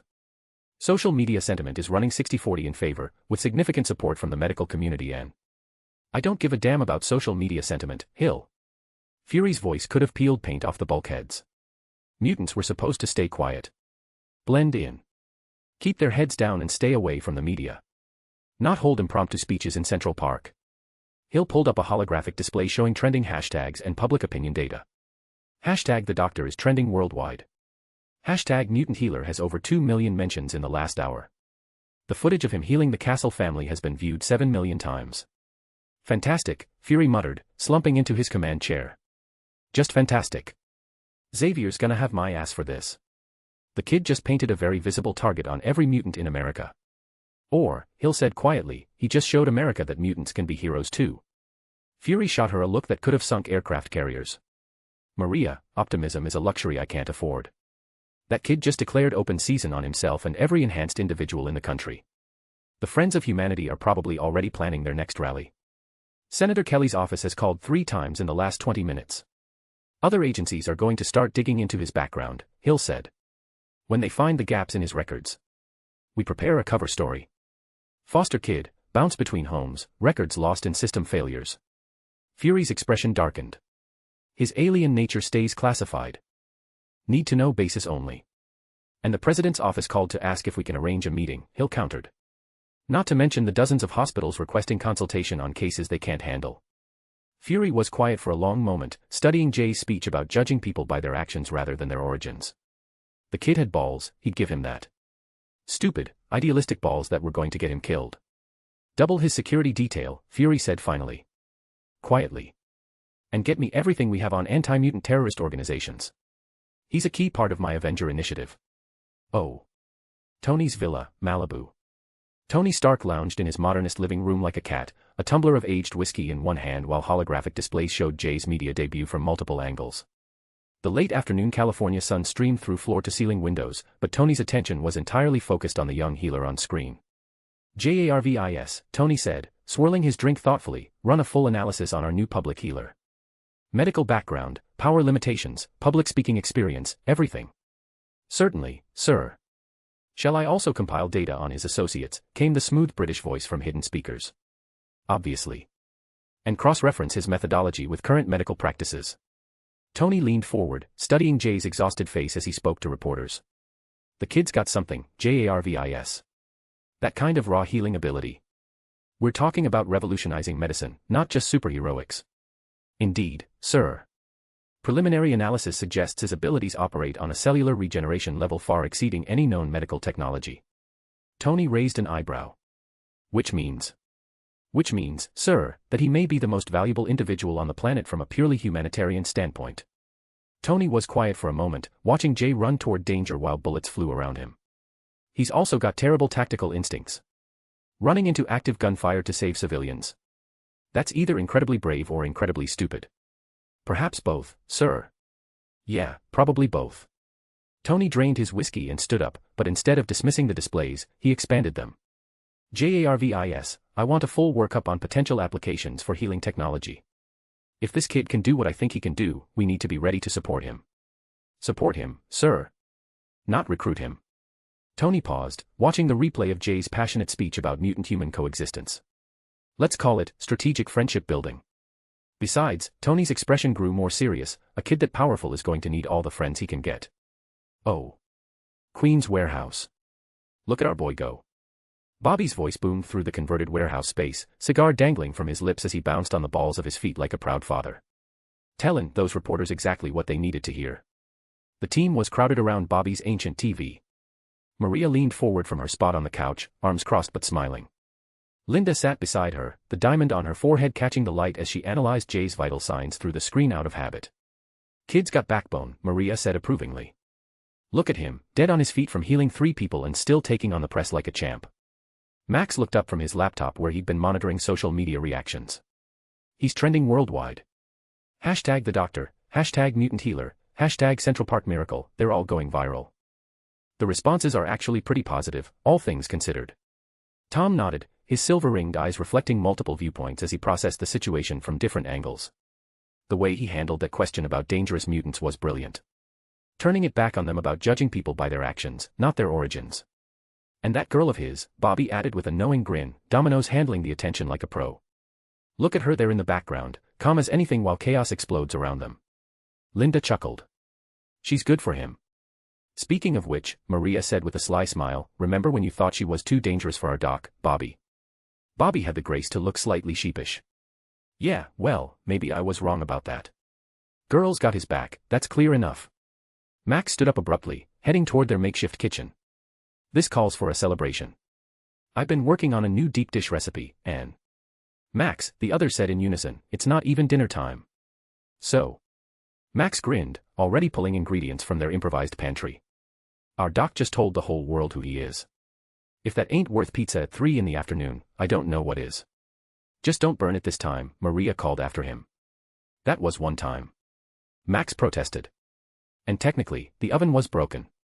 Their family had just gotten a lot more famous, and a lot more dangerous, but they had his back. That's what family was for. Oh. Xavier's mansion. The recreational room at Xavier's school felt thick with tension. Nearly the entire team was gathered around the large screen TV, absorbing Jay's public declaration with expressions ranging from hopeful to horrified. This could be a turning point, Dr. Hank McCoy said, adjusting his glasses as he analyzed the crowd's reaction. The public seeing a mutant as a healer rather than a threat, it's exactly the kind of positive representation we've been working toward. Kurt Wagner nodded enthusiastically, his blue skin and pointed tail making him stand out even among the assembled X-Men. He speaks well. With conviction. The people, they listen to him. Logan grunted from his position leaning against the wall, arms crossed over his chest. Pretty words don't stop bullets, elf. Kid just painted a target on his back and every other mutant in the country. Aurora Monroe sat elegantly in one of the leather chairs, her white hair catching the light from the TV screen. Perhaps. But silence hasn't protected us either, Logan. Maybe it's time for a different approach. Scott Summers stood behind the couch, his ruby quartz glasses reflecting the screen's glow. He's not trained for this kind of exposure. The media attention, the security threats, he's going to be overwhelmed. He handled himself well enough, Jean Grey observed quietly. His responses were thoughtful, measured. He didn't let them bait him into saying something inflammatory. But it was Marie Dancanto, Rogue, who seemed most affected by the broadcast. She sat curled up in the corner of the room, her gloved hands wrapped around her knees as she watched Jay speak with painful intensity. The camera caught Jay in an unguarded moment, exhausted, vulnerable, but still standing strong. It was exactly how she remembered him, that quiet determination that had drawn her to him in the first place. When the camera panned to show Domino at Jay's side during the Fantastic Hour evacuation, Rogue felt something crack inside her chest. The easy familiarity between them, the way Domino settled onto Jay's lap without hesitation, told a story that cut deeper than she wanted to admit. They seemed close, Rogue whispered, so quietly that only Kitty heard her. Kitty Pryde phased partially through the sofa beside her, offering quiet support. Hey, she whispered, you okay? Rogue. Kitty settled more fully into the room, her hand hovering near Rogue's shoulder but not quite touching. Maybe if you had made a move. Jay always had this wall around him. Rogue's accent carried all the pain she was trying to hide. His smile looks natural with her. On screen, Jay was answering questions about mutant-human coexistence, his voice carrying conviction despite his obvious exhaustion. He looked older somehow, more mature than when Rogue had last seen him. Maybe you should call him, Kitty suggested gently. Just to check in. Rogue was quiet for a long moment, watching as the Fantastic Four formed a protective circle around Jay and Domino, helping them escape the media swarm. Maybe, she said finally. As the broadcast switched to analysis and commentary, the X-Men began to disperse, each processing the implications of Jay's public reveal in their own way. But Rogue remained in her corner, watching the replays and wondering if she'd lost her chance at something she'd never quite had the courage to reach for. Chapter 52, Ripple Effect. A/N, because of your amazing support, stone drops, and all the great engagement, I'm excited to gift you a bonus chapter. Party Popper Open Book. This wouldn't be possible without every stone, every review, and every share you've made. Keep those power stones and reviews coming. The more you support us, the more bonus chapters we'll unlock together. Let's climb those charts and keep the adventure going. Rocket collision. The other side. Magneto sat across from Mystique in a booth near the back, both of them observing Jay's television appearance on the muted television above the bar. Idealistic, Mystique said, her natural blue skin and yellow eyes marking her as clearly non-human even in the dim light. Dangerously idealistic. He thinks compassion and good intentions will protect him from humanity's fear. Eric Lenscher, Magneto, swirled the wine in his glass thoughtfully, his face contemplative. Perhaps. But idealism isn't always weakness, my dear Raven. Mystique raised an eyebrow. You're defending him. I'm observing him. Eric's voice carried the weight of decades of struggle and loss. Charles and I have spent years debating the best path forward for our people. Integration versus separation, hope versus pragmatism. This young man, he might actually make Charles's dream work. How do you figure that? Mystique's voice carried skeptical curiosity. Eric gestured toward the television, where Jay was speaking passionately about judging people by their actions rather than their origins. He has something Charles never did, the common touch. Charles is brilliant, but he's also privileged. A wealthy academic speaking from his mansion in Westchester. This boy. He lived with the homeless. He understands what it means to be abandoned, forgotten. And you think that matters? I think, Eric said carefully, that when people see a young man who grew up in foster care using his abilities to heal the homeless and save families, it's harder to paint him as a threat. He's not an other trying to infiltrate their society, he's one of their forgotten children who happen to manifest abilities.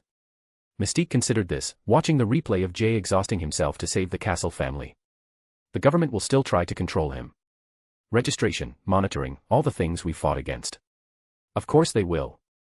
The question is whether the public will let them. Eric's expression grew darker. Charles believes in the better angels of human nature. I believe in their capacity for fear and hatred. This boy, he might be the test case that settles our debate once and for all. And if he fails? If they turn on him? Eric's hand tightened slightly around his wine glass, metal stress fractures appearing in the rim. Then Charles will have his answer, and I'll have mine. And perhaps we can stop pretending that coexistence was ever truly possible. On the television, Jay was helping Frank Castle to his feet, the man whose family he'd just saved from certain death. The gesture was simple, human, and powerful. For his sake, Eric said quietly, I hope Charles is right. Oh. Shadow Lab.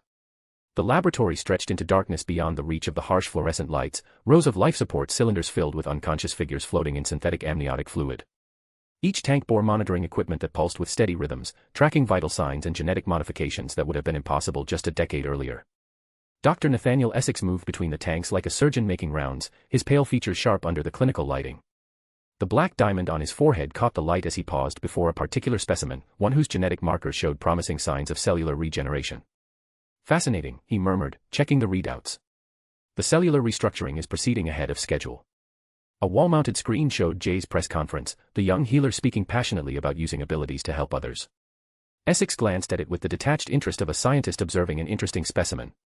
Dr. Essex, his assistant's voice crackled through the intercom, the subject in Tank 7 is showing increased neural activity. Essex moved to the indicated tank, studying the readouts with professional intensity. Increase the sedative mixture by 15%. We can't afford premature awakening. His gaze returned to the screen, where Jay was exhausting himself to heal the Castle family.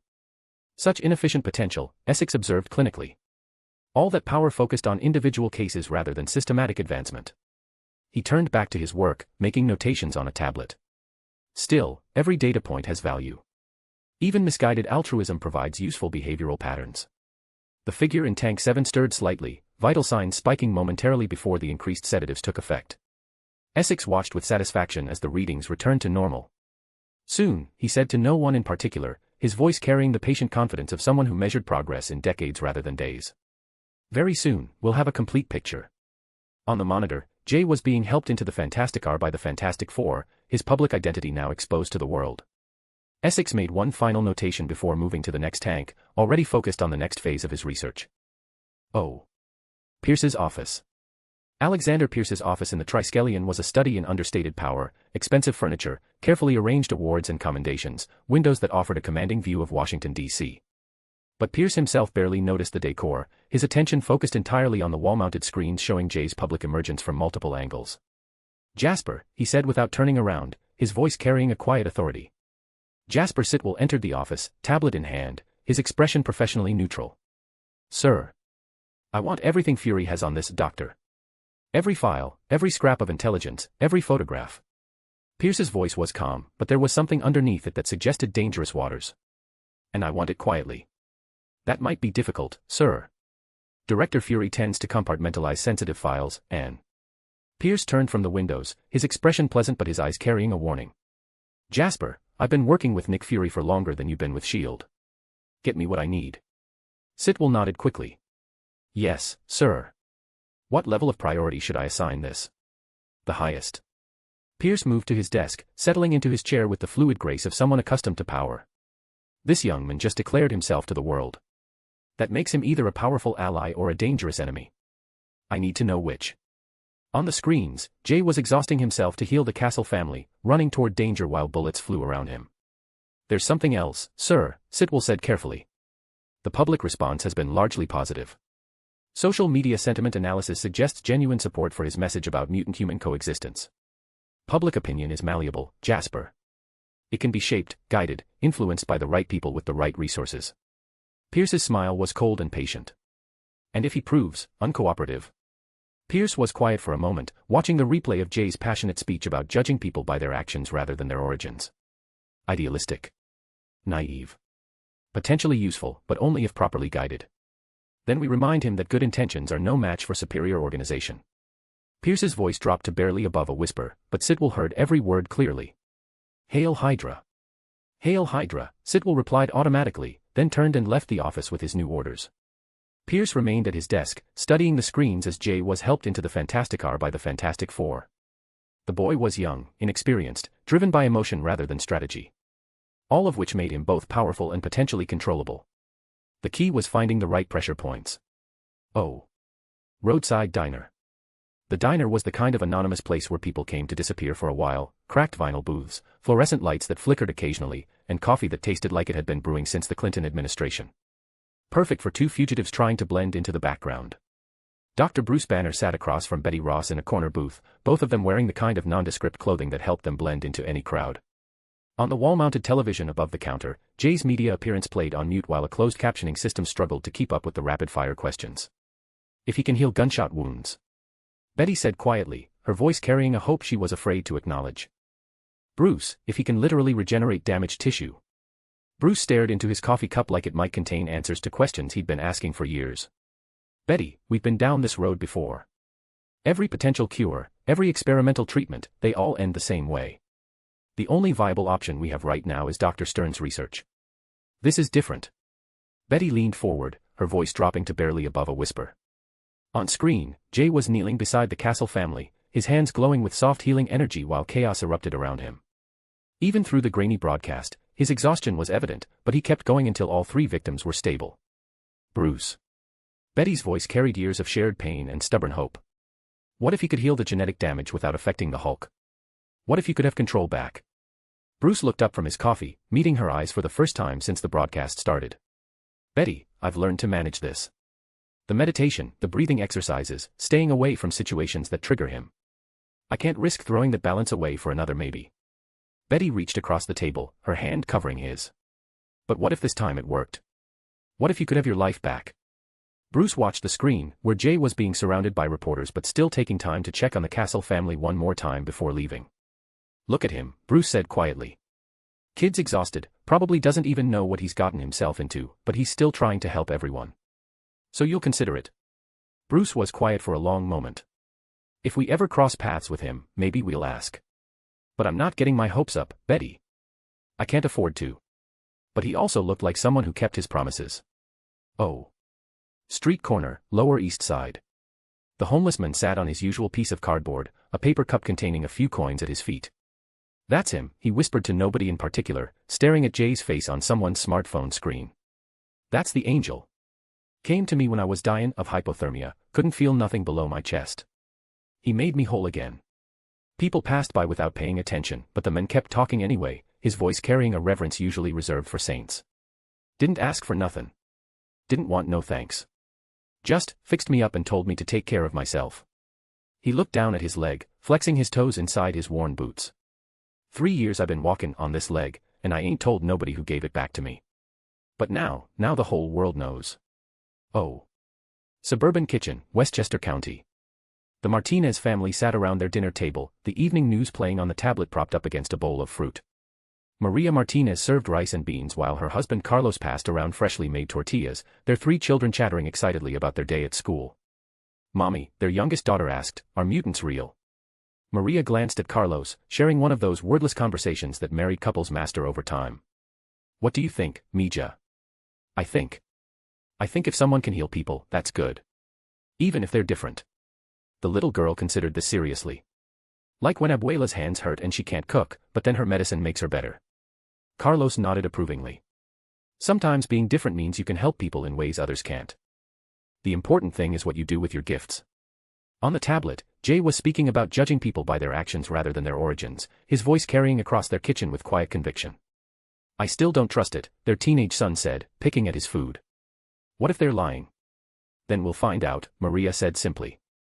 But until then, maybe we give them the same chance we'd want if we were different. Oh. Political back room, Washington, D.C. Senator Robert Kelly sat at the head of a mahogany table, surrounded by advisors, lobbyists, and political operatives whose faces never appeared in campaign photographs. This changes everything, Kelly said, his voice tight with controlled anger. One bleeding heart mutant with a savior complex and suddenly they're not scary anymore. They're misunderstood heroes. It's a PR disaster, agreed his chief of staff. The Mutant Registration Act was gaining traction because people were afraid. Fear is a powerful motivator. But this. On the wall-mounted screen, Jay's weary but unwavering face spoke about every life mattering, about using abilities to help rather than harm. The polling data scrolling along the bottom showed public opinion shifting in real time. We need to control the narrative, Kelly continued. Find the dangerous ones, the ones who can't be painted as sympathetic. Magneto, Sabretooth, that pyro kid in Boston. Remind people that for every healer, there's someone who can level city blocks. What about the doctor himself? Asked one of the lobbyists. Any dirt we can dig up. Kelly's smile was cold and calculating.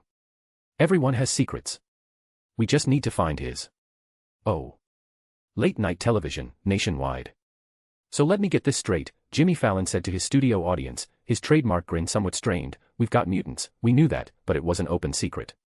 And one of them just held an impromptu press conference in Central Park after saving a family from a gang shootout. The audience laughed, but it was nervous laughter. I mean, good for him, right? Using superpowers to help people instead of.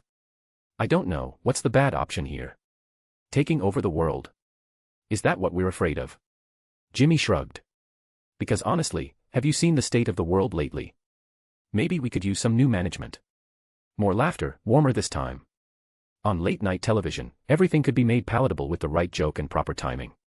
But in living rooms across America, families watched with expressions that ranged from wonder to worry, trying to process a world that had suddenly become more complicated, more dangerous, and possibly more hopeful than it had been that morning.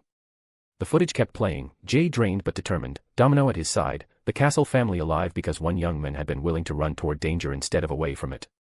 Tomorrow, everything would be different. Tonight, the whole world was watching. Chapter 53, Long Night. A/N, hey guys. We're at rank 52 right now, grinning face with sweat, but let's shoot for the top 10. Rocket, every stone you donate gets us closer, gemstone fire, and once we hit the top 10, 5 bonus chapters will be all yours. Let's make this happen together. Flexed bicep sparkles. The night air felt different somehow. Jay walked hand in hand with Domino down Fifth Avenue, their footsteps echoing off the sidewalk as they left the Baxter building behind. The streetlights cast long shadows, and every few blocks, someone would recognize them from the endless news coverage. "Hell of a second date," Domino said, her voice carrying that trademark sardonic humor, but Jay caught the undertone of concern. Jay shrugged, still processing everything that had happened. The weight of exposure sat heavy on his shoulders. His mind kept cycling through the reporter's questions, the flash of cameras, the way Frank Castle had looked at him with desperate gratitude while his family lay bloodied in the grass. A middle-aged woman approached them tentatively, wringing her hands. "Excuse me, are you the doctor from the news?" Jay nodded, forcing a tired smile. "That's me. My daughter," the woman's voice cracked slightly, "she's been in a coma for 3 months. The doctors say there's nothing they can do. Could you?" Before Jay could answer, a younger man jogged up, slightly out of breath. "Dude. Holy shit, you're him. You know Iron Man, right? Can you get me his autograph? My girlfriend would lose her mind." The requests came faster after that. An elderly man with obvious arthritis begged for relief from the constant pain. A teenager wanted to know if Jay could cure his acne. A mother pushed forward with her son in a wheelchair, tears streaming down her face as she pleaded for just 5 minutes of his time. Jay's danger sense prickled as the crowd grew larger, voices overlapping in a desperate chorus of need and want. He started to respond to the wheelchair-bound boy when another voice cut through the noise like a blade. "Muty freaks," someone shouted from across the street. "Get the hell out of our city." The crowd went quiet for a moment, heads turning toward the source of the hostility. Jay felt Domino's grip tighten on his hand. But he stayed calm, processing it all with the detached analysis his stolen mental processing from Sage provided. This was exactly what he'd expected. The public revelation meant exposure to both the desperate and the hostile.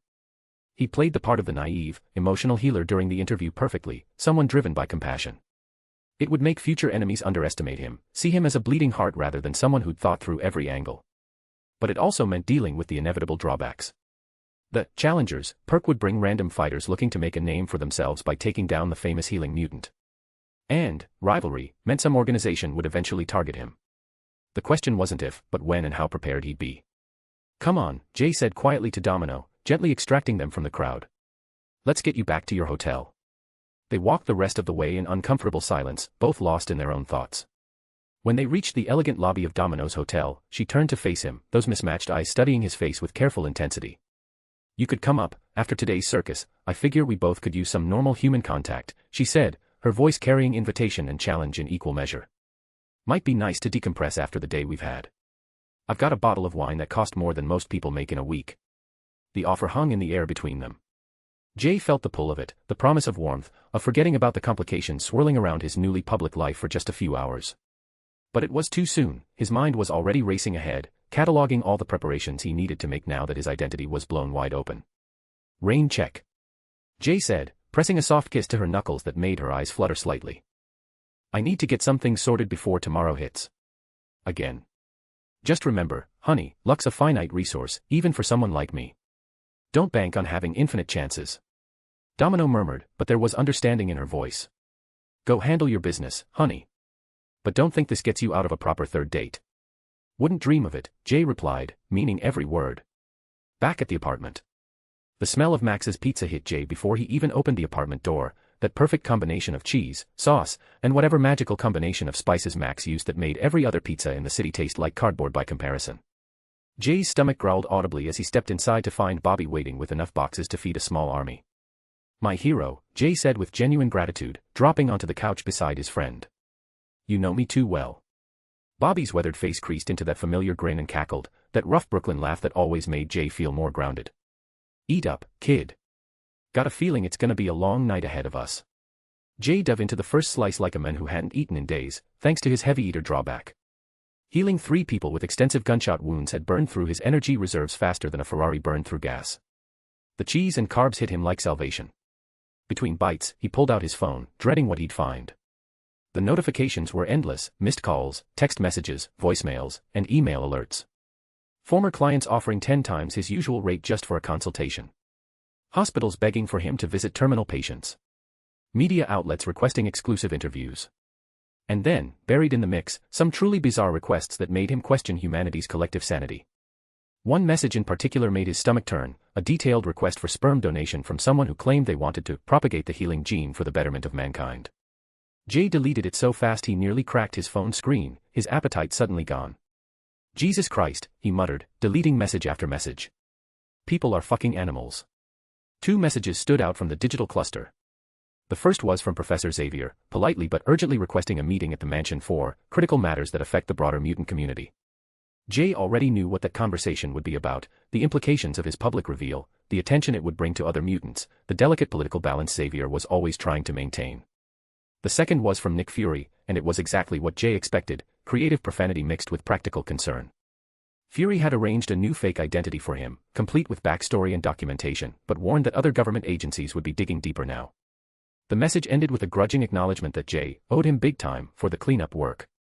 Fury's just a big black-balled tsundere, isn't he? Jay said, scrolling through the director's colorfully worded concerns. Bobby's expression sobered, the humor draining from his scarred features as he nearly choked on his beer, coughing through surprised laughter. Kid, you got a death wish talking about Nick Fury like that. He likes me, Jay said with a grin. He just won't admit it. But Bobby's expression grew more serious. Jay, you know what this means for the network, right? Now that you're out there in the spotlight, people might start connecting the Doctor with Power Broker one way or another. Jay nodded, already 3 steps ahead in his planning. I know. That's why we need to move fast on a few things. Jay leaned back on the couch, his mind already working through the implications and contingencies. The unmasked drawback meant this exposure was inevitable, the question had always been when and how it would happen. At least he'd been able to control the narrative somewhat, presenting himself as a compassionate healer rather than letting someone else define him. Bobby, Jay said, his voice taking on the focused tone that meant he was switching into planning mode, and remind me, the procedure's in 2 weeks. I need you ready to handle things if something happens to me. Whoa, hold up. Bobby set down his beer, his scarred face creasing with concern. What procedure? And why are we talking like you're going somewhere?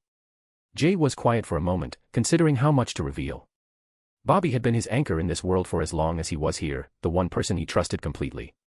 But some truths were harder to digest than others. The enhancement I've been planning, Jay said carefully. It's big. And potentially dangerous.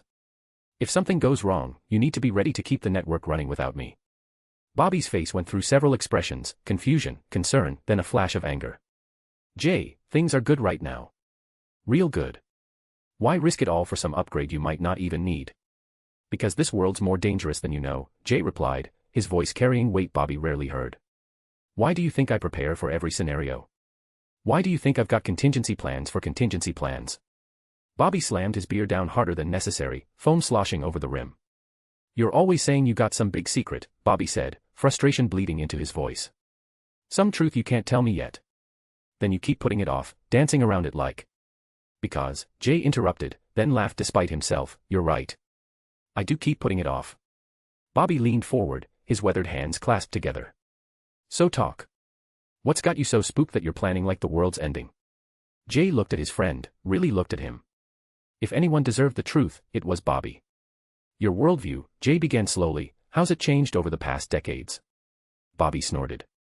That's a hell of a question. Let's see, first, Captain America shows up, this perfect soldier from World War II, slapping Hitler. Then mutants go from urban legend to front-page news. Then we get the Fantastic Four turning into rubber and rock after a space mission gone wrong. Iron Man builds a suit that makes him basically a one-man air force. He paused, taking a long pull from his beer. Used to be the weirdest thing in my day was drug dealers with better weapons than the cops. Now every week there's some new impossible thing on the news. World's gone completely insane if you ask me. That's not even the tip of the iceberg, Jay said quietly. Bobby stared at him. What's that supposed to mean? Jay stood up, pacing to the window. Manhattan sprawled out below them, millions of people living their lives with no idea how fragile their reality really was. How many threats existed just beyond their understanding? Think of reality like a tree, Jay said, turning back to Bobby. Each leaf is a universe, a complete world with its own history, its own people, its own version of events. Bobby's expression shifted from confusion to concern. Jay. The branches, Jay continued, those are themes or timelines. Similar worlds clustered together. And the trunk. He paused, meeting Bobby's eyes. The trunk is whatever created it all. God, the creator, the one above all. Pick your name. Kid, you're starting to sound. I'm not from this universe, Bobby. The words hung in the air like a confession. Bobby went very still, his beer halfway to his lips. I'm what you might call a tourist, Jay continued, his voice gentler now. Someone who fell between the leaves and landed here. Everything I know about your world, I learned after I arrived. Your history, your heroes, your threats, I have witnessed it all in different forms in different worlds while falling between the branches. Bobby set down his beer very carefully. That's... Bobby's voice was hoarse. That's fucking impossible. So was Captain America, Jay pointed out. So were 4 people getting cosmic powers from space radiation. So was a guy building a flying metal suit in a cave. Impossible's gotten a lot more flexible lately. Bobby was quiet for a long moment, processing. Jay could practically see the wheels turning, all the little inconsistencies in Jay's behavior, his uncanny knowledge of things he shouldn't know, his preparation for people that seemed to cross our path out of nowhere. That's why you knew about the X-Men, the Fantastic Four, and especially about Fury, Bobby said slowly. How you always seem to be one step ahead. Something like that. Jesus Christ, Jay. Bobby rubbed his face with both hands. How long? Months. Same as you've known me. More silence. Jay waited, letting Bobby work through it at his own pace. This was the foundation of everything. If Bobby couldn't accept this truth, then everything else Jay needed to prepare for would be exponentially difficult. So what else? Bobby asked finally. If you're from somewhere else, if you know things, what's coming that's got you so scared? Jay settled back onto the couch, suddenly feeling every bit of exhaustion from the day's events. That's a much longer conversation, my friend. And like I said, it's gonna be a long night. Bobby reached for another beer, popping it open with more force than necessary. Well then, he said, his voice carrying that familiar Brooklyn determination, better order more pizza. And Jay. Yeah. Next time you want to drop a bombshell like that, maybe lead with it instead of spending months dancing around it like a nervous kid asking me to prom. Jay laughed. Some things, at least, never changed. Bobby was still Bobby, practical, loyal, and capable of finding humor even when his entire understanding of the world and his friend had just been turned upside down. Fair enough, Jay said. But settle down, Bobby. We're just getting started. Tonight, 2 friends sat in a room filled with pizza boxes and bears, finally ready to discuss the full scope of what was coming. By morning, Bobby would know about Galactus, about the Phoenix Force, about cosmic threats that made street-level problems seem quaint. He'd understand why Jay couldn't simply be content with healing people and running a small network. He'd learn that in a multiverse of infinite possibilities, the only constant was that someone had to be ready for the worst-case scenarios. The multiverse was vast, dangerous, and full of threats one couldn't even imagine. It was going to be a very long night indeed. Chapter 54, Third Time's the Charm. A/N, hey guys. We've now hit rank 46. Party popper, let's keep this momentum going and aim even higher. Rocket gemstone, every stone you donate helps us climb up the ranks, and once we break into the top 10, 5 bonus chapters will be unlocked just for you. Let's do this together. Flexed biceps fire books. The morning sun filtered through Jay's apartment windows as he stood in his small kitchen, methodically preparing chai. The familiar ritual, crushing cardamom pods, measuring out black tea leaves, timing the milk just right, helped center his thoughts after everything that had happened. Behind him, Bobby sat slumped at the kitchen table like a man who'd stared into the abyss and found it staring back. You want some chai? Jay asked without turning around, stirring the fragrant mixture as it came to a gentle boil. How? Bobby's voice was hoarse from a sleepless night. How can you be so calm about all this? If even half the stuff you told me is gonna happen. Jay shrugged, pouring the steaming tea through a strainer into 2 mugs. You get used to it. Used to it? Bobby's laugh was bitter. Kid, you basically told me the world's gonna end like 6 different ways. I'm never gonna sleep peacefully again. Why'd you think I drink so much chai? Jay replied, offering Bobby a mug. Bobby, this is strictly between us. I only told you after you got mental protections. Jay finished his tea and stood up. Get some sleep. I've got somewhere to be. Where are you going? Jay grabbed his leather jacket from the back of his chair. To X-Mansion. The familiar purr of the Datsun 240Z's engine was almost therapeutic as Jay drove through Westchester's tree-lined streets. The mansion's grounds looked the same as always, perfectly manicured lawns, ancient oak trees, and not a hint of the chaos that had erupted there just weeks ago courtesy of Moon Knight. The drive had given him time to think, but thinking only made the knot in his stomach tighten.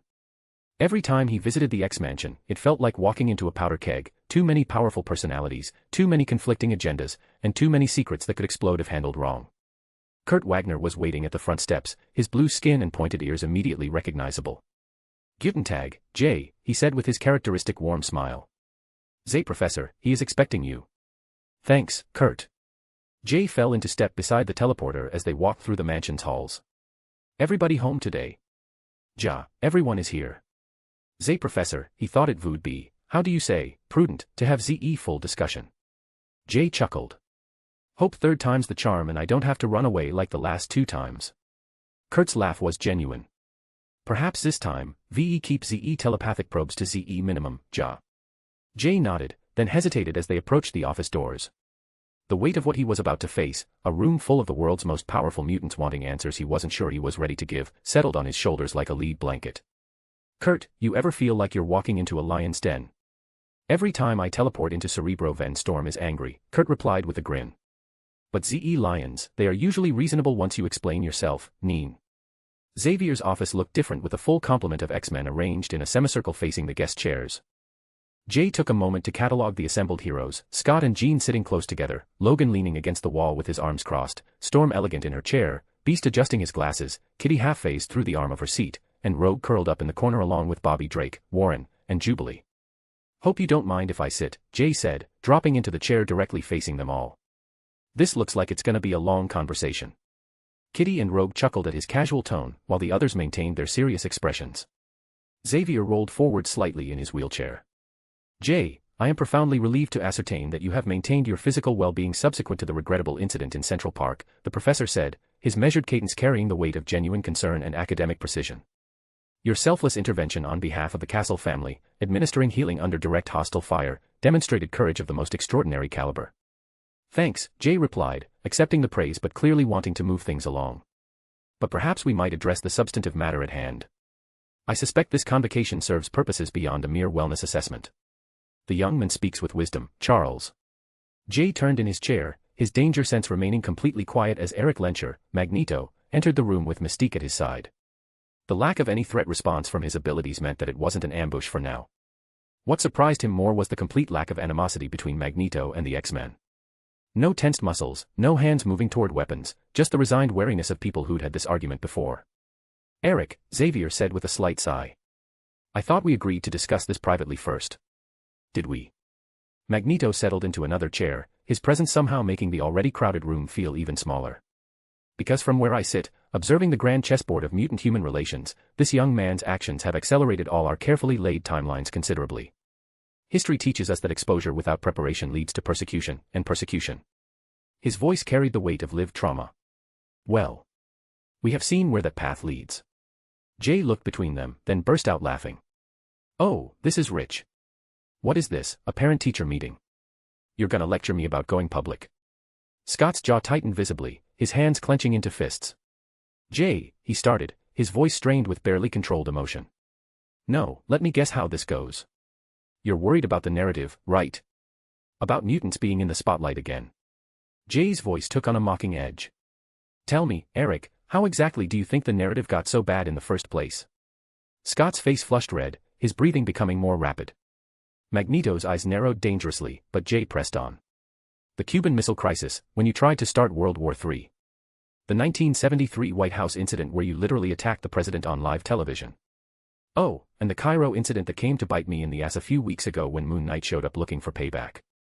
And let's not forget 1992, when aliens came for Jean and she seemingly exploded and came back. That really helped with the whole mutants are dangerous thing, didn't it? The room had gone deadly quiet. Even Logan was standing straighter, his attention focused entirely on Jay's words. These are the precedents you've set, Jay continued, his metaphorical aura flaring with indignation. Decades of fear, violence, and chaos. And you have the face to show up here and lecture me about protecting the narrative. Now see here, Eric began, his own temper rising. No, you see here. I saved a family. I healed homeless people. I showed the world that mutants can be healers instead of just destroyers. If that's what breaks your carefully maintained status quo, then maybe your status quo was already broken. The argument might have escalated further, but Xavier's voice cut through the tension with practiced authority. We also wanted to discuss the power broker, he said, steering the conversation back on track. Their abilities appear remarkably similar to yours, the power to suppress mutant abilities. Eric and Mystique exchanged glances. We know nothing of this power broker, Raven said, her voice carrying curiosity rather than concern. Charles quickly explained what they'd learned about the mysterious figure who'd taken control of Morlocks with a similar yet much powerful ability than Jay's. Eric's expression grew increasingly dark as the implications became clear. You're both threats to our entire species, Eric said finally, metallic objects around the room beginning to vibrate with his rising emotions. In the wrong hands, either of you could be used as a weapon against all mutants. Metal bands from various sources, chair frames, lamp bases, even the steel in Jay's jacket zipper, suddenly snaked through the air to bind him in place. Jay didn't resist, letting Magneto demonstrate his point. Classic Magneto move, Jay thought as the metal wrapped around him. Next, he'll give a speech about Mutantkin's destiny. Eric, you're making assumptions, Xavier started. Am I? This boy appears from nowhere with unprecedented abilities, and suddenly, there's another person with similar powers operating in the same city. The timing is. The timing is coincidental, a southern voice interrupted. Everyone turned to stare as Rogue stood up from her corner, walked over to where Magneto sat, and calmly placed her bare hand on his cheek. The metal restraints around Jay clattered to the floor as Eric's concentration shattered, his eyes rolling back as Rogue absorbed his powers and memories. After a few seconds, she released him and stepped back, leaving the master of magnetism swaying in his chair. Jay gave Hank and me hope that we could be normal again, she said simply, her accent thick with emotion. He's a good guy, not a villain like you, who's only ever been dragging our reputation down. Jay stared at her in shock. Clearly, he had downplayed the impact he had had on Rogue. Standing up and taking her bare hand in his. Thanks, Rogue, he said softly as if perfectly natural. I've healed the power broker and his people on numerous occasions, Jay continued, addressing the room while still holding Rogue's hand. He shared some information with me as payment. And while the application of our powers might seem similar, the nature is completely different. Chapter 55, Third Time's the Charm. A/N, hey guys. Unfortunately, we've hit rank 53. Party popper, but no worries, let's keep this momentum going and aim even higher. Rocket gemstone. Every stone you donate helps us climb up the ranks, and once we break into the top 10, 5 bonus chapters will be unlocked just for you. Let's do this together. Flexed biceps. Fire books. Beast cleared his throat, drawing everyone's attention. Forgive the interruption, but there exists an additional matter of considerable scientific and humanitarian import for which we solicited Jay's presence today. He moved to the door and gestured for someone to enter. A young woman with dark hair and keen eyes stepped into the already crowded room. Jay recognized her immediately, though he was careful not to show it. Allow me to introduce Tessa, Beast said, his tone carrying both professional courtesy and genuine concern. Her mutation appears to have encountered some form of impediment leading to her losing most of her powers. We harbored hopes that your rather unique healing capabilities might enable you to conduct an examination and determine the feasibility of therapeutic intervention. Jay nodded, moving to Tessa and placing his hands on her shoulders. He made a show of concentrating, using his stolen enhanced intelligence, originally hers, to perform a detailed scan while being careful not to reveal that he was the reason her powers weren't manifesting properly. After several minutes, he stepped back with a carefully crafted expression of regret. I'm afraid the prognosis is rather grim.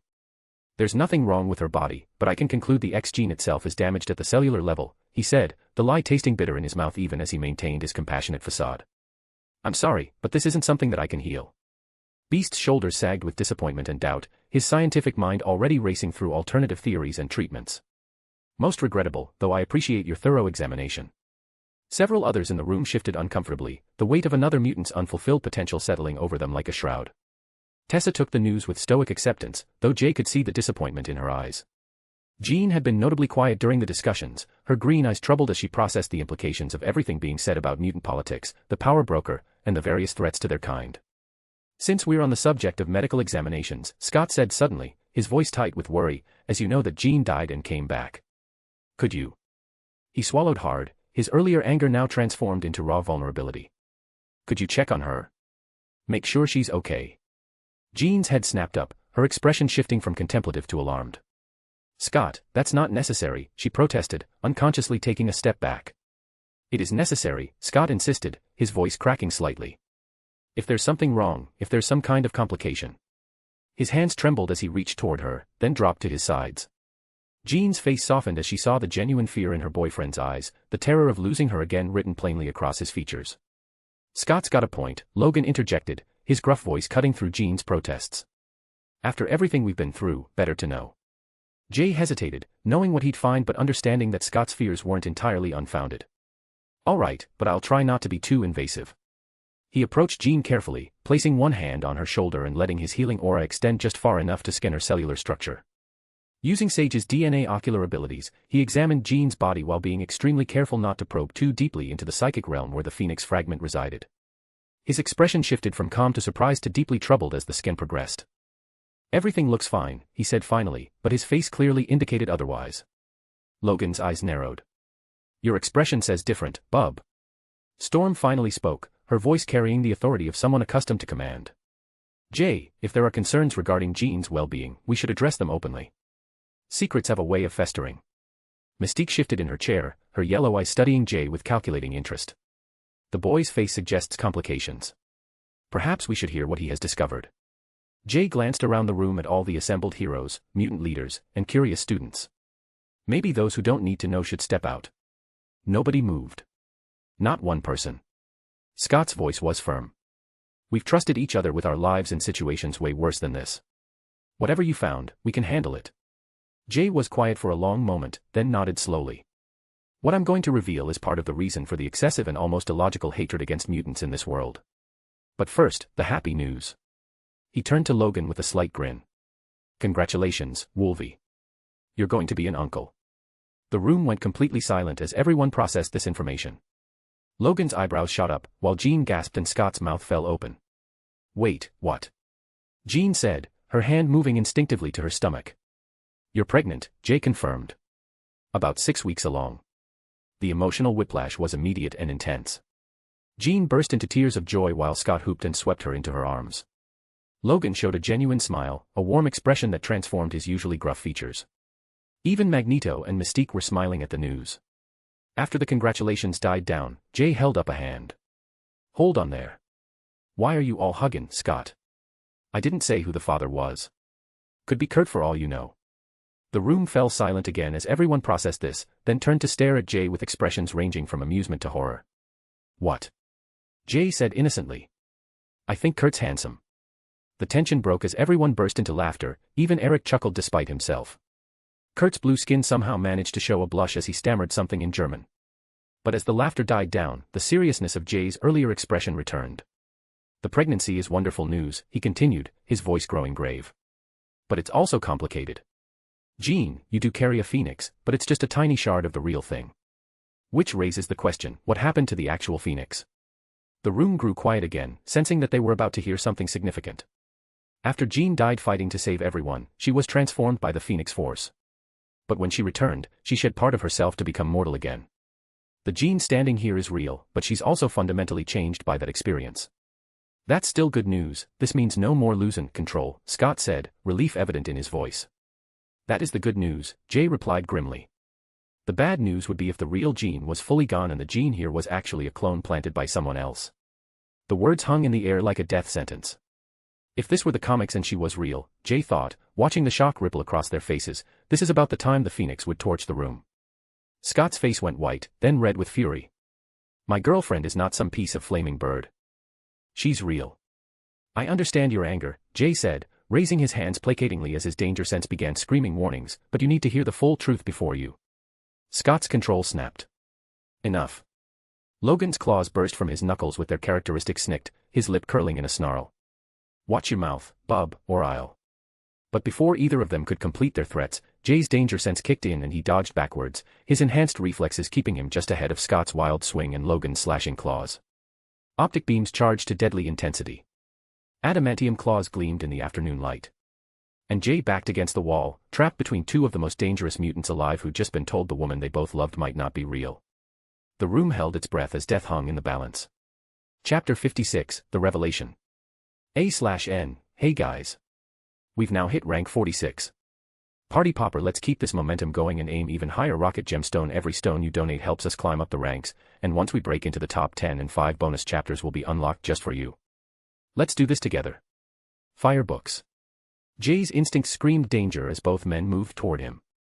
Logan's trademark growl rumbled through Xavier's study while Scott's jaw tightened with barely contained fury. Jay had had enough of this posturing. Time to show them exactly who they were dealing with. Moving faster than most people could follow, Jay reached out and touched Scott's temple just as crimson energy began building behind his ruby quartz visor. The power suppression flowed through Jay's fingertips like water, instantly neutralizing Scott's optic blasts. With deliberate slowness, Jay pulled the visor clean off and held it up to examine it, as if it were some mildly interesting trinket. Scott's eyes showed terror.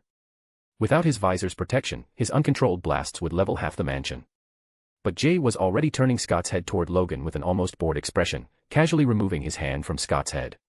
No. Scott's panicked shout came too late. The full force of Scott's unleashed optic blast erupted in a brilliant crimson column, catching Logan square in the chest. The impact rang Logan's adamantium skeleton like a struck church bell as he flew backward, crashing through Xavier's reinforced wall. Ancient books tumbled from their shelves as Logan crumpled to the floor, blood already pooling beneath him. Logan. Jesus, I couldn't control it. Scott's voice cracked as he fumbled for his spare visor with shaking hands. Jay moved with the same calculated precision, dropping into a crouch beside the groaning Wolverine. The metallic smell of blood mixed with the ozone from Scott's blast. Without hesitation, Jay placed his palm on Logan's shoulder and suppressed his legendary healing factor, watching with clinical interest as the effect took hold. The change was immediate and brutal. Logan's wound stopped closing, fresh blood flowing freely as his superhuman recovery ground to a complete halt. The older mutant's breathing became labored and ragged, his face contorting as he experienced something he hadn't felt in decades, the very real possibility of dying. You know, Logan, Jay said conversationally, his tone maddeningly casual as he studied the wounded Wolverine. For someone with over a century of combat experience, you really do have a predictable attack pattern. Think, Logan, think. He tilted his head with mock curiosity, a slight smirk playing at his lips. I mean, I get Scott's reaction. He's protective of Jean, always has been. But you. What's with the whole feral routine? Jay's voice carried an undertone of amusement as he acted out his favorite meme from back home. That's enough. Xavier's voice exploded through the room with telepathic force that would have frozen every mind present, except Jay remained completely unaffected. The professor's hand slammed down on his mahogany desk, sending papers flying in all directions. His usual composed demeanor had completely shattered. This behavior is absolutely unacceptable. We are supposed to represent something better than this petty violence. We stand for peaceful coexistence between our species, not whatever this display was. Xavier's eyes blazed as he looked between his students. Even Eric straightened in his chair, recognizing the dangerous edge creeping into his old friend's voice. Jay slowly lifted his hand from Logan's shoulder with theatrical timing, as if granting a royal pardon. The healing factor resumed its work immediately. Within seconds, Logan's wounds began sealing themselves, though he remained on the ground, glaring pure murder at the young doctor who had just humiliated him so effortlessly. Rogue and Beast rushed to Jay's side, genuine concern written across their faces. "Sugar, are you hurt?" Rogue asked, her southern drawl thick with worry. Quite the tactical demonstration, Beast observed, adjusting his glasses nervously. Though perhaps a touch excessive in execution. Jay brushed dust from his pants, completely unfazed. "I'm fine." His gaze swept the shocked faces around the room. The silence stretched uncomfortably as everyone processed what they'd witnessed. The mild-mannered doctor had systematically dismantled two of the X-Men's most dangerous fighters without even breaking a sweat, and he'd made it look almost easy. Xavier took several deep breaths, slowly regaining his composure. He smoothed his suit jacket and ran a hand over his bald head as the telepathic pressure in the room gradually diminished. After Logan had grudgingly pulled himself upright, though his posture remained coiled and ready for round two, Jay straightened his jacket and looked around calmly. "Now," he said, as if the last few minutes hadn't happened, "where were we? You were telling us that Jean, my best friend Jean, is some kind of clone." Jubilee burst out, her voice cracking with emotion. Sparks danced between her fingertips as her powers responded to her distress.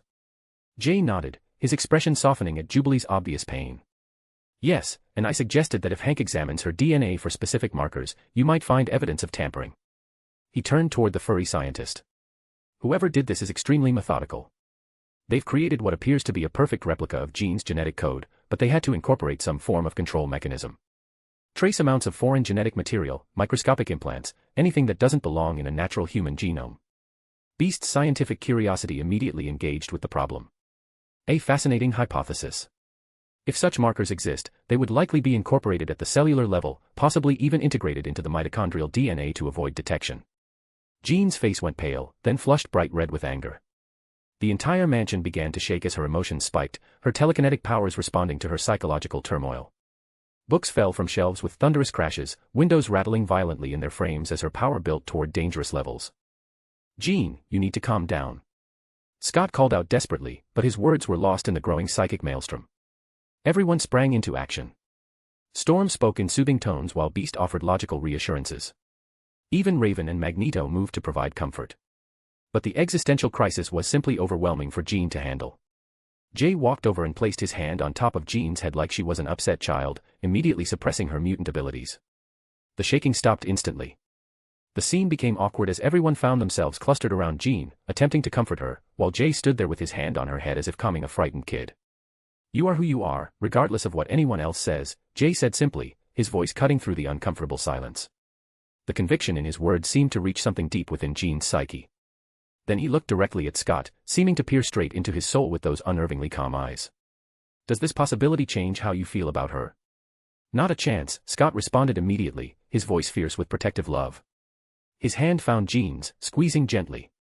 I fell in love with who she is as a person, not her genetic code. Clone or not, she's still the same woman who laughs at my terrible jokes and makes me want to be better than I am. And Hank hasn't confirmed anything yet, Scott added more reasonably, his tone becoming gentler.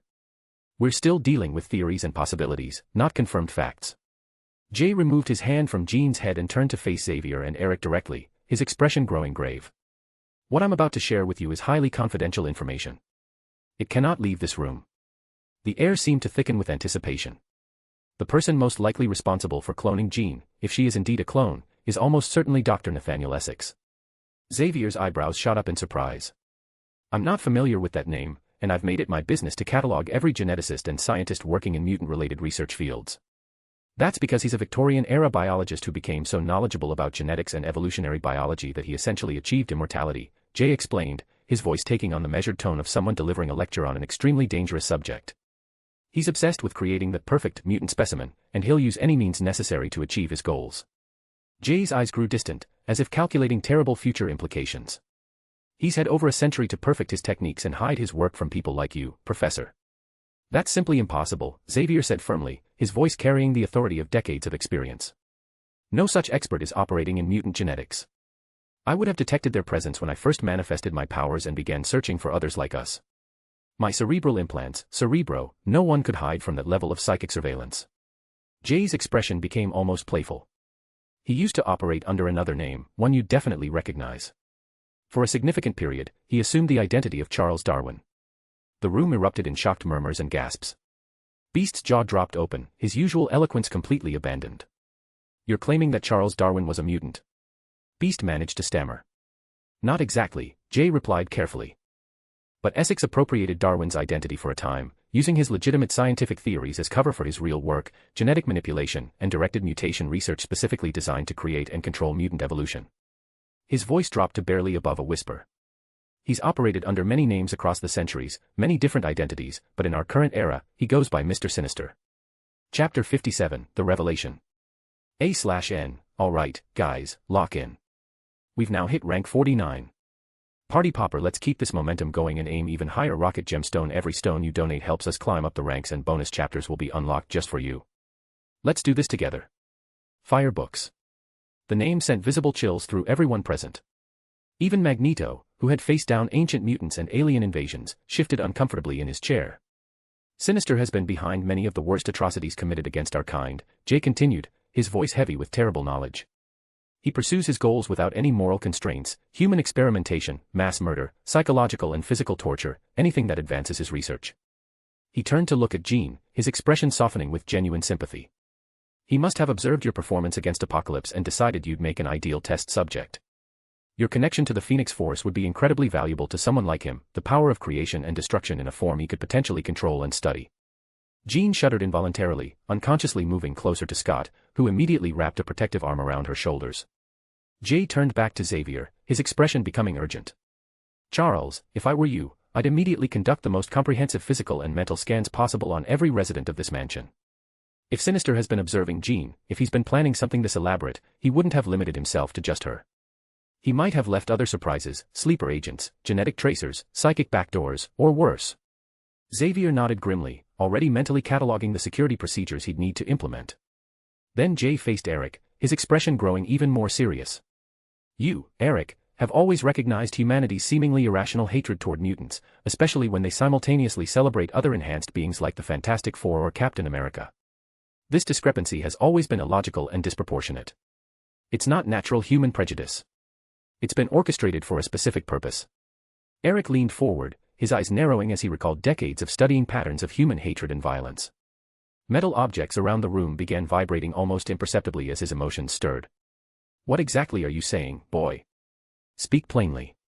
The atmosphere in the study grew thick with unspoken fears and mounting dread.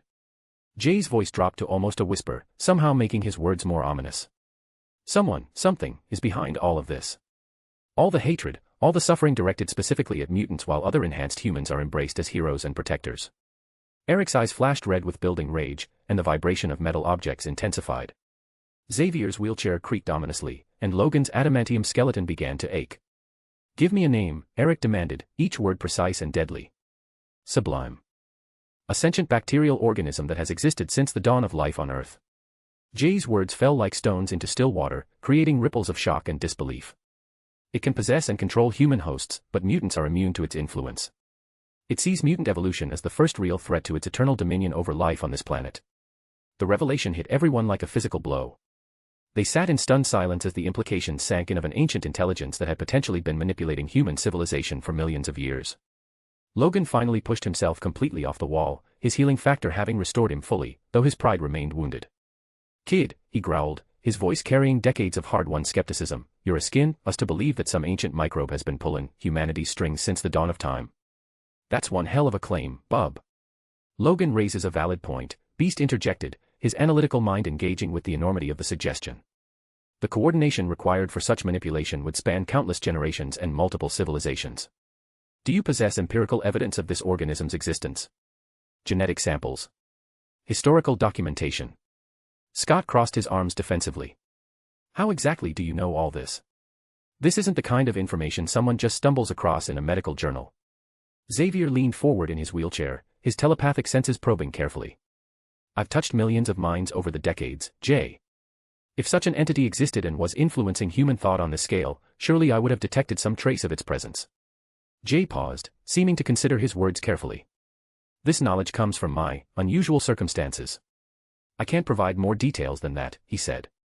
"But consider the logic. Why would humans embrace someone who shoots fire from his hands or a woman who can turn invisible, yet fear and hate someone whose only crime is being born different? The hatred is too specific, too coordinated across cultures that have never even interacted. It's not natural human prejudice." Eric's hands trembled with barely contained fury, every piece of metal in the room responding to his emotional state with creaks and groans. "You're telling me that every act of violence, every Sentinel program, all of it orchestrated by some primordial parasite?" His voice rose to a dangerous shout. "Every child I watched die in those camps, every friend I lost, puppet strings pulled by bacteria." The words hung in the air like a death sentence. Xavier's face had gone completely ashen. Social engineering on such a massive scale, the coordination required, the subtle influence over human institutions. He trailed off, unable to finish the thought. "Charles," Eric said slowly, his voice carrying the weight of terrible understanding, "think about every government that's turned against us, every scientist who's created weapons specifically designed to kill mutants, every mob that's formed seemingly overnight. Think about the coordination, the precise timing."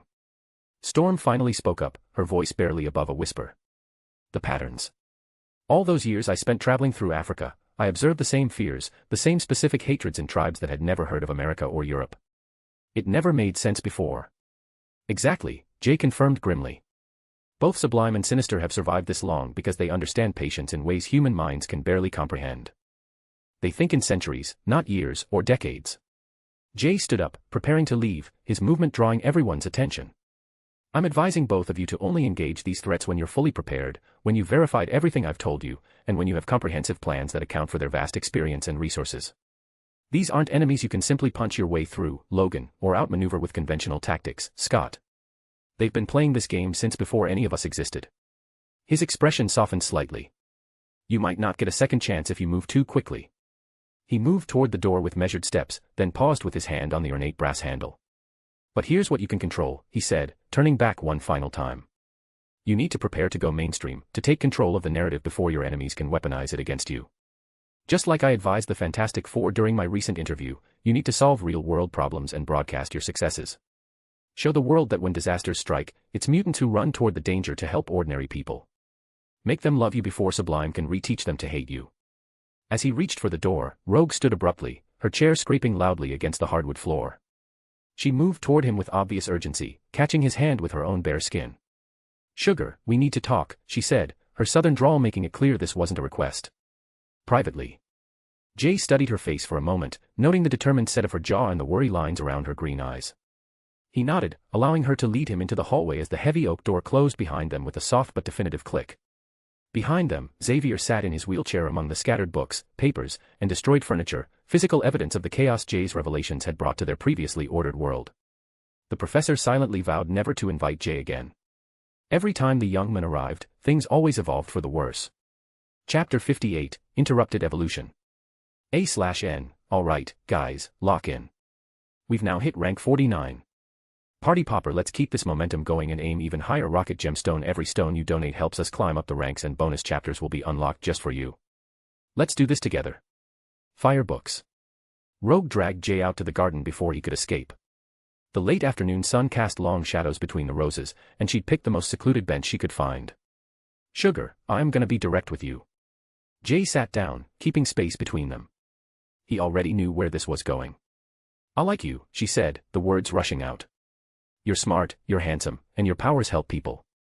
Our abilities work together, you could touch me, I could finally touch someone without hurting them. Silence. Say something. Is this your mind talking or your heart? Jay asked quietly. Because what you're describing sounds parasocial. Toxically dependent. Doomed from the start. It ain't like that. Jay reached out slowly and took her gloved hand, his thumb brushing her cheek. What do you feel when I do this? Warmth. Warmth is constant no matter who touches you. When the enhancement procedure succeeds and if I can permanently remove your powers, anyone could give you that. What happens then? She blinked rapidly, fighting the sting in her eyes. I'll still feel the same. Will you? Jay tilted his head, watching her with that unnerving clarity that cut through excuses. Warmth can come from anybody, Marie. What you're chasing isn't me, it's the idea of not being alone. Safety. Comfort. And you deserve those things, but... His lips quirked in rueful realization. Tell me, did this suddenly come to you after seeing me and Domino on TV? Her whole body went rigid, shoulders locking like stone. Jay sighed, withdrawing his hand. I'm sorry. Even if Domino and I aren't official, we're something. And it wouldn't be right to cheat. Not on her, not on myself, and not on you. Rogue swallowed, eyes glistening. You make it sound so simple. It never is. Jay stood, brushing imaginary dust from his jacket. His voice softened, just enough to leave the words lingering. But chin up. Someone'll come along, someone who can handle you the way you deserve. Some thief will come and steal your heart clean away. The time between the Xavier meeting and the procedure blurred together in Jay's memory. Training sessions and meetings with Bobby and the inner circle turned into strategy discussions over pizza. You know we can still find other ways, kid, Bobby had said during one late-night session. From the stories you told me, power-ups were dimes a dozen in the multiverse. Different rules doesn't always apply here, Jay replied, studying tactical maps spread across the table. And we need every advantage we can get. Dates with Domino were easy, shooting pool at dive bars, her luck making every impossible bank shot. She'd lean against him during movies, her head on his shoulder, both pretending they weren't getting attached. They'd walk through Central Park at midnight, her hand finding his, talking about everything except what they were becoming. The baseball game with Ben and Johnny was supposed to be relaxing. It wasn't. Johnny kept hitting on the beer vendor until she threatened to dump nachos on him. Ben argued with the umpire so loudly his voice carried 3 sections over. That was clearly a strike, you bum. I've seen better eyes on a potato. Jay spent most of the 7th inning stressed. And now it was time. You sure you don't want backup? Bobby asked, pulling up in his modified truck. Jay threw his bag over his shoulder. I need you here. Get the emergency protocols ready in case anything happens. You know we can still find other ways. Just keep checking everything, old man. Jay hugged Bobby, feeling the warmth and care radiating from his friend's skin. Domino's sleek black car pulled into the driveway. Jay waved goodbye to Bobby and slid into the passenger seat. Ready to go super, she asked, but there was tension in her voice she couldn't quite hide. That's the plan. The drive was comfortable, filled with easy silence and the occasional comment about traffic. Second thoughts, he asked. About you getting enhanced by Reed Richards. That's the job, baby, don't forget that's the priority. It'll be fine. Famous last words. By the time they reached the Baxter building, evening was approaching. The sun cast long shadows between the Manhattan skyscrapers, and Jay felt a familiar knot of anticipation in his stomach. Reed had transformed his laboratory into something between a medical facility and a rocket lab. Cables snaked across the floor, connecting massive devices that hummed with barely contained energy. The air tasted of ozone. Jay. Johnny called out as they entered. On time as always. Fair warning, Ben's stressed and may take it out by hugging you too hard. Johnny, please, Sue said, rolling her eyes but smiling. Try to contain the commentary for 5 minutes. Rogue stood by the windows in a clean white blouse, hands clasped behind her back. She looked up when they entered, her green eyes meeting Jay's briefly before looking away. I asked her to come, Hank told Jay, approaching with his usual measured gait. We need someone to test your abilities on if this works successfully. And if it doesn't, she can absorb enough life force to stabilize you until Reed figures out Plan B, Beast explained, adjusting his glasses with one massive blue paw. Reed emerged from behind a bank of computers, looking like he hadn't slept in days. Coffee stains decorated Reed's lab coat. Today is indeed a momentous day, Beast said, his cultured voice carrying both excitement and apprehension. The theoretical implications alone are quite extraordinary. Are you absolutely certain about this? Reed asked, his expression grave. Once we begin the process, there's no stopping it. The cosmic radiation exposure has to be completed in one session, or the cellular damage becomes irreversible. I'm sure. Reed nodded solemnly. Then we'll need you to remove your shirt and most of your clothing. The radiation-conducting serums require direct skin contact, and any fabric could interfere with the process. Jay stripped to his briefs, revealing the results of months of intensive training. Lean muscle defined his chest and shoulders, while his abs showed functional strength. The transformation was subtle but unmistakable. Damn, matchstick, Ben rumbled appreciatively. Been hiding those under loose shirts this whole time. Rogue's face flushed pink, her eyes immediately finding something fascinating about the floor tiles. Domino stared openly, raising an eyebrow. You've been holding out on me, she said with mock accusation. I mean, we're just casually hanging out, but now Mama's hungry. Damn. Wait, what? Rogue looked up, surprised by the admission. Nothing serious, Domino clarified with a warning edge to her voice. We're taking it slow. Very slow. But don't get any ideas, cowgirl. Jay settled onto the angled medical table, trying to ignore the attention. Can we focus on the potentially lethal science experiment, please? Quite right, Beast said, moving to check the monitoring equipment. Your genetic structure presents a unique challenge, my dear fellow. It appears to be in constant flux. Every time we attempt to analyze your DNA, it seems to evaporate almost immediately upon extraction from your body. Which is why we're taking this approach, Reed continued, his hands dancing over control panels. Instead of trying to change you from the inside out, we're triggering the transformation from outside in. Controlled cosmic radiation exposure while you're immersed in a specially formulated solution containing a conductive blend of mutant growth hormone and a rudimentary supersoldier serum I've developed. The treatment will be extremely painful, Reed added apologetically. Your body will essentially be rewriting itself at the cellular level. We'll need to sedate you completely for the procedure to proceed safely. Jay looked around at the gathered faces, some hopeful, some worried, all focused on him. If things go sideways, everyone remember, I asked for this. No going sideways allowed, Johnny said firmly. Sue would kill me if I let her favorite test consultant get fried. I'm not her favorite anything, Jay protested. Oh, you definitely are, Sue laughed. Reed talks about your genetic structure more than he talks about me these days. That's not, Reed began. It's okay, honey. Science is sexy. Domino stepped forward and kissed Jay deeply, cutting off his nervous laughter. When they separated, both were breathing hard. For luck, she said simply. Thanks. Jay smiled and turned back to Reed. Let's do this. The next hour blurred with preparation. 4 lines were inserted with clinical precision, and monitoring equipment was attached to track every vital sign imaginable. Jay was carefully positioned within the radiation chamber, a transparent cylindrical device that looked like something out of science fiction. The sedative began to take effect as evening fell over Manhattan, the city lights starting to twinkle beyond the laboratory windows.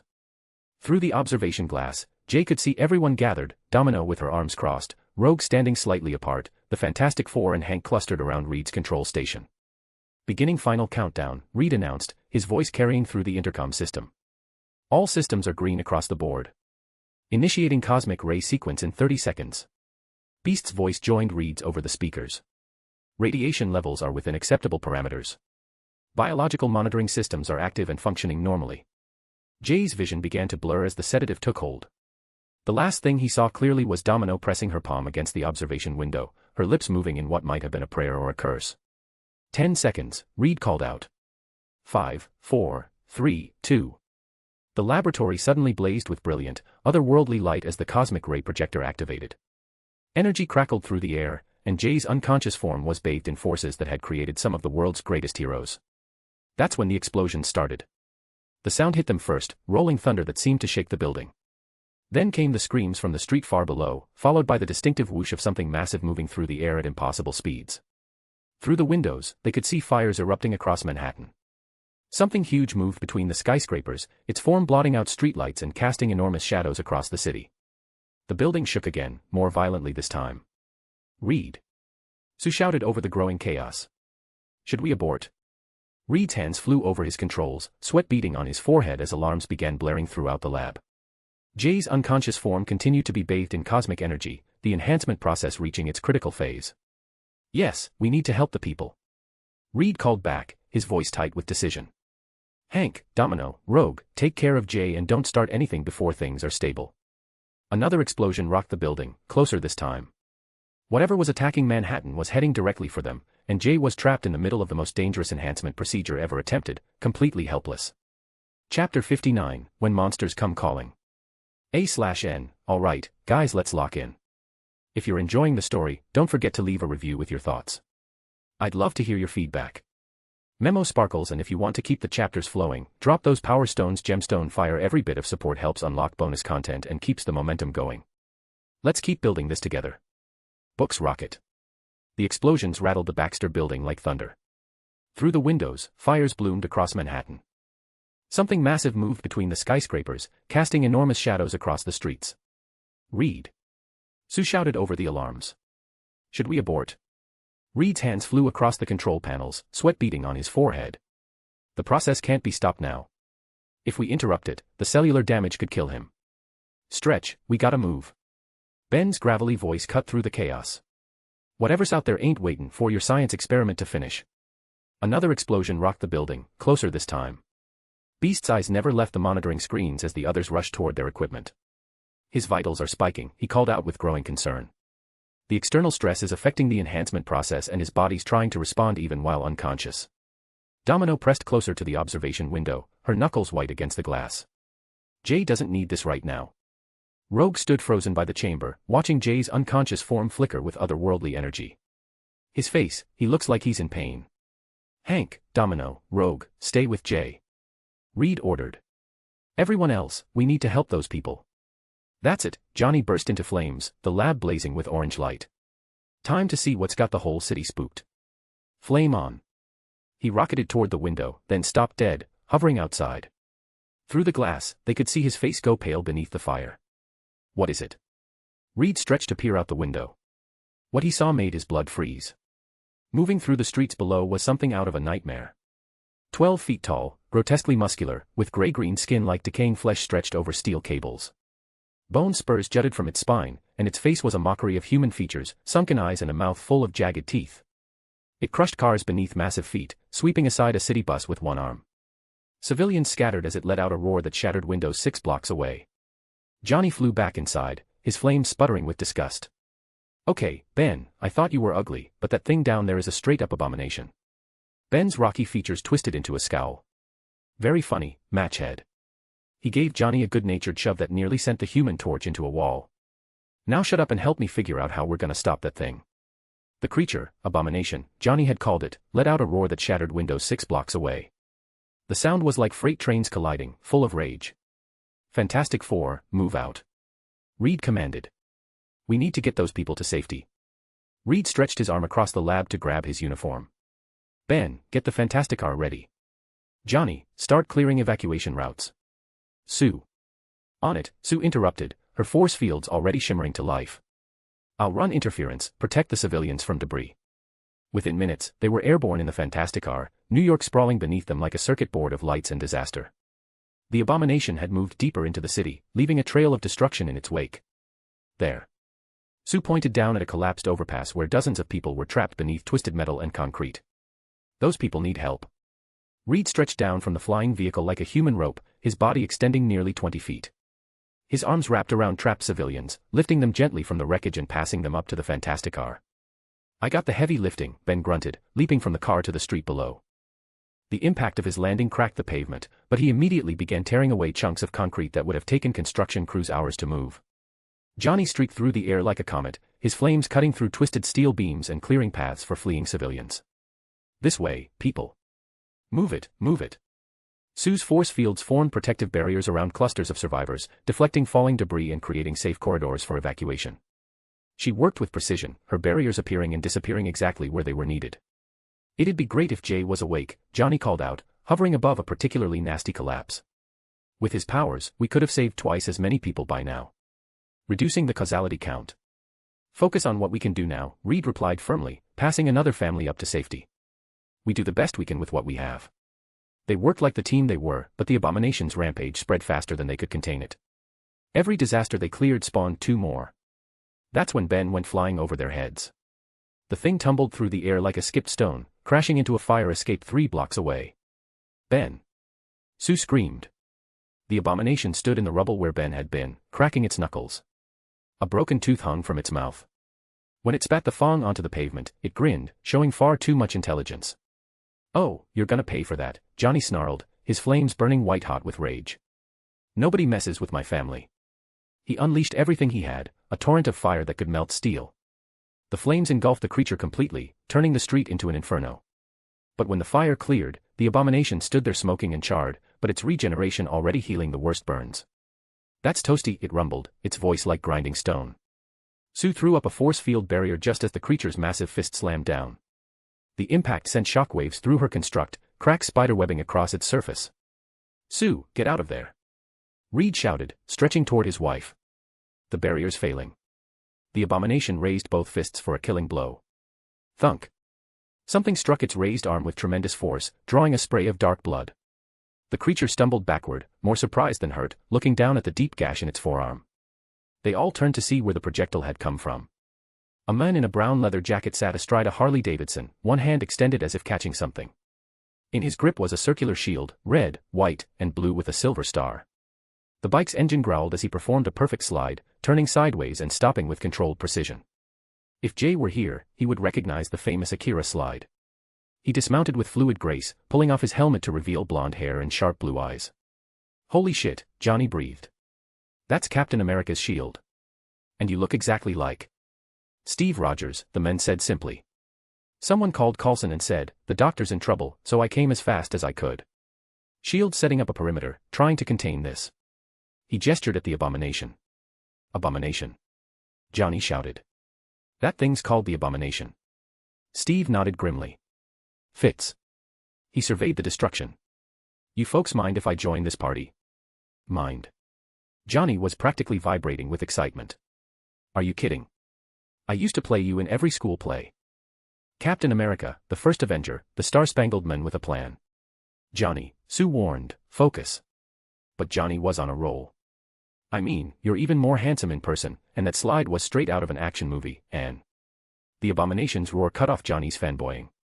The creature had recovered from its surprise and was advancing again, its wound already closing. Introductions later, Steve said, raising his shield. Right now, we've got work to do. What followed was the kind of coordinated superhero action that would become legend.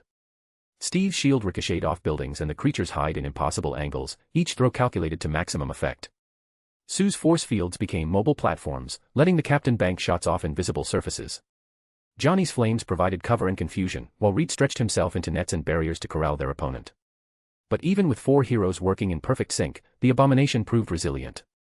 Every wound healed within seconds, and its strength seemed limitless. Worse, it was learning their patterns, adapting to their tactics. This isn't working. Reed called out, dodging a massive fist. It's heading for the Baxter building. The realization hit them all at once. The creature wasn't just rampaging randomly, it had a destination. It was heading straight for Jay. The serum, Reed breathed. It wants the enhancement serum, or Jay himself. The abomination broke into a run, seeing the hero catching up, its massive strides eating up city blocks. Buildings shook as it barreled through traffic, cars bouncing off its legs like toys. We need to stop it before it reaches. Sue began. That's when Metallica started playing. The opening riff of Enter Sandman echoed across Manhattan, broadcast from speakers built into gleaming red and gold armor that dropped from the sky like a metallic javelin. Don't worry, Iron Man's here, blared from the suit's external speakers before the music cut out, replaced by a cocky voice that could only belong to Tony Stark. Hope you folks don't mind if I crash this party. Looks like you could use some help from someone with actual firepower. The Iron Man armor hovered 30 feet above the street, repulsors charging with brilliant white light. Weapon systems unfolded from shoulders and forearms like the wings of a mechanical angel. One ugly customer, coming right up, Tony quipped. How special, extra crispy with a side of payback. What followed was the most spectacular fireworks display Manhattan had seen since the 4th of July. Missiles streaked from Iron Man's shoulder pods, each one guided with computer precision. Repulsor beams lanced out, and from his chest, The unibeam cut loose with enough power to slice through steel. The abomination disappeared in a cloud of smoke and fire, the street erupting in explosions. "And that's how it's done, kids," Tony announced smugly. "Stark Industries, when you absolutely, positively need something destroyed overnight." But as the smoke cleared, the abomination stood in the crater, healing slowly but surely. Burns faded from its hide like a time-lapse in reverse. "Okay," Tony's voice had lost some of its cockiness. "That usually works better." The creature fixed its glowing eyes on Iron Man and smiled that horrible, knowing grin. "Maybe we should coordinate," Steve began. "I work alone," Tony cut him off. "I don't need help from." The abomination's leap carried it 30 feet straight up. Its massive hand closed around Iron Man's leg, dragging the armored hero down toward the street. "Okay, maybe I could use a little help," Tony admitted as alarms blared inside his helmet. That's when the helicopter appeared overhead. A military transport chopper hovered above the battle, and someone was preparing to fast rope down from its open door. They could see the figure silhouetted against the aircraft's lights, lanky and human-sized. Another ally. Reed wondered aloud. Sue threw up a force field beneath the falling figure, intending to give him a soft landing. Instead, the men crashed right through her barrier like it was made of tissue paper, the telekinetic construct shattering on impact. He hit the street hard enough to crack pavement, but instead of the sickening crunch they expected, there was just a solid thump. The men lay still for a moment, face down in the crater he'd created. Sue and Reed stared in horror. Her force fields could stop bullets, deflect explosions, nothing should have been able to punch through one that easily. "Oh no," Sue whispered. "I killed him." Johnny started to fly down to check on the fallen figure. "Hey buddy, you okay down?" That's when the large green arm erupted from the crater. Johnny barely twisted aside as massive fingers swiped through the air where his head had been a heartbeat before. The man in the crater sat up slowly, and as he did, his skin began to change. What had been normal human flesh turned deep emerald green, muscles swelling to impossible proportions. His clothes shredded as his frame expanded, growing from 6 feet to 7, then 8, then 9 feet of pure muscle. When he finally stood to his full height, he was a towering green giant with wild dark hair and eyes that burned with barely contained fury. The Hulk opened his mouth and let loose a roar that shook the whole of Manhattan. The sound hit them like a physical force, reverberating through their bones and into their souls. It was primal and pure rage. Johnny hovered in the air, his flames flickering weakly. "Guys. Is that the Hulk?" His voice cracked slightly. "I think we're in double trouble." The abomination and the Hulk faced each other across the ruined street, two titans of destruction sizing up their opposition. The air between them crackled with barely contained violence. The Hulk's lips pulled back in something that might have been a smile. Hulk smash. Chapter 60, Victor's Spoils. A/N, here's your bonus chapter as a thank you for all the power stones you've gifted. Gemstone fire and joy. Book sparkles. The two giants circled each other like predators, their footsteps cracking asphalt and sending tremors through surrounding buildings. The Hulk's chest heaved with each breath, massive fists clenched so tight veins stood out like steel cables beneath emerald skin. The abomination's lips curled into a mockery of a smile, revealing jagged teeth. "You think you deserve this power, Banner?" His voice like grounded stone. "You pathetic, whimpering nerd, you never earned what flows through those veins." The Hulk's only response was a low, rumbling growl. Dr. Stearns finally saw the truth, the abomination continued, circling closer. "Gave me what I needed, your blood and pure gamma. And now, with whatever serum they're cooking up in that building dash," he gestured toward the Baxter building. "I'll be unstoppable." Hulk smash. The green Goliath launched himself forward, his leap carrying him across the entire street. They collided like thunder, the impact sending shockwaves through buildings. "Well," Johnny said, hovering at a safe distance, "at least they're keeping each other busy." "I need to check on Jay and the others," Reed said, stretching toward the Fantasticar. Steve's shield reflected Johnny's flames as he surveyed the devastation. "We need to check on Ben first." They found the thing half buried in twisted fire escape remains, rocky hide scraped but intact. His eyes were closed. "Ben." Sue knelt beside him. "Ben, please dash." "Stand back," Tony's voice cut through her panic as Iron Man descended, his suit running diagnostics. "He's alive, just unconscious. Probably a concussion if you can call it that when you're made of rock." "Can you wake him up?" Steve asked. "This is gonna hurt." Tony's suit reconfigured, electrical energy crackling between his palms. "This will be the world's most expensive defibrillation." The electrical discharge hit Ben like lightning. His rocky frame convulsed as voltage coursed through him. Ben's eyes snapped open with a grunt like grinding boulders. "What the tin can? Did you just tase me?" "Had to make sure your circuits were still running," Tony quipped. "You missed quite a show." Ben sat up slowly, gaze immediately finding the battling monsters. Each punch echoed like artillery fire. "How's the kid? Jay, is he?" Reed went to check. "The process can't be stopped now." "Then I gotta get back down there." Ben pushed himself up with surprising grace for a living rock. "Can't let anything happen to the doc when he trusted us." His voice carried the weight of responsibility. "That kid's endangering enough already." Another building-shaking impact punctuated his words as the Hulk drove Abomination through a storefront. "Human Torch and Invisible Woman, you are on evacuation duty," Steve commanded.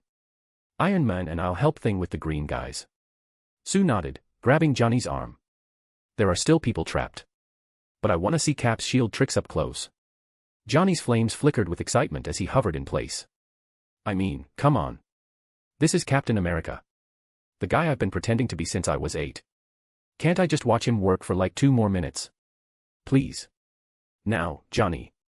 Sue's force field crackled with impatience. "This is so unfair," Johnny muttered as they streaked away. "Finally meet my childhood hero, and I have to miss the show." High above, Domino pressed her face against reinforced windows, watching chaos unfold. "This is insane," she muttered, checking weapons for the 3rd time. She offered Rogue a spare pistol. "Just in case." Rogue accepted it with gloved hands, expression conflicted. Don't like guns much, but..." She glanced toward Jay's unconscious form. "For now, I'll make an exception." Hank's blue-furred hands flew across control panels, working to keep cosmic radiation dose stable despite building-shaking impacts.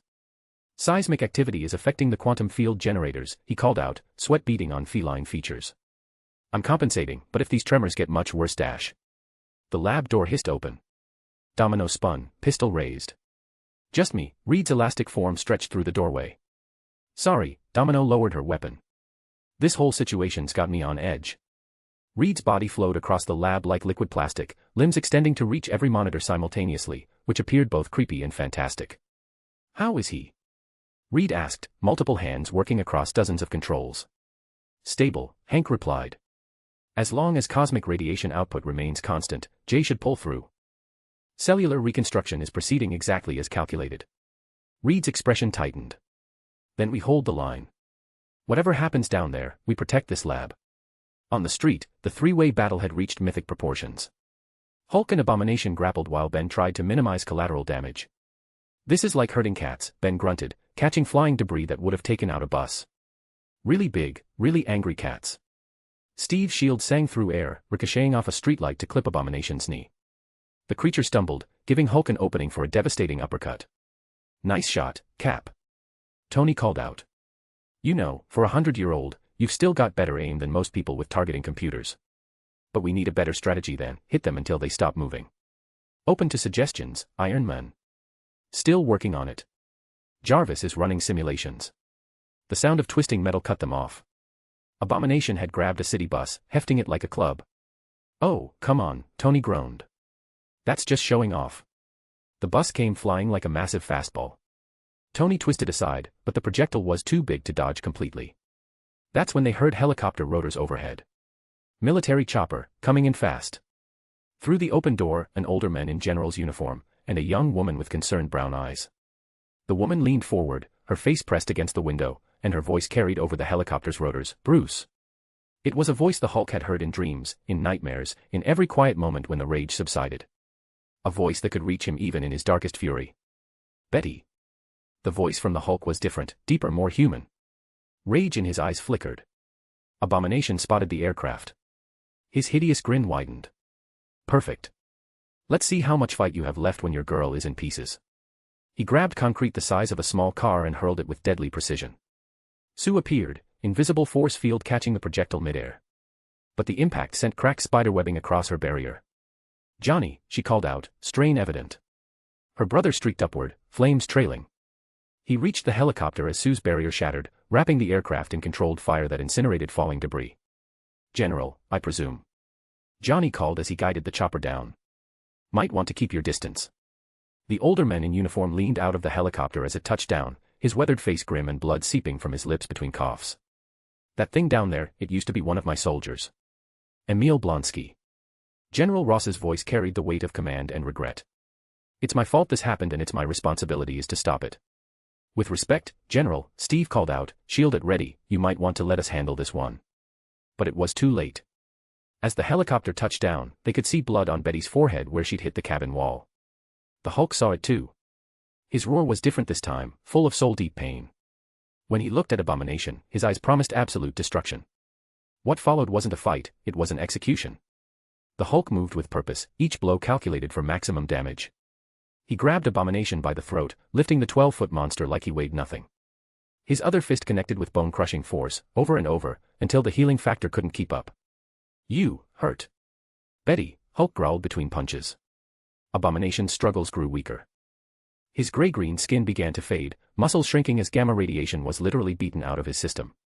Within minutes, where once stood a monster, now lay Emil Blonsky, human, broken, barely breathing. But Hulk's rage wasn't satisfied. He raised both fists for a killing blow. "Bruce, stop." Betty's voice cut through fury like a knife. She stood 20 feet away, one hand pressed to her bleeding forehead, the other extended toward him. "He's done. It's over." Hulk froze, massive chest heaving. Slowly, his eyes shifted from the broken man to the woman he loved. Rage flickered, warred with something deeper. "Betty, hurt," he rumbled. "I'm okay," she said softly, taking a careful step forward. "I'm okay because you protected me." Steve approached cautiously, shield lowered. "Easy, big guy. We're the good guys here. You saved a lot of people today." Hulk's gaze fixed on the star-spangled shield, then Steve's face. Something passed between them, recognition. "Hulk, protect Betty," the green giant said simply. "I can see that," Steve replied. "That makes you one of the good guys in my book." Tension began to ease. Tony's suit powered down weapons. Ben allowed himself a small smile. The moment of calm lasted exactly 30 seconds before reality came crashing back. "Well," Tony announced, "I'd say that's a successful first team-up." Boom. The explosion ripped through the Baxter building's upper floors like a flower of fire and debris. Windows cascaded down in glittering shards, smoke pouring from what had been the laboratory levels. "Tony!" Johnny screamed, flames flaring white-hot. "I swear, if you jinx the stash." But they were already moving. Ben leaped between buildings with surprising agility. Steve grabbed Tony's armored leg as Iron Man rocketed upward. Sue wrapped herself in a force field bubble, Johnny shooting them both toward the building. Only Hulk remained, his sole focus on protecting Betty. The lab was a disaster zone. Smoke filled the air, sparks cascaded from damaged equipment. Through the haze, they could see figures huddled around the enhancement chamber as Reed stretched form covering critical systems like a human shield, Hank working frantically at backup console, Domino helping Rogue to her feet. "Reed." Sue called out, force fields clearing smoke. "What happened?" "System overload," Reed replied without looking up, multiple arms working across dozens of controls. "Seismic activity caused cascade failure in the stabilizers. I've got it contained, but..." He stopped. His eyes widened as he looked at the chamber. Inside, Jay's eyes were closed, but there was a leak in the chamber where shrapnel from the explosion had torn through the containment wall, and a jagged piece of twisted metal was embedded deep in his abdomen, dark liquid seeping around the wound. Domino and Rogue both tried to leap forward, but Ben stopped them. Hey. Stay back." He ran toward Jay. "That cosmic juice is still cooking in there. One wrong move and we're all toast." But saying that Ben was already moving, and just as he reached the chamber, an energy blast crackling with green and silver sparks struck his face, sending him crashing through walls. From the smoke came a figure in armor. Reed hopefully asked, "Tony, is that your friend?" Tony grimly denied it, shaking his head. When smoke cleared, they saw a man in metal armor from head to toe, eyes visible through slits, covered in a green cloak cape. "Fools," the armored figure spoke, voice resonating with absolute authority and disdain. His diction was regal, formal, the speech pattern of nobility that had remained unchanged even as the world became casual. "You dare tamper with forces beyond your comprehension. The cosmic energies you have unleashed belong to doom." The figure raised one gauntlet hand, and the very air around them began to crackle with sharp energy. "I have come to claim what is rightfully mine." Chapter 61, The Doctor Will See You Now. A/N, alright, guys, let's lock in. We are at rank 39, so let's keep climbing it up. I'd love to hear your feedback. Memo sparkles, and if you want the bonus chapters flowing, drop those power stones. Gemstone fire, every bit of support helps us tear through the ranks. Books rocket. Victor. Reed's voice cracked as he stared at the armored figure. Victor Von Doom. What are you doing here? Tony's HUD was already analyzing the intruder's tech. Hold up, where'd you get my arc reactor designs? That power signature is way too close to my work. The figure's eyes blazed through his metal mask. When he spoke, every word dripped with contempt. Stole. You dare accuse Doom of common thievery? Fool. Doom has no need of your crude machinations. Any simpleton could construct such pedestrian armor. Trinkets like yours, Doom has fashioned and discarded as inadequate prototypes years past. He turned that terrible gaze on Reed, his voice dropping to something far more dangerous. But you, Richards, you took what was mine. My capital funded your pathetic venture into the cosmos. When your incompetence led to that catastrophic failure, it damaged Ladveria's standing among the nations. Yet when you emerged from that cosmic storm with abilities beyond mortal ken, his voice began to rise like a symphony of fury. Did you answer Doom's summons? Did you share the secrets of your transformation with the one whose wealth made it possible? Reed's jaw worked silently. Victor, we were new at. Silence. Doom's gauntlet struck a control console, showering the lab in sparks. Official diplomatic entreaties from the sovereign ruler of Ladveria. Formal demands for audience. All ignored. You made Doom appear weak before his subjects. His masked visage turned toward Sue, something infinitely darker entering his tone. You stole Doom's investment, Doom's prestige, Doom's rightful inheritance of power, and the one treasure that should have graced Doom's throne. Sue stepped forward. Victor, what happened to you? This isn't who you were at Empire State. Have you learned nothing from Doom's words, woman? Doom's voice carried the chill of Latverian winters. You have all betrayed Doom. Most grievously you, Susan Storm. Doom would have elevated you to royalty, made you a queen among nations. Instead, you play at heroics in these colorful costumes. That's enough. Johnny's flames roared to life, bathing the lab in orange light. Nobody talks to my sister like that. Flame on. He unleashed everything, a red-hot inferno that could melt steel. But Doom stood unmoved as a perfect energy sphere materialized around him. The flames washed over it uselessly. Parlor tricks, Doom said with bored contempt.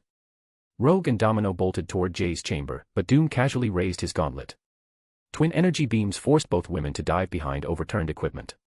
Steve's shield sliced through the air, intercepting the blasts, but the impact launched him backward into a wall hard enough to crack concrete. That's it. Tony's suit screamed to full combat readiness. Nobody messes with an American on American soil on my watch. Iron Man and the Human Torch attacked together, repulsors and superheated plasma creating a deadly light show. But Doom's barrier absorbed it all without a flicker. Reed stretched across the chaos toward Ben. You all right? Been better, Stretch, the thing rumbled, rolling his shoulders. But I ain't down yet. Hank's fingers flew over the cosmic radiation controls, sweat beading on his blue fur. The containment field is fluctuating. If the radiation levels destabilize. Johnny. Sue shouted. Sustained burn on his barrier and don't let up. Johnny poured his flames into a concentrated stream while Sue wove force fields around both the fire and Doom's armor. Not a barrier but a cage. The heat had nowhere to go but inward. Doom's armor began glowing cherry red as the temperature spiked. Ingenious, Susan. But ultimately futile. He spread his arms wide, energy crackling between his gauntlets. Doom shall not be confined. The explosion shattered Sue's construct and sent her tumbling across the lab. But the effort had cost him, warning lights flickered across his armor systems. Reed struck like an octopus, his form flowing around Doom from 6 angles. Now. Everyone, now. It's clobberant time. Ben charged forward. His granite fist connected with Doom's chest just as Steve's shield ricocheted off his helmet. Tony's repulsors fired point blank, the combined assault driving the armored dictator to one knee. This ends here, Victor, Reed said through clenched teeth, his limbs constricting around Doom. Surrender, and maybe we can help you. Doom's response was laughter, cold, bitter, and absolutely terrifying. You never did comprehend the depth of your inadequacy, Richards. Doom always has contingencies. Green energy erupted from his armor, an omnidirectional shockwave that hit like a train. Reed's grip shattered, Ben went tumbling, and Tony's suit was swatted aside. As his enemies struggled to their feet, Doom placed a small device on Iron Man's suit.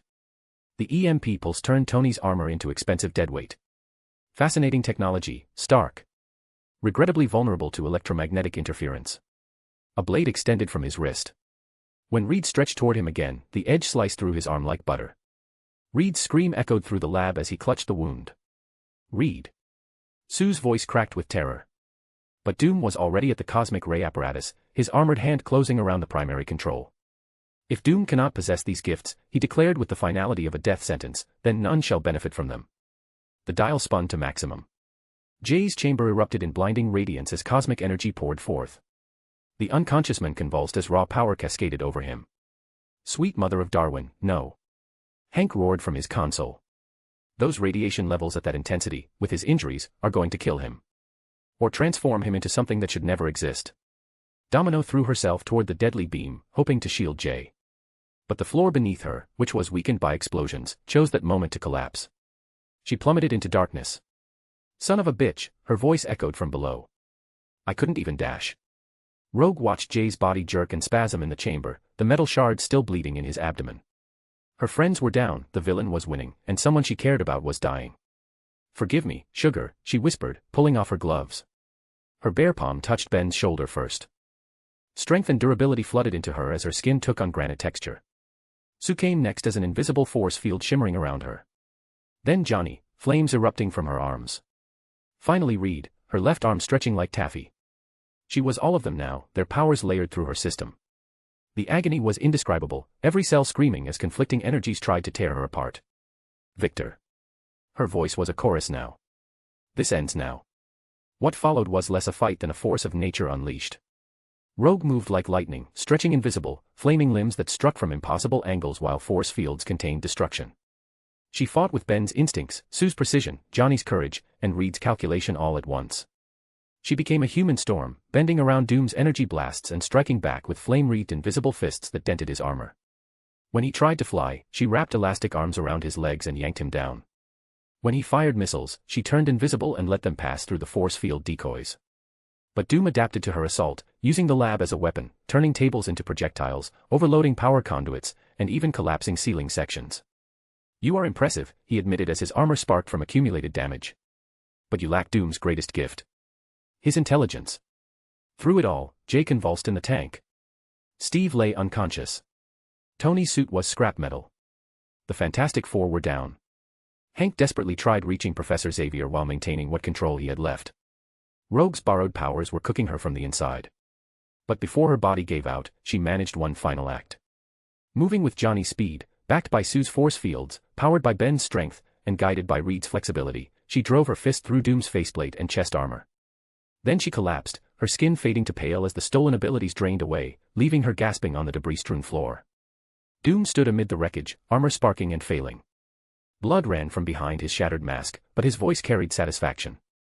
At last, I claim what was always. Thwack. Something struck his exposed face with sniper bullet velocity. A quarter, 25 cents of American currency, moving so fast it punched through flesh like an armor-piercing round. Blood sprayed as his nose shattered, sending him staggering in blind agony. In that moment of disorientation, he stumbled directly into the cosmic radiation beam. Raw energy hit him with solar flare force. His scream could have shattered glass as cosmic fire began remaking his cellular structure. Only a fraction of radiation continued to Jay's chamber while Doom was absorbing the rest with his unwilling flesh. Hank saw his chance. If the madman wanted cosmic radiation, the beast would give him everything. Every dial spun to maximum. Every safety protocol disabled. The laboratory's entire cosmic energy reserve poured into the monster who had threatened their friend. When the terrible light faded and their fuel was exhausted, the heroes slowly regained consciousness. What greeted them would fuel nightmares for life. Victor Von Doom still stood, but no longer recognizably human. His once magnificent armor hung in melted, twisted rags. Where his face had been was now scar tissue, exposed bone, and burn marks. He was alive, but transformed into darkest nightmare. But Jay commanded their attention now. The young man lay absolutely motionless in his chamber, terribly quiet. Reed crawled to the chamber on hands and knees, his wounded arm leaving a crimson trail. Jay, he whispered hoarsely. Jay, please, respond if you can hear me. The silence stretched like a held breath. No movement. In the distance, sirens wailed as emergency responders finally reached the devastated Baxter building. But in that moment, all that mattered was the question none dared voice. Was he even still alive? Chapter 62, A Coin's Journey. A/N, this is my most ambitious chapter yet, so hit me with it all, the good, the bad, the ugly. Every bit of feedback helps me grow and make the story even better. In the space between dimensions, where time flows like honey and causality bends to cosmic will, Wata the Watcher observes. His ancient gaze falls upon Jay's motionless figure in the enhancement chamber, a twisted piece of metal still buried deep in his abdomen, and he watches the moment a quarter comes crashing and foils Doom's plan. How curious, the Watcher muses. The smallest acts of mortal free will can reshape destiny itself. 25 cents became the pivot upon which this reality turns. He gestures, and space-time ripples, revealing a truth that even the enhanced beings below cannot perceive. 1 month ago, frustration drove Jay to make a choice that would echo through countless lives. 1 month earlier, Blue's Cafe. Jay strode toward the cafe's front window, irritation crackling through him like static. The copied power flickered weakly as the translucent die spun frantically in Jay's mental plane as if sensing what was coming. "What are you doing?" Domino asked. Jay was already drawing his arm back. He hurled the quarter through the glass with everything he had, watching it arc through the evening air. It caught the streetlight, spinning silver against the darkening sky before disappearing into the urban maze below. The moment it left his sight, Domino's copied power faded from his mind like smoke. "Well," she asked, steadying herself against the booth. "Learn anything interesting?" "Nothing changed," Jay lied. "Your powers work fine." But the quarter tumbled through the New York evening, bouncing off a fire escape, ricocheting off a window ledge, and finally coming to rest on a Hell's Kitchen sidewalk with a soft metallic ping that no one heard. 3 weeks, 6 days ago, Hell's Kitchen. The rhythmic tap-tap-tap of Matt Murdock's cane painted the world in sounds and textures. Each echo told a story, rustling newspapers, distant traffic, whispered conversations floating from apartment windows above. His enhanced senses caught the perfect metallic circle before his cane did. Matt paused, fingers finding the quarter.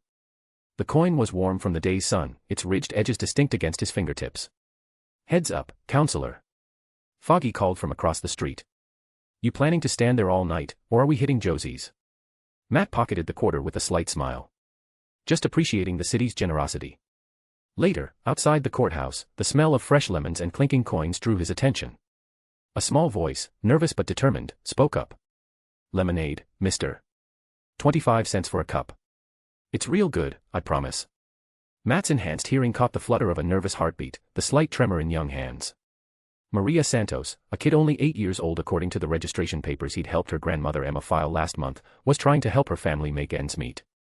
"Then I'll take your finest," Matt said gently, placing the warm quarter in her small palm. "Thank you. You're the nicest man ever." Maria's voice bubbled with genuine joy. The lemonade was terrible, far too sweet and somehow bitter at the same time. Matt drank every drop. 3 weeks, 4 days ago, fire escape, Lower East Side. Maria clutched the quarter on the rusted fire escape outside their tiny apartment. Through thin walls, she could hear Grandma crying into the phone about overdue bills and landlord notices. "Please," Maria whispered to the coin, "heads I keep working the stand, tails I go ask Tommy for help." She knew Tommy's parents were rich. She also knew Abuela would be devastated if she found out Maria was even thinking about asking him for money.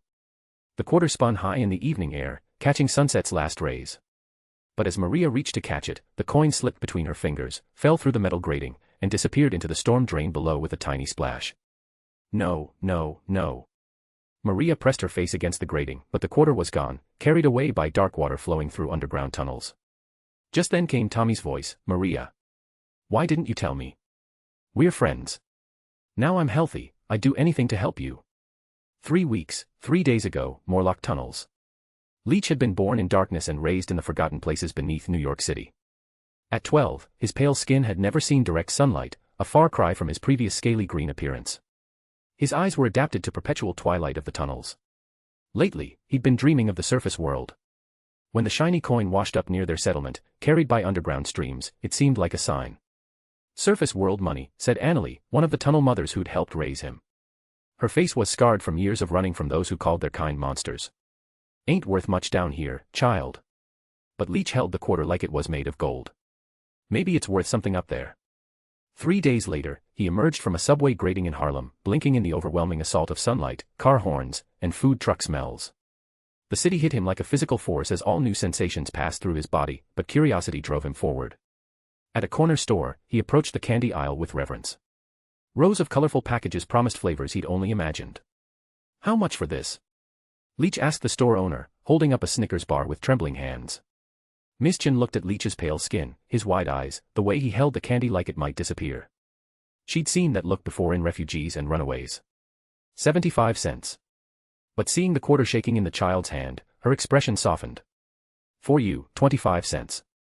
Leach placed the quarter on the counter with ceremony and took his first bite of chocolate. The taste was better than every dream he'd ever had about the surface world. He thought everyone on the surface was as good as Mr. Powerbroker. 3 weeks, 1 day ago, Harlem, 12:47 p.m. Frank Castle stood outside the same corner store, Marlboro Reds heavy in his jacket pocket like a loaded weapon. The cigarettes represented everything he was trying to leave behind, the wars, the nightmares, the part of him that solved problems with violence. He'd promised Maria he'd quit when he came back from his last deployment. Promised the kids, too. But some days, when memories pressed too close, nicotine felt like the only thing standing between Frank Castle and something much worse. Marlboro Reds and a Pepsi, diet, he told the sleepy-eyed clerk. The change included Leach's quarter. Frank stepped outside, cigarette halfway to his lips, when he heard the sound that nearly stopped his hands cold. Daddy. His daughter Lisa came running down the sidewalk, followed by Frank Jr. and Maria, his wife. They were dressed for their early afternoon picnic in Central Park. Frank. Maria's voice carried worry. We talked about this. You're right. Frank looked at the cigarette, then at Lisa's trusting face.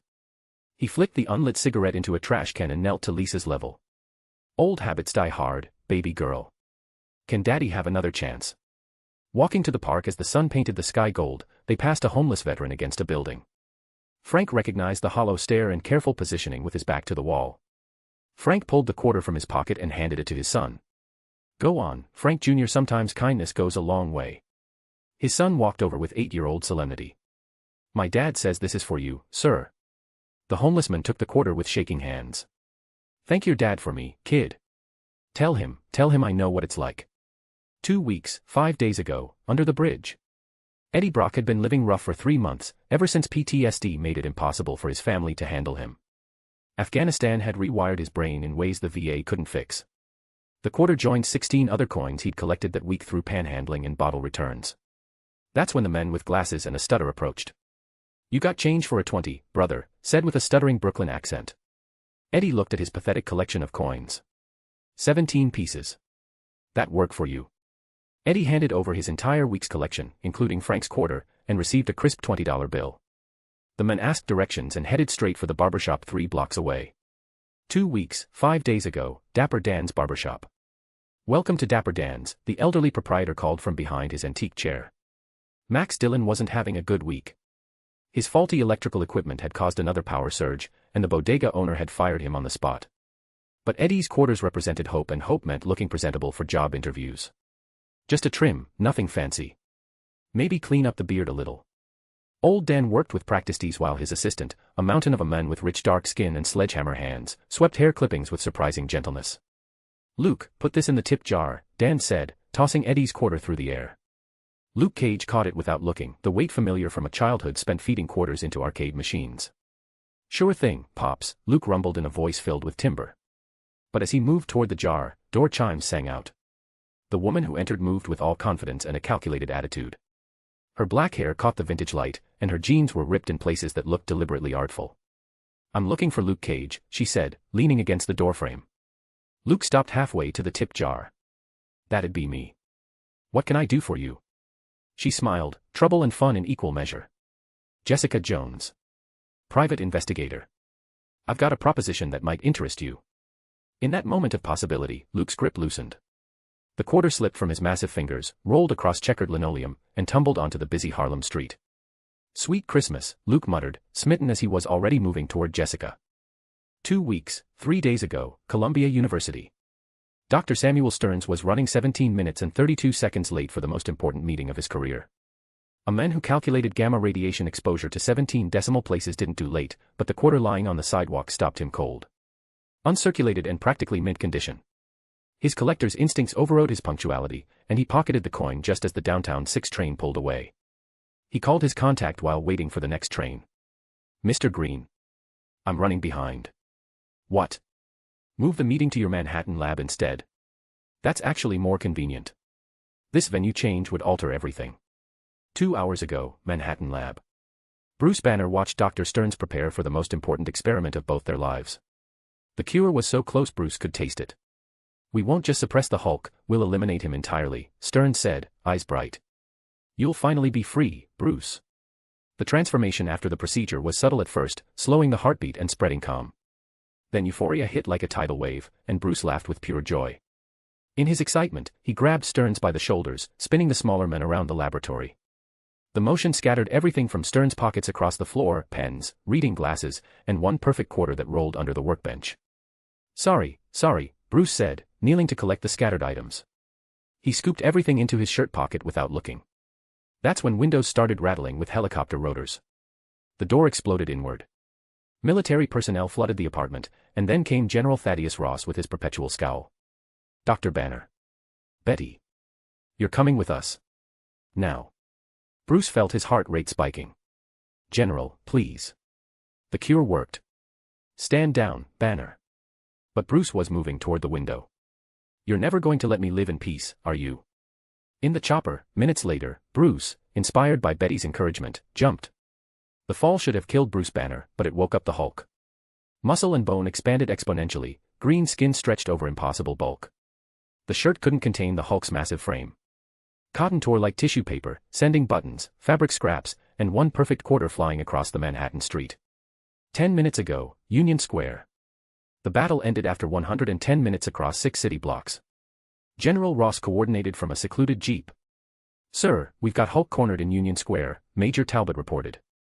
Requesting permission to deploy sonic cannons. Negative. Hit him with everything else, but I want him alive. My daughter's with him.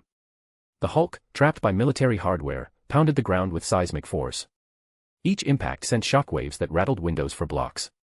Bruce's quarter bounced free from a pile of newspapers, shaken loose by the vibrations. It tumbled across cracked pavement in small hops. Ross, focused on coordinating the capture, didn't notice when the coin bounced off his polished boot. His instinctive reaction was to kick it away. The quarter flew through the air at exactly the wrong angle and exactly the right time. The Hulk, turning to face new attackers, swatted at what he perceived as another projectile without thinking. His massive green hand caught the quarter at precisely the angle needed to turn 25 cents into a bullet, spinning it across the city at impossible velocity. The coin ricocheted off an office building corner, shot through 3 apartment windows uninterrupted, bounced off a fire escape, careened off a water tower, and finally crashed through the reinforced windows of the Baxter Building's 42nd floor laboratory, where it struck Victor Von Doom directly in his exposed face. Present. The watcher's ancient eyes hold amusement as he observes the aftermath. 12 hands, he says to the empty space. 12 lives touched by 25 cents. A blind lawyer's kindness. A child's hope. A soldier choosing family. A veteran finding dignity. A chance meeting. A scientist's delay. A fugitive's brief hope. And finally, a general's unconscious kick and a monster's wild swing. He gestures toward Jay's motionless form. This one exists because powers beyond even my understanding allowed him life in a reality not his own. But even those forces would be surprised by the web of mortal choice and consequence. The watcher pauses. Sometimes salvation comes not from cosmic power or scientific genius, but from the accumulated weight of small human kindnesses. A quarter thrown in frustration, given in charity, spent in hope, and returned at the precise moment when it mattered most. Around him, the cosmic vista shifts like liquid starlight. What happens next will be most interesting. This anomaly will soon discover that survival is merely the beginning of his journey. In the space between heartbeats, Jay's eyelids flutter. Now, the watcher whispers, let us see what wonders await. Chapter 63, Doom Unmasked. A/N, alright, guys, we are at rank 44, so let's keep climbing it up. Books rocket. The silence hit harder than Doom's armor ever could. Reed knelt beside Jay's chamber, his wounded arm painting the glass red as he pressed trembling fingers against Jay's neck. The cosmic radiation dispenser had finally died, leaving only sparks and the acrid smell of burned circuits. Anything. Sue's voice barely rose above a whisper. Reed's stretching abilities flickered as stress and blood loss made concentration impossible. No pulse.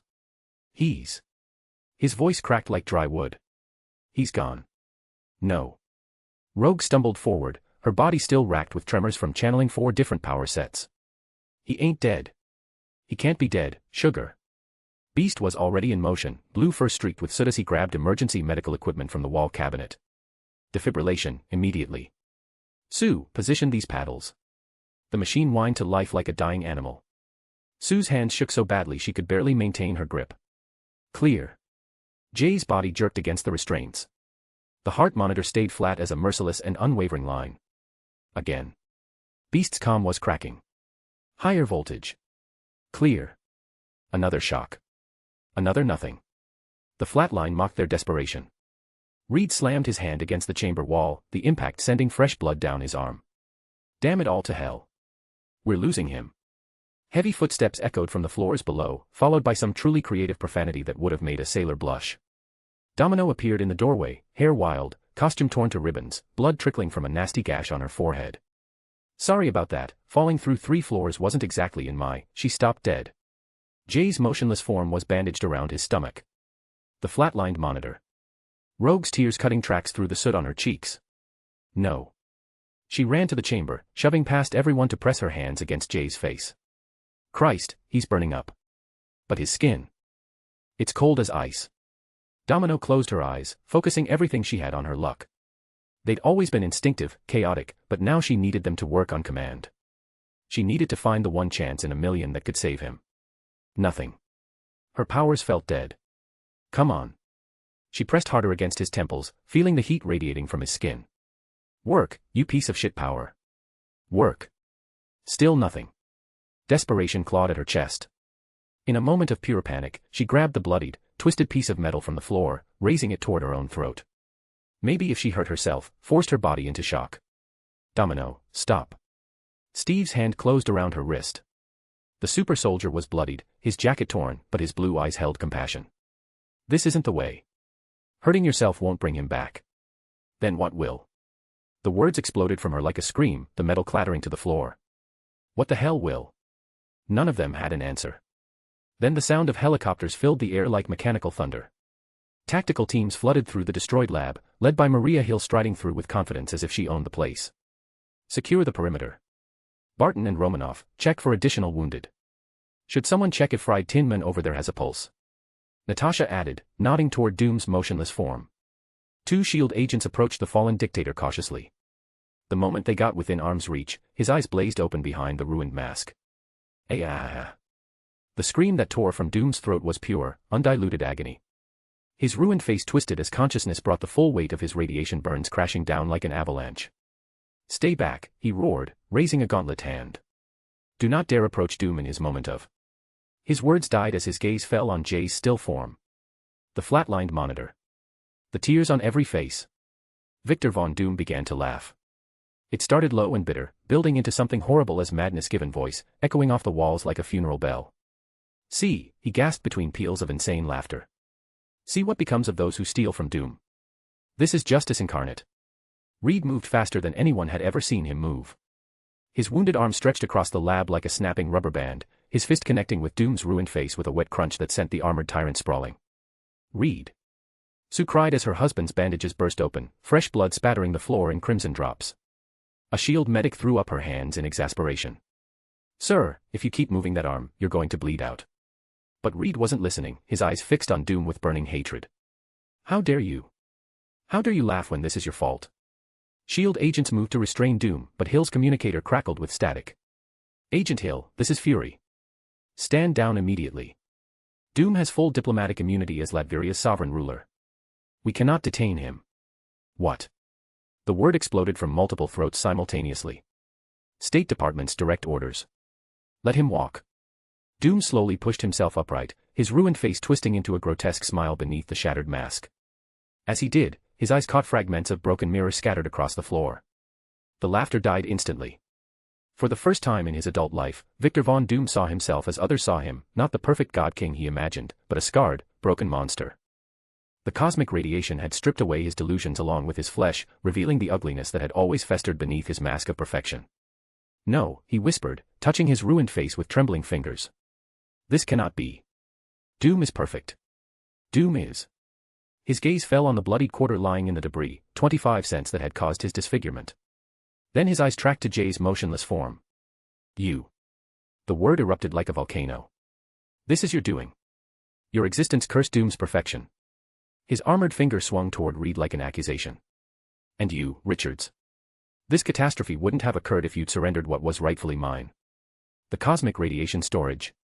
The transformation secrets. They belonged to Doom by royal right. Clint had heard enough. His bow came up, arrow aimed directly at Doom's exposed throat. One more word and diplomatic immunity won't matter when you're choking on your own blood.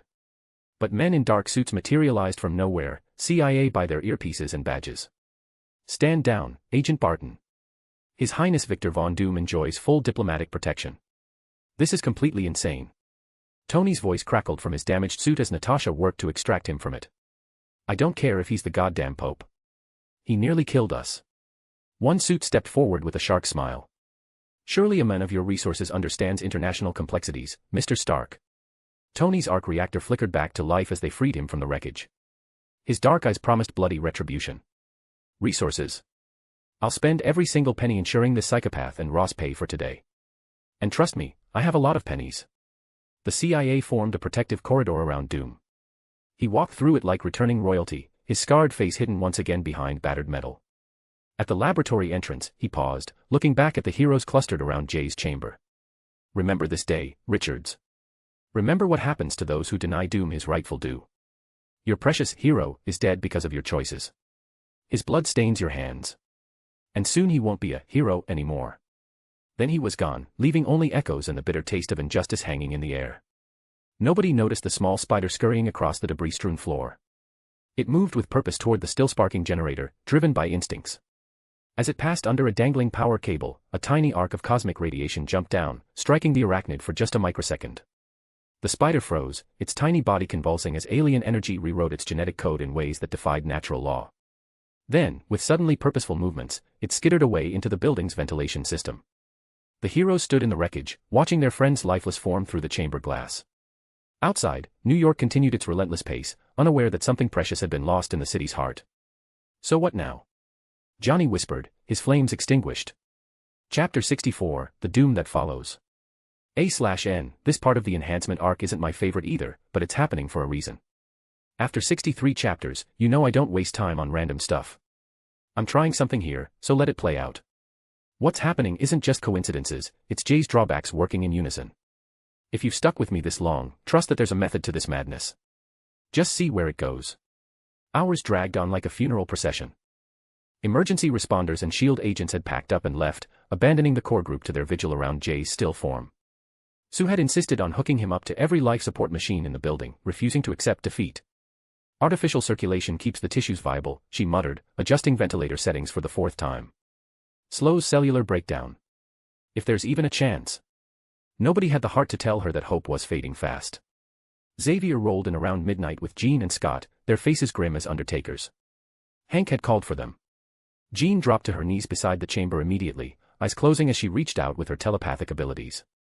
Anything? Reed asked. His arm was properly bandaged now, but he still held it like it might fall off. Jean's brow furrowed deeper, sweat beading as she pushed harder. Can't get through. His shields are still up, even stronger than ever, actually. But Charles. She looked up at Xavier, confused. The shields are active. They're working. Xavier's wheelchair creaked as he moved closer. Mental shields require conscious effort to maintain. This suggests brain activity continues despite apparent physical shutdown. So he's. Sue couldn't finish the sentence. Not dead, Xavier said firmly. Not yet. They worked through the night like grave robbers trying to raise the dead. Reed recalibrated every scanner in the building. Beast ran brain-wave analyses that would have impressed the Mayo Clinic. Jean and Xavier tag-teamed telepathic attempts until Scott had to physically drag Jean away before she collapsed from exhaustion. Nothing worked. Then dawn crept through the broken windows, and every screen in the lab flickered to life. Every screen in the building. According to Beast's panicked monitoring, every screen in New York. America even. Doom's metal mask filled them all, the faceplating more melded to his skull now, those burning eyes radiating cold satisfaction. Citizens of the world, I, Victor Von Doom, rightful ruler of Latveria, speak to reveal the truth your leaders have concealed. Jesus Christ on a pogo stick, Beast swore, claws flying over his keyboards. Television networks, internet feeds, emergency broadcasts. He's hijacked everything. Doom's image leaned forward conspiratorially, like he was sharing state secrets. You have been told the Baxter Building houses heroes. That the Fantastic Four represent humanity's finest. But Doom brings you the truth they desperately wish buried. The screen switched to news footage with crystal-clear shots of Jay in Central Park, hands glowing green as he knelt beside Frank Castle's family. But Doom's narration poisoned every gesture. Behold your supposed hero. Witness his manipulation of public sympathy. But this touching performance is merely theater. Observe the truth of what this creature actually is. New images flashed worldwide of Power Broker in full face mask, leading disfigured mutants through underground tunnels. Footage from the Hellfire Club showed the same masked figure orchestrating attacks on wealthy patrons, his followers moving with military precision. Rogue gasped. That ain't Jay. This man you call Jay is the terrorist known as Power Broker, Doom continued with theatrical gravity. Leader of the murderous Morlocks. orchestrator of violence against innocent humans. Observe the evidence of his victims. The screens filled with images that made hardened heroes look away. Hellfire Club members twisted beyond recognition, faces melted into grotesque masks of flesh. Sweet mother of Darwin, where did he get this footage? Beast whispered. He infiltrated your beloved Fantastic Four under false pretenses, Doom pressed relentlessly. Promising to cure Benjamin Grimm, then manipulating both the Fantastic Four and X-Men under the same lie, to enhance his own abilities using their expertise, while recruiting mutant children for his underground army. Behold the child called Leech, before and after Power Broker's enhancements. The most damning photos yet. A barely human child with scaly skin and dead eyes, then the same child looking completely normal. The implication was clear and completely backward from reality. If he possesses such power to normalize the child, why not simply cure Grimm and McCoy instead of this elaborate charade? Every heroic act was calculated deception. Every moment of trust was manipulation. Every rescue was reconnaissance for future attacks. And the final insult. Doom's voice dropped to a deadly whisper. This man has no evidence of legal existence before Anthony Stark revealed himself as Iron Man fabricated birth certificate. False school records. No childhood friends or witnesses. Only hastily forged government documentation to provide them with a controllable puppet hero. The lab fell silent as a tomb. Reed's face went white as laboratory paper. Sue covered her mouth with shaking hands. Even Rogue stepped back from Jay's body, her voice thick with confusion. You have been deceived by your own government, Doom concluded with obvious satisfaction. Your leaders created a false hero for propaganda purposes, and Doom has courageously exposed their lies. This creature you call Jay is nothing but a terrorist weaponizing your compassion. A predator disguised as a savior. The screens held on Doom's mask for one final moment, metal features somehow conveying smugness despite their rigidity. Doom has spoken. The truth stands revealed. I led the charge to expose this fraud, but your heroes and government tried to silence me. Even at the cost of my perfection, I completed this sacred duty and ended the false prophet Jay, the doctor. Doom paused, letting his words sink in as the cameras continued rolling. His iron mask caught the light as he turned slightly, ensuring every angle captured his imposing presence. But there is more you must understand, citizens of this world, Doom continued, his voice carrying that distinctive blend of arrogance and conviction that had terrified diplomats across the globe. This pretender, this Jay, dared to call himself doctor without earning such a title. Where were his years of study? His doctoral dissertations? His mastery of the sciences? The armored monarch's cape billowed as he gestured with theatrical precision. Doom has spent decades mastering disciplines that would crush lesser minds. Physics, engineering, mystical arts. 17 separate doctorates earned through Doom's superior intellect. Yet this charlatan simply adopted the title as if it were some costume to be worn. His voice grew deeper, more commanding, as he addressed the watching world. Therefore, having exposed this academic fraud and restored honor to true scholarship, Doom shall rightfully reclaim what has always been his, the title of doctor. From this day forth, know that Dr. Doom stands before you, not as conqueror, but as protector of knowledge itself. He raised one gauntlet fist toward the sky. The false doctor has fallen. Truth has prevailed. This, he gestured to himself with unmistakable pride, is what a real doctor looks like. So declares Doom. Every screen went dark simultaneously, leaving the heroes in pools of morning light streaming through shattered glass.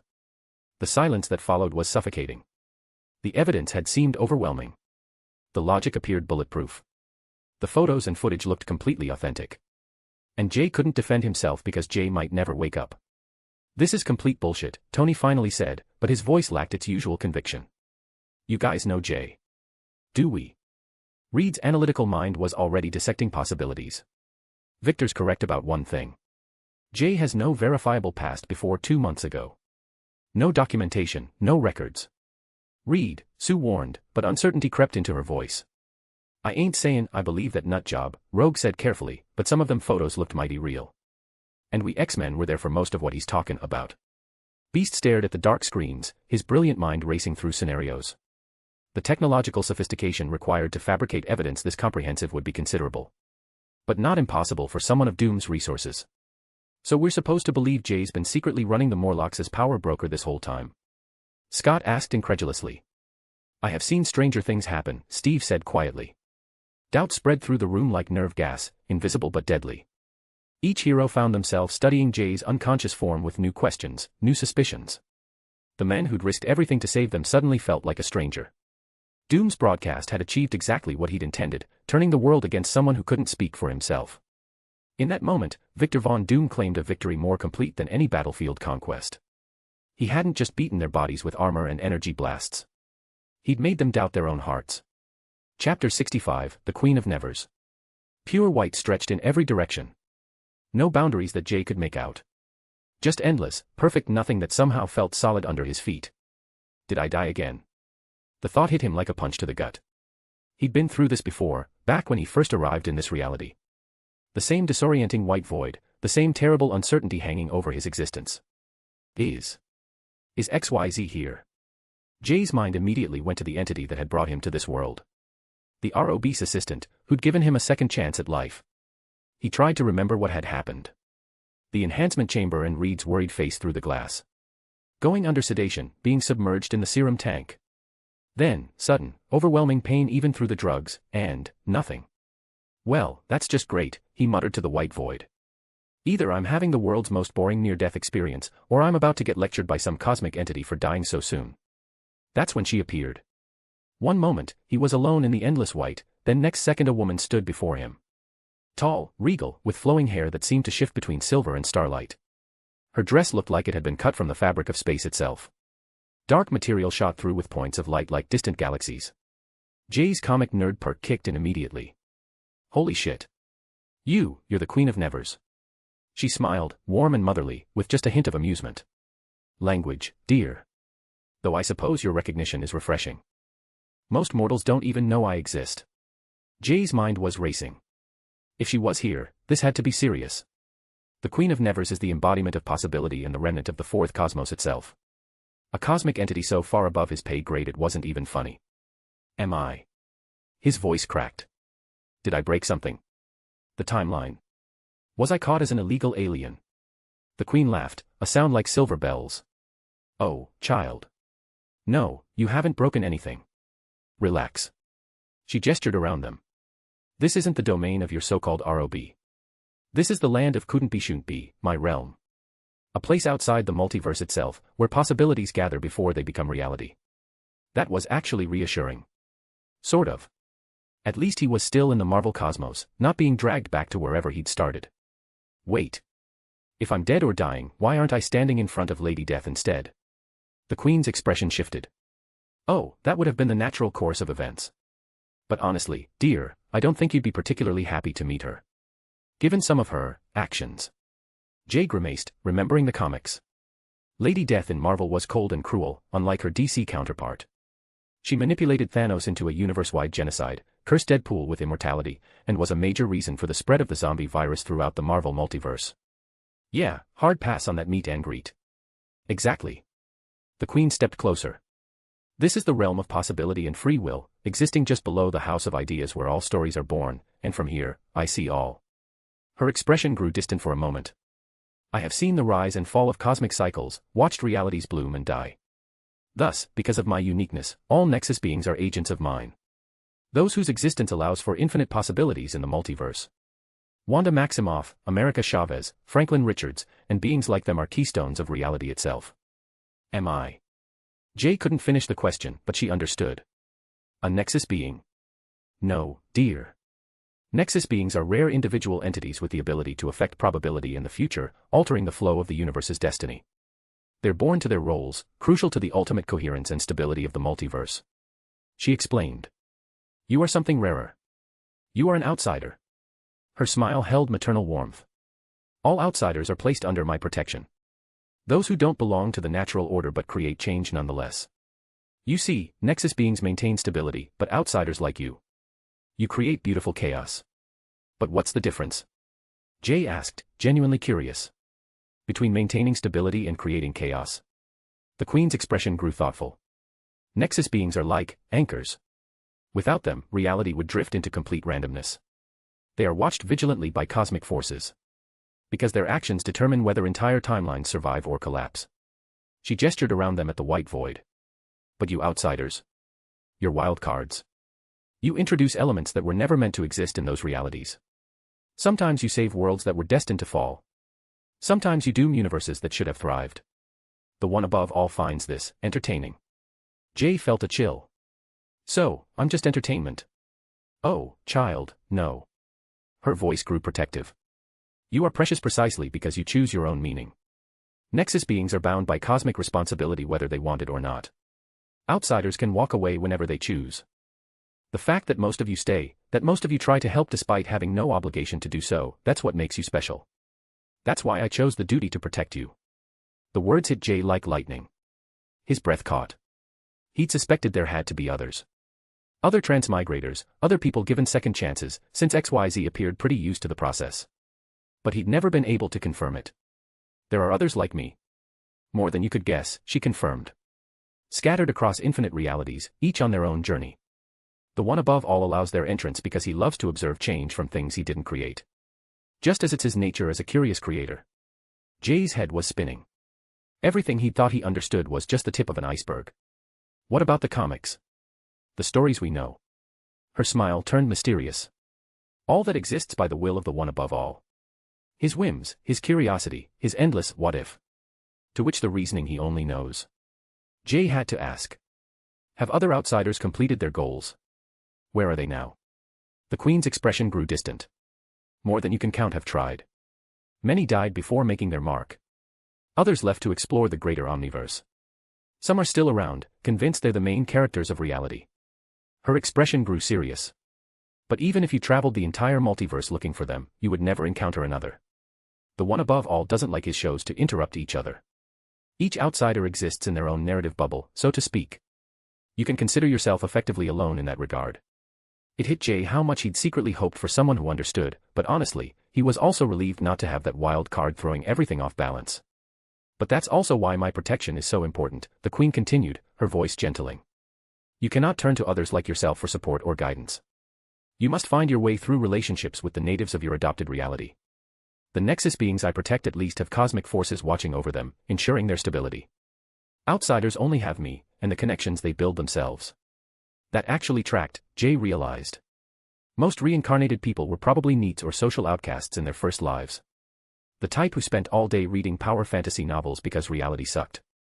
Give them actual cheat abilities and throw them together. Of course they'd start a battle royale to prove who's the real MC to satisfy their egos. But, what did ROB gain from watching this disaster unfold? Worth investigating later, assuming there was a later. So what now, he asked. Am I dead? The Queen shrank down to his size and pulled him into a hug. The embrace felt real in a way that made Jay's chest tighten. She patted his back gently.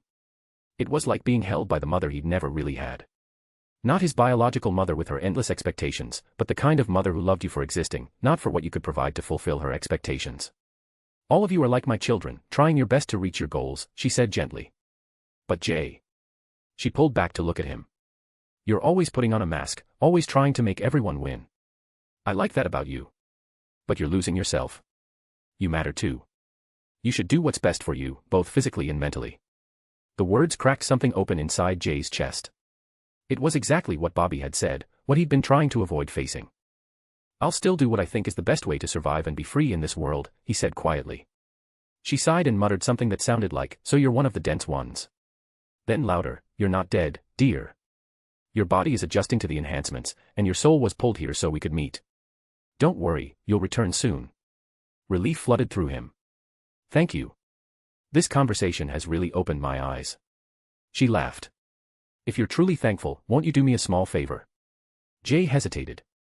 Agreeing to do favors for cosmic entities was usually a bad idea. But she'd been nothing but kind, and he did owe her for her protection. What kind of favor? I'll tell you later. But first. Her expression grew serious. The world has had some changes while you were unconscious. Changes you may not like. Be ready. And be truthful, within limits, if you want to keep your friends. The time for masks is ending. The white void began to shimmer around the edges. Wait. Jay called out as her image began to fade. What kind of changes? But the Queen of Nevers was already dissolving into starlight. Remember, child, her voice echoed as everything went white again. Some cages are of our own making. But every prison has a key. You just have to be willing to use it. The whiteness rushed toward him like an avalanche, and Jay felt himself falling back into flesh and bone. Somewhere in the distance, he could hear the steady beep of machines and harsh, urgent voices arguing. Whatever had happened while he was under, it sounded bad. Time to wake up, he thought as consciousness pulled him back toward the waking world. Chapter 66, Confronting the Truth. Jay's eyes fluttered open to find himself connected to what looked like half of Sue's entire medical arsenal. Tubes snaked from his arms, wires traced across his chest, and monitors whirring in mechanical symphony around him. He was plugged into more equipment than a NASA launch sequence. The room was packed with worried faces. The Fantastic Four clustered near the windows, Tony pacing restlessly in his undersuit, Steve standing rigid with arms crossed. Xavier was there with Jean, Beast hunched over readouts like a man possessed. Rogue leaned against the far wall, her usual southern warmth replaced by something cold and distant. Domino sat beside his bed, her face downcast, avoiding any eye contact. That wasn't like her at all, usually she'd be cracking jokes about his near-death experience by now. But it was Scott's voice that cut through the tense atmosphere, sharp with accusation. That's what I've been saying. We don't know if anything he told us was the truth or lies. His whole revelation story might have been manipulation to get something from us. Just like he lied to the Fantastic Four. Jay tried to focus, his enhanced hearing picking up every word even as his vision cleared. The doc would never do such a thing. Bobby's voice was heated, defensive. And even if he did, it would be for some well-intentioned reason. Like putting on the power broker costume and going around instigating Morlocks to fight. Johnny shot back, small flames flickering around his clenched fists. Johnny, enough, Reed said firmly, but his voice lacked its usual warmth. Bent nodded grimly beside him, massive arms crossed. Beast looked up from his monitors, blue-furred features etched with scientific concern. I don't know the reasoning behind Jay's disguise activities, but what he told us about Jean's DNA being tampered with checks out completely. I've verified it myself. Jean tried to argue, but Xavier raised a weathered hand for silence. Tony stopped pacing to face Steve. What do you make of this, Cap? Steve's jaw was tight with conflicted loyalty. I don't know what to think. But I do know he helped me get out of the ice. Yeah, in exchange for your blood samples to help Reed improve his enhancement procedure. Johnny yelled, his famous temper flaring. Bobby had heard enough. Jay could feel the man's anger building like a storm front. He could sense, through his danger sense, that things were about to go catastrophically south as Bobby was about to use his powers to make everyone shut up and listen. Without thinking, he pushed himself against the bed to sit up, and immediately shot upright like he'd been launched by a spring-loaded catapult. His newfound strength sent him rocketing from prone to standing in one fluid motion that surprised everyone in the room, including himself. The collective gasp was audible. Reed's eyebrows shot up. Steve's shield shifted as he stepped back instinctively. Even Xavier's usually composed expression cracked with surprise. Sweet mother of Darwin, Beast whispered, his scientific mind immediately cataloging the display of enhanced physicality changes. Domino's face finally broke into a smile, the first real emotion she'd shown since he woke up. Jay. Bobby rushed over, checking him over with the frantic care of a father seeing his son return from war. Easy there, kid. You gave us all quite a scare. Jay steadied himself against Bobby's shoulder, but he couldn't ignore the atmosphere in the room. The lack of relief on most faces. Even Rogue seemed apathetic, her green eyes holding none of their usual warmth. The conversation with the Queen of Nevers was still fresh in his mind, the revelation about the cosmic scale of things, about other transmigrators, about his insignificant place in the infinite web of stories. But right now, he had more pressing concerns. Trying to cut through the tension, he forced a grin. What's with all the long faces? Did somebody die? The silence that followed was deafening. Several faces darkened further, and Jay knew he'd stepped in it. Scott stepped forward, his ruby quartz visor catching the light as he pointed an accusatory finger at Jay's bare chest. Cut the act, power broker. What's really going on here? Jay's heart sank to his boots. His unmasked perk had delivered as promised, again. All his careful planning about revealing his power broker identity at the right time and place had just gone up in smoke. For a split second, he considered spinning another lie. He had backup contingencies, prepared explanations. But then the Queen's words echoed in his mind, the infinitely vast scale of reality, all those other transmigrators working toward their goals across countless universes. His own situation suddenly felt petty and small in comparison. He stopped. Took a breath. And completely ignored Scott. Bobby, he said, looking directly at the vet. How did you get here? We were monitoring your situation, Bobby replied, confusion evident in his weathered voice. Plus, that whole Doom broadcast didn't hide much. He tore through Max's encryptions like paper and got all our data. Wait, you don't know what happened. Doom. Jay blinked in genuine confusion. What the hell does he have to do with anything? Steve stepped forward, his voice carefully neutral but strained. After they put you under sedation, we were attacked. First, the Abomination, then Doom himself, who most probably sent abominations here to distract the Fantastic Four and leave you vulnerable. He nearly killed all of us. If it weren't for some incredible luck. Jay turned to Domino, searching her face. Dom, is this what happened? She couldn't meet his eyes, just hummed noncommittally while fidgeting with her gloves. Growing more concerned, he looked to Rogue for answers. But the ice-cold look in her green eyes said more than any words could. Jay scanned the room desperately. Only Beast approached, checking his monitors with clinical detachment. You appear to be in excellent health, Beast announced with his characteristic intellectualism. Better than before, actually. It seems the enhancement procedure was remarkably successful. The one he tricked us into giving him, Johnny snarled through gritted teeth, without even needing it. He could have turned Ben normal without any enhancements, just like he did with that leech kid. Jay exhaled slowly, trying to formulate a response, but Beast interrupted. I'm certain Jay must have had his reasons. After all, it appears he doesn't wish to transform like Ben permanently, correct? How? Jay asked, his voice joining several others in confusion. Beast's brilliant mind was already connecting dots with ruthless scientific precision, his blue eyes lighting up with the thrill of solved puzzle.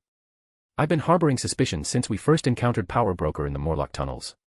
His powers operated in remarkably similar fashion to yours, Jay, merely different operational ranges. The correlation was statistically significant. The room went dead silent as Beast continued, his academic tone making the revelation sound like a dissertation defense. When I observed Leech in his completely normalized state and applied basic deductive reasoning. Beast's voice grew more animated with scientific excitement. If Jay's abilities don't merely suppress mutations but instead permanently absorb them, unlike Rogue's temporary absorption, that would elegantly explain the vast majority of observed phenomena. Tony's face went pale. You're saying he's been collecting powers like baseball cards? Reed's analytical mind was already racing through implications. The range differences, the permanence, the precise control. Sue took an involuntary step backward. How many? Jay stared at Beast with grudging respect. The man was one of the smartest beings on the planet for a damn good reason. His entire job was analyzing and understanding mutant abilities. Jay gave a rueful, defeated smirk. Got me, Doc. Reed stretched his arm out to physically turn Jay around, but found he couldn't budge him even an inch. Jay turned voluntarily, meeting Reed's eyes with steady resignation. Is that the truth? Reed demanded. Yes, Jay confirmed simply. Then you were lying when you said you could permanently turn Ben human. I never lied about that. Not even once. Jay's voice remained steady despite the accusations. To permanently remove his condition, I or someone else would have to carry that burden permanently, something Ben would never agree to. But now I can do something better. I can give him complete control over his powers, allowing him to transform between states at will. Ben was about to voice a protest, but Beast cut him off with another revelation. You're able to perform this precise genetic manipulation by having absorbed Sage's powers of DNA analysis, aren't you, Jay? Every eye in the room fixed on Jay with new understanding and new fear. Without turning around, Jay nodded with quiet dignity. Right again, Dr. McCoy. That's when Scott's optic blast lanced across the room in a ruby-red arc of destructive energy. Jay dodged it with almost insulting ease, his enhanced reflexes didn't even need his danger sense to warn him. In the same fluid motion, he extended his power suppression field, but with his upgraded control, he was surgically selective. Only his abilities, Bobby's, and Domino's remained active. The effect was instantaneous and devastating. Sue's force fields flickered and died when she tried to protect the team. Johnny's flames extinguished like candles in a hurricane. Reed's stretched arm snapped back to normal proportions with an audible snap. Ben began partially shedding his rocky exterior in chunks that clattered to the floor. The X-Men found themselves equally helpless, just like they'd been in the Morlock tunnels when they first encountered Power Broker. The silence was deafening as every hero in the room realized they were completely at his mercy. Why don't we all calm down? Jay said mildly, standing in the center of a room full of temporarily depowered heroes like some kind of cosmic referee, and not attack the patient. How's that sound? The tension stretched like a wire about to snap.